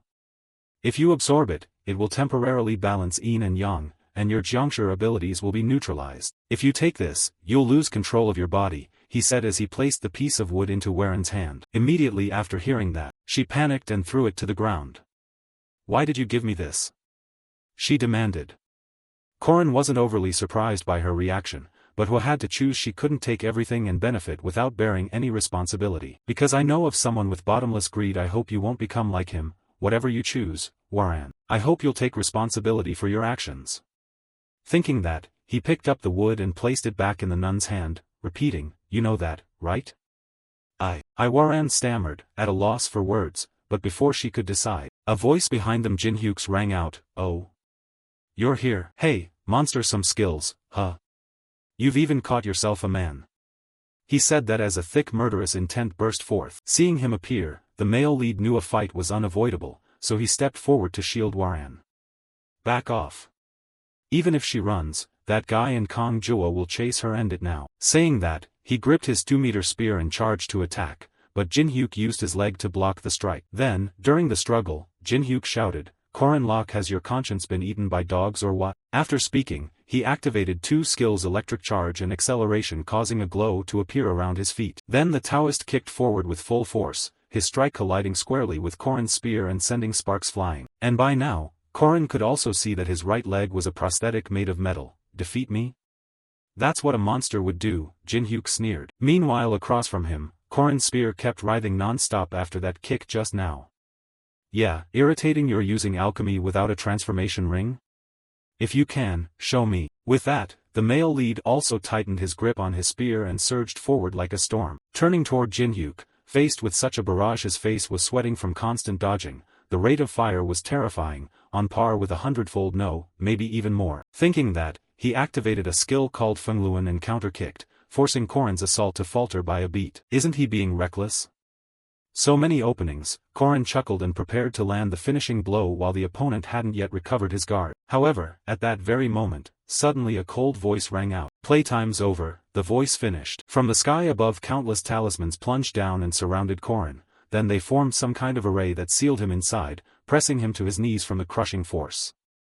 This as he ground his teeth and tried to resist the pressure, but couldn't. To spare him the effort, the Taoist named Kong Ryan stepped forward and said bluntly, "Don't waste your strength. This is a protective talisman using the Bagua principle, something that can strengthen will, train muscles, and circulate inner energy. It's not something that does whatever you want." Now then, he said as he glanced at the woman Waran at his side. "Damn it, run, Waran!" Korin shouted. However, with her weak body and her power sealed, how could Waran escape them? Right afterward, the Taoist stepped in front of her and placed a talisman on her forehead. It immediately caused Waran to lose consciousness like a puppet. Seeing this, the woman Joa behind her curiously asked, "Master, that talisman, it's a talisman that seals the mind of fire?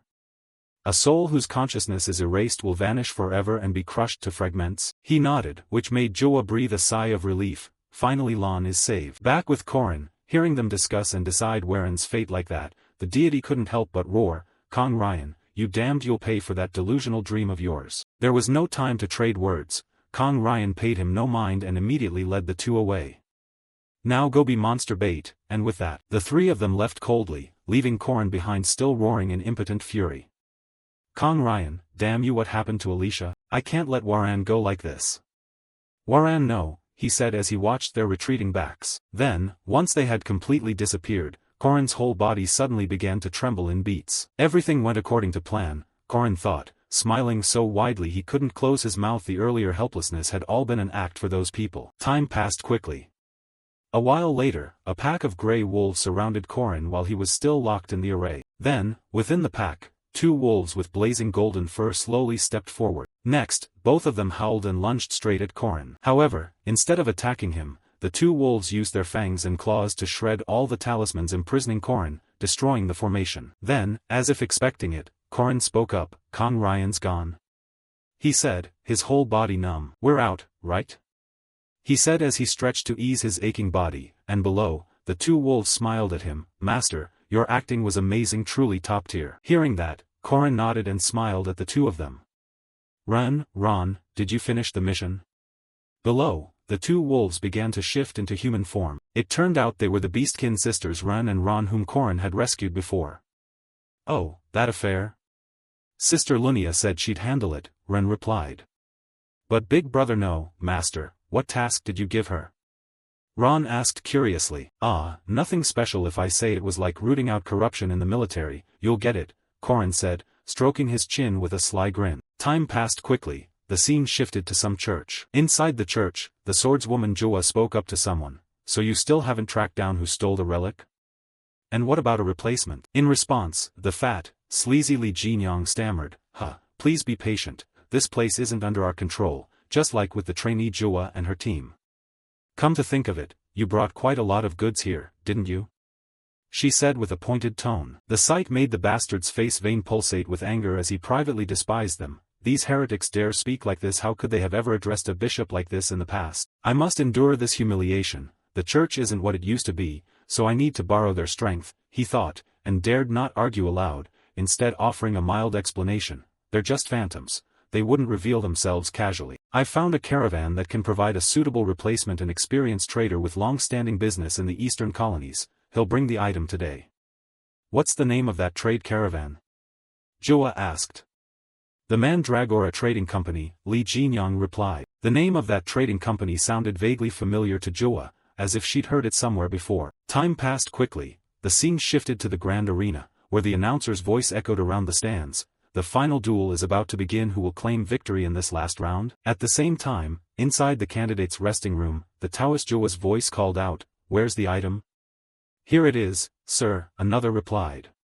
"Good, it's still intact." He said this while looking at Waran with a lifeless gaze as she sat inside a coffin. In her hand she still clutched the lightning-struck piece of wood tightly. Back in the arena, the announcer continued, "Now please welcome the contestants to the field," and at that the crowd extras in the stands roared loudly. Pausing briefly, the announcer introduced, Team A and Team B of Tsangjua. Team A and Team D of the Merkaba Academy. Team D has one member disqualified, correct? Because Team Korin Lok's captain is missing and he didn't show for the one-on-one match, the team battle will proceed accordingly, the red-haired teacher explained.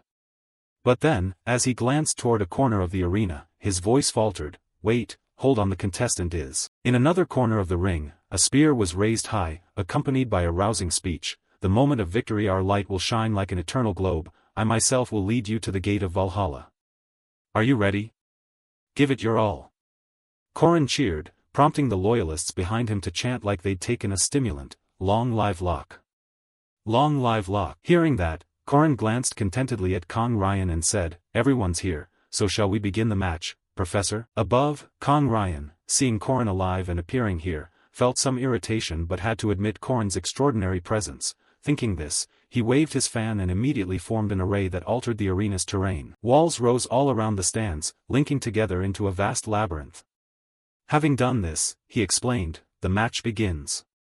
The rules are simple in this format. 8 gates will keep moving and serve as disguised traps. The team that finds the correct gate, reaches the center, and takes this golden dragon emblem will win the final. This is the Bagua representative match. At the center of the maze stands a golden dragon statue." Seeing that this test had nothing to do with strength or intellect, everyone froze in disbelief. Amaze?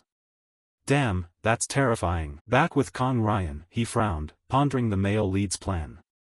The arena had changed and the contestants were separated. "Korin Lok, I don't know what scheme you're hatching, but the end of your lone wolf path is inevitable," he thought smugly. At the same time, the TV screens showing the contestants' status suddenly had problems. Huh?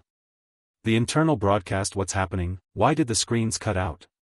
The audience murmured among themselves. The red-haired teacher hurriedly turned to ask someone beside him, "Hey, what's going on?" The blonde man, equally puzzled, said, "Looks like the Bagua Array's energy transmission system is overloaded, affecting the broadcast feed."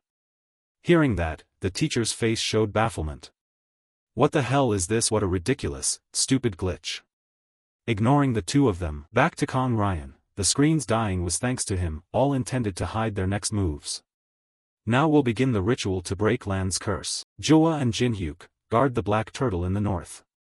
As long as you hold that turtle, everything will be fine," he instructed, and the two disciples understood and immediately ran off to their tasks. Before leaving, Jua turned back and pleaded, "Senior uncle, please take care of Lan." "Don't worry," he mumbled, though the swordswoman couldn't read his true intentions. Back with Korin, this array chosen for the final test was already in his data. "Heh, you haven't shown your full strength yet, right?" Korin thought. "Now find the exit of this formation. The Bagua 9 towers over there." "Korin, take off that disguise, will you?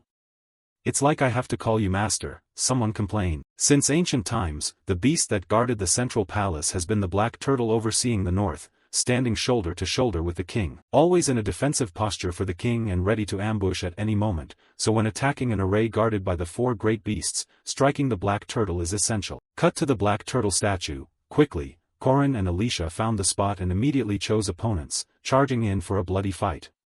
"Fancy meeting you here again, apprentice master," Korin sneered coldly. Meanwhile, the arrogant Jinhyuk, seeing Korin locate the place so fast, asked with some concern, What do you know?" "You came straight here without hesitation." Beside him, scatterbrained Alicia, still worried, said, "Korin, are you sure just the 2 of us are enough?" "I told you it's fine. It's better than leaving Mariette to handle the 3 others alone," he replied with a grin. Hearing this, Jua grew even more anxious. If they passed through the Bagua traps and reached the exact north gate, does that mean her senior uncle's Bagua formation had been broken? But how could that be? The Bagua formation included countless stone soldiers, fog, maze-like roads, and a total of 365 different battlefields. No matter how brilliant a strategist you are, if you get trapped inside this formation it's hard to escape. The more she thought, the less she understood how Korin could have found his way here, so much so that the protagonist could clearly see the puzzled look on her face. I can hear your head spinning. Did you recently buy a new relic? I traced the seal carved on that pile of relics, he said, shrugging. A relic? How did you know that? Jua asked, quickly reanalyzing the situation. The relic used to form the array was recently stolen by a band of raiders, so I had no choice but to buy a new relic from the Mandragora trading caravan. As she thought that, a flash of realization linked everything together in her mind. Impossible, she exclaimed. Korin nodded and admitted it. Yes, I stole it, and I sold it to you. As he spoke, he drove all his force into his spear and sent the arrogant Jinhyuk flying backward. The Mandragora raiders, the Mandragonda caravan, it's all mine. Huh, the general laughed heartily, enjoying both the money and the chance to prank these people. Across from him, realizing he had been led like a chicken, Jua ground her teeth in fury. Damn it, so what if that's the case? You think you can outplay me? She snapped, then swung her sword to shove Alicia back. Alicia, this time we'll get revenge, right?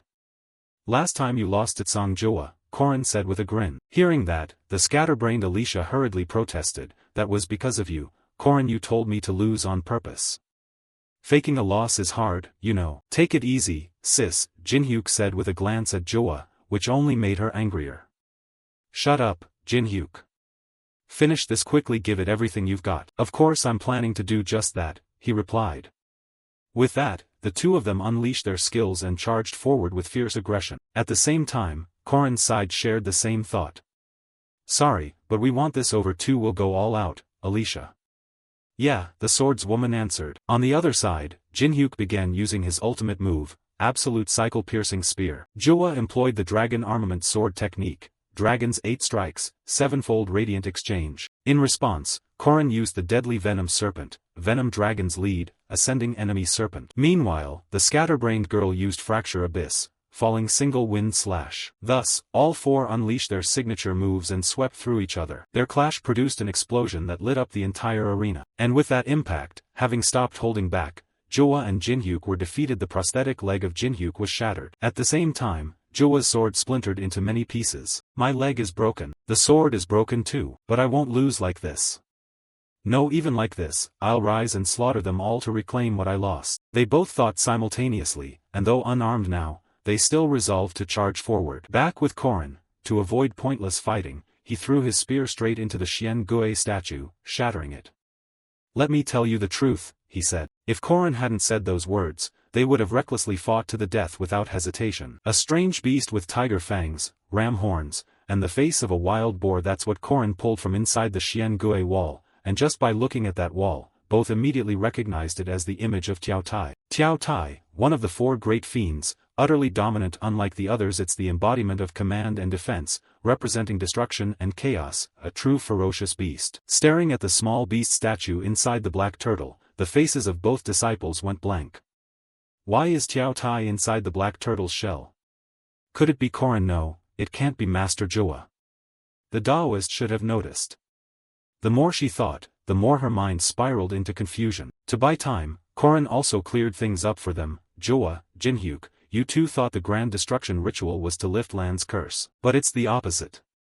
That ritual was never meant to separate the fire from Lan. From the start, Kang Ryan had no real interest in Lan. What he wanted from the beginning was to kill Lan, destroy her so the fire could take over that body.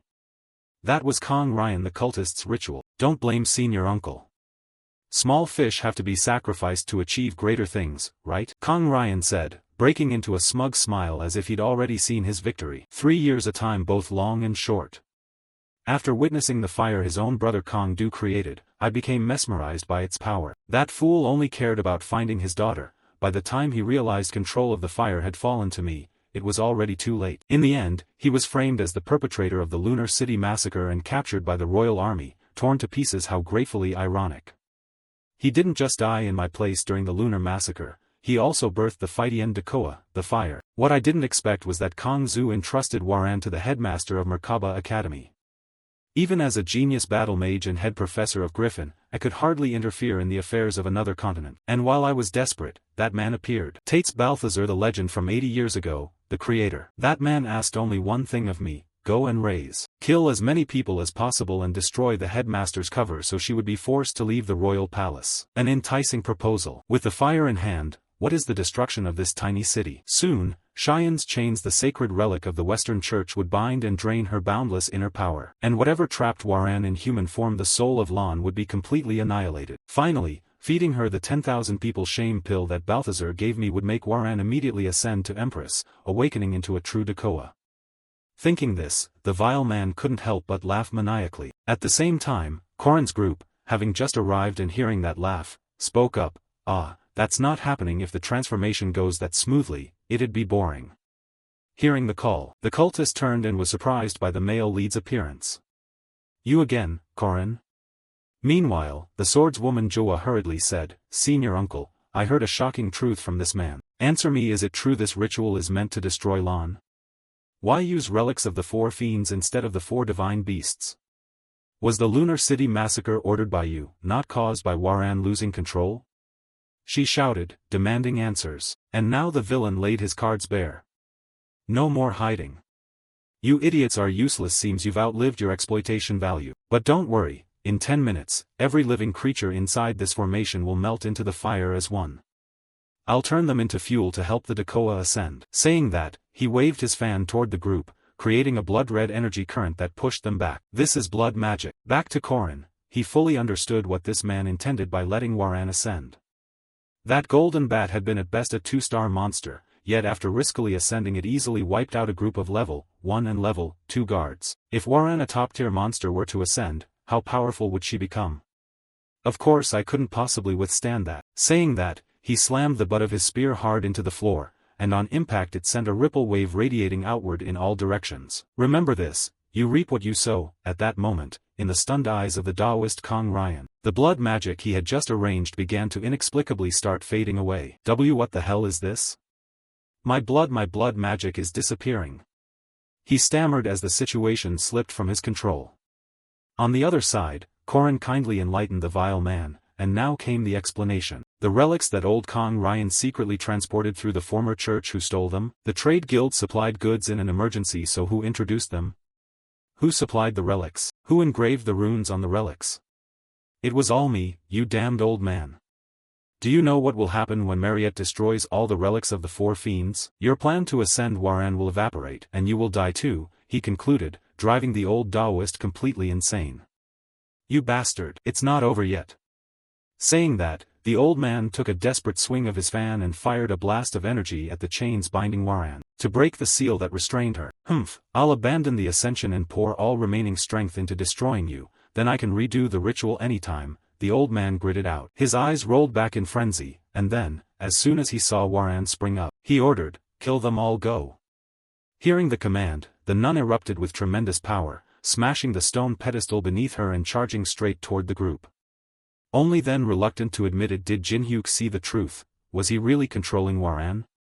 So he was the one behind the Lunar City massacre. He stared blankly as too many truths crashed down at once. Unlike him, the swordswoman Joa kept her composure and soothed him. Calm down, Jinhyuk. Calm down. We should be seizing that bastard right now. Jinhyuk replied, oblivious to his own situation.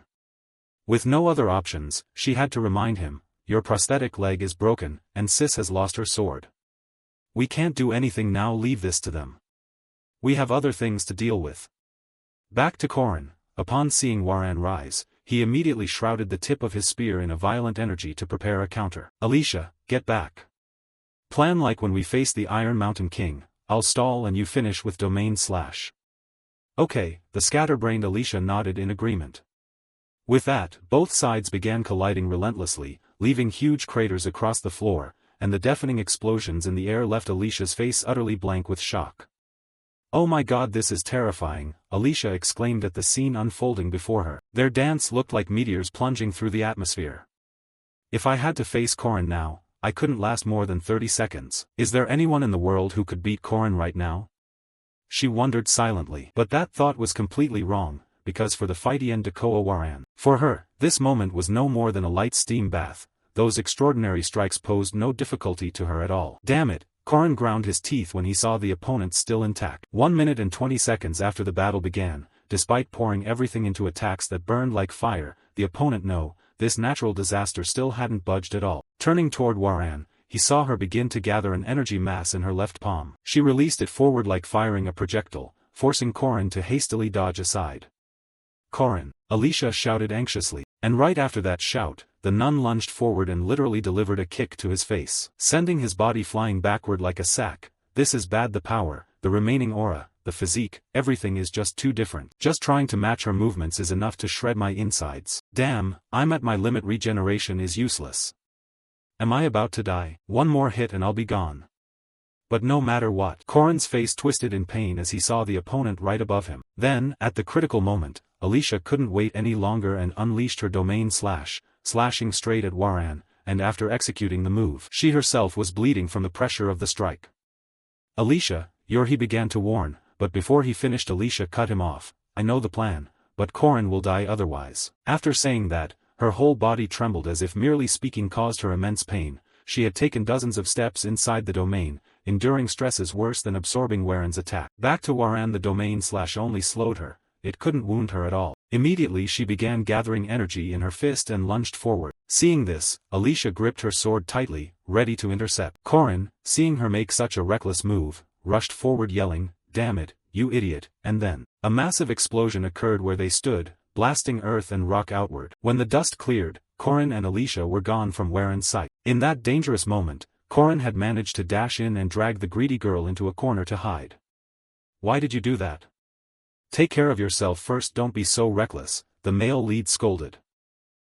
My body just acted on its own," Alicia replied with a silly laugh. With no choice, Korin only shook his head and took out several healing potions he'd prepared. "Open your mouth." Saying that, he fed medicine to Alicia while thinking this was the miraculous elixir he'd specially brought, but if he didn't treat her immediately, she would be crippled or die from blood loss. Sure enough, high-quality stuff makes a difference right after drinking it. Alicia's voice relaxed considerably.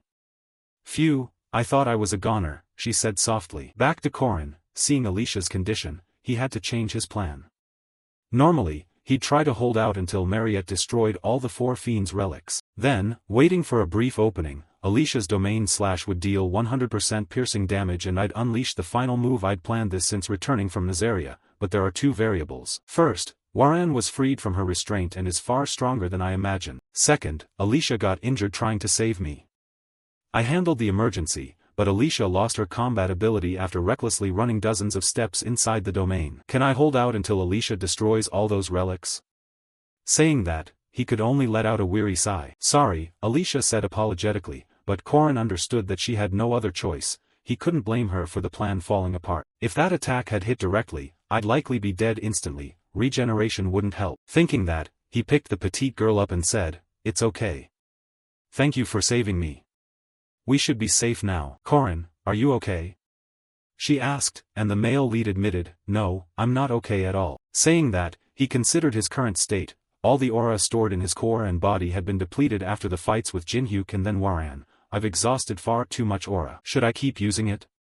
Though I could force it, this demon core contains a power my body can't endure even with supporting laws. I'm not sure. He hesitated, unsure whether to use the demon core that Duke Sabancia had given him. At the same time, below, Alicia called up to warn him, "Korin, listen. Waran, from start to finish, has never used her right hand. It seems she's clutching something tightly." Hearing that, Korin snapped awake and clicked his tongue with a smile.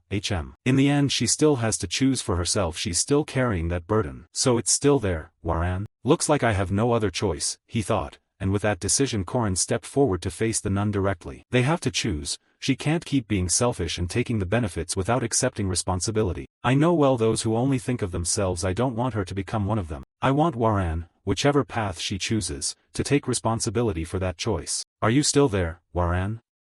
Korin asked inwardly as he looked at the small figure before him. Then he raised his spear high toward the sky. I remember now. The cursed blade that Duke Sabancia had, the one I saw in his castle. Its demonic power has certainly been passed on to me. Duke Sabancia, the great hero from 800 years ago. Now I will recreate that legend, he thought, and a bizarre surge of power began to emanate from him. You've waited long enough, haven't you, first demonic spear. Black abyss, he muttered, then thrust his spear forward at wind-tearing speed. Meanwhile, opposite him, Waran also focused energy into her fist and charged to clash with him. Thus the two attacks collided, producing an utterly terrifying explosion. The floor cracked into countless pieces from the impact, and shockwaves began to spread outward. A clash worthy of anticipation. This isn't just a fight between me and Waran, it's Fightian Dakoa against Duke Sabancia, a duel between two legends. On the other side, the old Taoist Kong Ryan, seeing Korin trading blows head-on with Waran, nearly had his eyes pop out.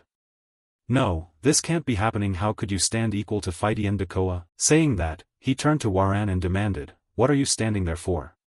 Finish him off." Hearing the order, her body began to move automatically as she curled her fist, preparing to strike again, the punch concentrated aura probably around 1,000. If that's the case, Black Abyss, Demonic Spear, Demon Blade, what I need to prepare is also 1,000 aura, even if Waran has 100,000 aura. The amount she can release at once is only 1,000. If I can compensate for and nullify that power, then I can stand against her. Borrowing aura from Duke Sabancia, my body feels like it's being crushed bit by bit. Pain starts at my fingertips, making it impossible to hold the spear steady, and all the tendons and muscles feel severed, losing their function. But I can't stop. No, I can't stop. Because she still hasn't used her right hand. Thinking that, and with his spear knocked away, Korin poured force into his fists and invoked the Black Abyss technique, Baji Fist, until both fists glowed red like forged steel. Now, to counter Waran's left hook, Korin used his right elbow to block. Seeing that, Waran lifted her right leg and delivered a high kick aimed at his throat, but Korin quickly deflected that strike as well. Taking advantage of the opening,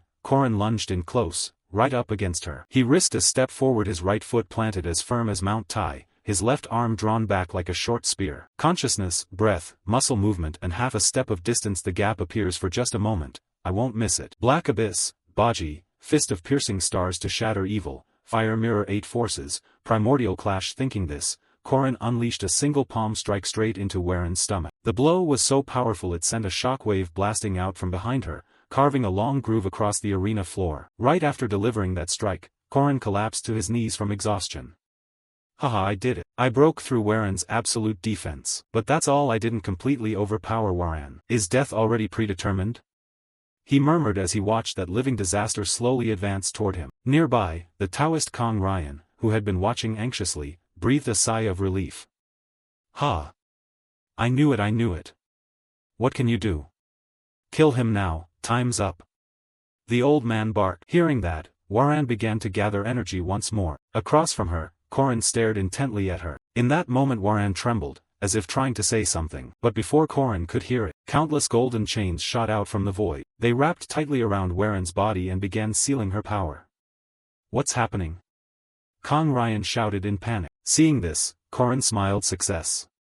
The time I bought wasn't wasted for a single second. Mariette, Joa, and Jinhyuk, the others, had vanished from the area. They must have destroyed all the relics inside the formation. Back to Kong Ryan, he still refused to accept his defeat. Impossible, this can't be, the old man shouted again. Before he could do anything more reckless, a blade of light rested at his throat. Stay still, Professor Kong Ryan, said the newcomer, none other than the beautiful Professor Josephine. Back with Korin, seeing someone handle the Taoist, he could finally turn his attention elsewhere. Okay, that side's done. So he looked back at Waran. She was completely sealed, sitting like a statue on the ground. Seeing the talisman on her face, Korin shook his head. How could someone use such a disgusting thing on a girl? Without hesitation, he removed the talisman. Like a robot that had powered down, Waran collapsed backward the moment the talisman was removed, and Korin quickly caught her before she hit the ground. Then the lively light returned to her eyes. Ah, she's decided, Korin said. Why? She exclaimed in surprise. I told you I'll help you until you make a choice. Make a serious, proud choice so you won't regret it, he said firmly. Back with Waran, hearing this, her hand unconsciously clenched. I must repay his kindness. I must prove I'm not the monster they say I am, defined by choice, not by what made me. Thinking that, she suddenly felt an emptiness in her right palm and looked down. She saw the lightning-struck log had crumbled into black dust. Crushed by a supernatural force, the blue algae wood had turned to powder, useless now. No matter what I choose, the outcome won't change. I want to show him now. I want to repay his kindness. What do I do? Waran said, her face full of panic. The blue algae wood was pulverized. She's truly strong. But there are still many ways. Anyway, thank you for responding to my kindness. After saying that, Corin collapsed onto Warren's shoulder. I am a monster. I hurt you, I've killed many people, I stole Lan's body. Can I be forgiven?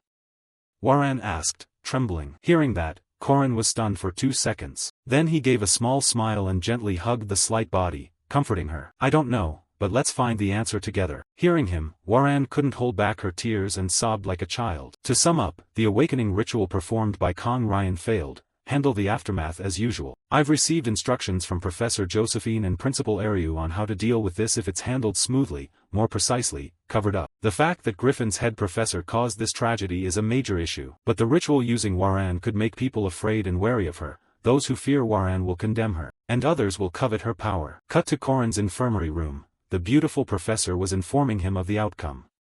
Professor Kong Ryan returned earlier and was reported dead in an unfortunate accident. We'll handle it that way. I've discussed it with Principal Griffin. That's good. Everything's been resolved satisfactorily. Griffin couldn't ask for a better favor. Hearing this, Corin raised an eyebrow and asked, has proper compensation been requested? Josephine shook her head in response. The principal planned to let it go, but I agreed with you on this, she said regretfully, making the general feel indescribably dispirited, right? The principal is a bit too kind. We can't trust others easily, but you worked hard, Corin, she said, nodding. It's nothing. I just did what needed to be done. Someday we'll trust each other, he said with steady conviction. I hope that day comes. Take care, the festival isn't over yet. After saying that, the female professor turned and left, and as soon as she stepped outside, Madame Mariette, who had been waiting outside, immediately rushed in to embrace the male lead. Corin, you're awake, are you all right? Does anything hurt? My fingernails are all broken. Looking like this, oh, no wonder I felt empty under the bandages, Corin said in surprise as he looked at his hands. Mariette scolded him a bit. Really, Corin, you're always reckless. You're always getting hurt and ending up in the hospital. Honestly, her voice began to break as she spoke. Why are you crying? Is something wrong? Corin asked. I'm crying because I worry about you, she snapped. Did you get hurt anywhere? Did you destroy the stone walls and relics by yourself? Ah no. Jua and Jinhyuk destroyed one too, Mariette added. So that's why they left. If so, I barely survived, Corin thought to himself. But Mariette wouldn't have it. She slammed the bed in anger and shouted, it's all their fault. Seeing her like that, Corin hurried to calm her down. Don't say that they're not bad people, they were put in a difficult situation. He explained, being a gamer, he understood. Jinhyuk wanted revenge for his family, and Jua wanted to save her cousin. They were just doing their best. The real villain is Kong Ryan. He exploited their desperation. We shouldn't mistake who to hate. Turning to Mariette, she could only sigh at Corin's words. Corin's always so mature, he should be more grown up, or call him on, he suggested with a smile. That phrase, call me on, Corin always liked being called that. I just hope Corin stops getting hurt, she said, then added, but Corin will get hurt many more times, won't he? She looked him straight in the eyes, waiting for an answer. Corin fell silent at that. He couldn't deny it. He carried the burden of saving the world, yet he had no special power compared to gamers. He was just a player clinging to martial arts, and his body would have to endure a lot. Seeing Corin quiet, Mariette continued, aren't you going to say anything? Corin, it feels like you're living in another world. I'll fight alongside you. Like this time, I'll always be by your side to help whoever you fight. I'll support you, she said with a smile. Her words lifted the general's spirits a bit. Thank you, I really appreciate that, he said, touched. From now on I'll be fighting those with evil ambitions and false beliefs, and powerful enemies who want to destroy the world. How can I save the world facing foes like that? The answer is always simple. Together, he said, lightly bumping fists with his small wife, making her squint with a smile. I'll sign up for the guard squad, she said. So soon? Corin asked. The Harvest Festival is coming. If we don't register now, everyone will be busy with the holiday, she explained, reminding him. Oh right, then leave it to me. Okay, Corin will be captain and I'll be vice captain. What about the others? She said, pulling out pen and paper to take notes. Well, Corin stroked his chin but hadn't finished his sentence when the whining voice of forgetful Alicia sounded nearby. Hey, Corin. Corin turned and smiled. Oh, Alicia, hello, welcome, Junior Alicia. Ha ha ha, you look like a mummy, Corin joked at her bandaged limbs. Whose fault is it? Alicia complained, which chased away his teasing mood.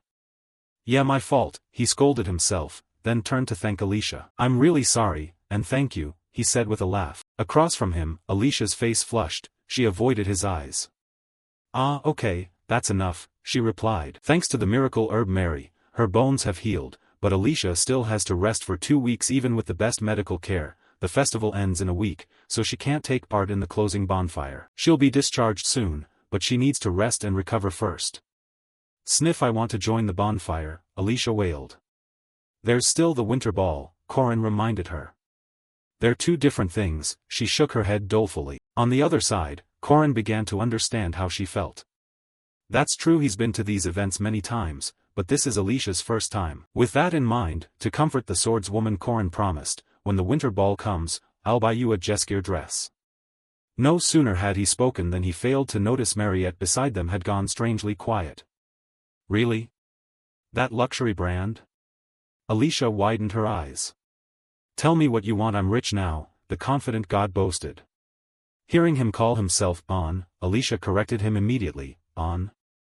We're the same age. Oh right, do we make a lot? She asked excitedly.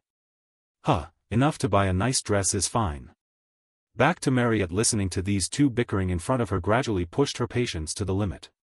Corin, what about the rest of the guard members? She said coolly, making Alicia's hair stand on end. Only this silly guy didn't sense the tension and cheerfully introduced, Oh senior, since when were you behind me? This is Alicia Arden, also Lenya Claire. A daughter? Mariette frowned at the name. Yes, she's a beautiful woman working in intelligence. Ah, beautiful, the wealthy lady murmured with loaded undertones. Not paying much attention, Corin continued, next are Ren and Ron. Who are they? They're a pair of siblings. Ren is female, so just note Ron is male. Also, I was thinking of inviting Yule, but that's a bit awkward since we're close, she'll probably agree. Back to Mariette, as she wrote, the pen in her hand began to tremble violently. That druid girl, are they really that close? Oh, we're close enough to tease each other and occasionally share a meal. Finally Waran, she'll definitely join, so put her name down.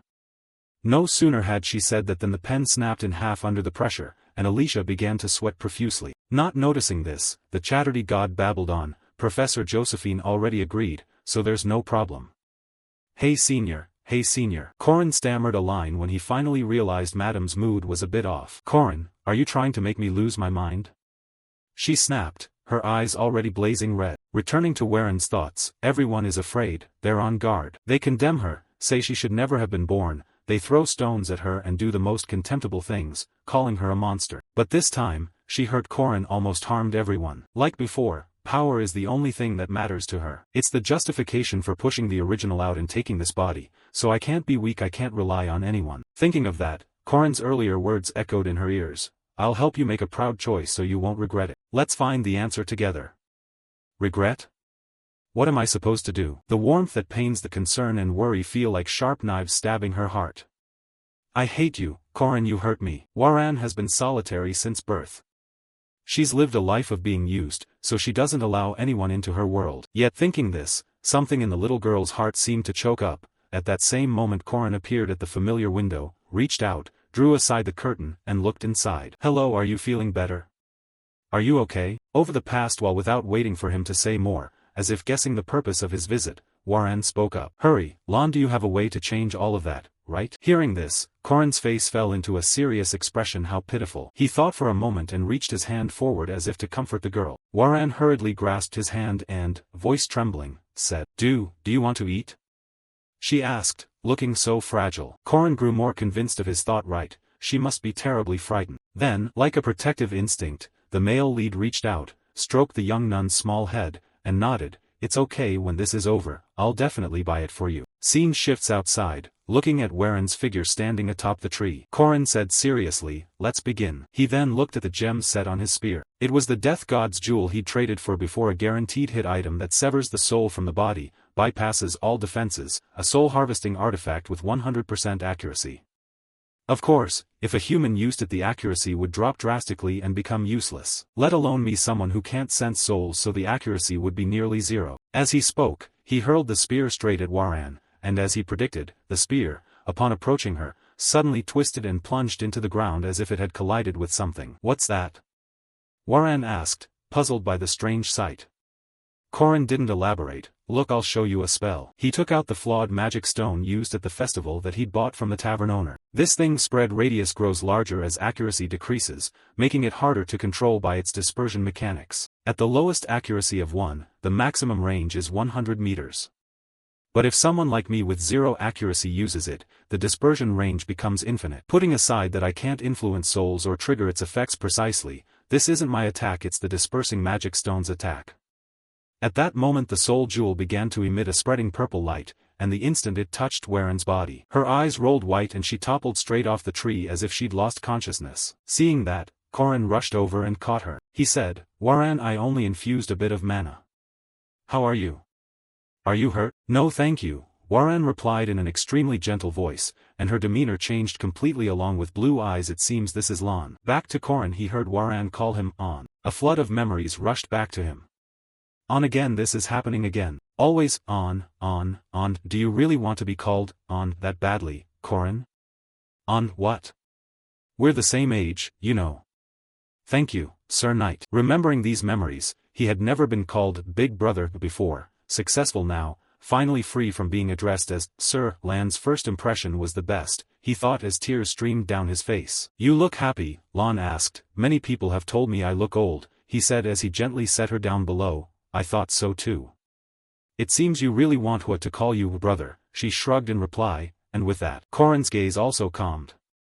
Oh, she had been watching everything. Hua had occupied this body for 3 straight years. She had been trapped inside and observed everything.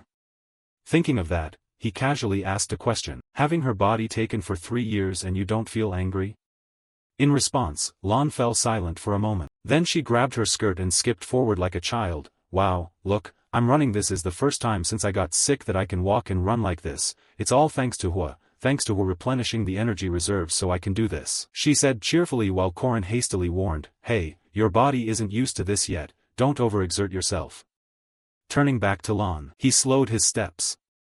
She admitted, "At first I hated her. I yelled and tried to take back my body, but she couldn't hear me." Hua often talked to herself, but I know she wasn't ignoring me. She always felt remorse and guilt. I understand how hard it was to overcome that fear and anxiety. I understand, after all we lived together in one body. So I don't hate her anymore.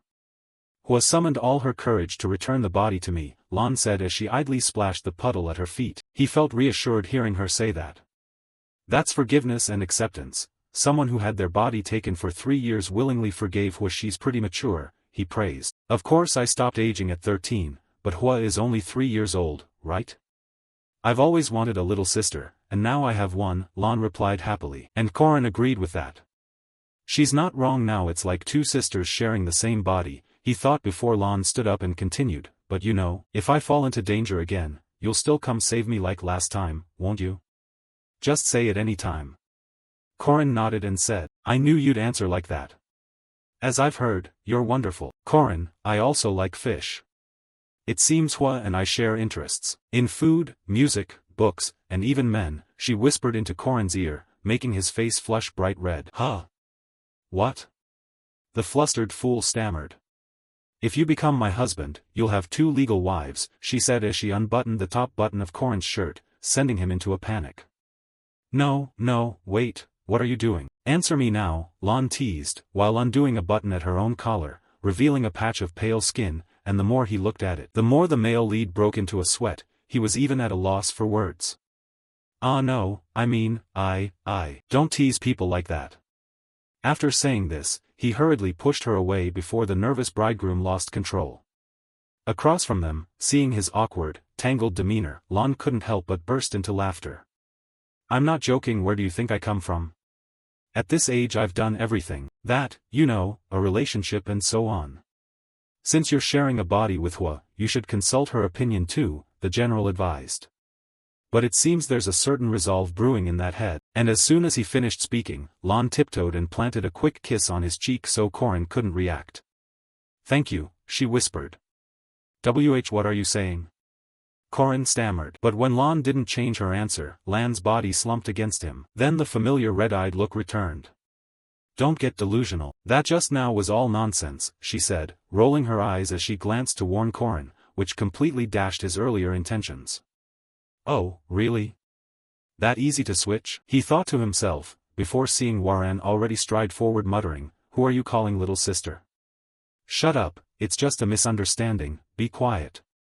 What the are Lon and Hua talking to each other? Over here, seeing Corin still lingering, Warren turned back to remind him, "Not coming?" 7 o'clock, the place we usually eat. "Oh okay," Corin replied with a start. Maybe this is Warren's way of apologizing with food? Anyway, she's still just a kid, Corin exhaled in relief. But when he thought of what Lon had whispered in his ear, the general grew a bit suspicious. Still young, right? Time passed quickly. Cut to some cave. At this point countless bodies lay scattered across the cavern floor. Damn it, the old cathedral poured so much effort into the Merkaba festival, and yet I was sure we'd take down those opposing the archbishop. What a total failure. Who the hell was that guy? How did he know all of our plans? I had summoned the 14th Crusade as Bishop Li Jinyang ordered, and the tunnel had been built 100 years ago. To trap Warren I took an enormous risk, and yet that man. He destroyed everything, he said, glancing at Corin while Corin remarked, "The Crusader army? If you valued this so much, knights should have been sent here instead." Turning back to the scar-faced man, oblivious to his own situation, he still dared to mouth off at the protagonist, You think you can get away from here? You think you can walk out?" And before he finished speaking, Corin drove a spear into his face, knocking him unconscious. Watching this, Professor Josephine, observing at the side, said, "I can handle this myself." "No problem, I also want to test a new technique," he said as he retracted his spear. "You mean that throw that took out the whole bunch just now? Anyway, don't overdo it." "Thanks for the support, I'll take care of capturing these people," Josephine said as she turned to leave. Before she went, Corin didn't forget to warn, "As a precaution take the pill from the right cheek of each of them." Turning to Josephine, his reminder left her pensive. How does Corin know so much information? From the look on her face, the protagonist could guess what she was thinking. Josephine had many questions, like how did he know the old cathedral's tunnel had been prepared 100 years ago, and why he initially told her to be on guard during the cathedral. Professor Josephine issued restrictive orders to the other engineers. Cut to Warren's room, the confidence of a born genius with a body that can't be killed. This made her daily routine slower than others. In short, Warren was very lazy. Although she had opened her eyes to the morning, she had no intention of leaving the bed, forcing her sister Lon to chide, "Get up, Hua, it's morning, get up now." "Too noisy," Warren complained, covering her ears, but it was useless because the sound rang directly in her head. "Hey, how are you talking to me like that?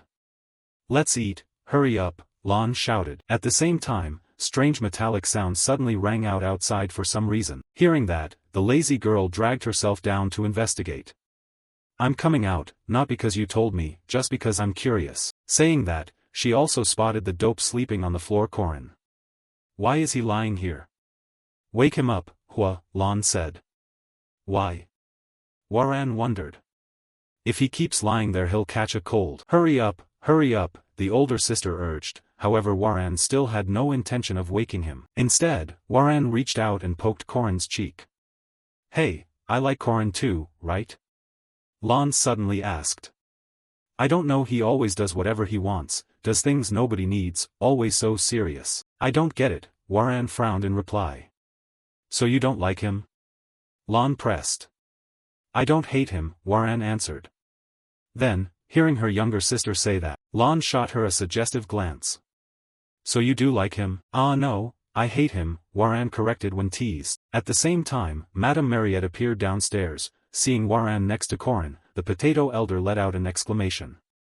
"Huh, up early today?" "Just because it's noisy," Warren replied, but she didn't bother to turn toward her. Seeing that, Mariette paid it no mind and ordered her young attendant, "So? Diaku, take her back to bed, or Warren will lose sleep because of Corin." "If you're sleepy, go back to bed," she said as she followed Diaku. But at that moment, for some reason Warren suddenly asked, a bit annoyed, "The sofa, why not let him sleep on the couch?" In response to this, Mariette gave a smile that wasn't really a smile. "What? There aren't any blankets here, and it's cold, he'll catch a cold. There's stew in the dining room, let's eat. I'll eat with my Corin, okay? I can finish it all," she said cheerfully, marking her claim. "Then wait for her and go." Warren mumbled something only she could hear. "My sister?" Time passed quickly. Cut to the lecture hall. The professor was still lecturing attentively, so in such a situation everyone should use nearby materials in an emergency. Back to Corin, the teacher down front lectured while his mind remained hazy, like he was on cloud 9.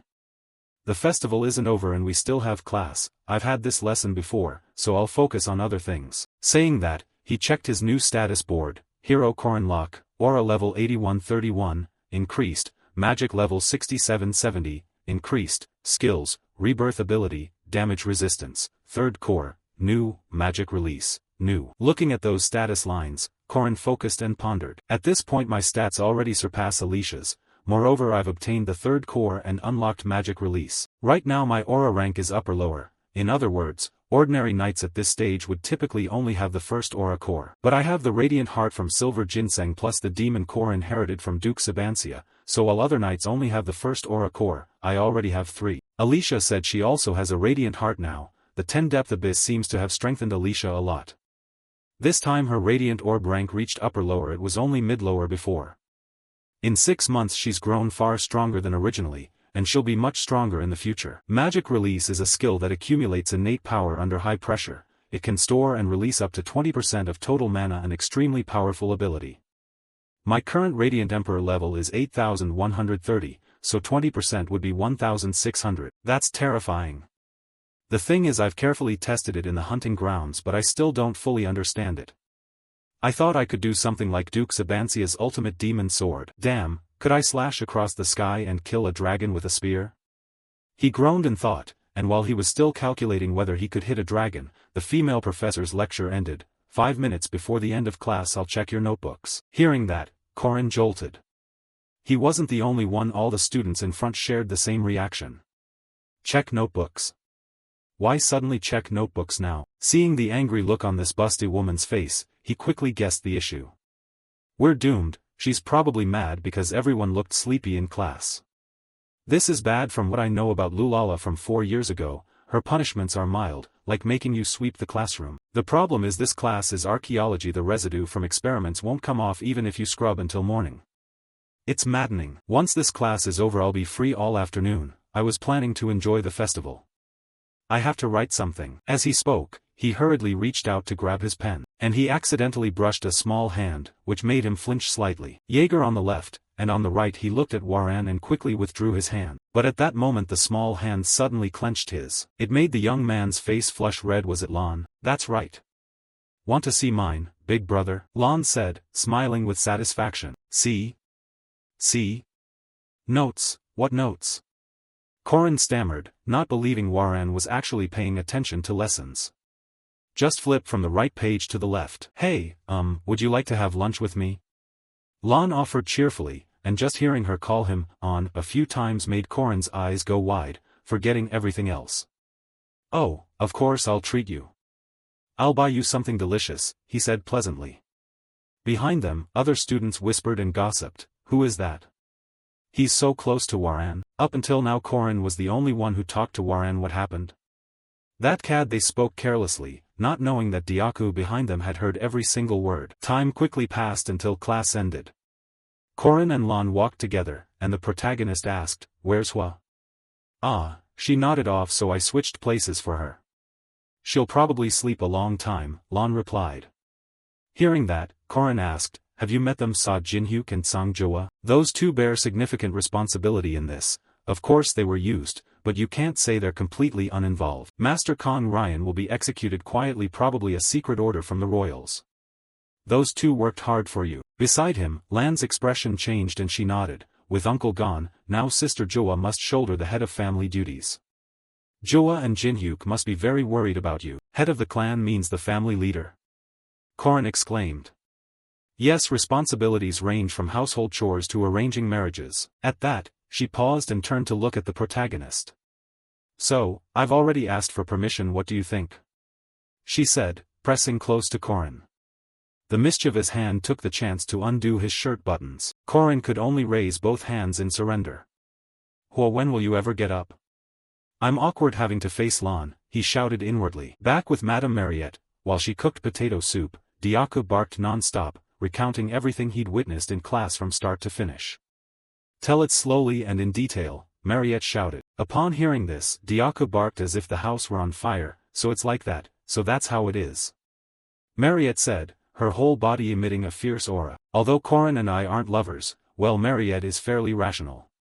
Even if it's more instinct than affection, this recurring odd behavior must mean something special. If you marry me, you'll have 2 legal wives, you know. Husband, 2 wives. Diaku began reciting the main points. Mariette became so excited she snapped the chopsticks in her hand, then felt a surge of intense danger.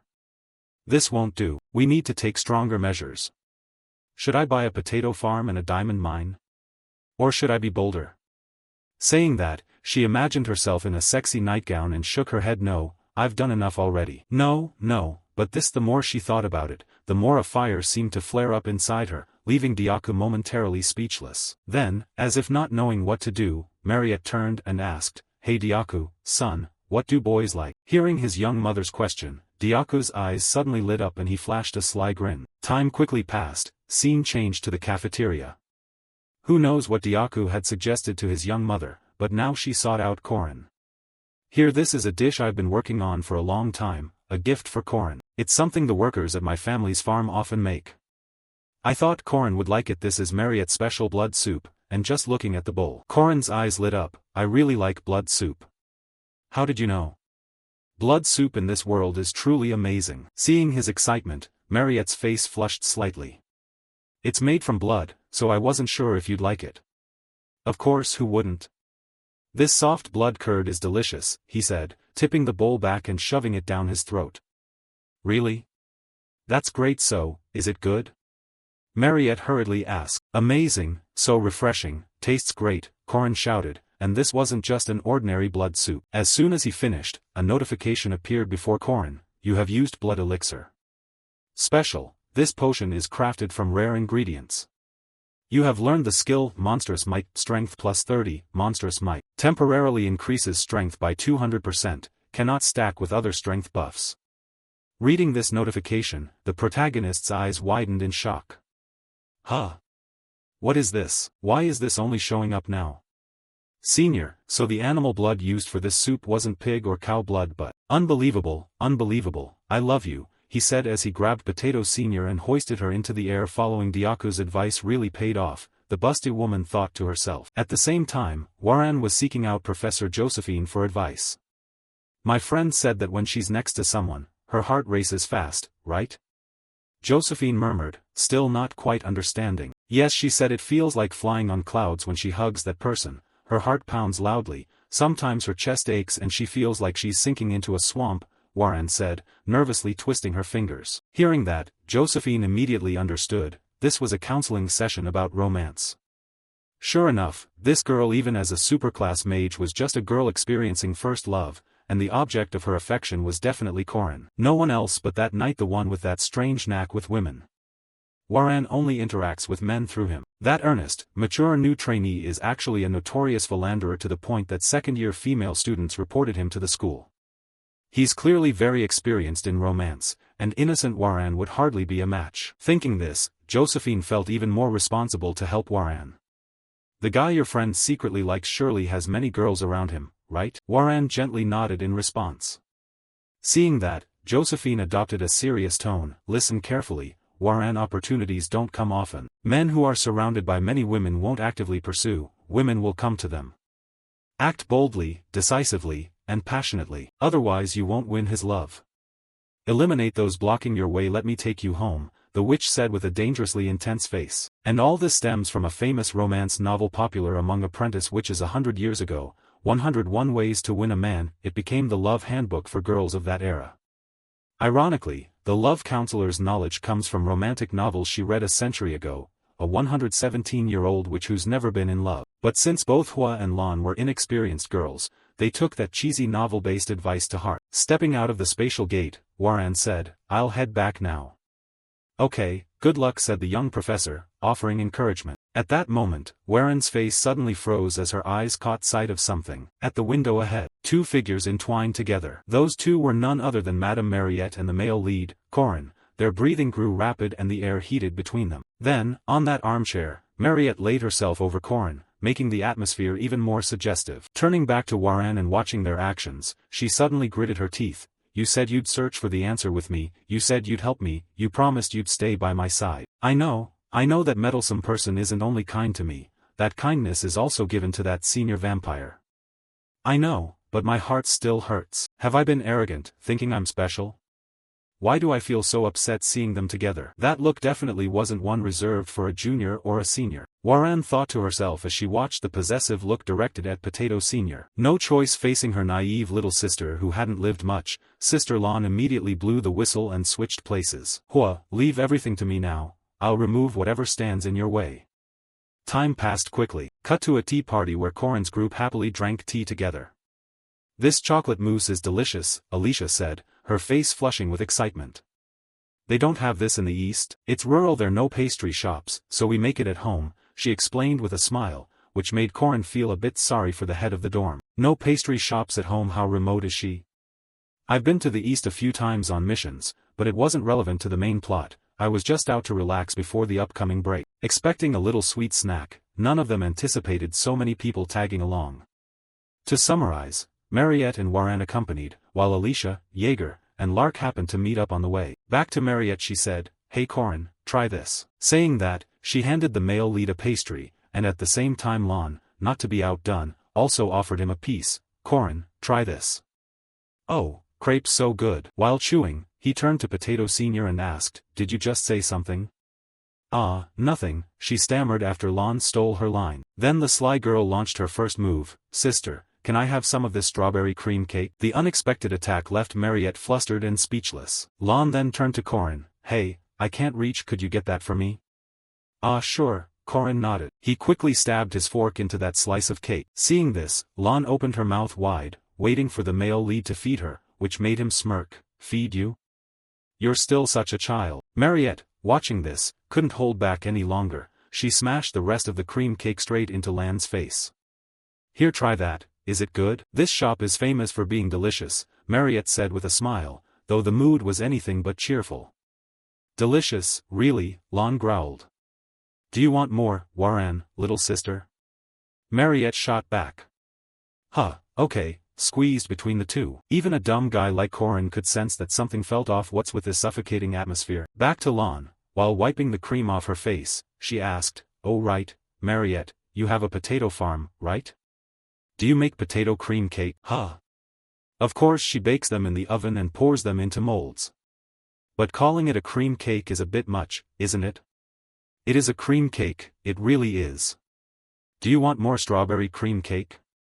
Mariette said with a dark smile. "I told you I wouldn't eat any," Lon reminded her. Then there's the burly Jaeger. This stifling vibe was too much, so he turned to Corin with a look. "Hey, what's with this atmosphere? Did you do something wrong?" "I don't know either, this is creepy," Corin replied with his eyes. Then, as if he couldn't stand it, he suddenly cleared his throat a few times. "Ahem, I'll go to the restroom for a bit." Seeing him try to make an excuse to leave, Jaeger and Lark immediately chimed in, "Oh, I'll go too." After leaving the table, they all felt relieved. "Oh my, are those two fighting?" "From what I see, you're the worst," Jaeger sneered. "Agreed, you scoundrel," Lark nodded. Watching their backs as they left, gluttonous Alicia was left alone to endure it all. Or rather, she endured even more. Once Corin was gone, the barbed remarks came out openly. "Right, I've heard the East is a remote countryside. It must be wonderful to have a country home with fresh air unlike ours," Mariette said with a smile. "Yes, living in a beautiful forest with clean water beats living in the stench of livestock," Lon retorted sarcastically. Their tone was heavy, though they laughed, there was no joy. Alicia worried inside so much that the food in her mouth lost all taste. Back to Mariette, the war of words continued. "Anyway, this winter Corin will come south with me. There are some hot spring inns there, he should relax there a bit." Responding to that, Lon smirked. "Oh? You plan to invite Corin to Zion's sanctuary so he can receive the blessing of the saintess? Surely the saintess's blessing is far better than those stinky hot springs, right?" As for Alicia, whatever she was thinking, she dared to butt into their conversation. "Hey, I don't think you two heard Corin already agreed to come to my house." No sooner had she finished than Corin, in the restroom, suddenly felt a murderous aura. "I heard he has business in the East, so he formed a party with me to watch the eclipse together." "Corin, she didn't tell everyone?" Alicia stammered, explaining under their probing stares. The more she met those looks, the more Alicia's scatterbrained mind scrambled until she could hardly think or speak. And this all started a few days earlier. The green-robed druid Yule unexpectedly approached Corin and said, Corin, this morning a spirit from the eastern forest came to see me. From the eastern forest? That far? The male lead exclaimed. He knew druids favored by spirits often traveled with them regardless of closeness, but a spirit coming from such a distant place was quite rare. Could it be the god guest? And Yule nodded. Yes, I found the people you mentioned, Druid Uskia and Druid Findia. Findia, the forbidden land that hides the fourth relic, the sun Cleo Salas, and its guardian, Druid Uskia. In the game, forbidden lands contained 4 relics that only existed in legend. In the original storyline, they all fell into the hands of that Tates Balthazar and the king's subordinates. Balthazar and the king's cronies. Even that bastard ultimately couldn't be surpassed. I not only need to get stronger but also find ways to weaken the enemy. What if I could seize one of the 4 relics before it falls into the king's hands? Normally it's impossible because the time and place are unknown, but the reward after defeating Firmak Daemon. That was the map to the 4 treasures, the son of Findia. The information is transmitted directly into memory rather than as an item in the inventory. An eclipse. Cleo Salas can only be obtained when the sun's power is weakest. In 3 years of playing this game there's only one eclipse on February 8th during the spring break the following year. Thinking that through, to be sure, he asked again, both Findia and Uskia are in the east? More precisely, across the border in the Beast King's territory. The nun explained in detail. Findia is a forbidden land of the druids. Although it's secret, I think Yule with her current power can find clues. Good, just as planned. This break I'll go to the east to find Findia, and there I will be the first to obtain Cleo Salas, one of the 4 relics, and foil Balthazar's plans and those of his cohorts. Back in the present, Corin was sweating as he explained to Madame, so she's coming with me? Yes, and besides, I still don't fully understand the technique from Master Sabanxia, so I'm heading east to consult a sword expert. As he spoke he glanced toward Mariette, and seeing her face like she wanted to devour him, he just wanted to run. Why does she look so terrifying? Turning back to Mariette, after a deep breath to steady herself, she took out a 5-petaled flower badge and instructed Corin. Take this. This is the emblem of my family, the Duke's house. With it you can get help in most places. Looking at the badge in his hand, Corin was a bit dazed and asked once he realized how valuable it was, "This is too precious. Are you sure it's okay to give it to me?" "It's fine. Because you're not an outsider," said Mariette, her face flushing slightly. "I'll go right away." "Go ahead and leave first, wait for me." Across from them, Alicia could only awkwardly scratch her head. "Okay, thanks, I already said it, but it seems a dangerous person might appear, so I need your help." "Yes, I'll definitely come help Corin. Don't get hurt, and remember to eat the potatoes I gave you. Don't follow strange girls for potatoes," she continued to admonish, which almost made Corin laugh. "Am I a child?" "All right, I'm off," he said. Just as he was about to leave, Mariette suddenly grabbed his hand and, blushing, said, "Wait, Corin, before you go, give me that one more time. I just want one more taste because in a little while I'll need to use the blood pouch." "Ah, sure, I will. Then I'll go." Corin nodded in agreement. Time flew. The day before departure, Corin left Mariette's room just before dawn. "Phew, sitting there letting her feed exhausted me. I didn't sleep all night. I need a good sleep now." He looked at his bed and realized that at some point Waran had climbed into it as if it were her own. What the heck? On this side, seeing him come out, Waran glanced and said, "Why did you take such a long shower?" "So what?" he replied, "but why are you here?" "I'm sleeping here," Waran replied coldly, giving the male lead a headache.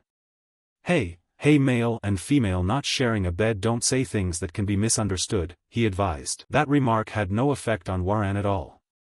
"I don't know, last time we slept together too, but that was unavoidable because we were avoiding the rain," Corin protested. "God, I'm exhausted." "Fine, don't overexert yourself, just don't let Professor Josephine find out.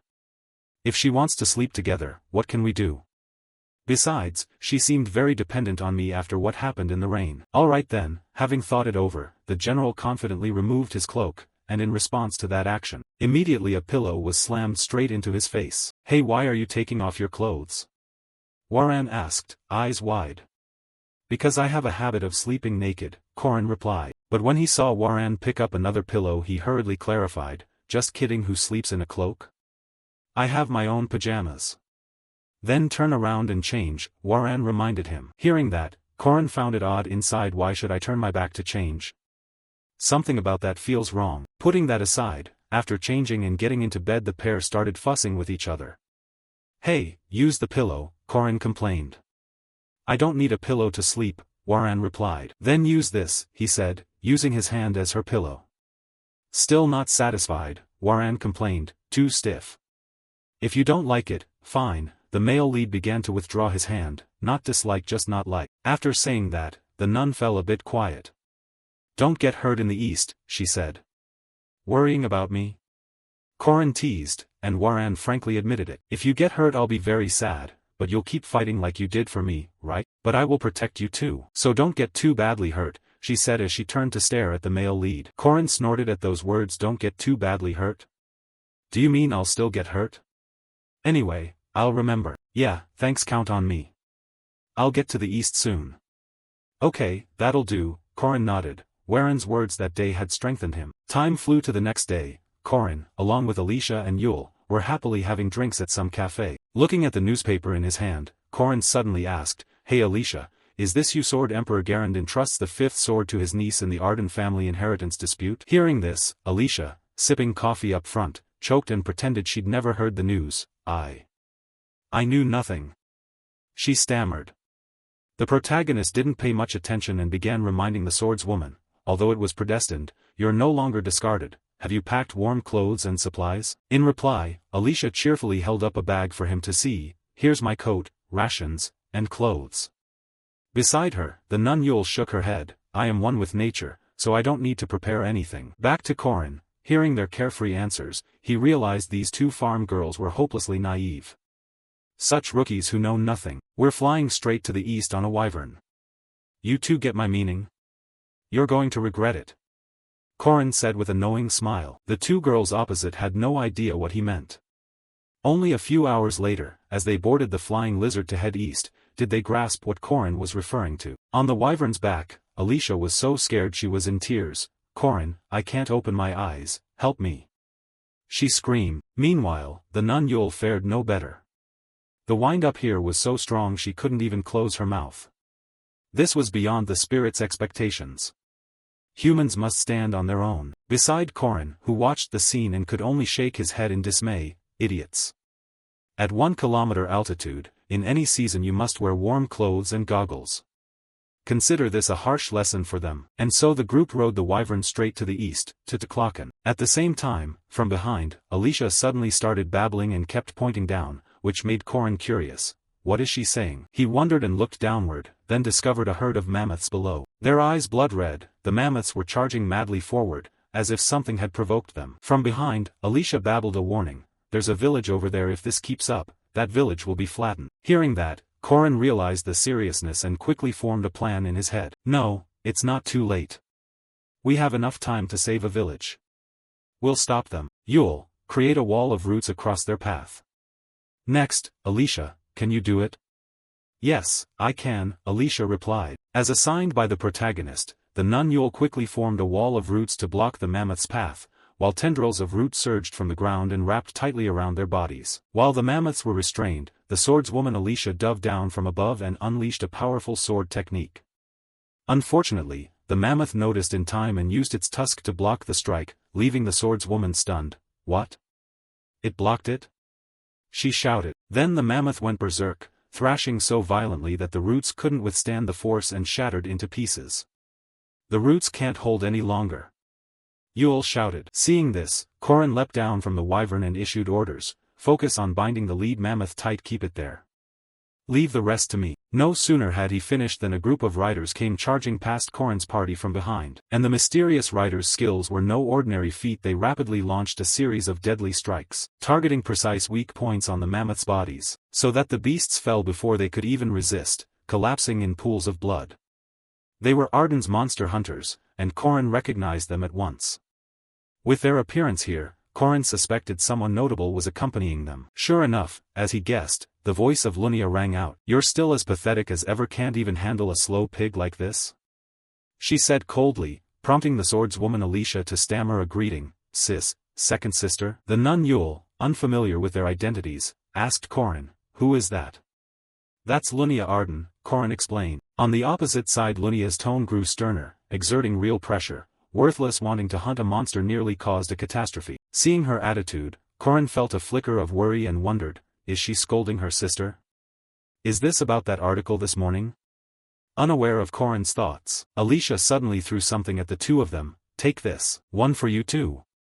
Seeing that, Corin reached out and caught the object Lunia tossed over. When he opened his palm he discovered it was a honey blast candy. Nearby, the gluttonous Alicia immediately popped the candy into her mouth and complained to her sister, "Sister, you scared me." Lunia kept her cold expression. "Be more careful next time, don't charge in thoughtlessly." Then she turned to the protagonist, "Corin, I hear you reached level 1 good. Keep it up." "Thank you," Corin replied calmly. He wasn't overly surprised by Lunia's demeanor. She was, after all, always so cold. Then Lunia seemed to recall something. She abruptly stopped and turned to say, "Oh, by the way, Corin, would you like to marry me?" Her sudden question left the 2 other girls in the group staring with their mouths agape. As for Corin himself, he still almost didn't understand the situation. Dunaleft is a great house in the south, holding fertile lands, countless islands, and vital trade routes. In contrast to the east, which not only faces a heretical empire but also endures harsh nature and constant magical assaults from those barren lands. Yet despite such hardship, the east has maintained a solid reputation, certainly thanks to its frontier guardians, House Arden. At that moment, Corin's group had returned to House Arden, and as they arrived a line of clan members bowed with hands clasped, "Welcome home." Seeing that, Lunia nodded and instructed her younger sister, "She's my sister and her friend, prepare rooms for them." "Yes, ma'am," the group chorused. Then Lunia turned to Alicia and told her to follow her somewhere. Time passed quickly. Cut to a private guest room. Corin and Yule were happily playing chess, and given Corin's level, Yule easily realized she was being dominated. "This is a tough game. How are you so good, Corin?" the nun wondered. Corin shook his head modestly. "Hey, how much experience do I have?" he answered. "Just occasionally." Putting the game aside, Yule lowered her voice and asked Corin, "Is Alicia okay?" The atmosphere earlier looked tense. After saying that, her face showed some unease. Only Corin seemed unconcerned. "It's fine after all, they're sisters," he waved off. But for some reason Yule grew more anxious. "Do you think she's going to punish us because we failed to handle those mammoths?"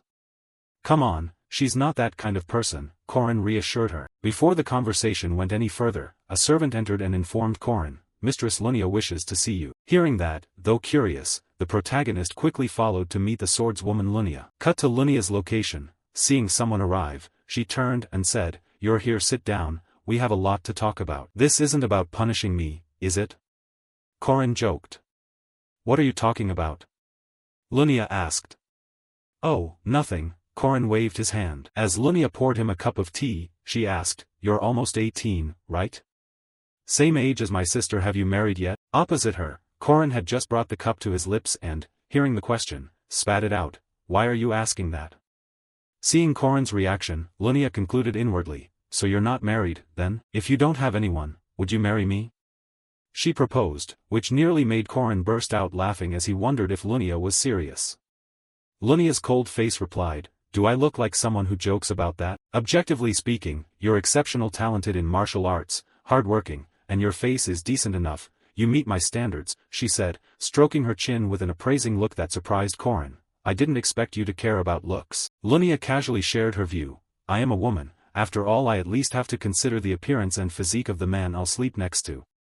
From Corin's perspective, of course he didn't take things so simply and asked, "Tell me the real reason. Why are you bringing this up all of a sudden?" For Corin's question, Lunia paused thoughtfully for a few seconds before answering, "It's because of my sister. After Alicia defeated me in the sword duel, that old, senile sword emperor suddenly appeared and declared the appointment of Alicia as the 5th sword lord. The old man vanished right after saying that, leaving my supporters restless, and you, the one who advised Alicia and devised that bold plan, surely understand, my position began to wobble. And to regain that standing, I kept receiving invitations to meet renowned swordsmen and heirs of prestigious houses."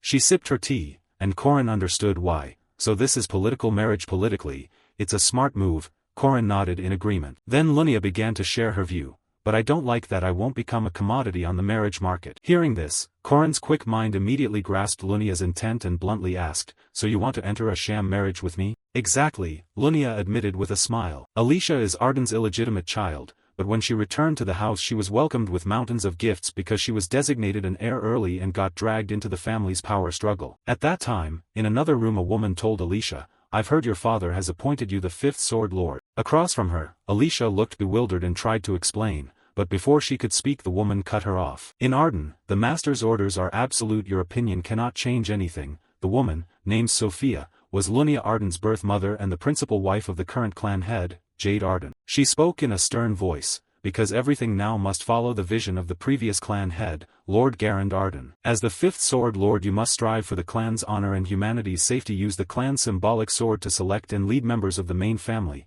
and train while you are here. As she spoke, she set the sword down in front of Alicia. In response, the food-loving Alicia took the sword with vacant eyes. She didn't resist, more precisely, she couldn't resist. Obedience had been bred into her since childhood, and that hadn't changed, even though she knew she would never truly be accepted by this house. After taking the sword and leaving Sophia's room, she passed by the room where Corin and Lunia were talking and happened to overhear Lunia's voice. "All right, think positively. Then tomorrow we'll spend the whole day together, go out and have fun." Hearing that, the food-loving girl paused and thought for a beat. Her and Corin, dating?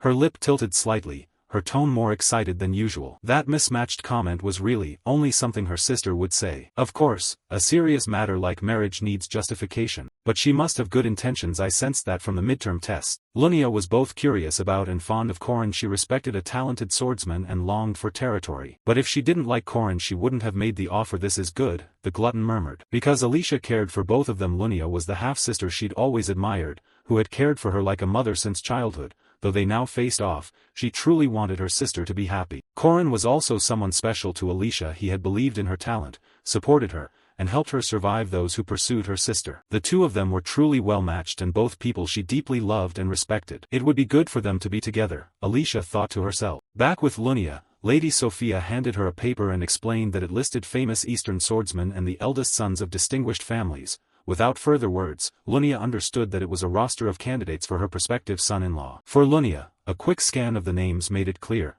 most supporters were loyalists of her mother's house, so she couldn't ignore the pressure from these meetings, but she had accidentally blurted out, "But he's handsome and, objectively speaking, a good man. Moreover, he has a driven, improving spirit in martial arts." After all, the one who decides the next heir is Grandpa, Sword Emperor Garand Arden. Corin has reached the domain level, so even if someone objects, Grandpa will just overrule them. Thinking of that, she recalled Alicia's feelings for Corin and grew a bit pensive. Not sure how deep that girl's feelings really were. At least a fondness, or perhaps more. "I suppose my sister's feelings, what's hers is mine. I have claim to it. Being a leader means I can't fuss over trivial things," Lunia reminded herself. At that moment her subordinate Jenny appeared behind her and prompted, "Miss, are you going to date Corin?"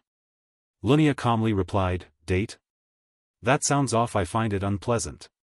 This is a marriage assessment, aren't you okay with that?" Seeing that, Jenny furrowed her brow and asked, "Is he really superior to the men Lady Sophia brought?" "That's why we lost the duel. Moreover, he dominated Lena at a very young age and achieved impressive accomplishments. He's worthy of her." Hearing that, the swordswoman turned slightly and praised, "Indeed, Jenny, you have an eye for people." Then Jenny asked again, "So are you going to court him looking like that?" Her question made the swordswoman exclaim in surprise, "What's wrong with that?" At the back, Jenny fell silent after hearing that. Time flew to the next day, cut to the meeting place where the two had arranged to meet. Corin was dressed in a dapper western suit, but when he saw swordswoman Lunia standing before him, Corin's face flushed pink with embarrassment. His voice even stuttered and blurred, "Why are you looking at me like that? Is something on my face?" Lunia asked, wearing a traditional outfit that gave her an elegant air quite different from her usual stern look. Corin hurriedly waved his hand. "Ah, nothing." "Then let's go," Lunia said as she took Corin's arm. And so the two happily went on their date. Meanwhile, food-loving Alicia was commanding a house force to deal with problems caused by monsters. "Masters, there are signs of fiends near the border," someone warned. "All right, then let's head there quickly," Alicia ordered. Thus, while Corin and Lunia were enjoying their date, swordswoman Alicia was slogging through battle, cutting down monsters.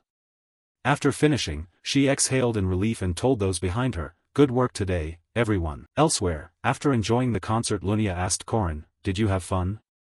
"Ah, yes," the title angel voice isn't an exaggeration, Corin nodded. But that wasn't what Lunia meant, so she repeated, "No, what I mean is, did you enjoy yourself?"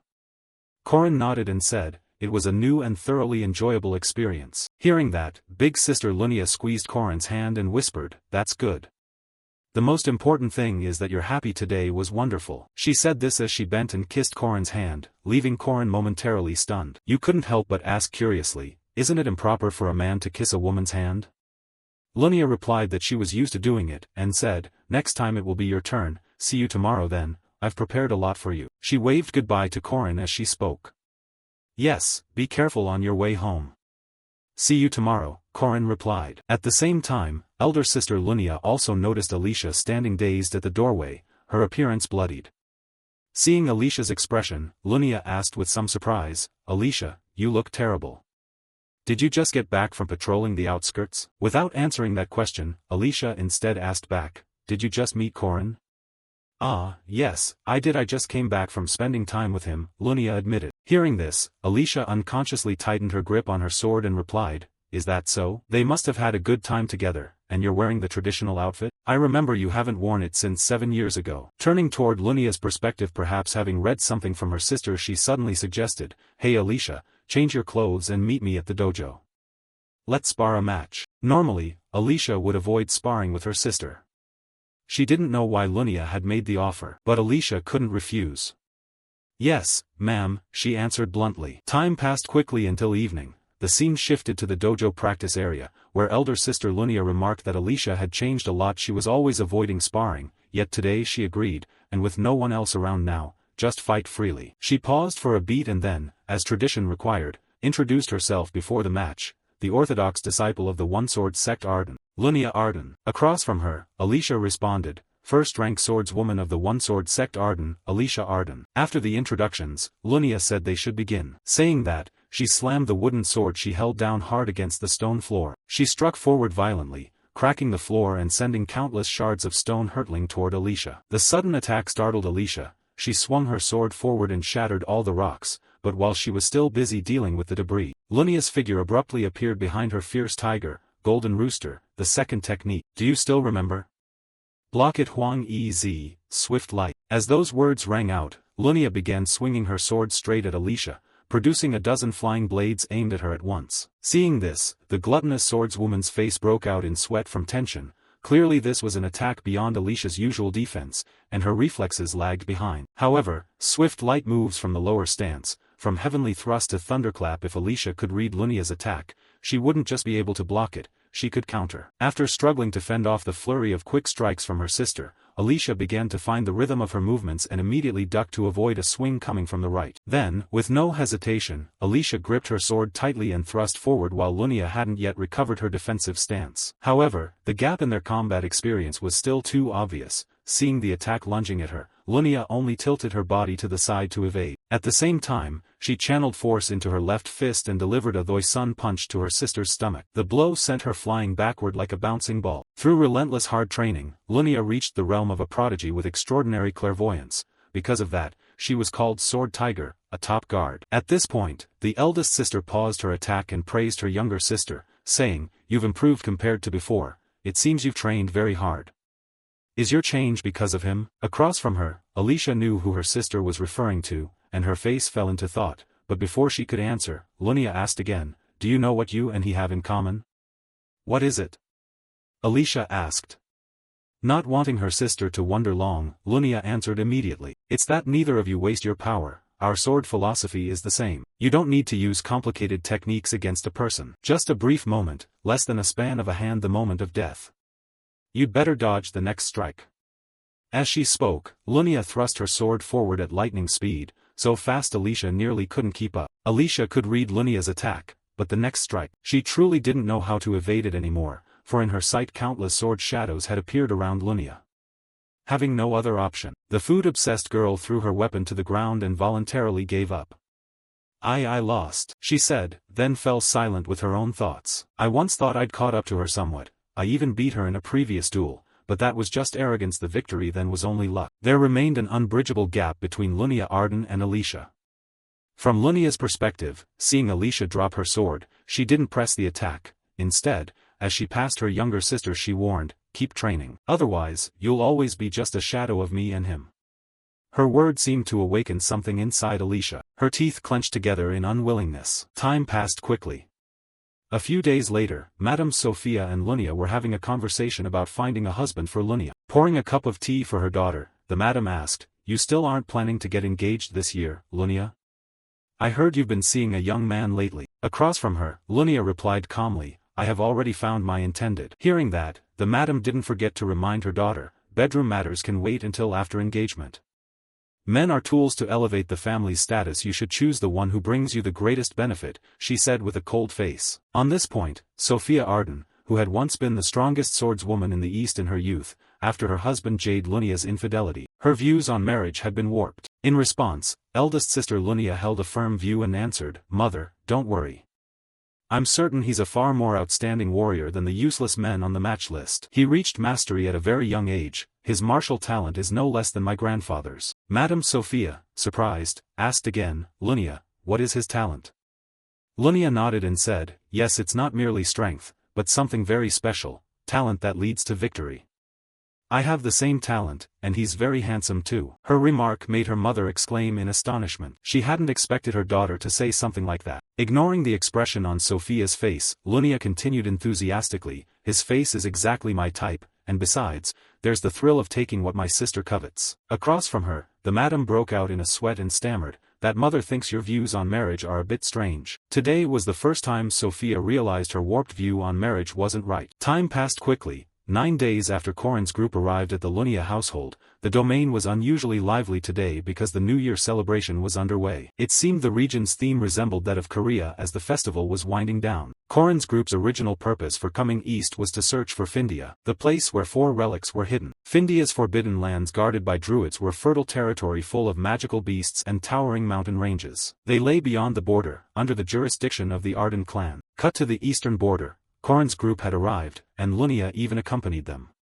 They owed getting here in part to the nun Yule, who had asked a spirit to guide them. "Thank you for leading the way. Do you want a pastry?" Yule said, offering a piece as if to someone, and then a portion of the pastry suddenly went missing, as if an invisible creature had eaten it. Seeing that, Corin blurted out, "Is that a spirit?"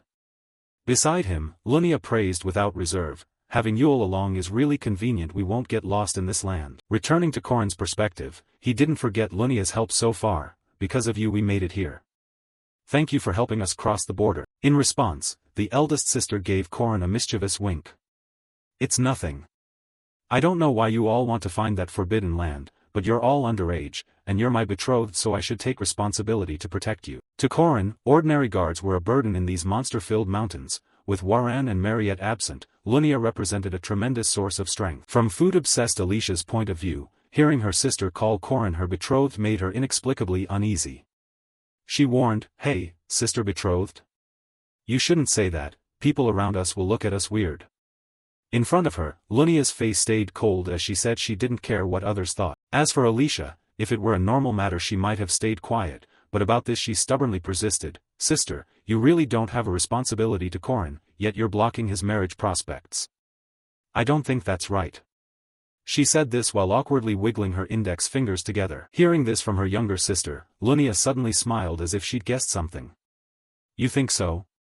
she said with loaded meaning, leaving Alicia confused. While they were still talking, Nun Yule in the front found the entrance to the secret area and warned, "We're almost there, just past here." Hearing that, everyone turned to look and discovered a strange circular sigil ahead, radiating bright light. But at that moment the space around them suddenly cracked like shattered glass. When it reappeared, Corin realized there was no one around him. He narrowed his eyes and scanned his surroundings warily. They'd been tricked. This place was worthy of a sage-level druid's protection.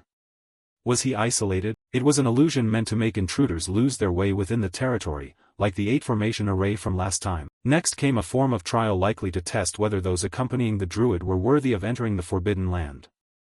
But such tricks were common. "Come on, bring it on, illusion or monster, I'll face it," Corin said excitedly, gripping his spear and ready for any challenge. Then, as if answering Corin's call, a familiar voice suddenly sounded from behind. "Oh hey there." It was a voice he couldn't possibly be more familiar with, yet upon hearing it Corin suddenly broke out in a cold sweat and spun around. Sure enough, what he feared had appeared, because the figure behind him was Park Siho, the one he hated most. "Long time no see," the man licked his lips and said when he saw Corin look his way. "What the hell is this?" The protagonist shouted and poured all his strength into thrusting his spear straight at that hateful face of Park Siho, but true to the power of the game's protagonist, Park Siho easily blocked Corin's spear tip with his bare hand. While the two grappled, Corin also shouted that Park Siho was an imposter. To that claim, Park Siho smiled and admitted, "That's right, but you're an imposter too." Then he snapped his fingers and unleashed a massive magical surge that shoved Corin backward. His terrifying power began to force Corin to recall his identity. This was a player, the real protagonist, not him. This man had already eliminated Eun Chang, the true protagonist of this world,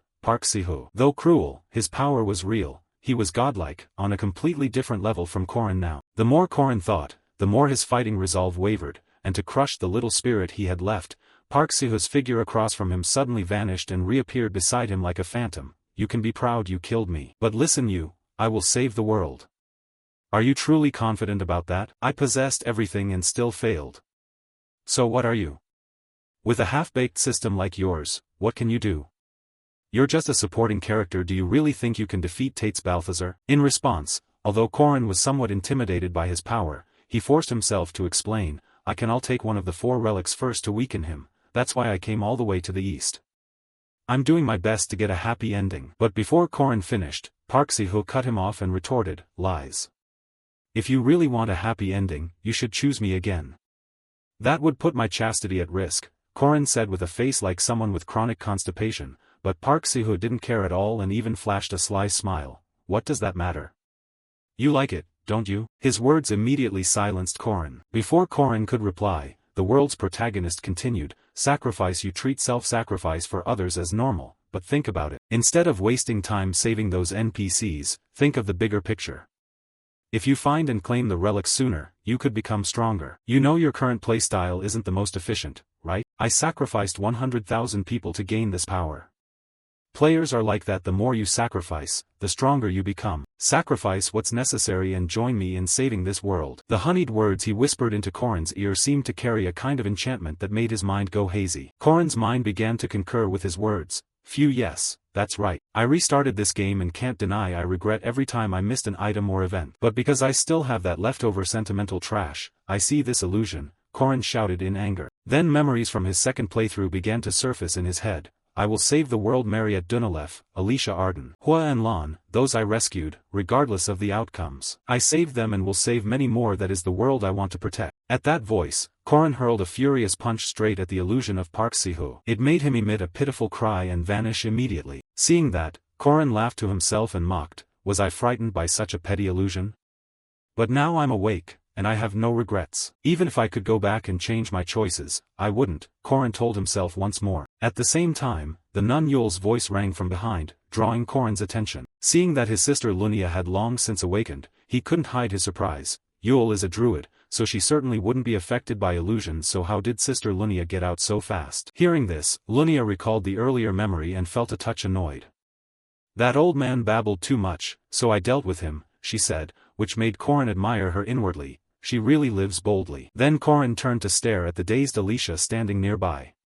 What about Alicia? He asked.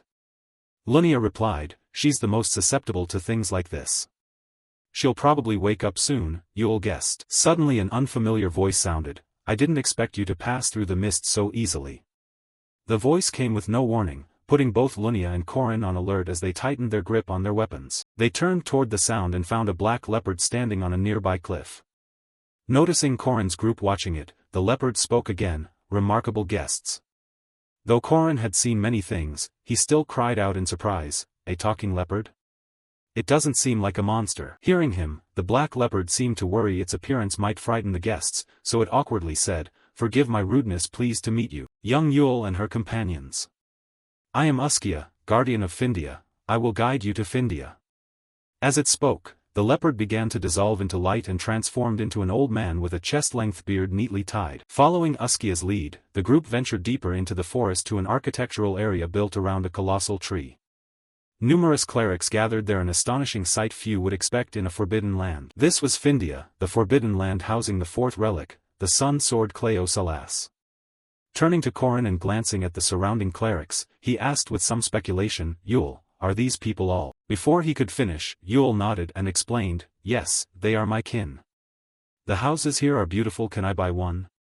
Korin asked tentatively. Yule was slightly curious why Korin would want to buy property in such a wild place. Is it okay? She'd heard mortals call this the Green Belt. Our protagonist replied, it's real estate investing for the future. Time passed quickly as the scene shifted to a wooden house inside a massive tree trunk. Old man Uskia invited them inside and slowly asked, yes, I've heard that a young Yule would come here by way of the spirits, so why have you come to this remote land? Korin, having no intention to hide anything, straightforwardly stated his purpose. We came to find Cleo Salas, the sun sword, one of the 4 relics left by the Dinu tribe. His answer left the old man's face briefly puzzled before he asked, "You're searching for it too?" Korin gripped his spear and proudly declared, "Because I am a disciple of the first queen of heaven, Arya Danua. I am here as the rightful human heir." Though he said this, in this life Korin had never formally taken Aryu as his master. Yet he still told himself he was his master's legitimate heir, and even if he went back to the past that wouldn't change. Thinking that, he remembered old Uskia's remark and asked, "What did you mean by, you too?" Before the old man Uskia could answer, a sudden hacking cough came from behind the group, and then a tall shadow stepped inside. The air reeked of blood. "So that's it, you're the brat who killed Firmak. I expected someone to come, but I didn't think it'd be an even crazier one." The voice belonged to a strange figure with pointed ears, unnaturally tall build, and a cowboy hat on his head. This was a Muria monstrosity, King of Darkness, Beast Lord Dun Sky. He stepped forward toward Korin and stared at him. "You know me, Queen's Hound, kid. There is only one Lord of Darkness. When the Age of Darkness comes, your goddess will be torn apart and become feed for the beasts."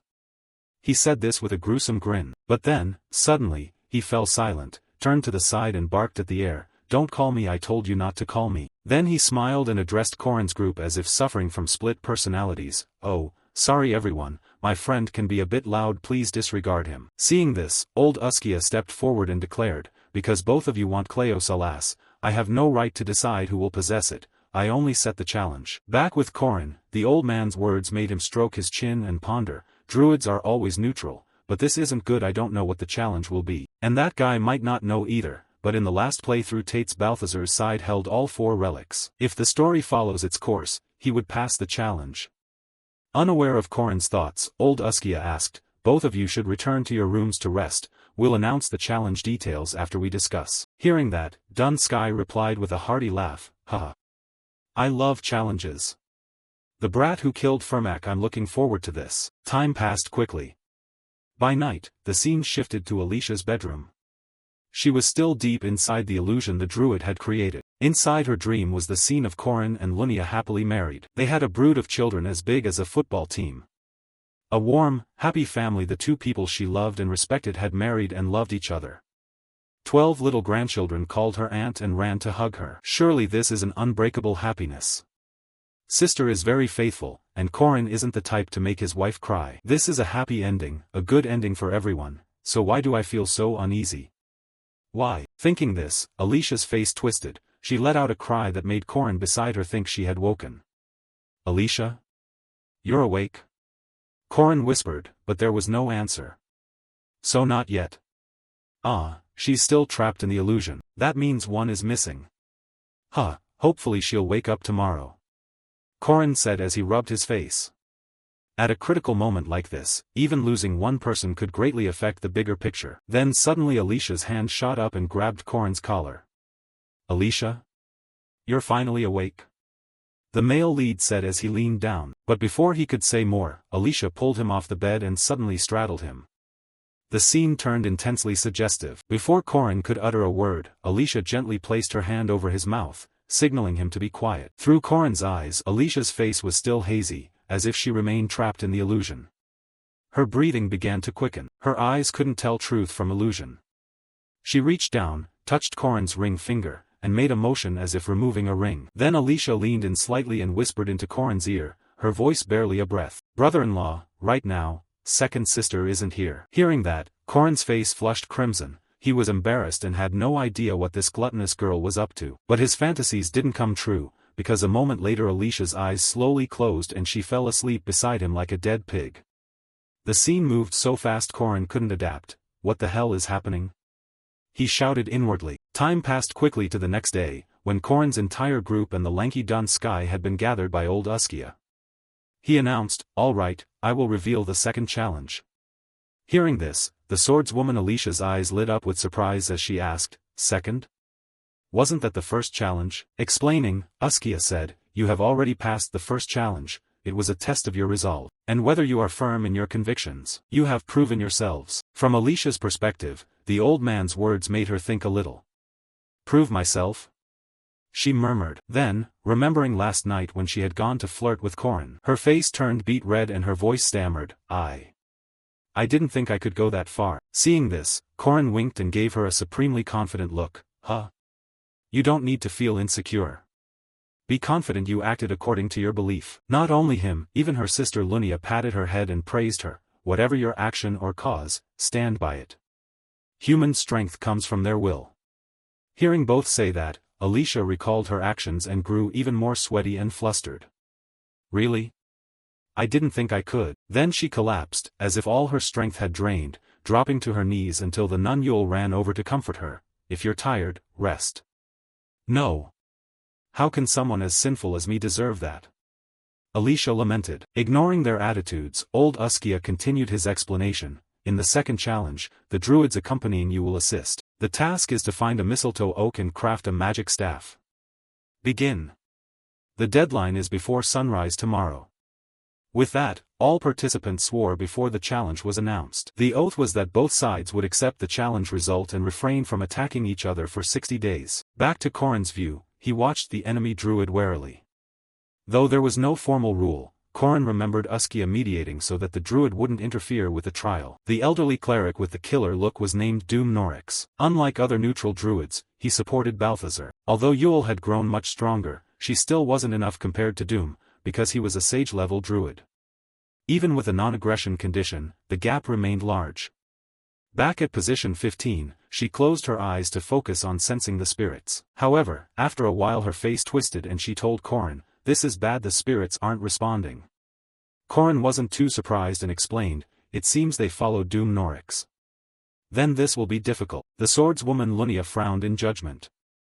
Meanwhile, gluttonous Alicia was pulling a chunk of wood from some corner and cheerfully told everyone, "Hey Corin, I found mistletoe." In response Corin shot her a reproving look and explained, "That's just an elm." Returning to his thoughts, the fact that Dun Sky's group had Doom's help made the test feel quite difficult. This was a perfect gamble. Mistletoe rarely parasitizes oaks, and finding an oak in this vast watery area was already hard. Finding an oak with mistletoe attached was even harder. Even with forest spirits aiding them, it would be difficult to locate one, and now those spirits had all gone with Doom. Unaware of Corin's thoughts, Alicia proposed, "Why don't we just cut mistletoe and attach it to a regular oak?" Opposite her, Lunia said, "I can handle the chopping." Yule shook her head in response, "That would lose its spiritual significance." For some reason, at that remark Corin's eyes suddenly lit up, as if he'd conceived an idea. Time passed quickly. Both groups gathered at old Uskia's place to report their results. He said, "I will conclude the challenge. Present the magic staffs you made." Hearing this, everyone hurriedly produced their finished staffs. When Dun Sky saw Corin's staff, he couldn't hide his astonishment. "What is this? I prepared a thick, rigid staff. How is yours thicker and stiffer than mine?" He stared at the enormous staff that required both Lunia and Yule to lift. "Shut up, pervert. None of your business." Lunia snapped. To explain, Corin had actually used a trick. Alicia had retrieved mistletoe seeds and embedded them inside an oak seed, and Yule used magic to accelerate their growth. Normally it would die immediately, but he'd tested this substance he'd brought from the east, and it worked. Corin thought this while staring at a vial of yellow liquid in his hand. Back at old Uskia's position, he turned serious and nodded before continuing. "All right, you have all excellently completed the second challenge. Everyone passed. I will now announce the final challenge. In the northern forest there is a mata tree bearing red berries. Your task is to bring one of those berries back here." Following his directions, by late afternoon Corin's group and Dun Sky's party arrived before the oak. However, just as Corin predicted, the final challenge was not going to be that simple. As soon as they arrived, a cold bead of sweat formed on his face. "I figured it wouldn't be that easy." At that moment, the ground suddenly rumbled under everyone's eyes. Next, a giant rose up from the earth and coldly observed the group. "Whoever dares to seek the berries must prove their worth." This was a sky colossus, the same kind that guards the sun Findia and a figure named in the hero Arhan legends. "Huh? A giant?" Dun Sky's eyes showed delight. Even Lunia felt daunted by the towering figure. "Taking him down looks a bit difficult," she remarked. Corin immediately shut that idea down. "Don't even think about it, Lunia. Win or lose, we won't get Cleosalas that way." He reminded himself once more, "Right, they won't force us to fight this giant. The first and second challenges weren't combat either. So it must be Before Corin could ponder further, the giant spoke and presented his test. I will test your intelligence.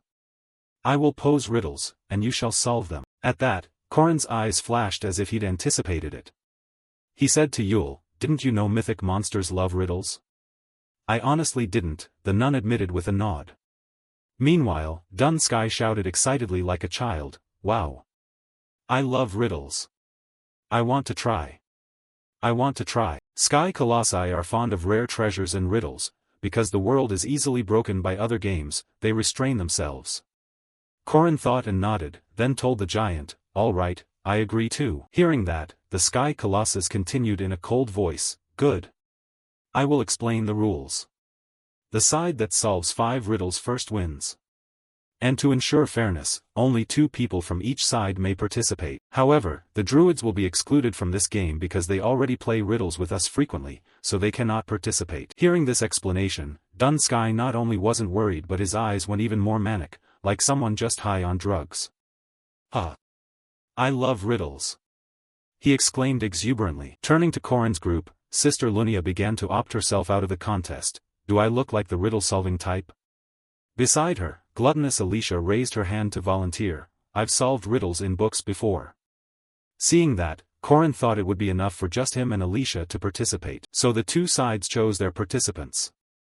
The giant then quickly read the first question, then let's begin. Question 1. It grows large in the morning, shrinks at noon, grows large again in the afternoon, but by evening it disappears. What is the answer? Hearing this, Corin felt his head go fuzzy. He began to stroke his chin, deep in thoughtful contemplation. Grows large in the morning, shrinks at noon, grows large again in the afternoon, then disappears in the evening. Think a little more and it's obvious. Corin thought. But within seconds Dun Sky raised his hand and answered, the answer is, a shadow. Correct. The Sky Colossus replied coldly. Corin and Alicia blinked and watched Dun Sky. He didn't look like someone good at riddles at all. Was that just a coincidence? Alicia said in astonishment. Unlike her, because Corin had memories from a previous life, he remembered that although Dun Sky appeared mentally unhinged, his mind was extraordinarily sharp. I forgot, because his appearance is so unusual. Dun Sky's particular ability wasn't a mere coincidence. It felt like facing thousands, tens of thousands at once, Corin thought. Meanwhile, the Sky Colossus didn't want to waste time and immediately posed the second question. This thing exists but cannot be seen. Nothing can defeat it. It is certain to come, but once it passes it stops forever. Dun Sky even looked a bit disappointed and complained, as if the question were too easy. Time. The answer is time. The Sky Colossus then presented the third question. This thing is sometimes joy, sometimes comedy, sometimes tragedy. A play in which all living creatures are actors. In front, the dark-faced man placed a hand on his chest and answered like a singer about to start, life. Its name is both comedy and tragedy. Life or death, that is the answer. Dun Sky is great at riddles. Too easy. Looking at his opponent who'd solved 3 riddles almost without thinking, Corin anxiously turned to the swordswoman and reminded, Alicia. Do something. You read a lot of magazines. In response, the gluttonous girl's face slackened as she shot back, what do you mean magazines? I only read the magazines young women always read. Unfazed by Corin's group's bickering, the Sky Colossus mechanically posed the next riddle. Question 4. To me it is something beautiful, but others may not understand. To some, it is violence. To others, it is release. At that question, our protagonist only knitted his brows. He murmured to himself, this question is tough too. Is my imagination really that poor? From the back, perhaps thinking of something, the gluttonous girl nervously raised her hand and stammered, can I answer? Speak. The Sky Colossus responded. Hearing that, Alicia's face began to flush. Her fingertips touched, as if this answer was extremely hard to utter. Adultery? Alicia said in a very embarrassed voice, and the moment she spoke, everyone widened their eyes and stared at her in stunned surprise. Even the Sky Colossus's gaze brightened a little at her answer. Facing Alicia and being stared at like that made her even more flustered. She stammered back, it could be, right? Interesting, your answer is also correct, the giant praised, a little embarrassed, not wanting to seem familiar with the gluttonous girl. Alicia, what do you usually have in your head? The protagonist asked. Hearing that, Alicia immediately turned pale with regret. She grabbed Corin's arm and wailed, "Ah. No. I'd rather say it's wrong. I'll take it back, okay? It's not like that. It's not. Don't avoid my gaze. Please give me a chance to explain." Next, though it broke the momentum, perhaps due to beginner's luck, Dun Sky answered the next two riddles correctly, causing Corin's group to lose. The loss was crushing. Up front, the dark-faced Dun Sky held a bunch of berries with a joyful look. "Huh. The berries are beautiful, I'm so good, right? Right?" In response, his lackeys behind slapped their horses' rumps and cheered, "Congratulations, Lord Dun Sky. Congratulations." In the rear, the swordswoman Alicia sighed heavily and asked, "What do we do now? Have we failed?" Yule replied, offering her a calming assurance, "Don't worry, the challenge probably isn't over. We still haven't obtained one of the required items. We druids don't change our decisions lightly after a single failure." Perhaps. Before she finished, Yule's expression suddenly changed and she turned her face to one side. Seeing that, Lunia's gaze became alert. "An enemy?" In answer, Yule closed her eyes tightly. "No one. There are no spirits around here." Only now did they notice it really seemed there were none. "We saw them when we came here, didn't we?" someone asked. Turning to Corin, the strange phenomenon made him uneasy. No spirits and no monsters? This was the demon beast range, a dangerous land. If those two species weren't in the forest, there were only two possibilities: either someone had wiped out the spirits and beasts, or they'd fled from some extremely dangerous creature. Up ahead, the dark-faced Dun Sky seemed to notice the oddity too and laughed with amusement. "Have we gone too deep?" No sooner had he spoken than old Doom beside him muttered an incantation, then slammed his staff hard onto the ground, creating a green magic circle that radiated an intense aura. Then, from inside that magic circle, a small fortress rose up out of the earth. However, just as it appeared, several beams of energy flew in from afar and sliced the tiny fortress in two. "Dodge!" Corin shouted. At the same time, a destructive beam of light hurtled toward Yule's position at terrifying speed. But luckily, at the most dangerous moment, Corin lunged forward, grabbed her and jumped aside to avoid it. From his view, the attacker was a humanoid monster wielding two swords. It was a human-shaped maw beast. Seeing its form, Corin froze for a few seconds. "Why is that thing here?" he wondered, as if recognizing its identity, and warned Yule, "Find cover quickly." Up front, Dun Sky, furious at being ambushed, couldn't hold back.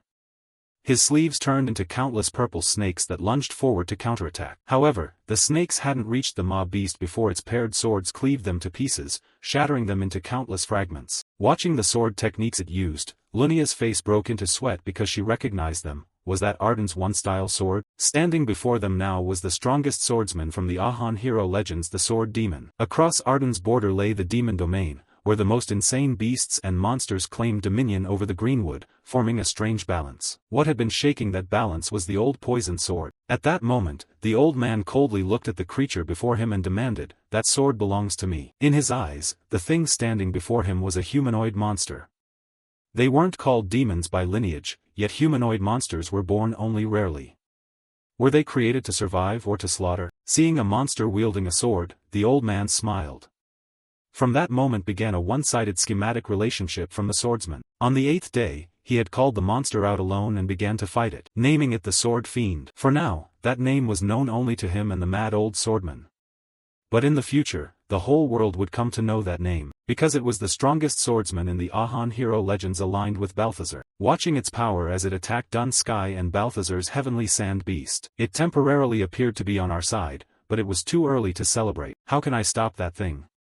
Am I the next target? Corin wondered inwardly as the Sword Fiend turned to attack him. However, before it could reach the protagonist, Lunia closed in from behind and immediately unleashed Arden's sword technique Rapid Strike. It was a powerful move, but the Sword Fiend was no pushover.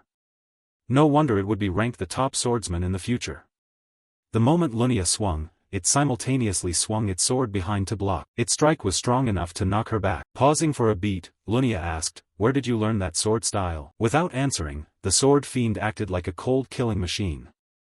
It immediately used its overwhelming speed to close in on Lunia from behind, and launched a wind-tearing slash. Fortunately, the elder sister recognized it in time and leaned aside to dodge. Seeing that, the monster didn't relent and delivered a high kick, riling her temper. Lunia nimbly channeled power into her legs and leaped upward to evade. By her assessment, the sword fiend's arms and legs were like short, razor-sharp blades, as if it held many swords at once. Its thrusts were so fast they created countless afterimages in the air, driving straight toward Lunia's position. At that moment, her body was still flying backward. From Lunia's perspective, watching the blades surge toward her, she narrowed her eyes and activated her mind eye, allowing her to see through the opponent's super sword strikes and create an opening with a single cut. Closing the distance the way it did was Lunia's specialty. Then she shot forward like an arrow cutting the air, and slammed her foot down onto the disgusting foot of the monster, temporarily immobilizing it. Lunia then smiled and murmured, "Finish it off." At that sound, Corin and Alicia moved in perfect coordination, appearing behind the sword fiend. The protagonist covered his spear with energy and used the ultimate skill Blood Dragon Thrust dual-faced Heavenly Ruin, while gluttonous Alicia used the ability Iron Smash 3 Cranes. Both powerful attacks struck at once, ripping up the ground into a ravaged mess. Unfortunately, just as both powerful strikes surged forward together, tearing the earth into chaos. But sadly, at that moment, the sword fiend adopted an extremely bizarre, unfamiliar stance and leaped back to evade. Dodged that? Do you think this is a circus? Someone shouted. However, Corin's group's assault was far from over. Immediately, the three of them launched a coordinated strike from 3 different directions. "You won't get away." Corin snarled, but then his gaze went blank, because at that moment the sword fiend suddenly broke into a triumphant smile. It began to use a skill Territory Cleave, 8 hands unbeaten. Suddenly the sword fiend seemed to sprout 8 arms at once and unleashed 8 attacks aimed at the 3 of them. From Corin's point of view, trapped inside the enemy's domain, his whole body went rigid. Just moving within this barrier drained him. Even if it's not perfected, it can strike 8 times. Corin ground out. He and the swordswoman Alicia began to use Territory Cleave in response.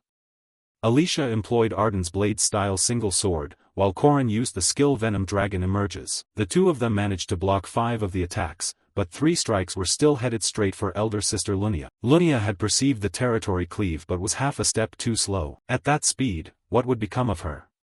Corin worried. Then, to their surprise, a surge of energy erupted from Lunia, forming a protective barrier. It was something Alicia could only learn at the final stage, the swordsman's ultimate defense, the steel gold shield. Immediately after, she used Arden's technique Single Sword Territory, launching a flash strike straight at the sword fiend's neck, causing blood to spurt from its body without stopping. But after seeing the wound she'd left, Lunia clicked her tongue regretfully. TCH, still not the weak point. This is dangerous, we have to finish it here. Agreed. Corin replied. Then the two gripped their weapons and charged again, determined to settle this with the sword fiend. More precisely, they wanted to send it off for good right here. To Corin, the sword fiend hadn't yet reached the level he feared, but it would eventually. So he had to take advantage of its current weakness and deal with it now.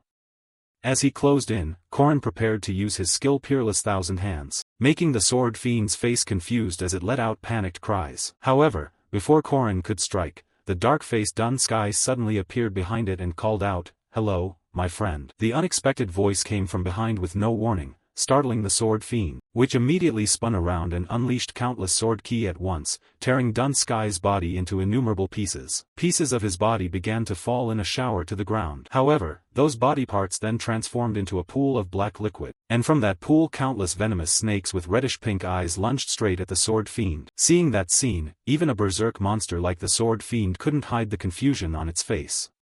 But things weren't over yet. Immediately after, a magic circle appeared beneath its feet. From within the circle, thick roots sprouted up and coiled tightly around its legs. This was the combined attack of Dun Sky and Doom. They were the Emperor's slaves, with no other choice when facing such a twisted duo. The sword fiend could only roar in fury and swing its blade like an executioner, shredding all the snakes that had attempted to attack it. After finishing, it tucked its legs in and fled. Facing an almost immortal opponent, they Dun Sky and the Dark-Scaled Judge were Corin's mortal enemies. Seeing the scene, Corin couldn't help breaking into a sweat and muttered, "Monsters." Time quickly passed into evening. Cut to Yule's resting chamber. She was fretting to the two before her, "I'm sorry, I couldn't help at all." Hearing this, gluttonous Lunia shook her head to reassure her, "Don't worry, it couldn't have been avoided." Yule was about to say more when Alicia interrupted, "Come on, it's fine, I'm not that badly hurt. That monster used ardent sword techniques. Could it actually read the manuals? She looked at her older sister with a puzzled expression. With her intellect, Lunia immediately grasped the issue. The fact that the sword fiend can use ardent techniques. Are you joking? It's a monster, it could read the manuals 100 or 1,000 times and still be useless. Only one person could do that. As she spoke, Lunia seemed to think of someone. Right after she said that, a strange laugh echoed from behind them, drawing the group's attention. Hee hee. Looks like your niece discovered me, huh? The newcomer was Sword Emperor Garand Arden. His arrival startled Alicia a bit. Lunia shot him a cold glare and demanded, "What game are you up to now? Who goes and teaches sword techniques to monsters?" Explaining, old Garand merely smiled and said, "That's in the past. To be clear, I didn't teach it. I only showed it." Saying that, the old man began to activate his domain. And from his tone, a domain. It doesn't use human swords, it uses the swords of monsters. Interesting, right? He's truly insane. Lunia gritted out. Garand conceded to her, maybe so. We're about to witness the next realm of swordsmanship. His face was full of anticipation. Meanwhile, Alicia seemed to make up her mind. She stared at the Sword Emperor with resolute determination. I don't want to feel helpless anymore, she told herself. Having witnessed the power of the two monsters Dun Sky and Doom, she then spoke up, "Sir, please teach me swordsmanship." "All right. Of course I will teach you." Garand replied cheerfully. This was the moment Alicia's terrifying natural sword talent began to awaken. Anger surged up.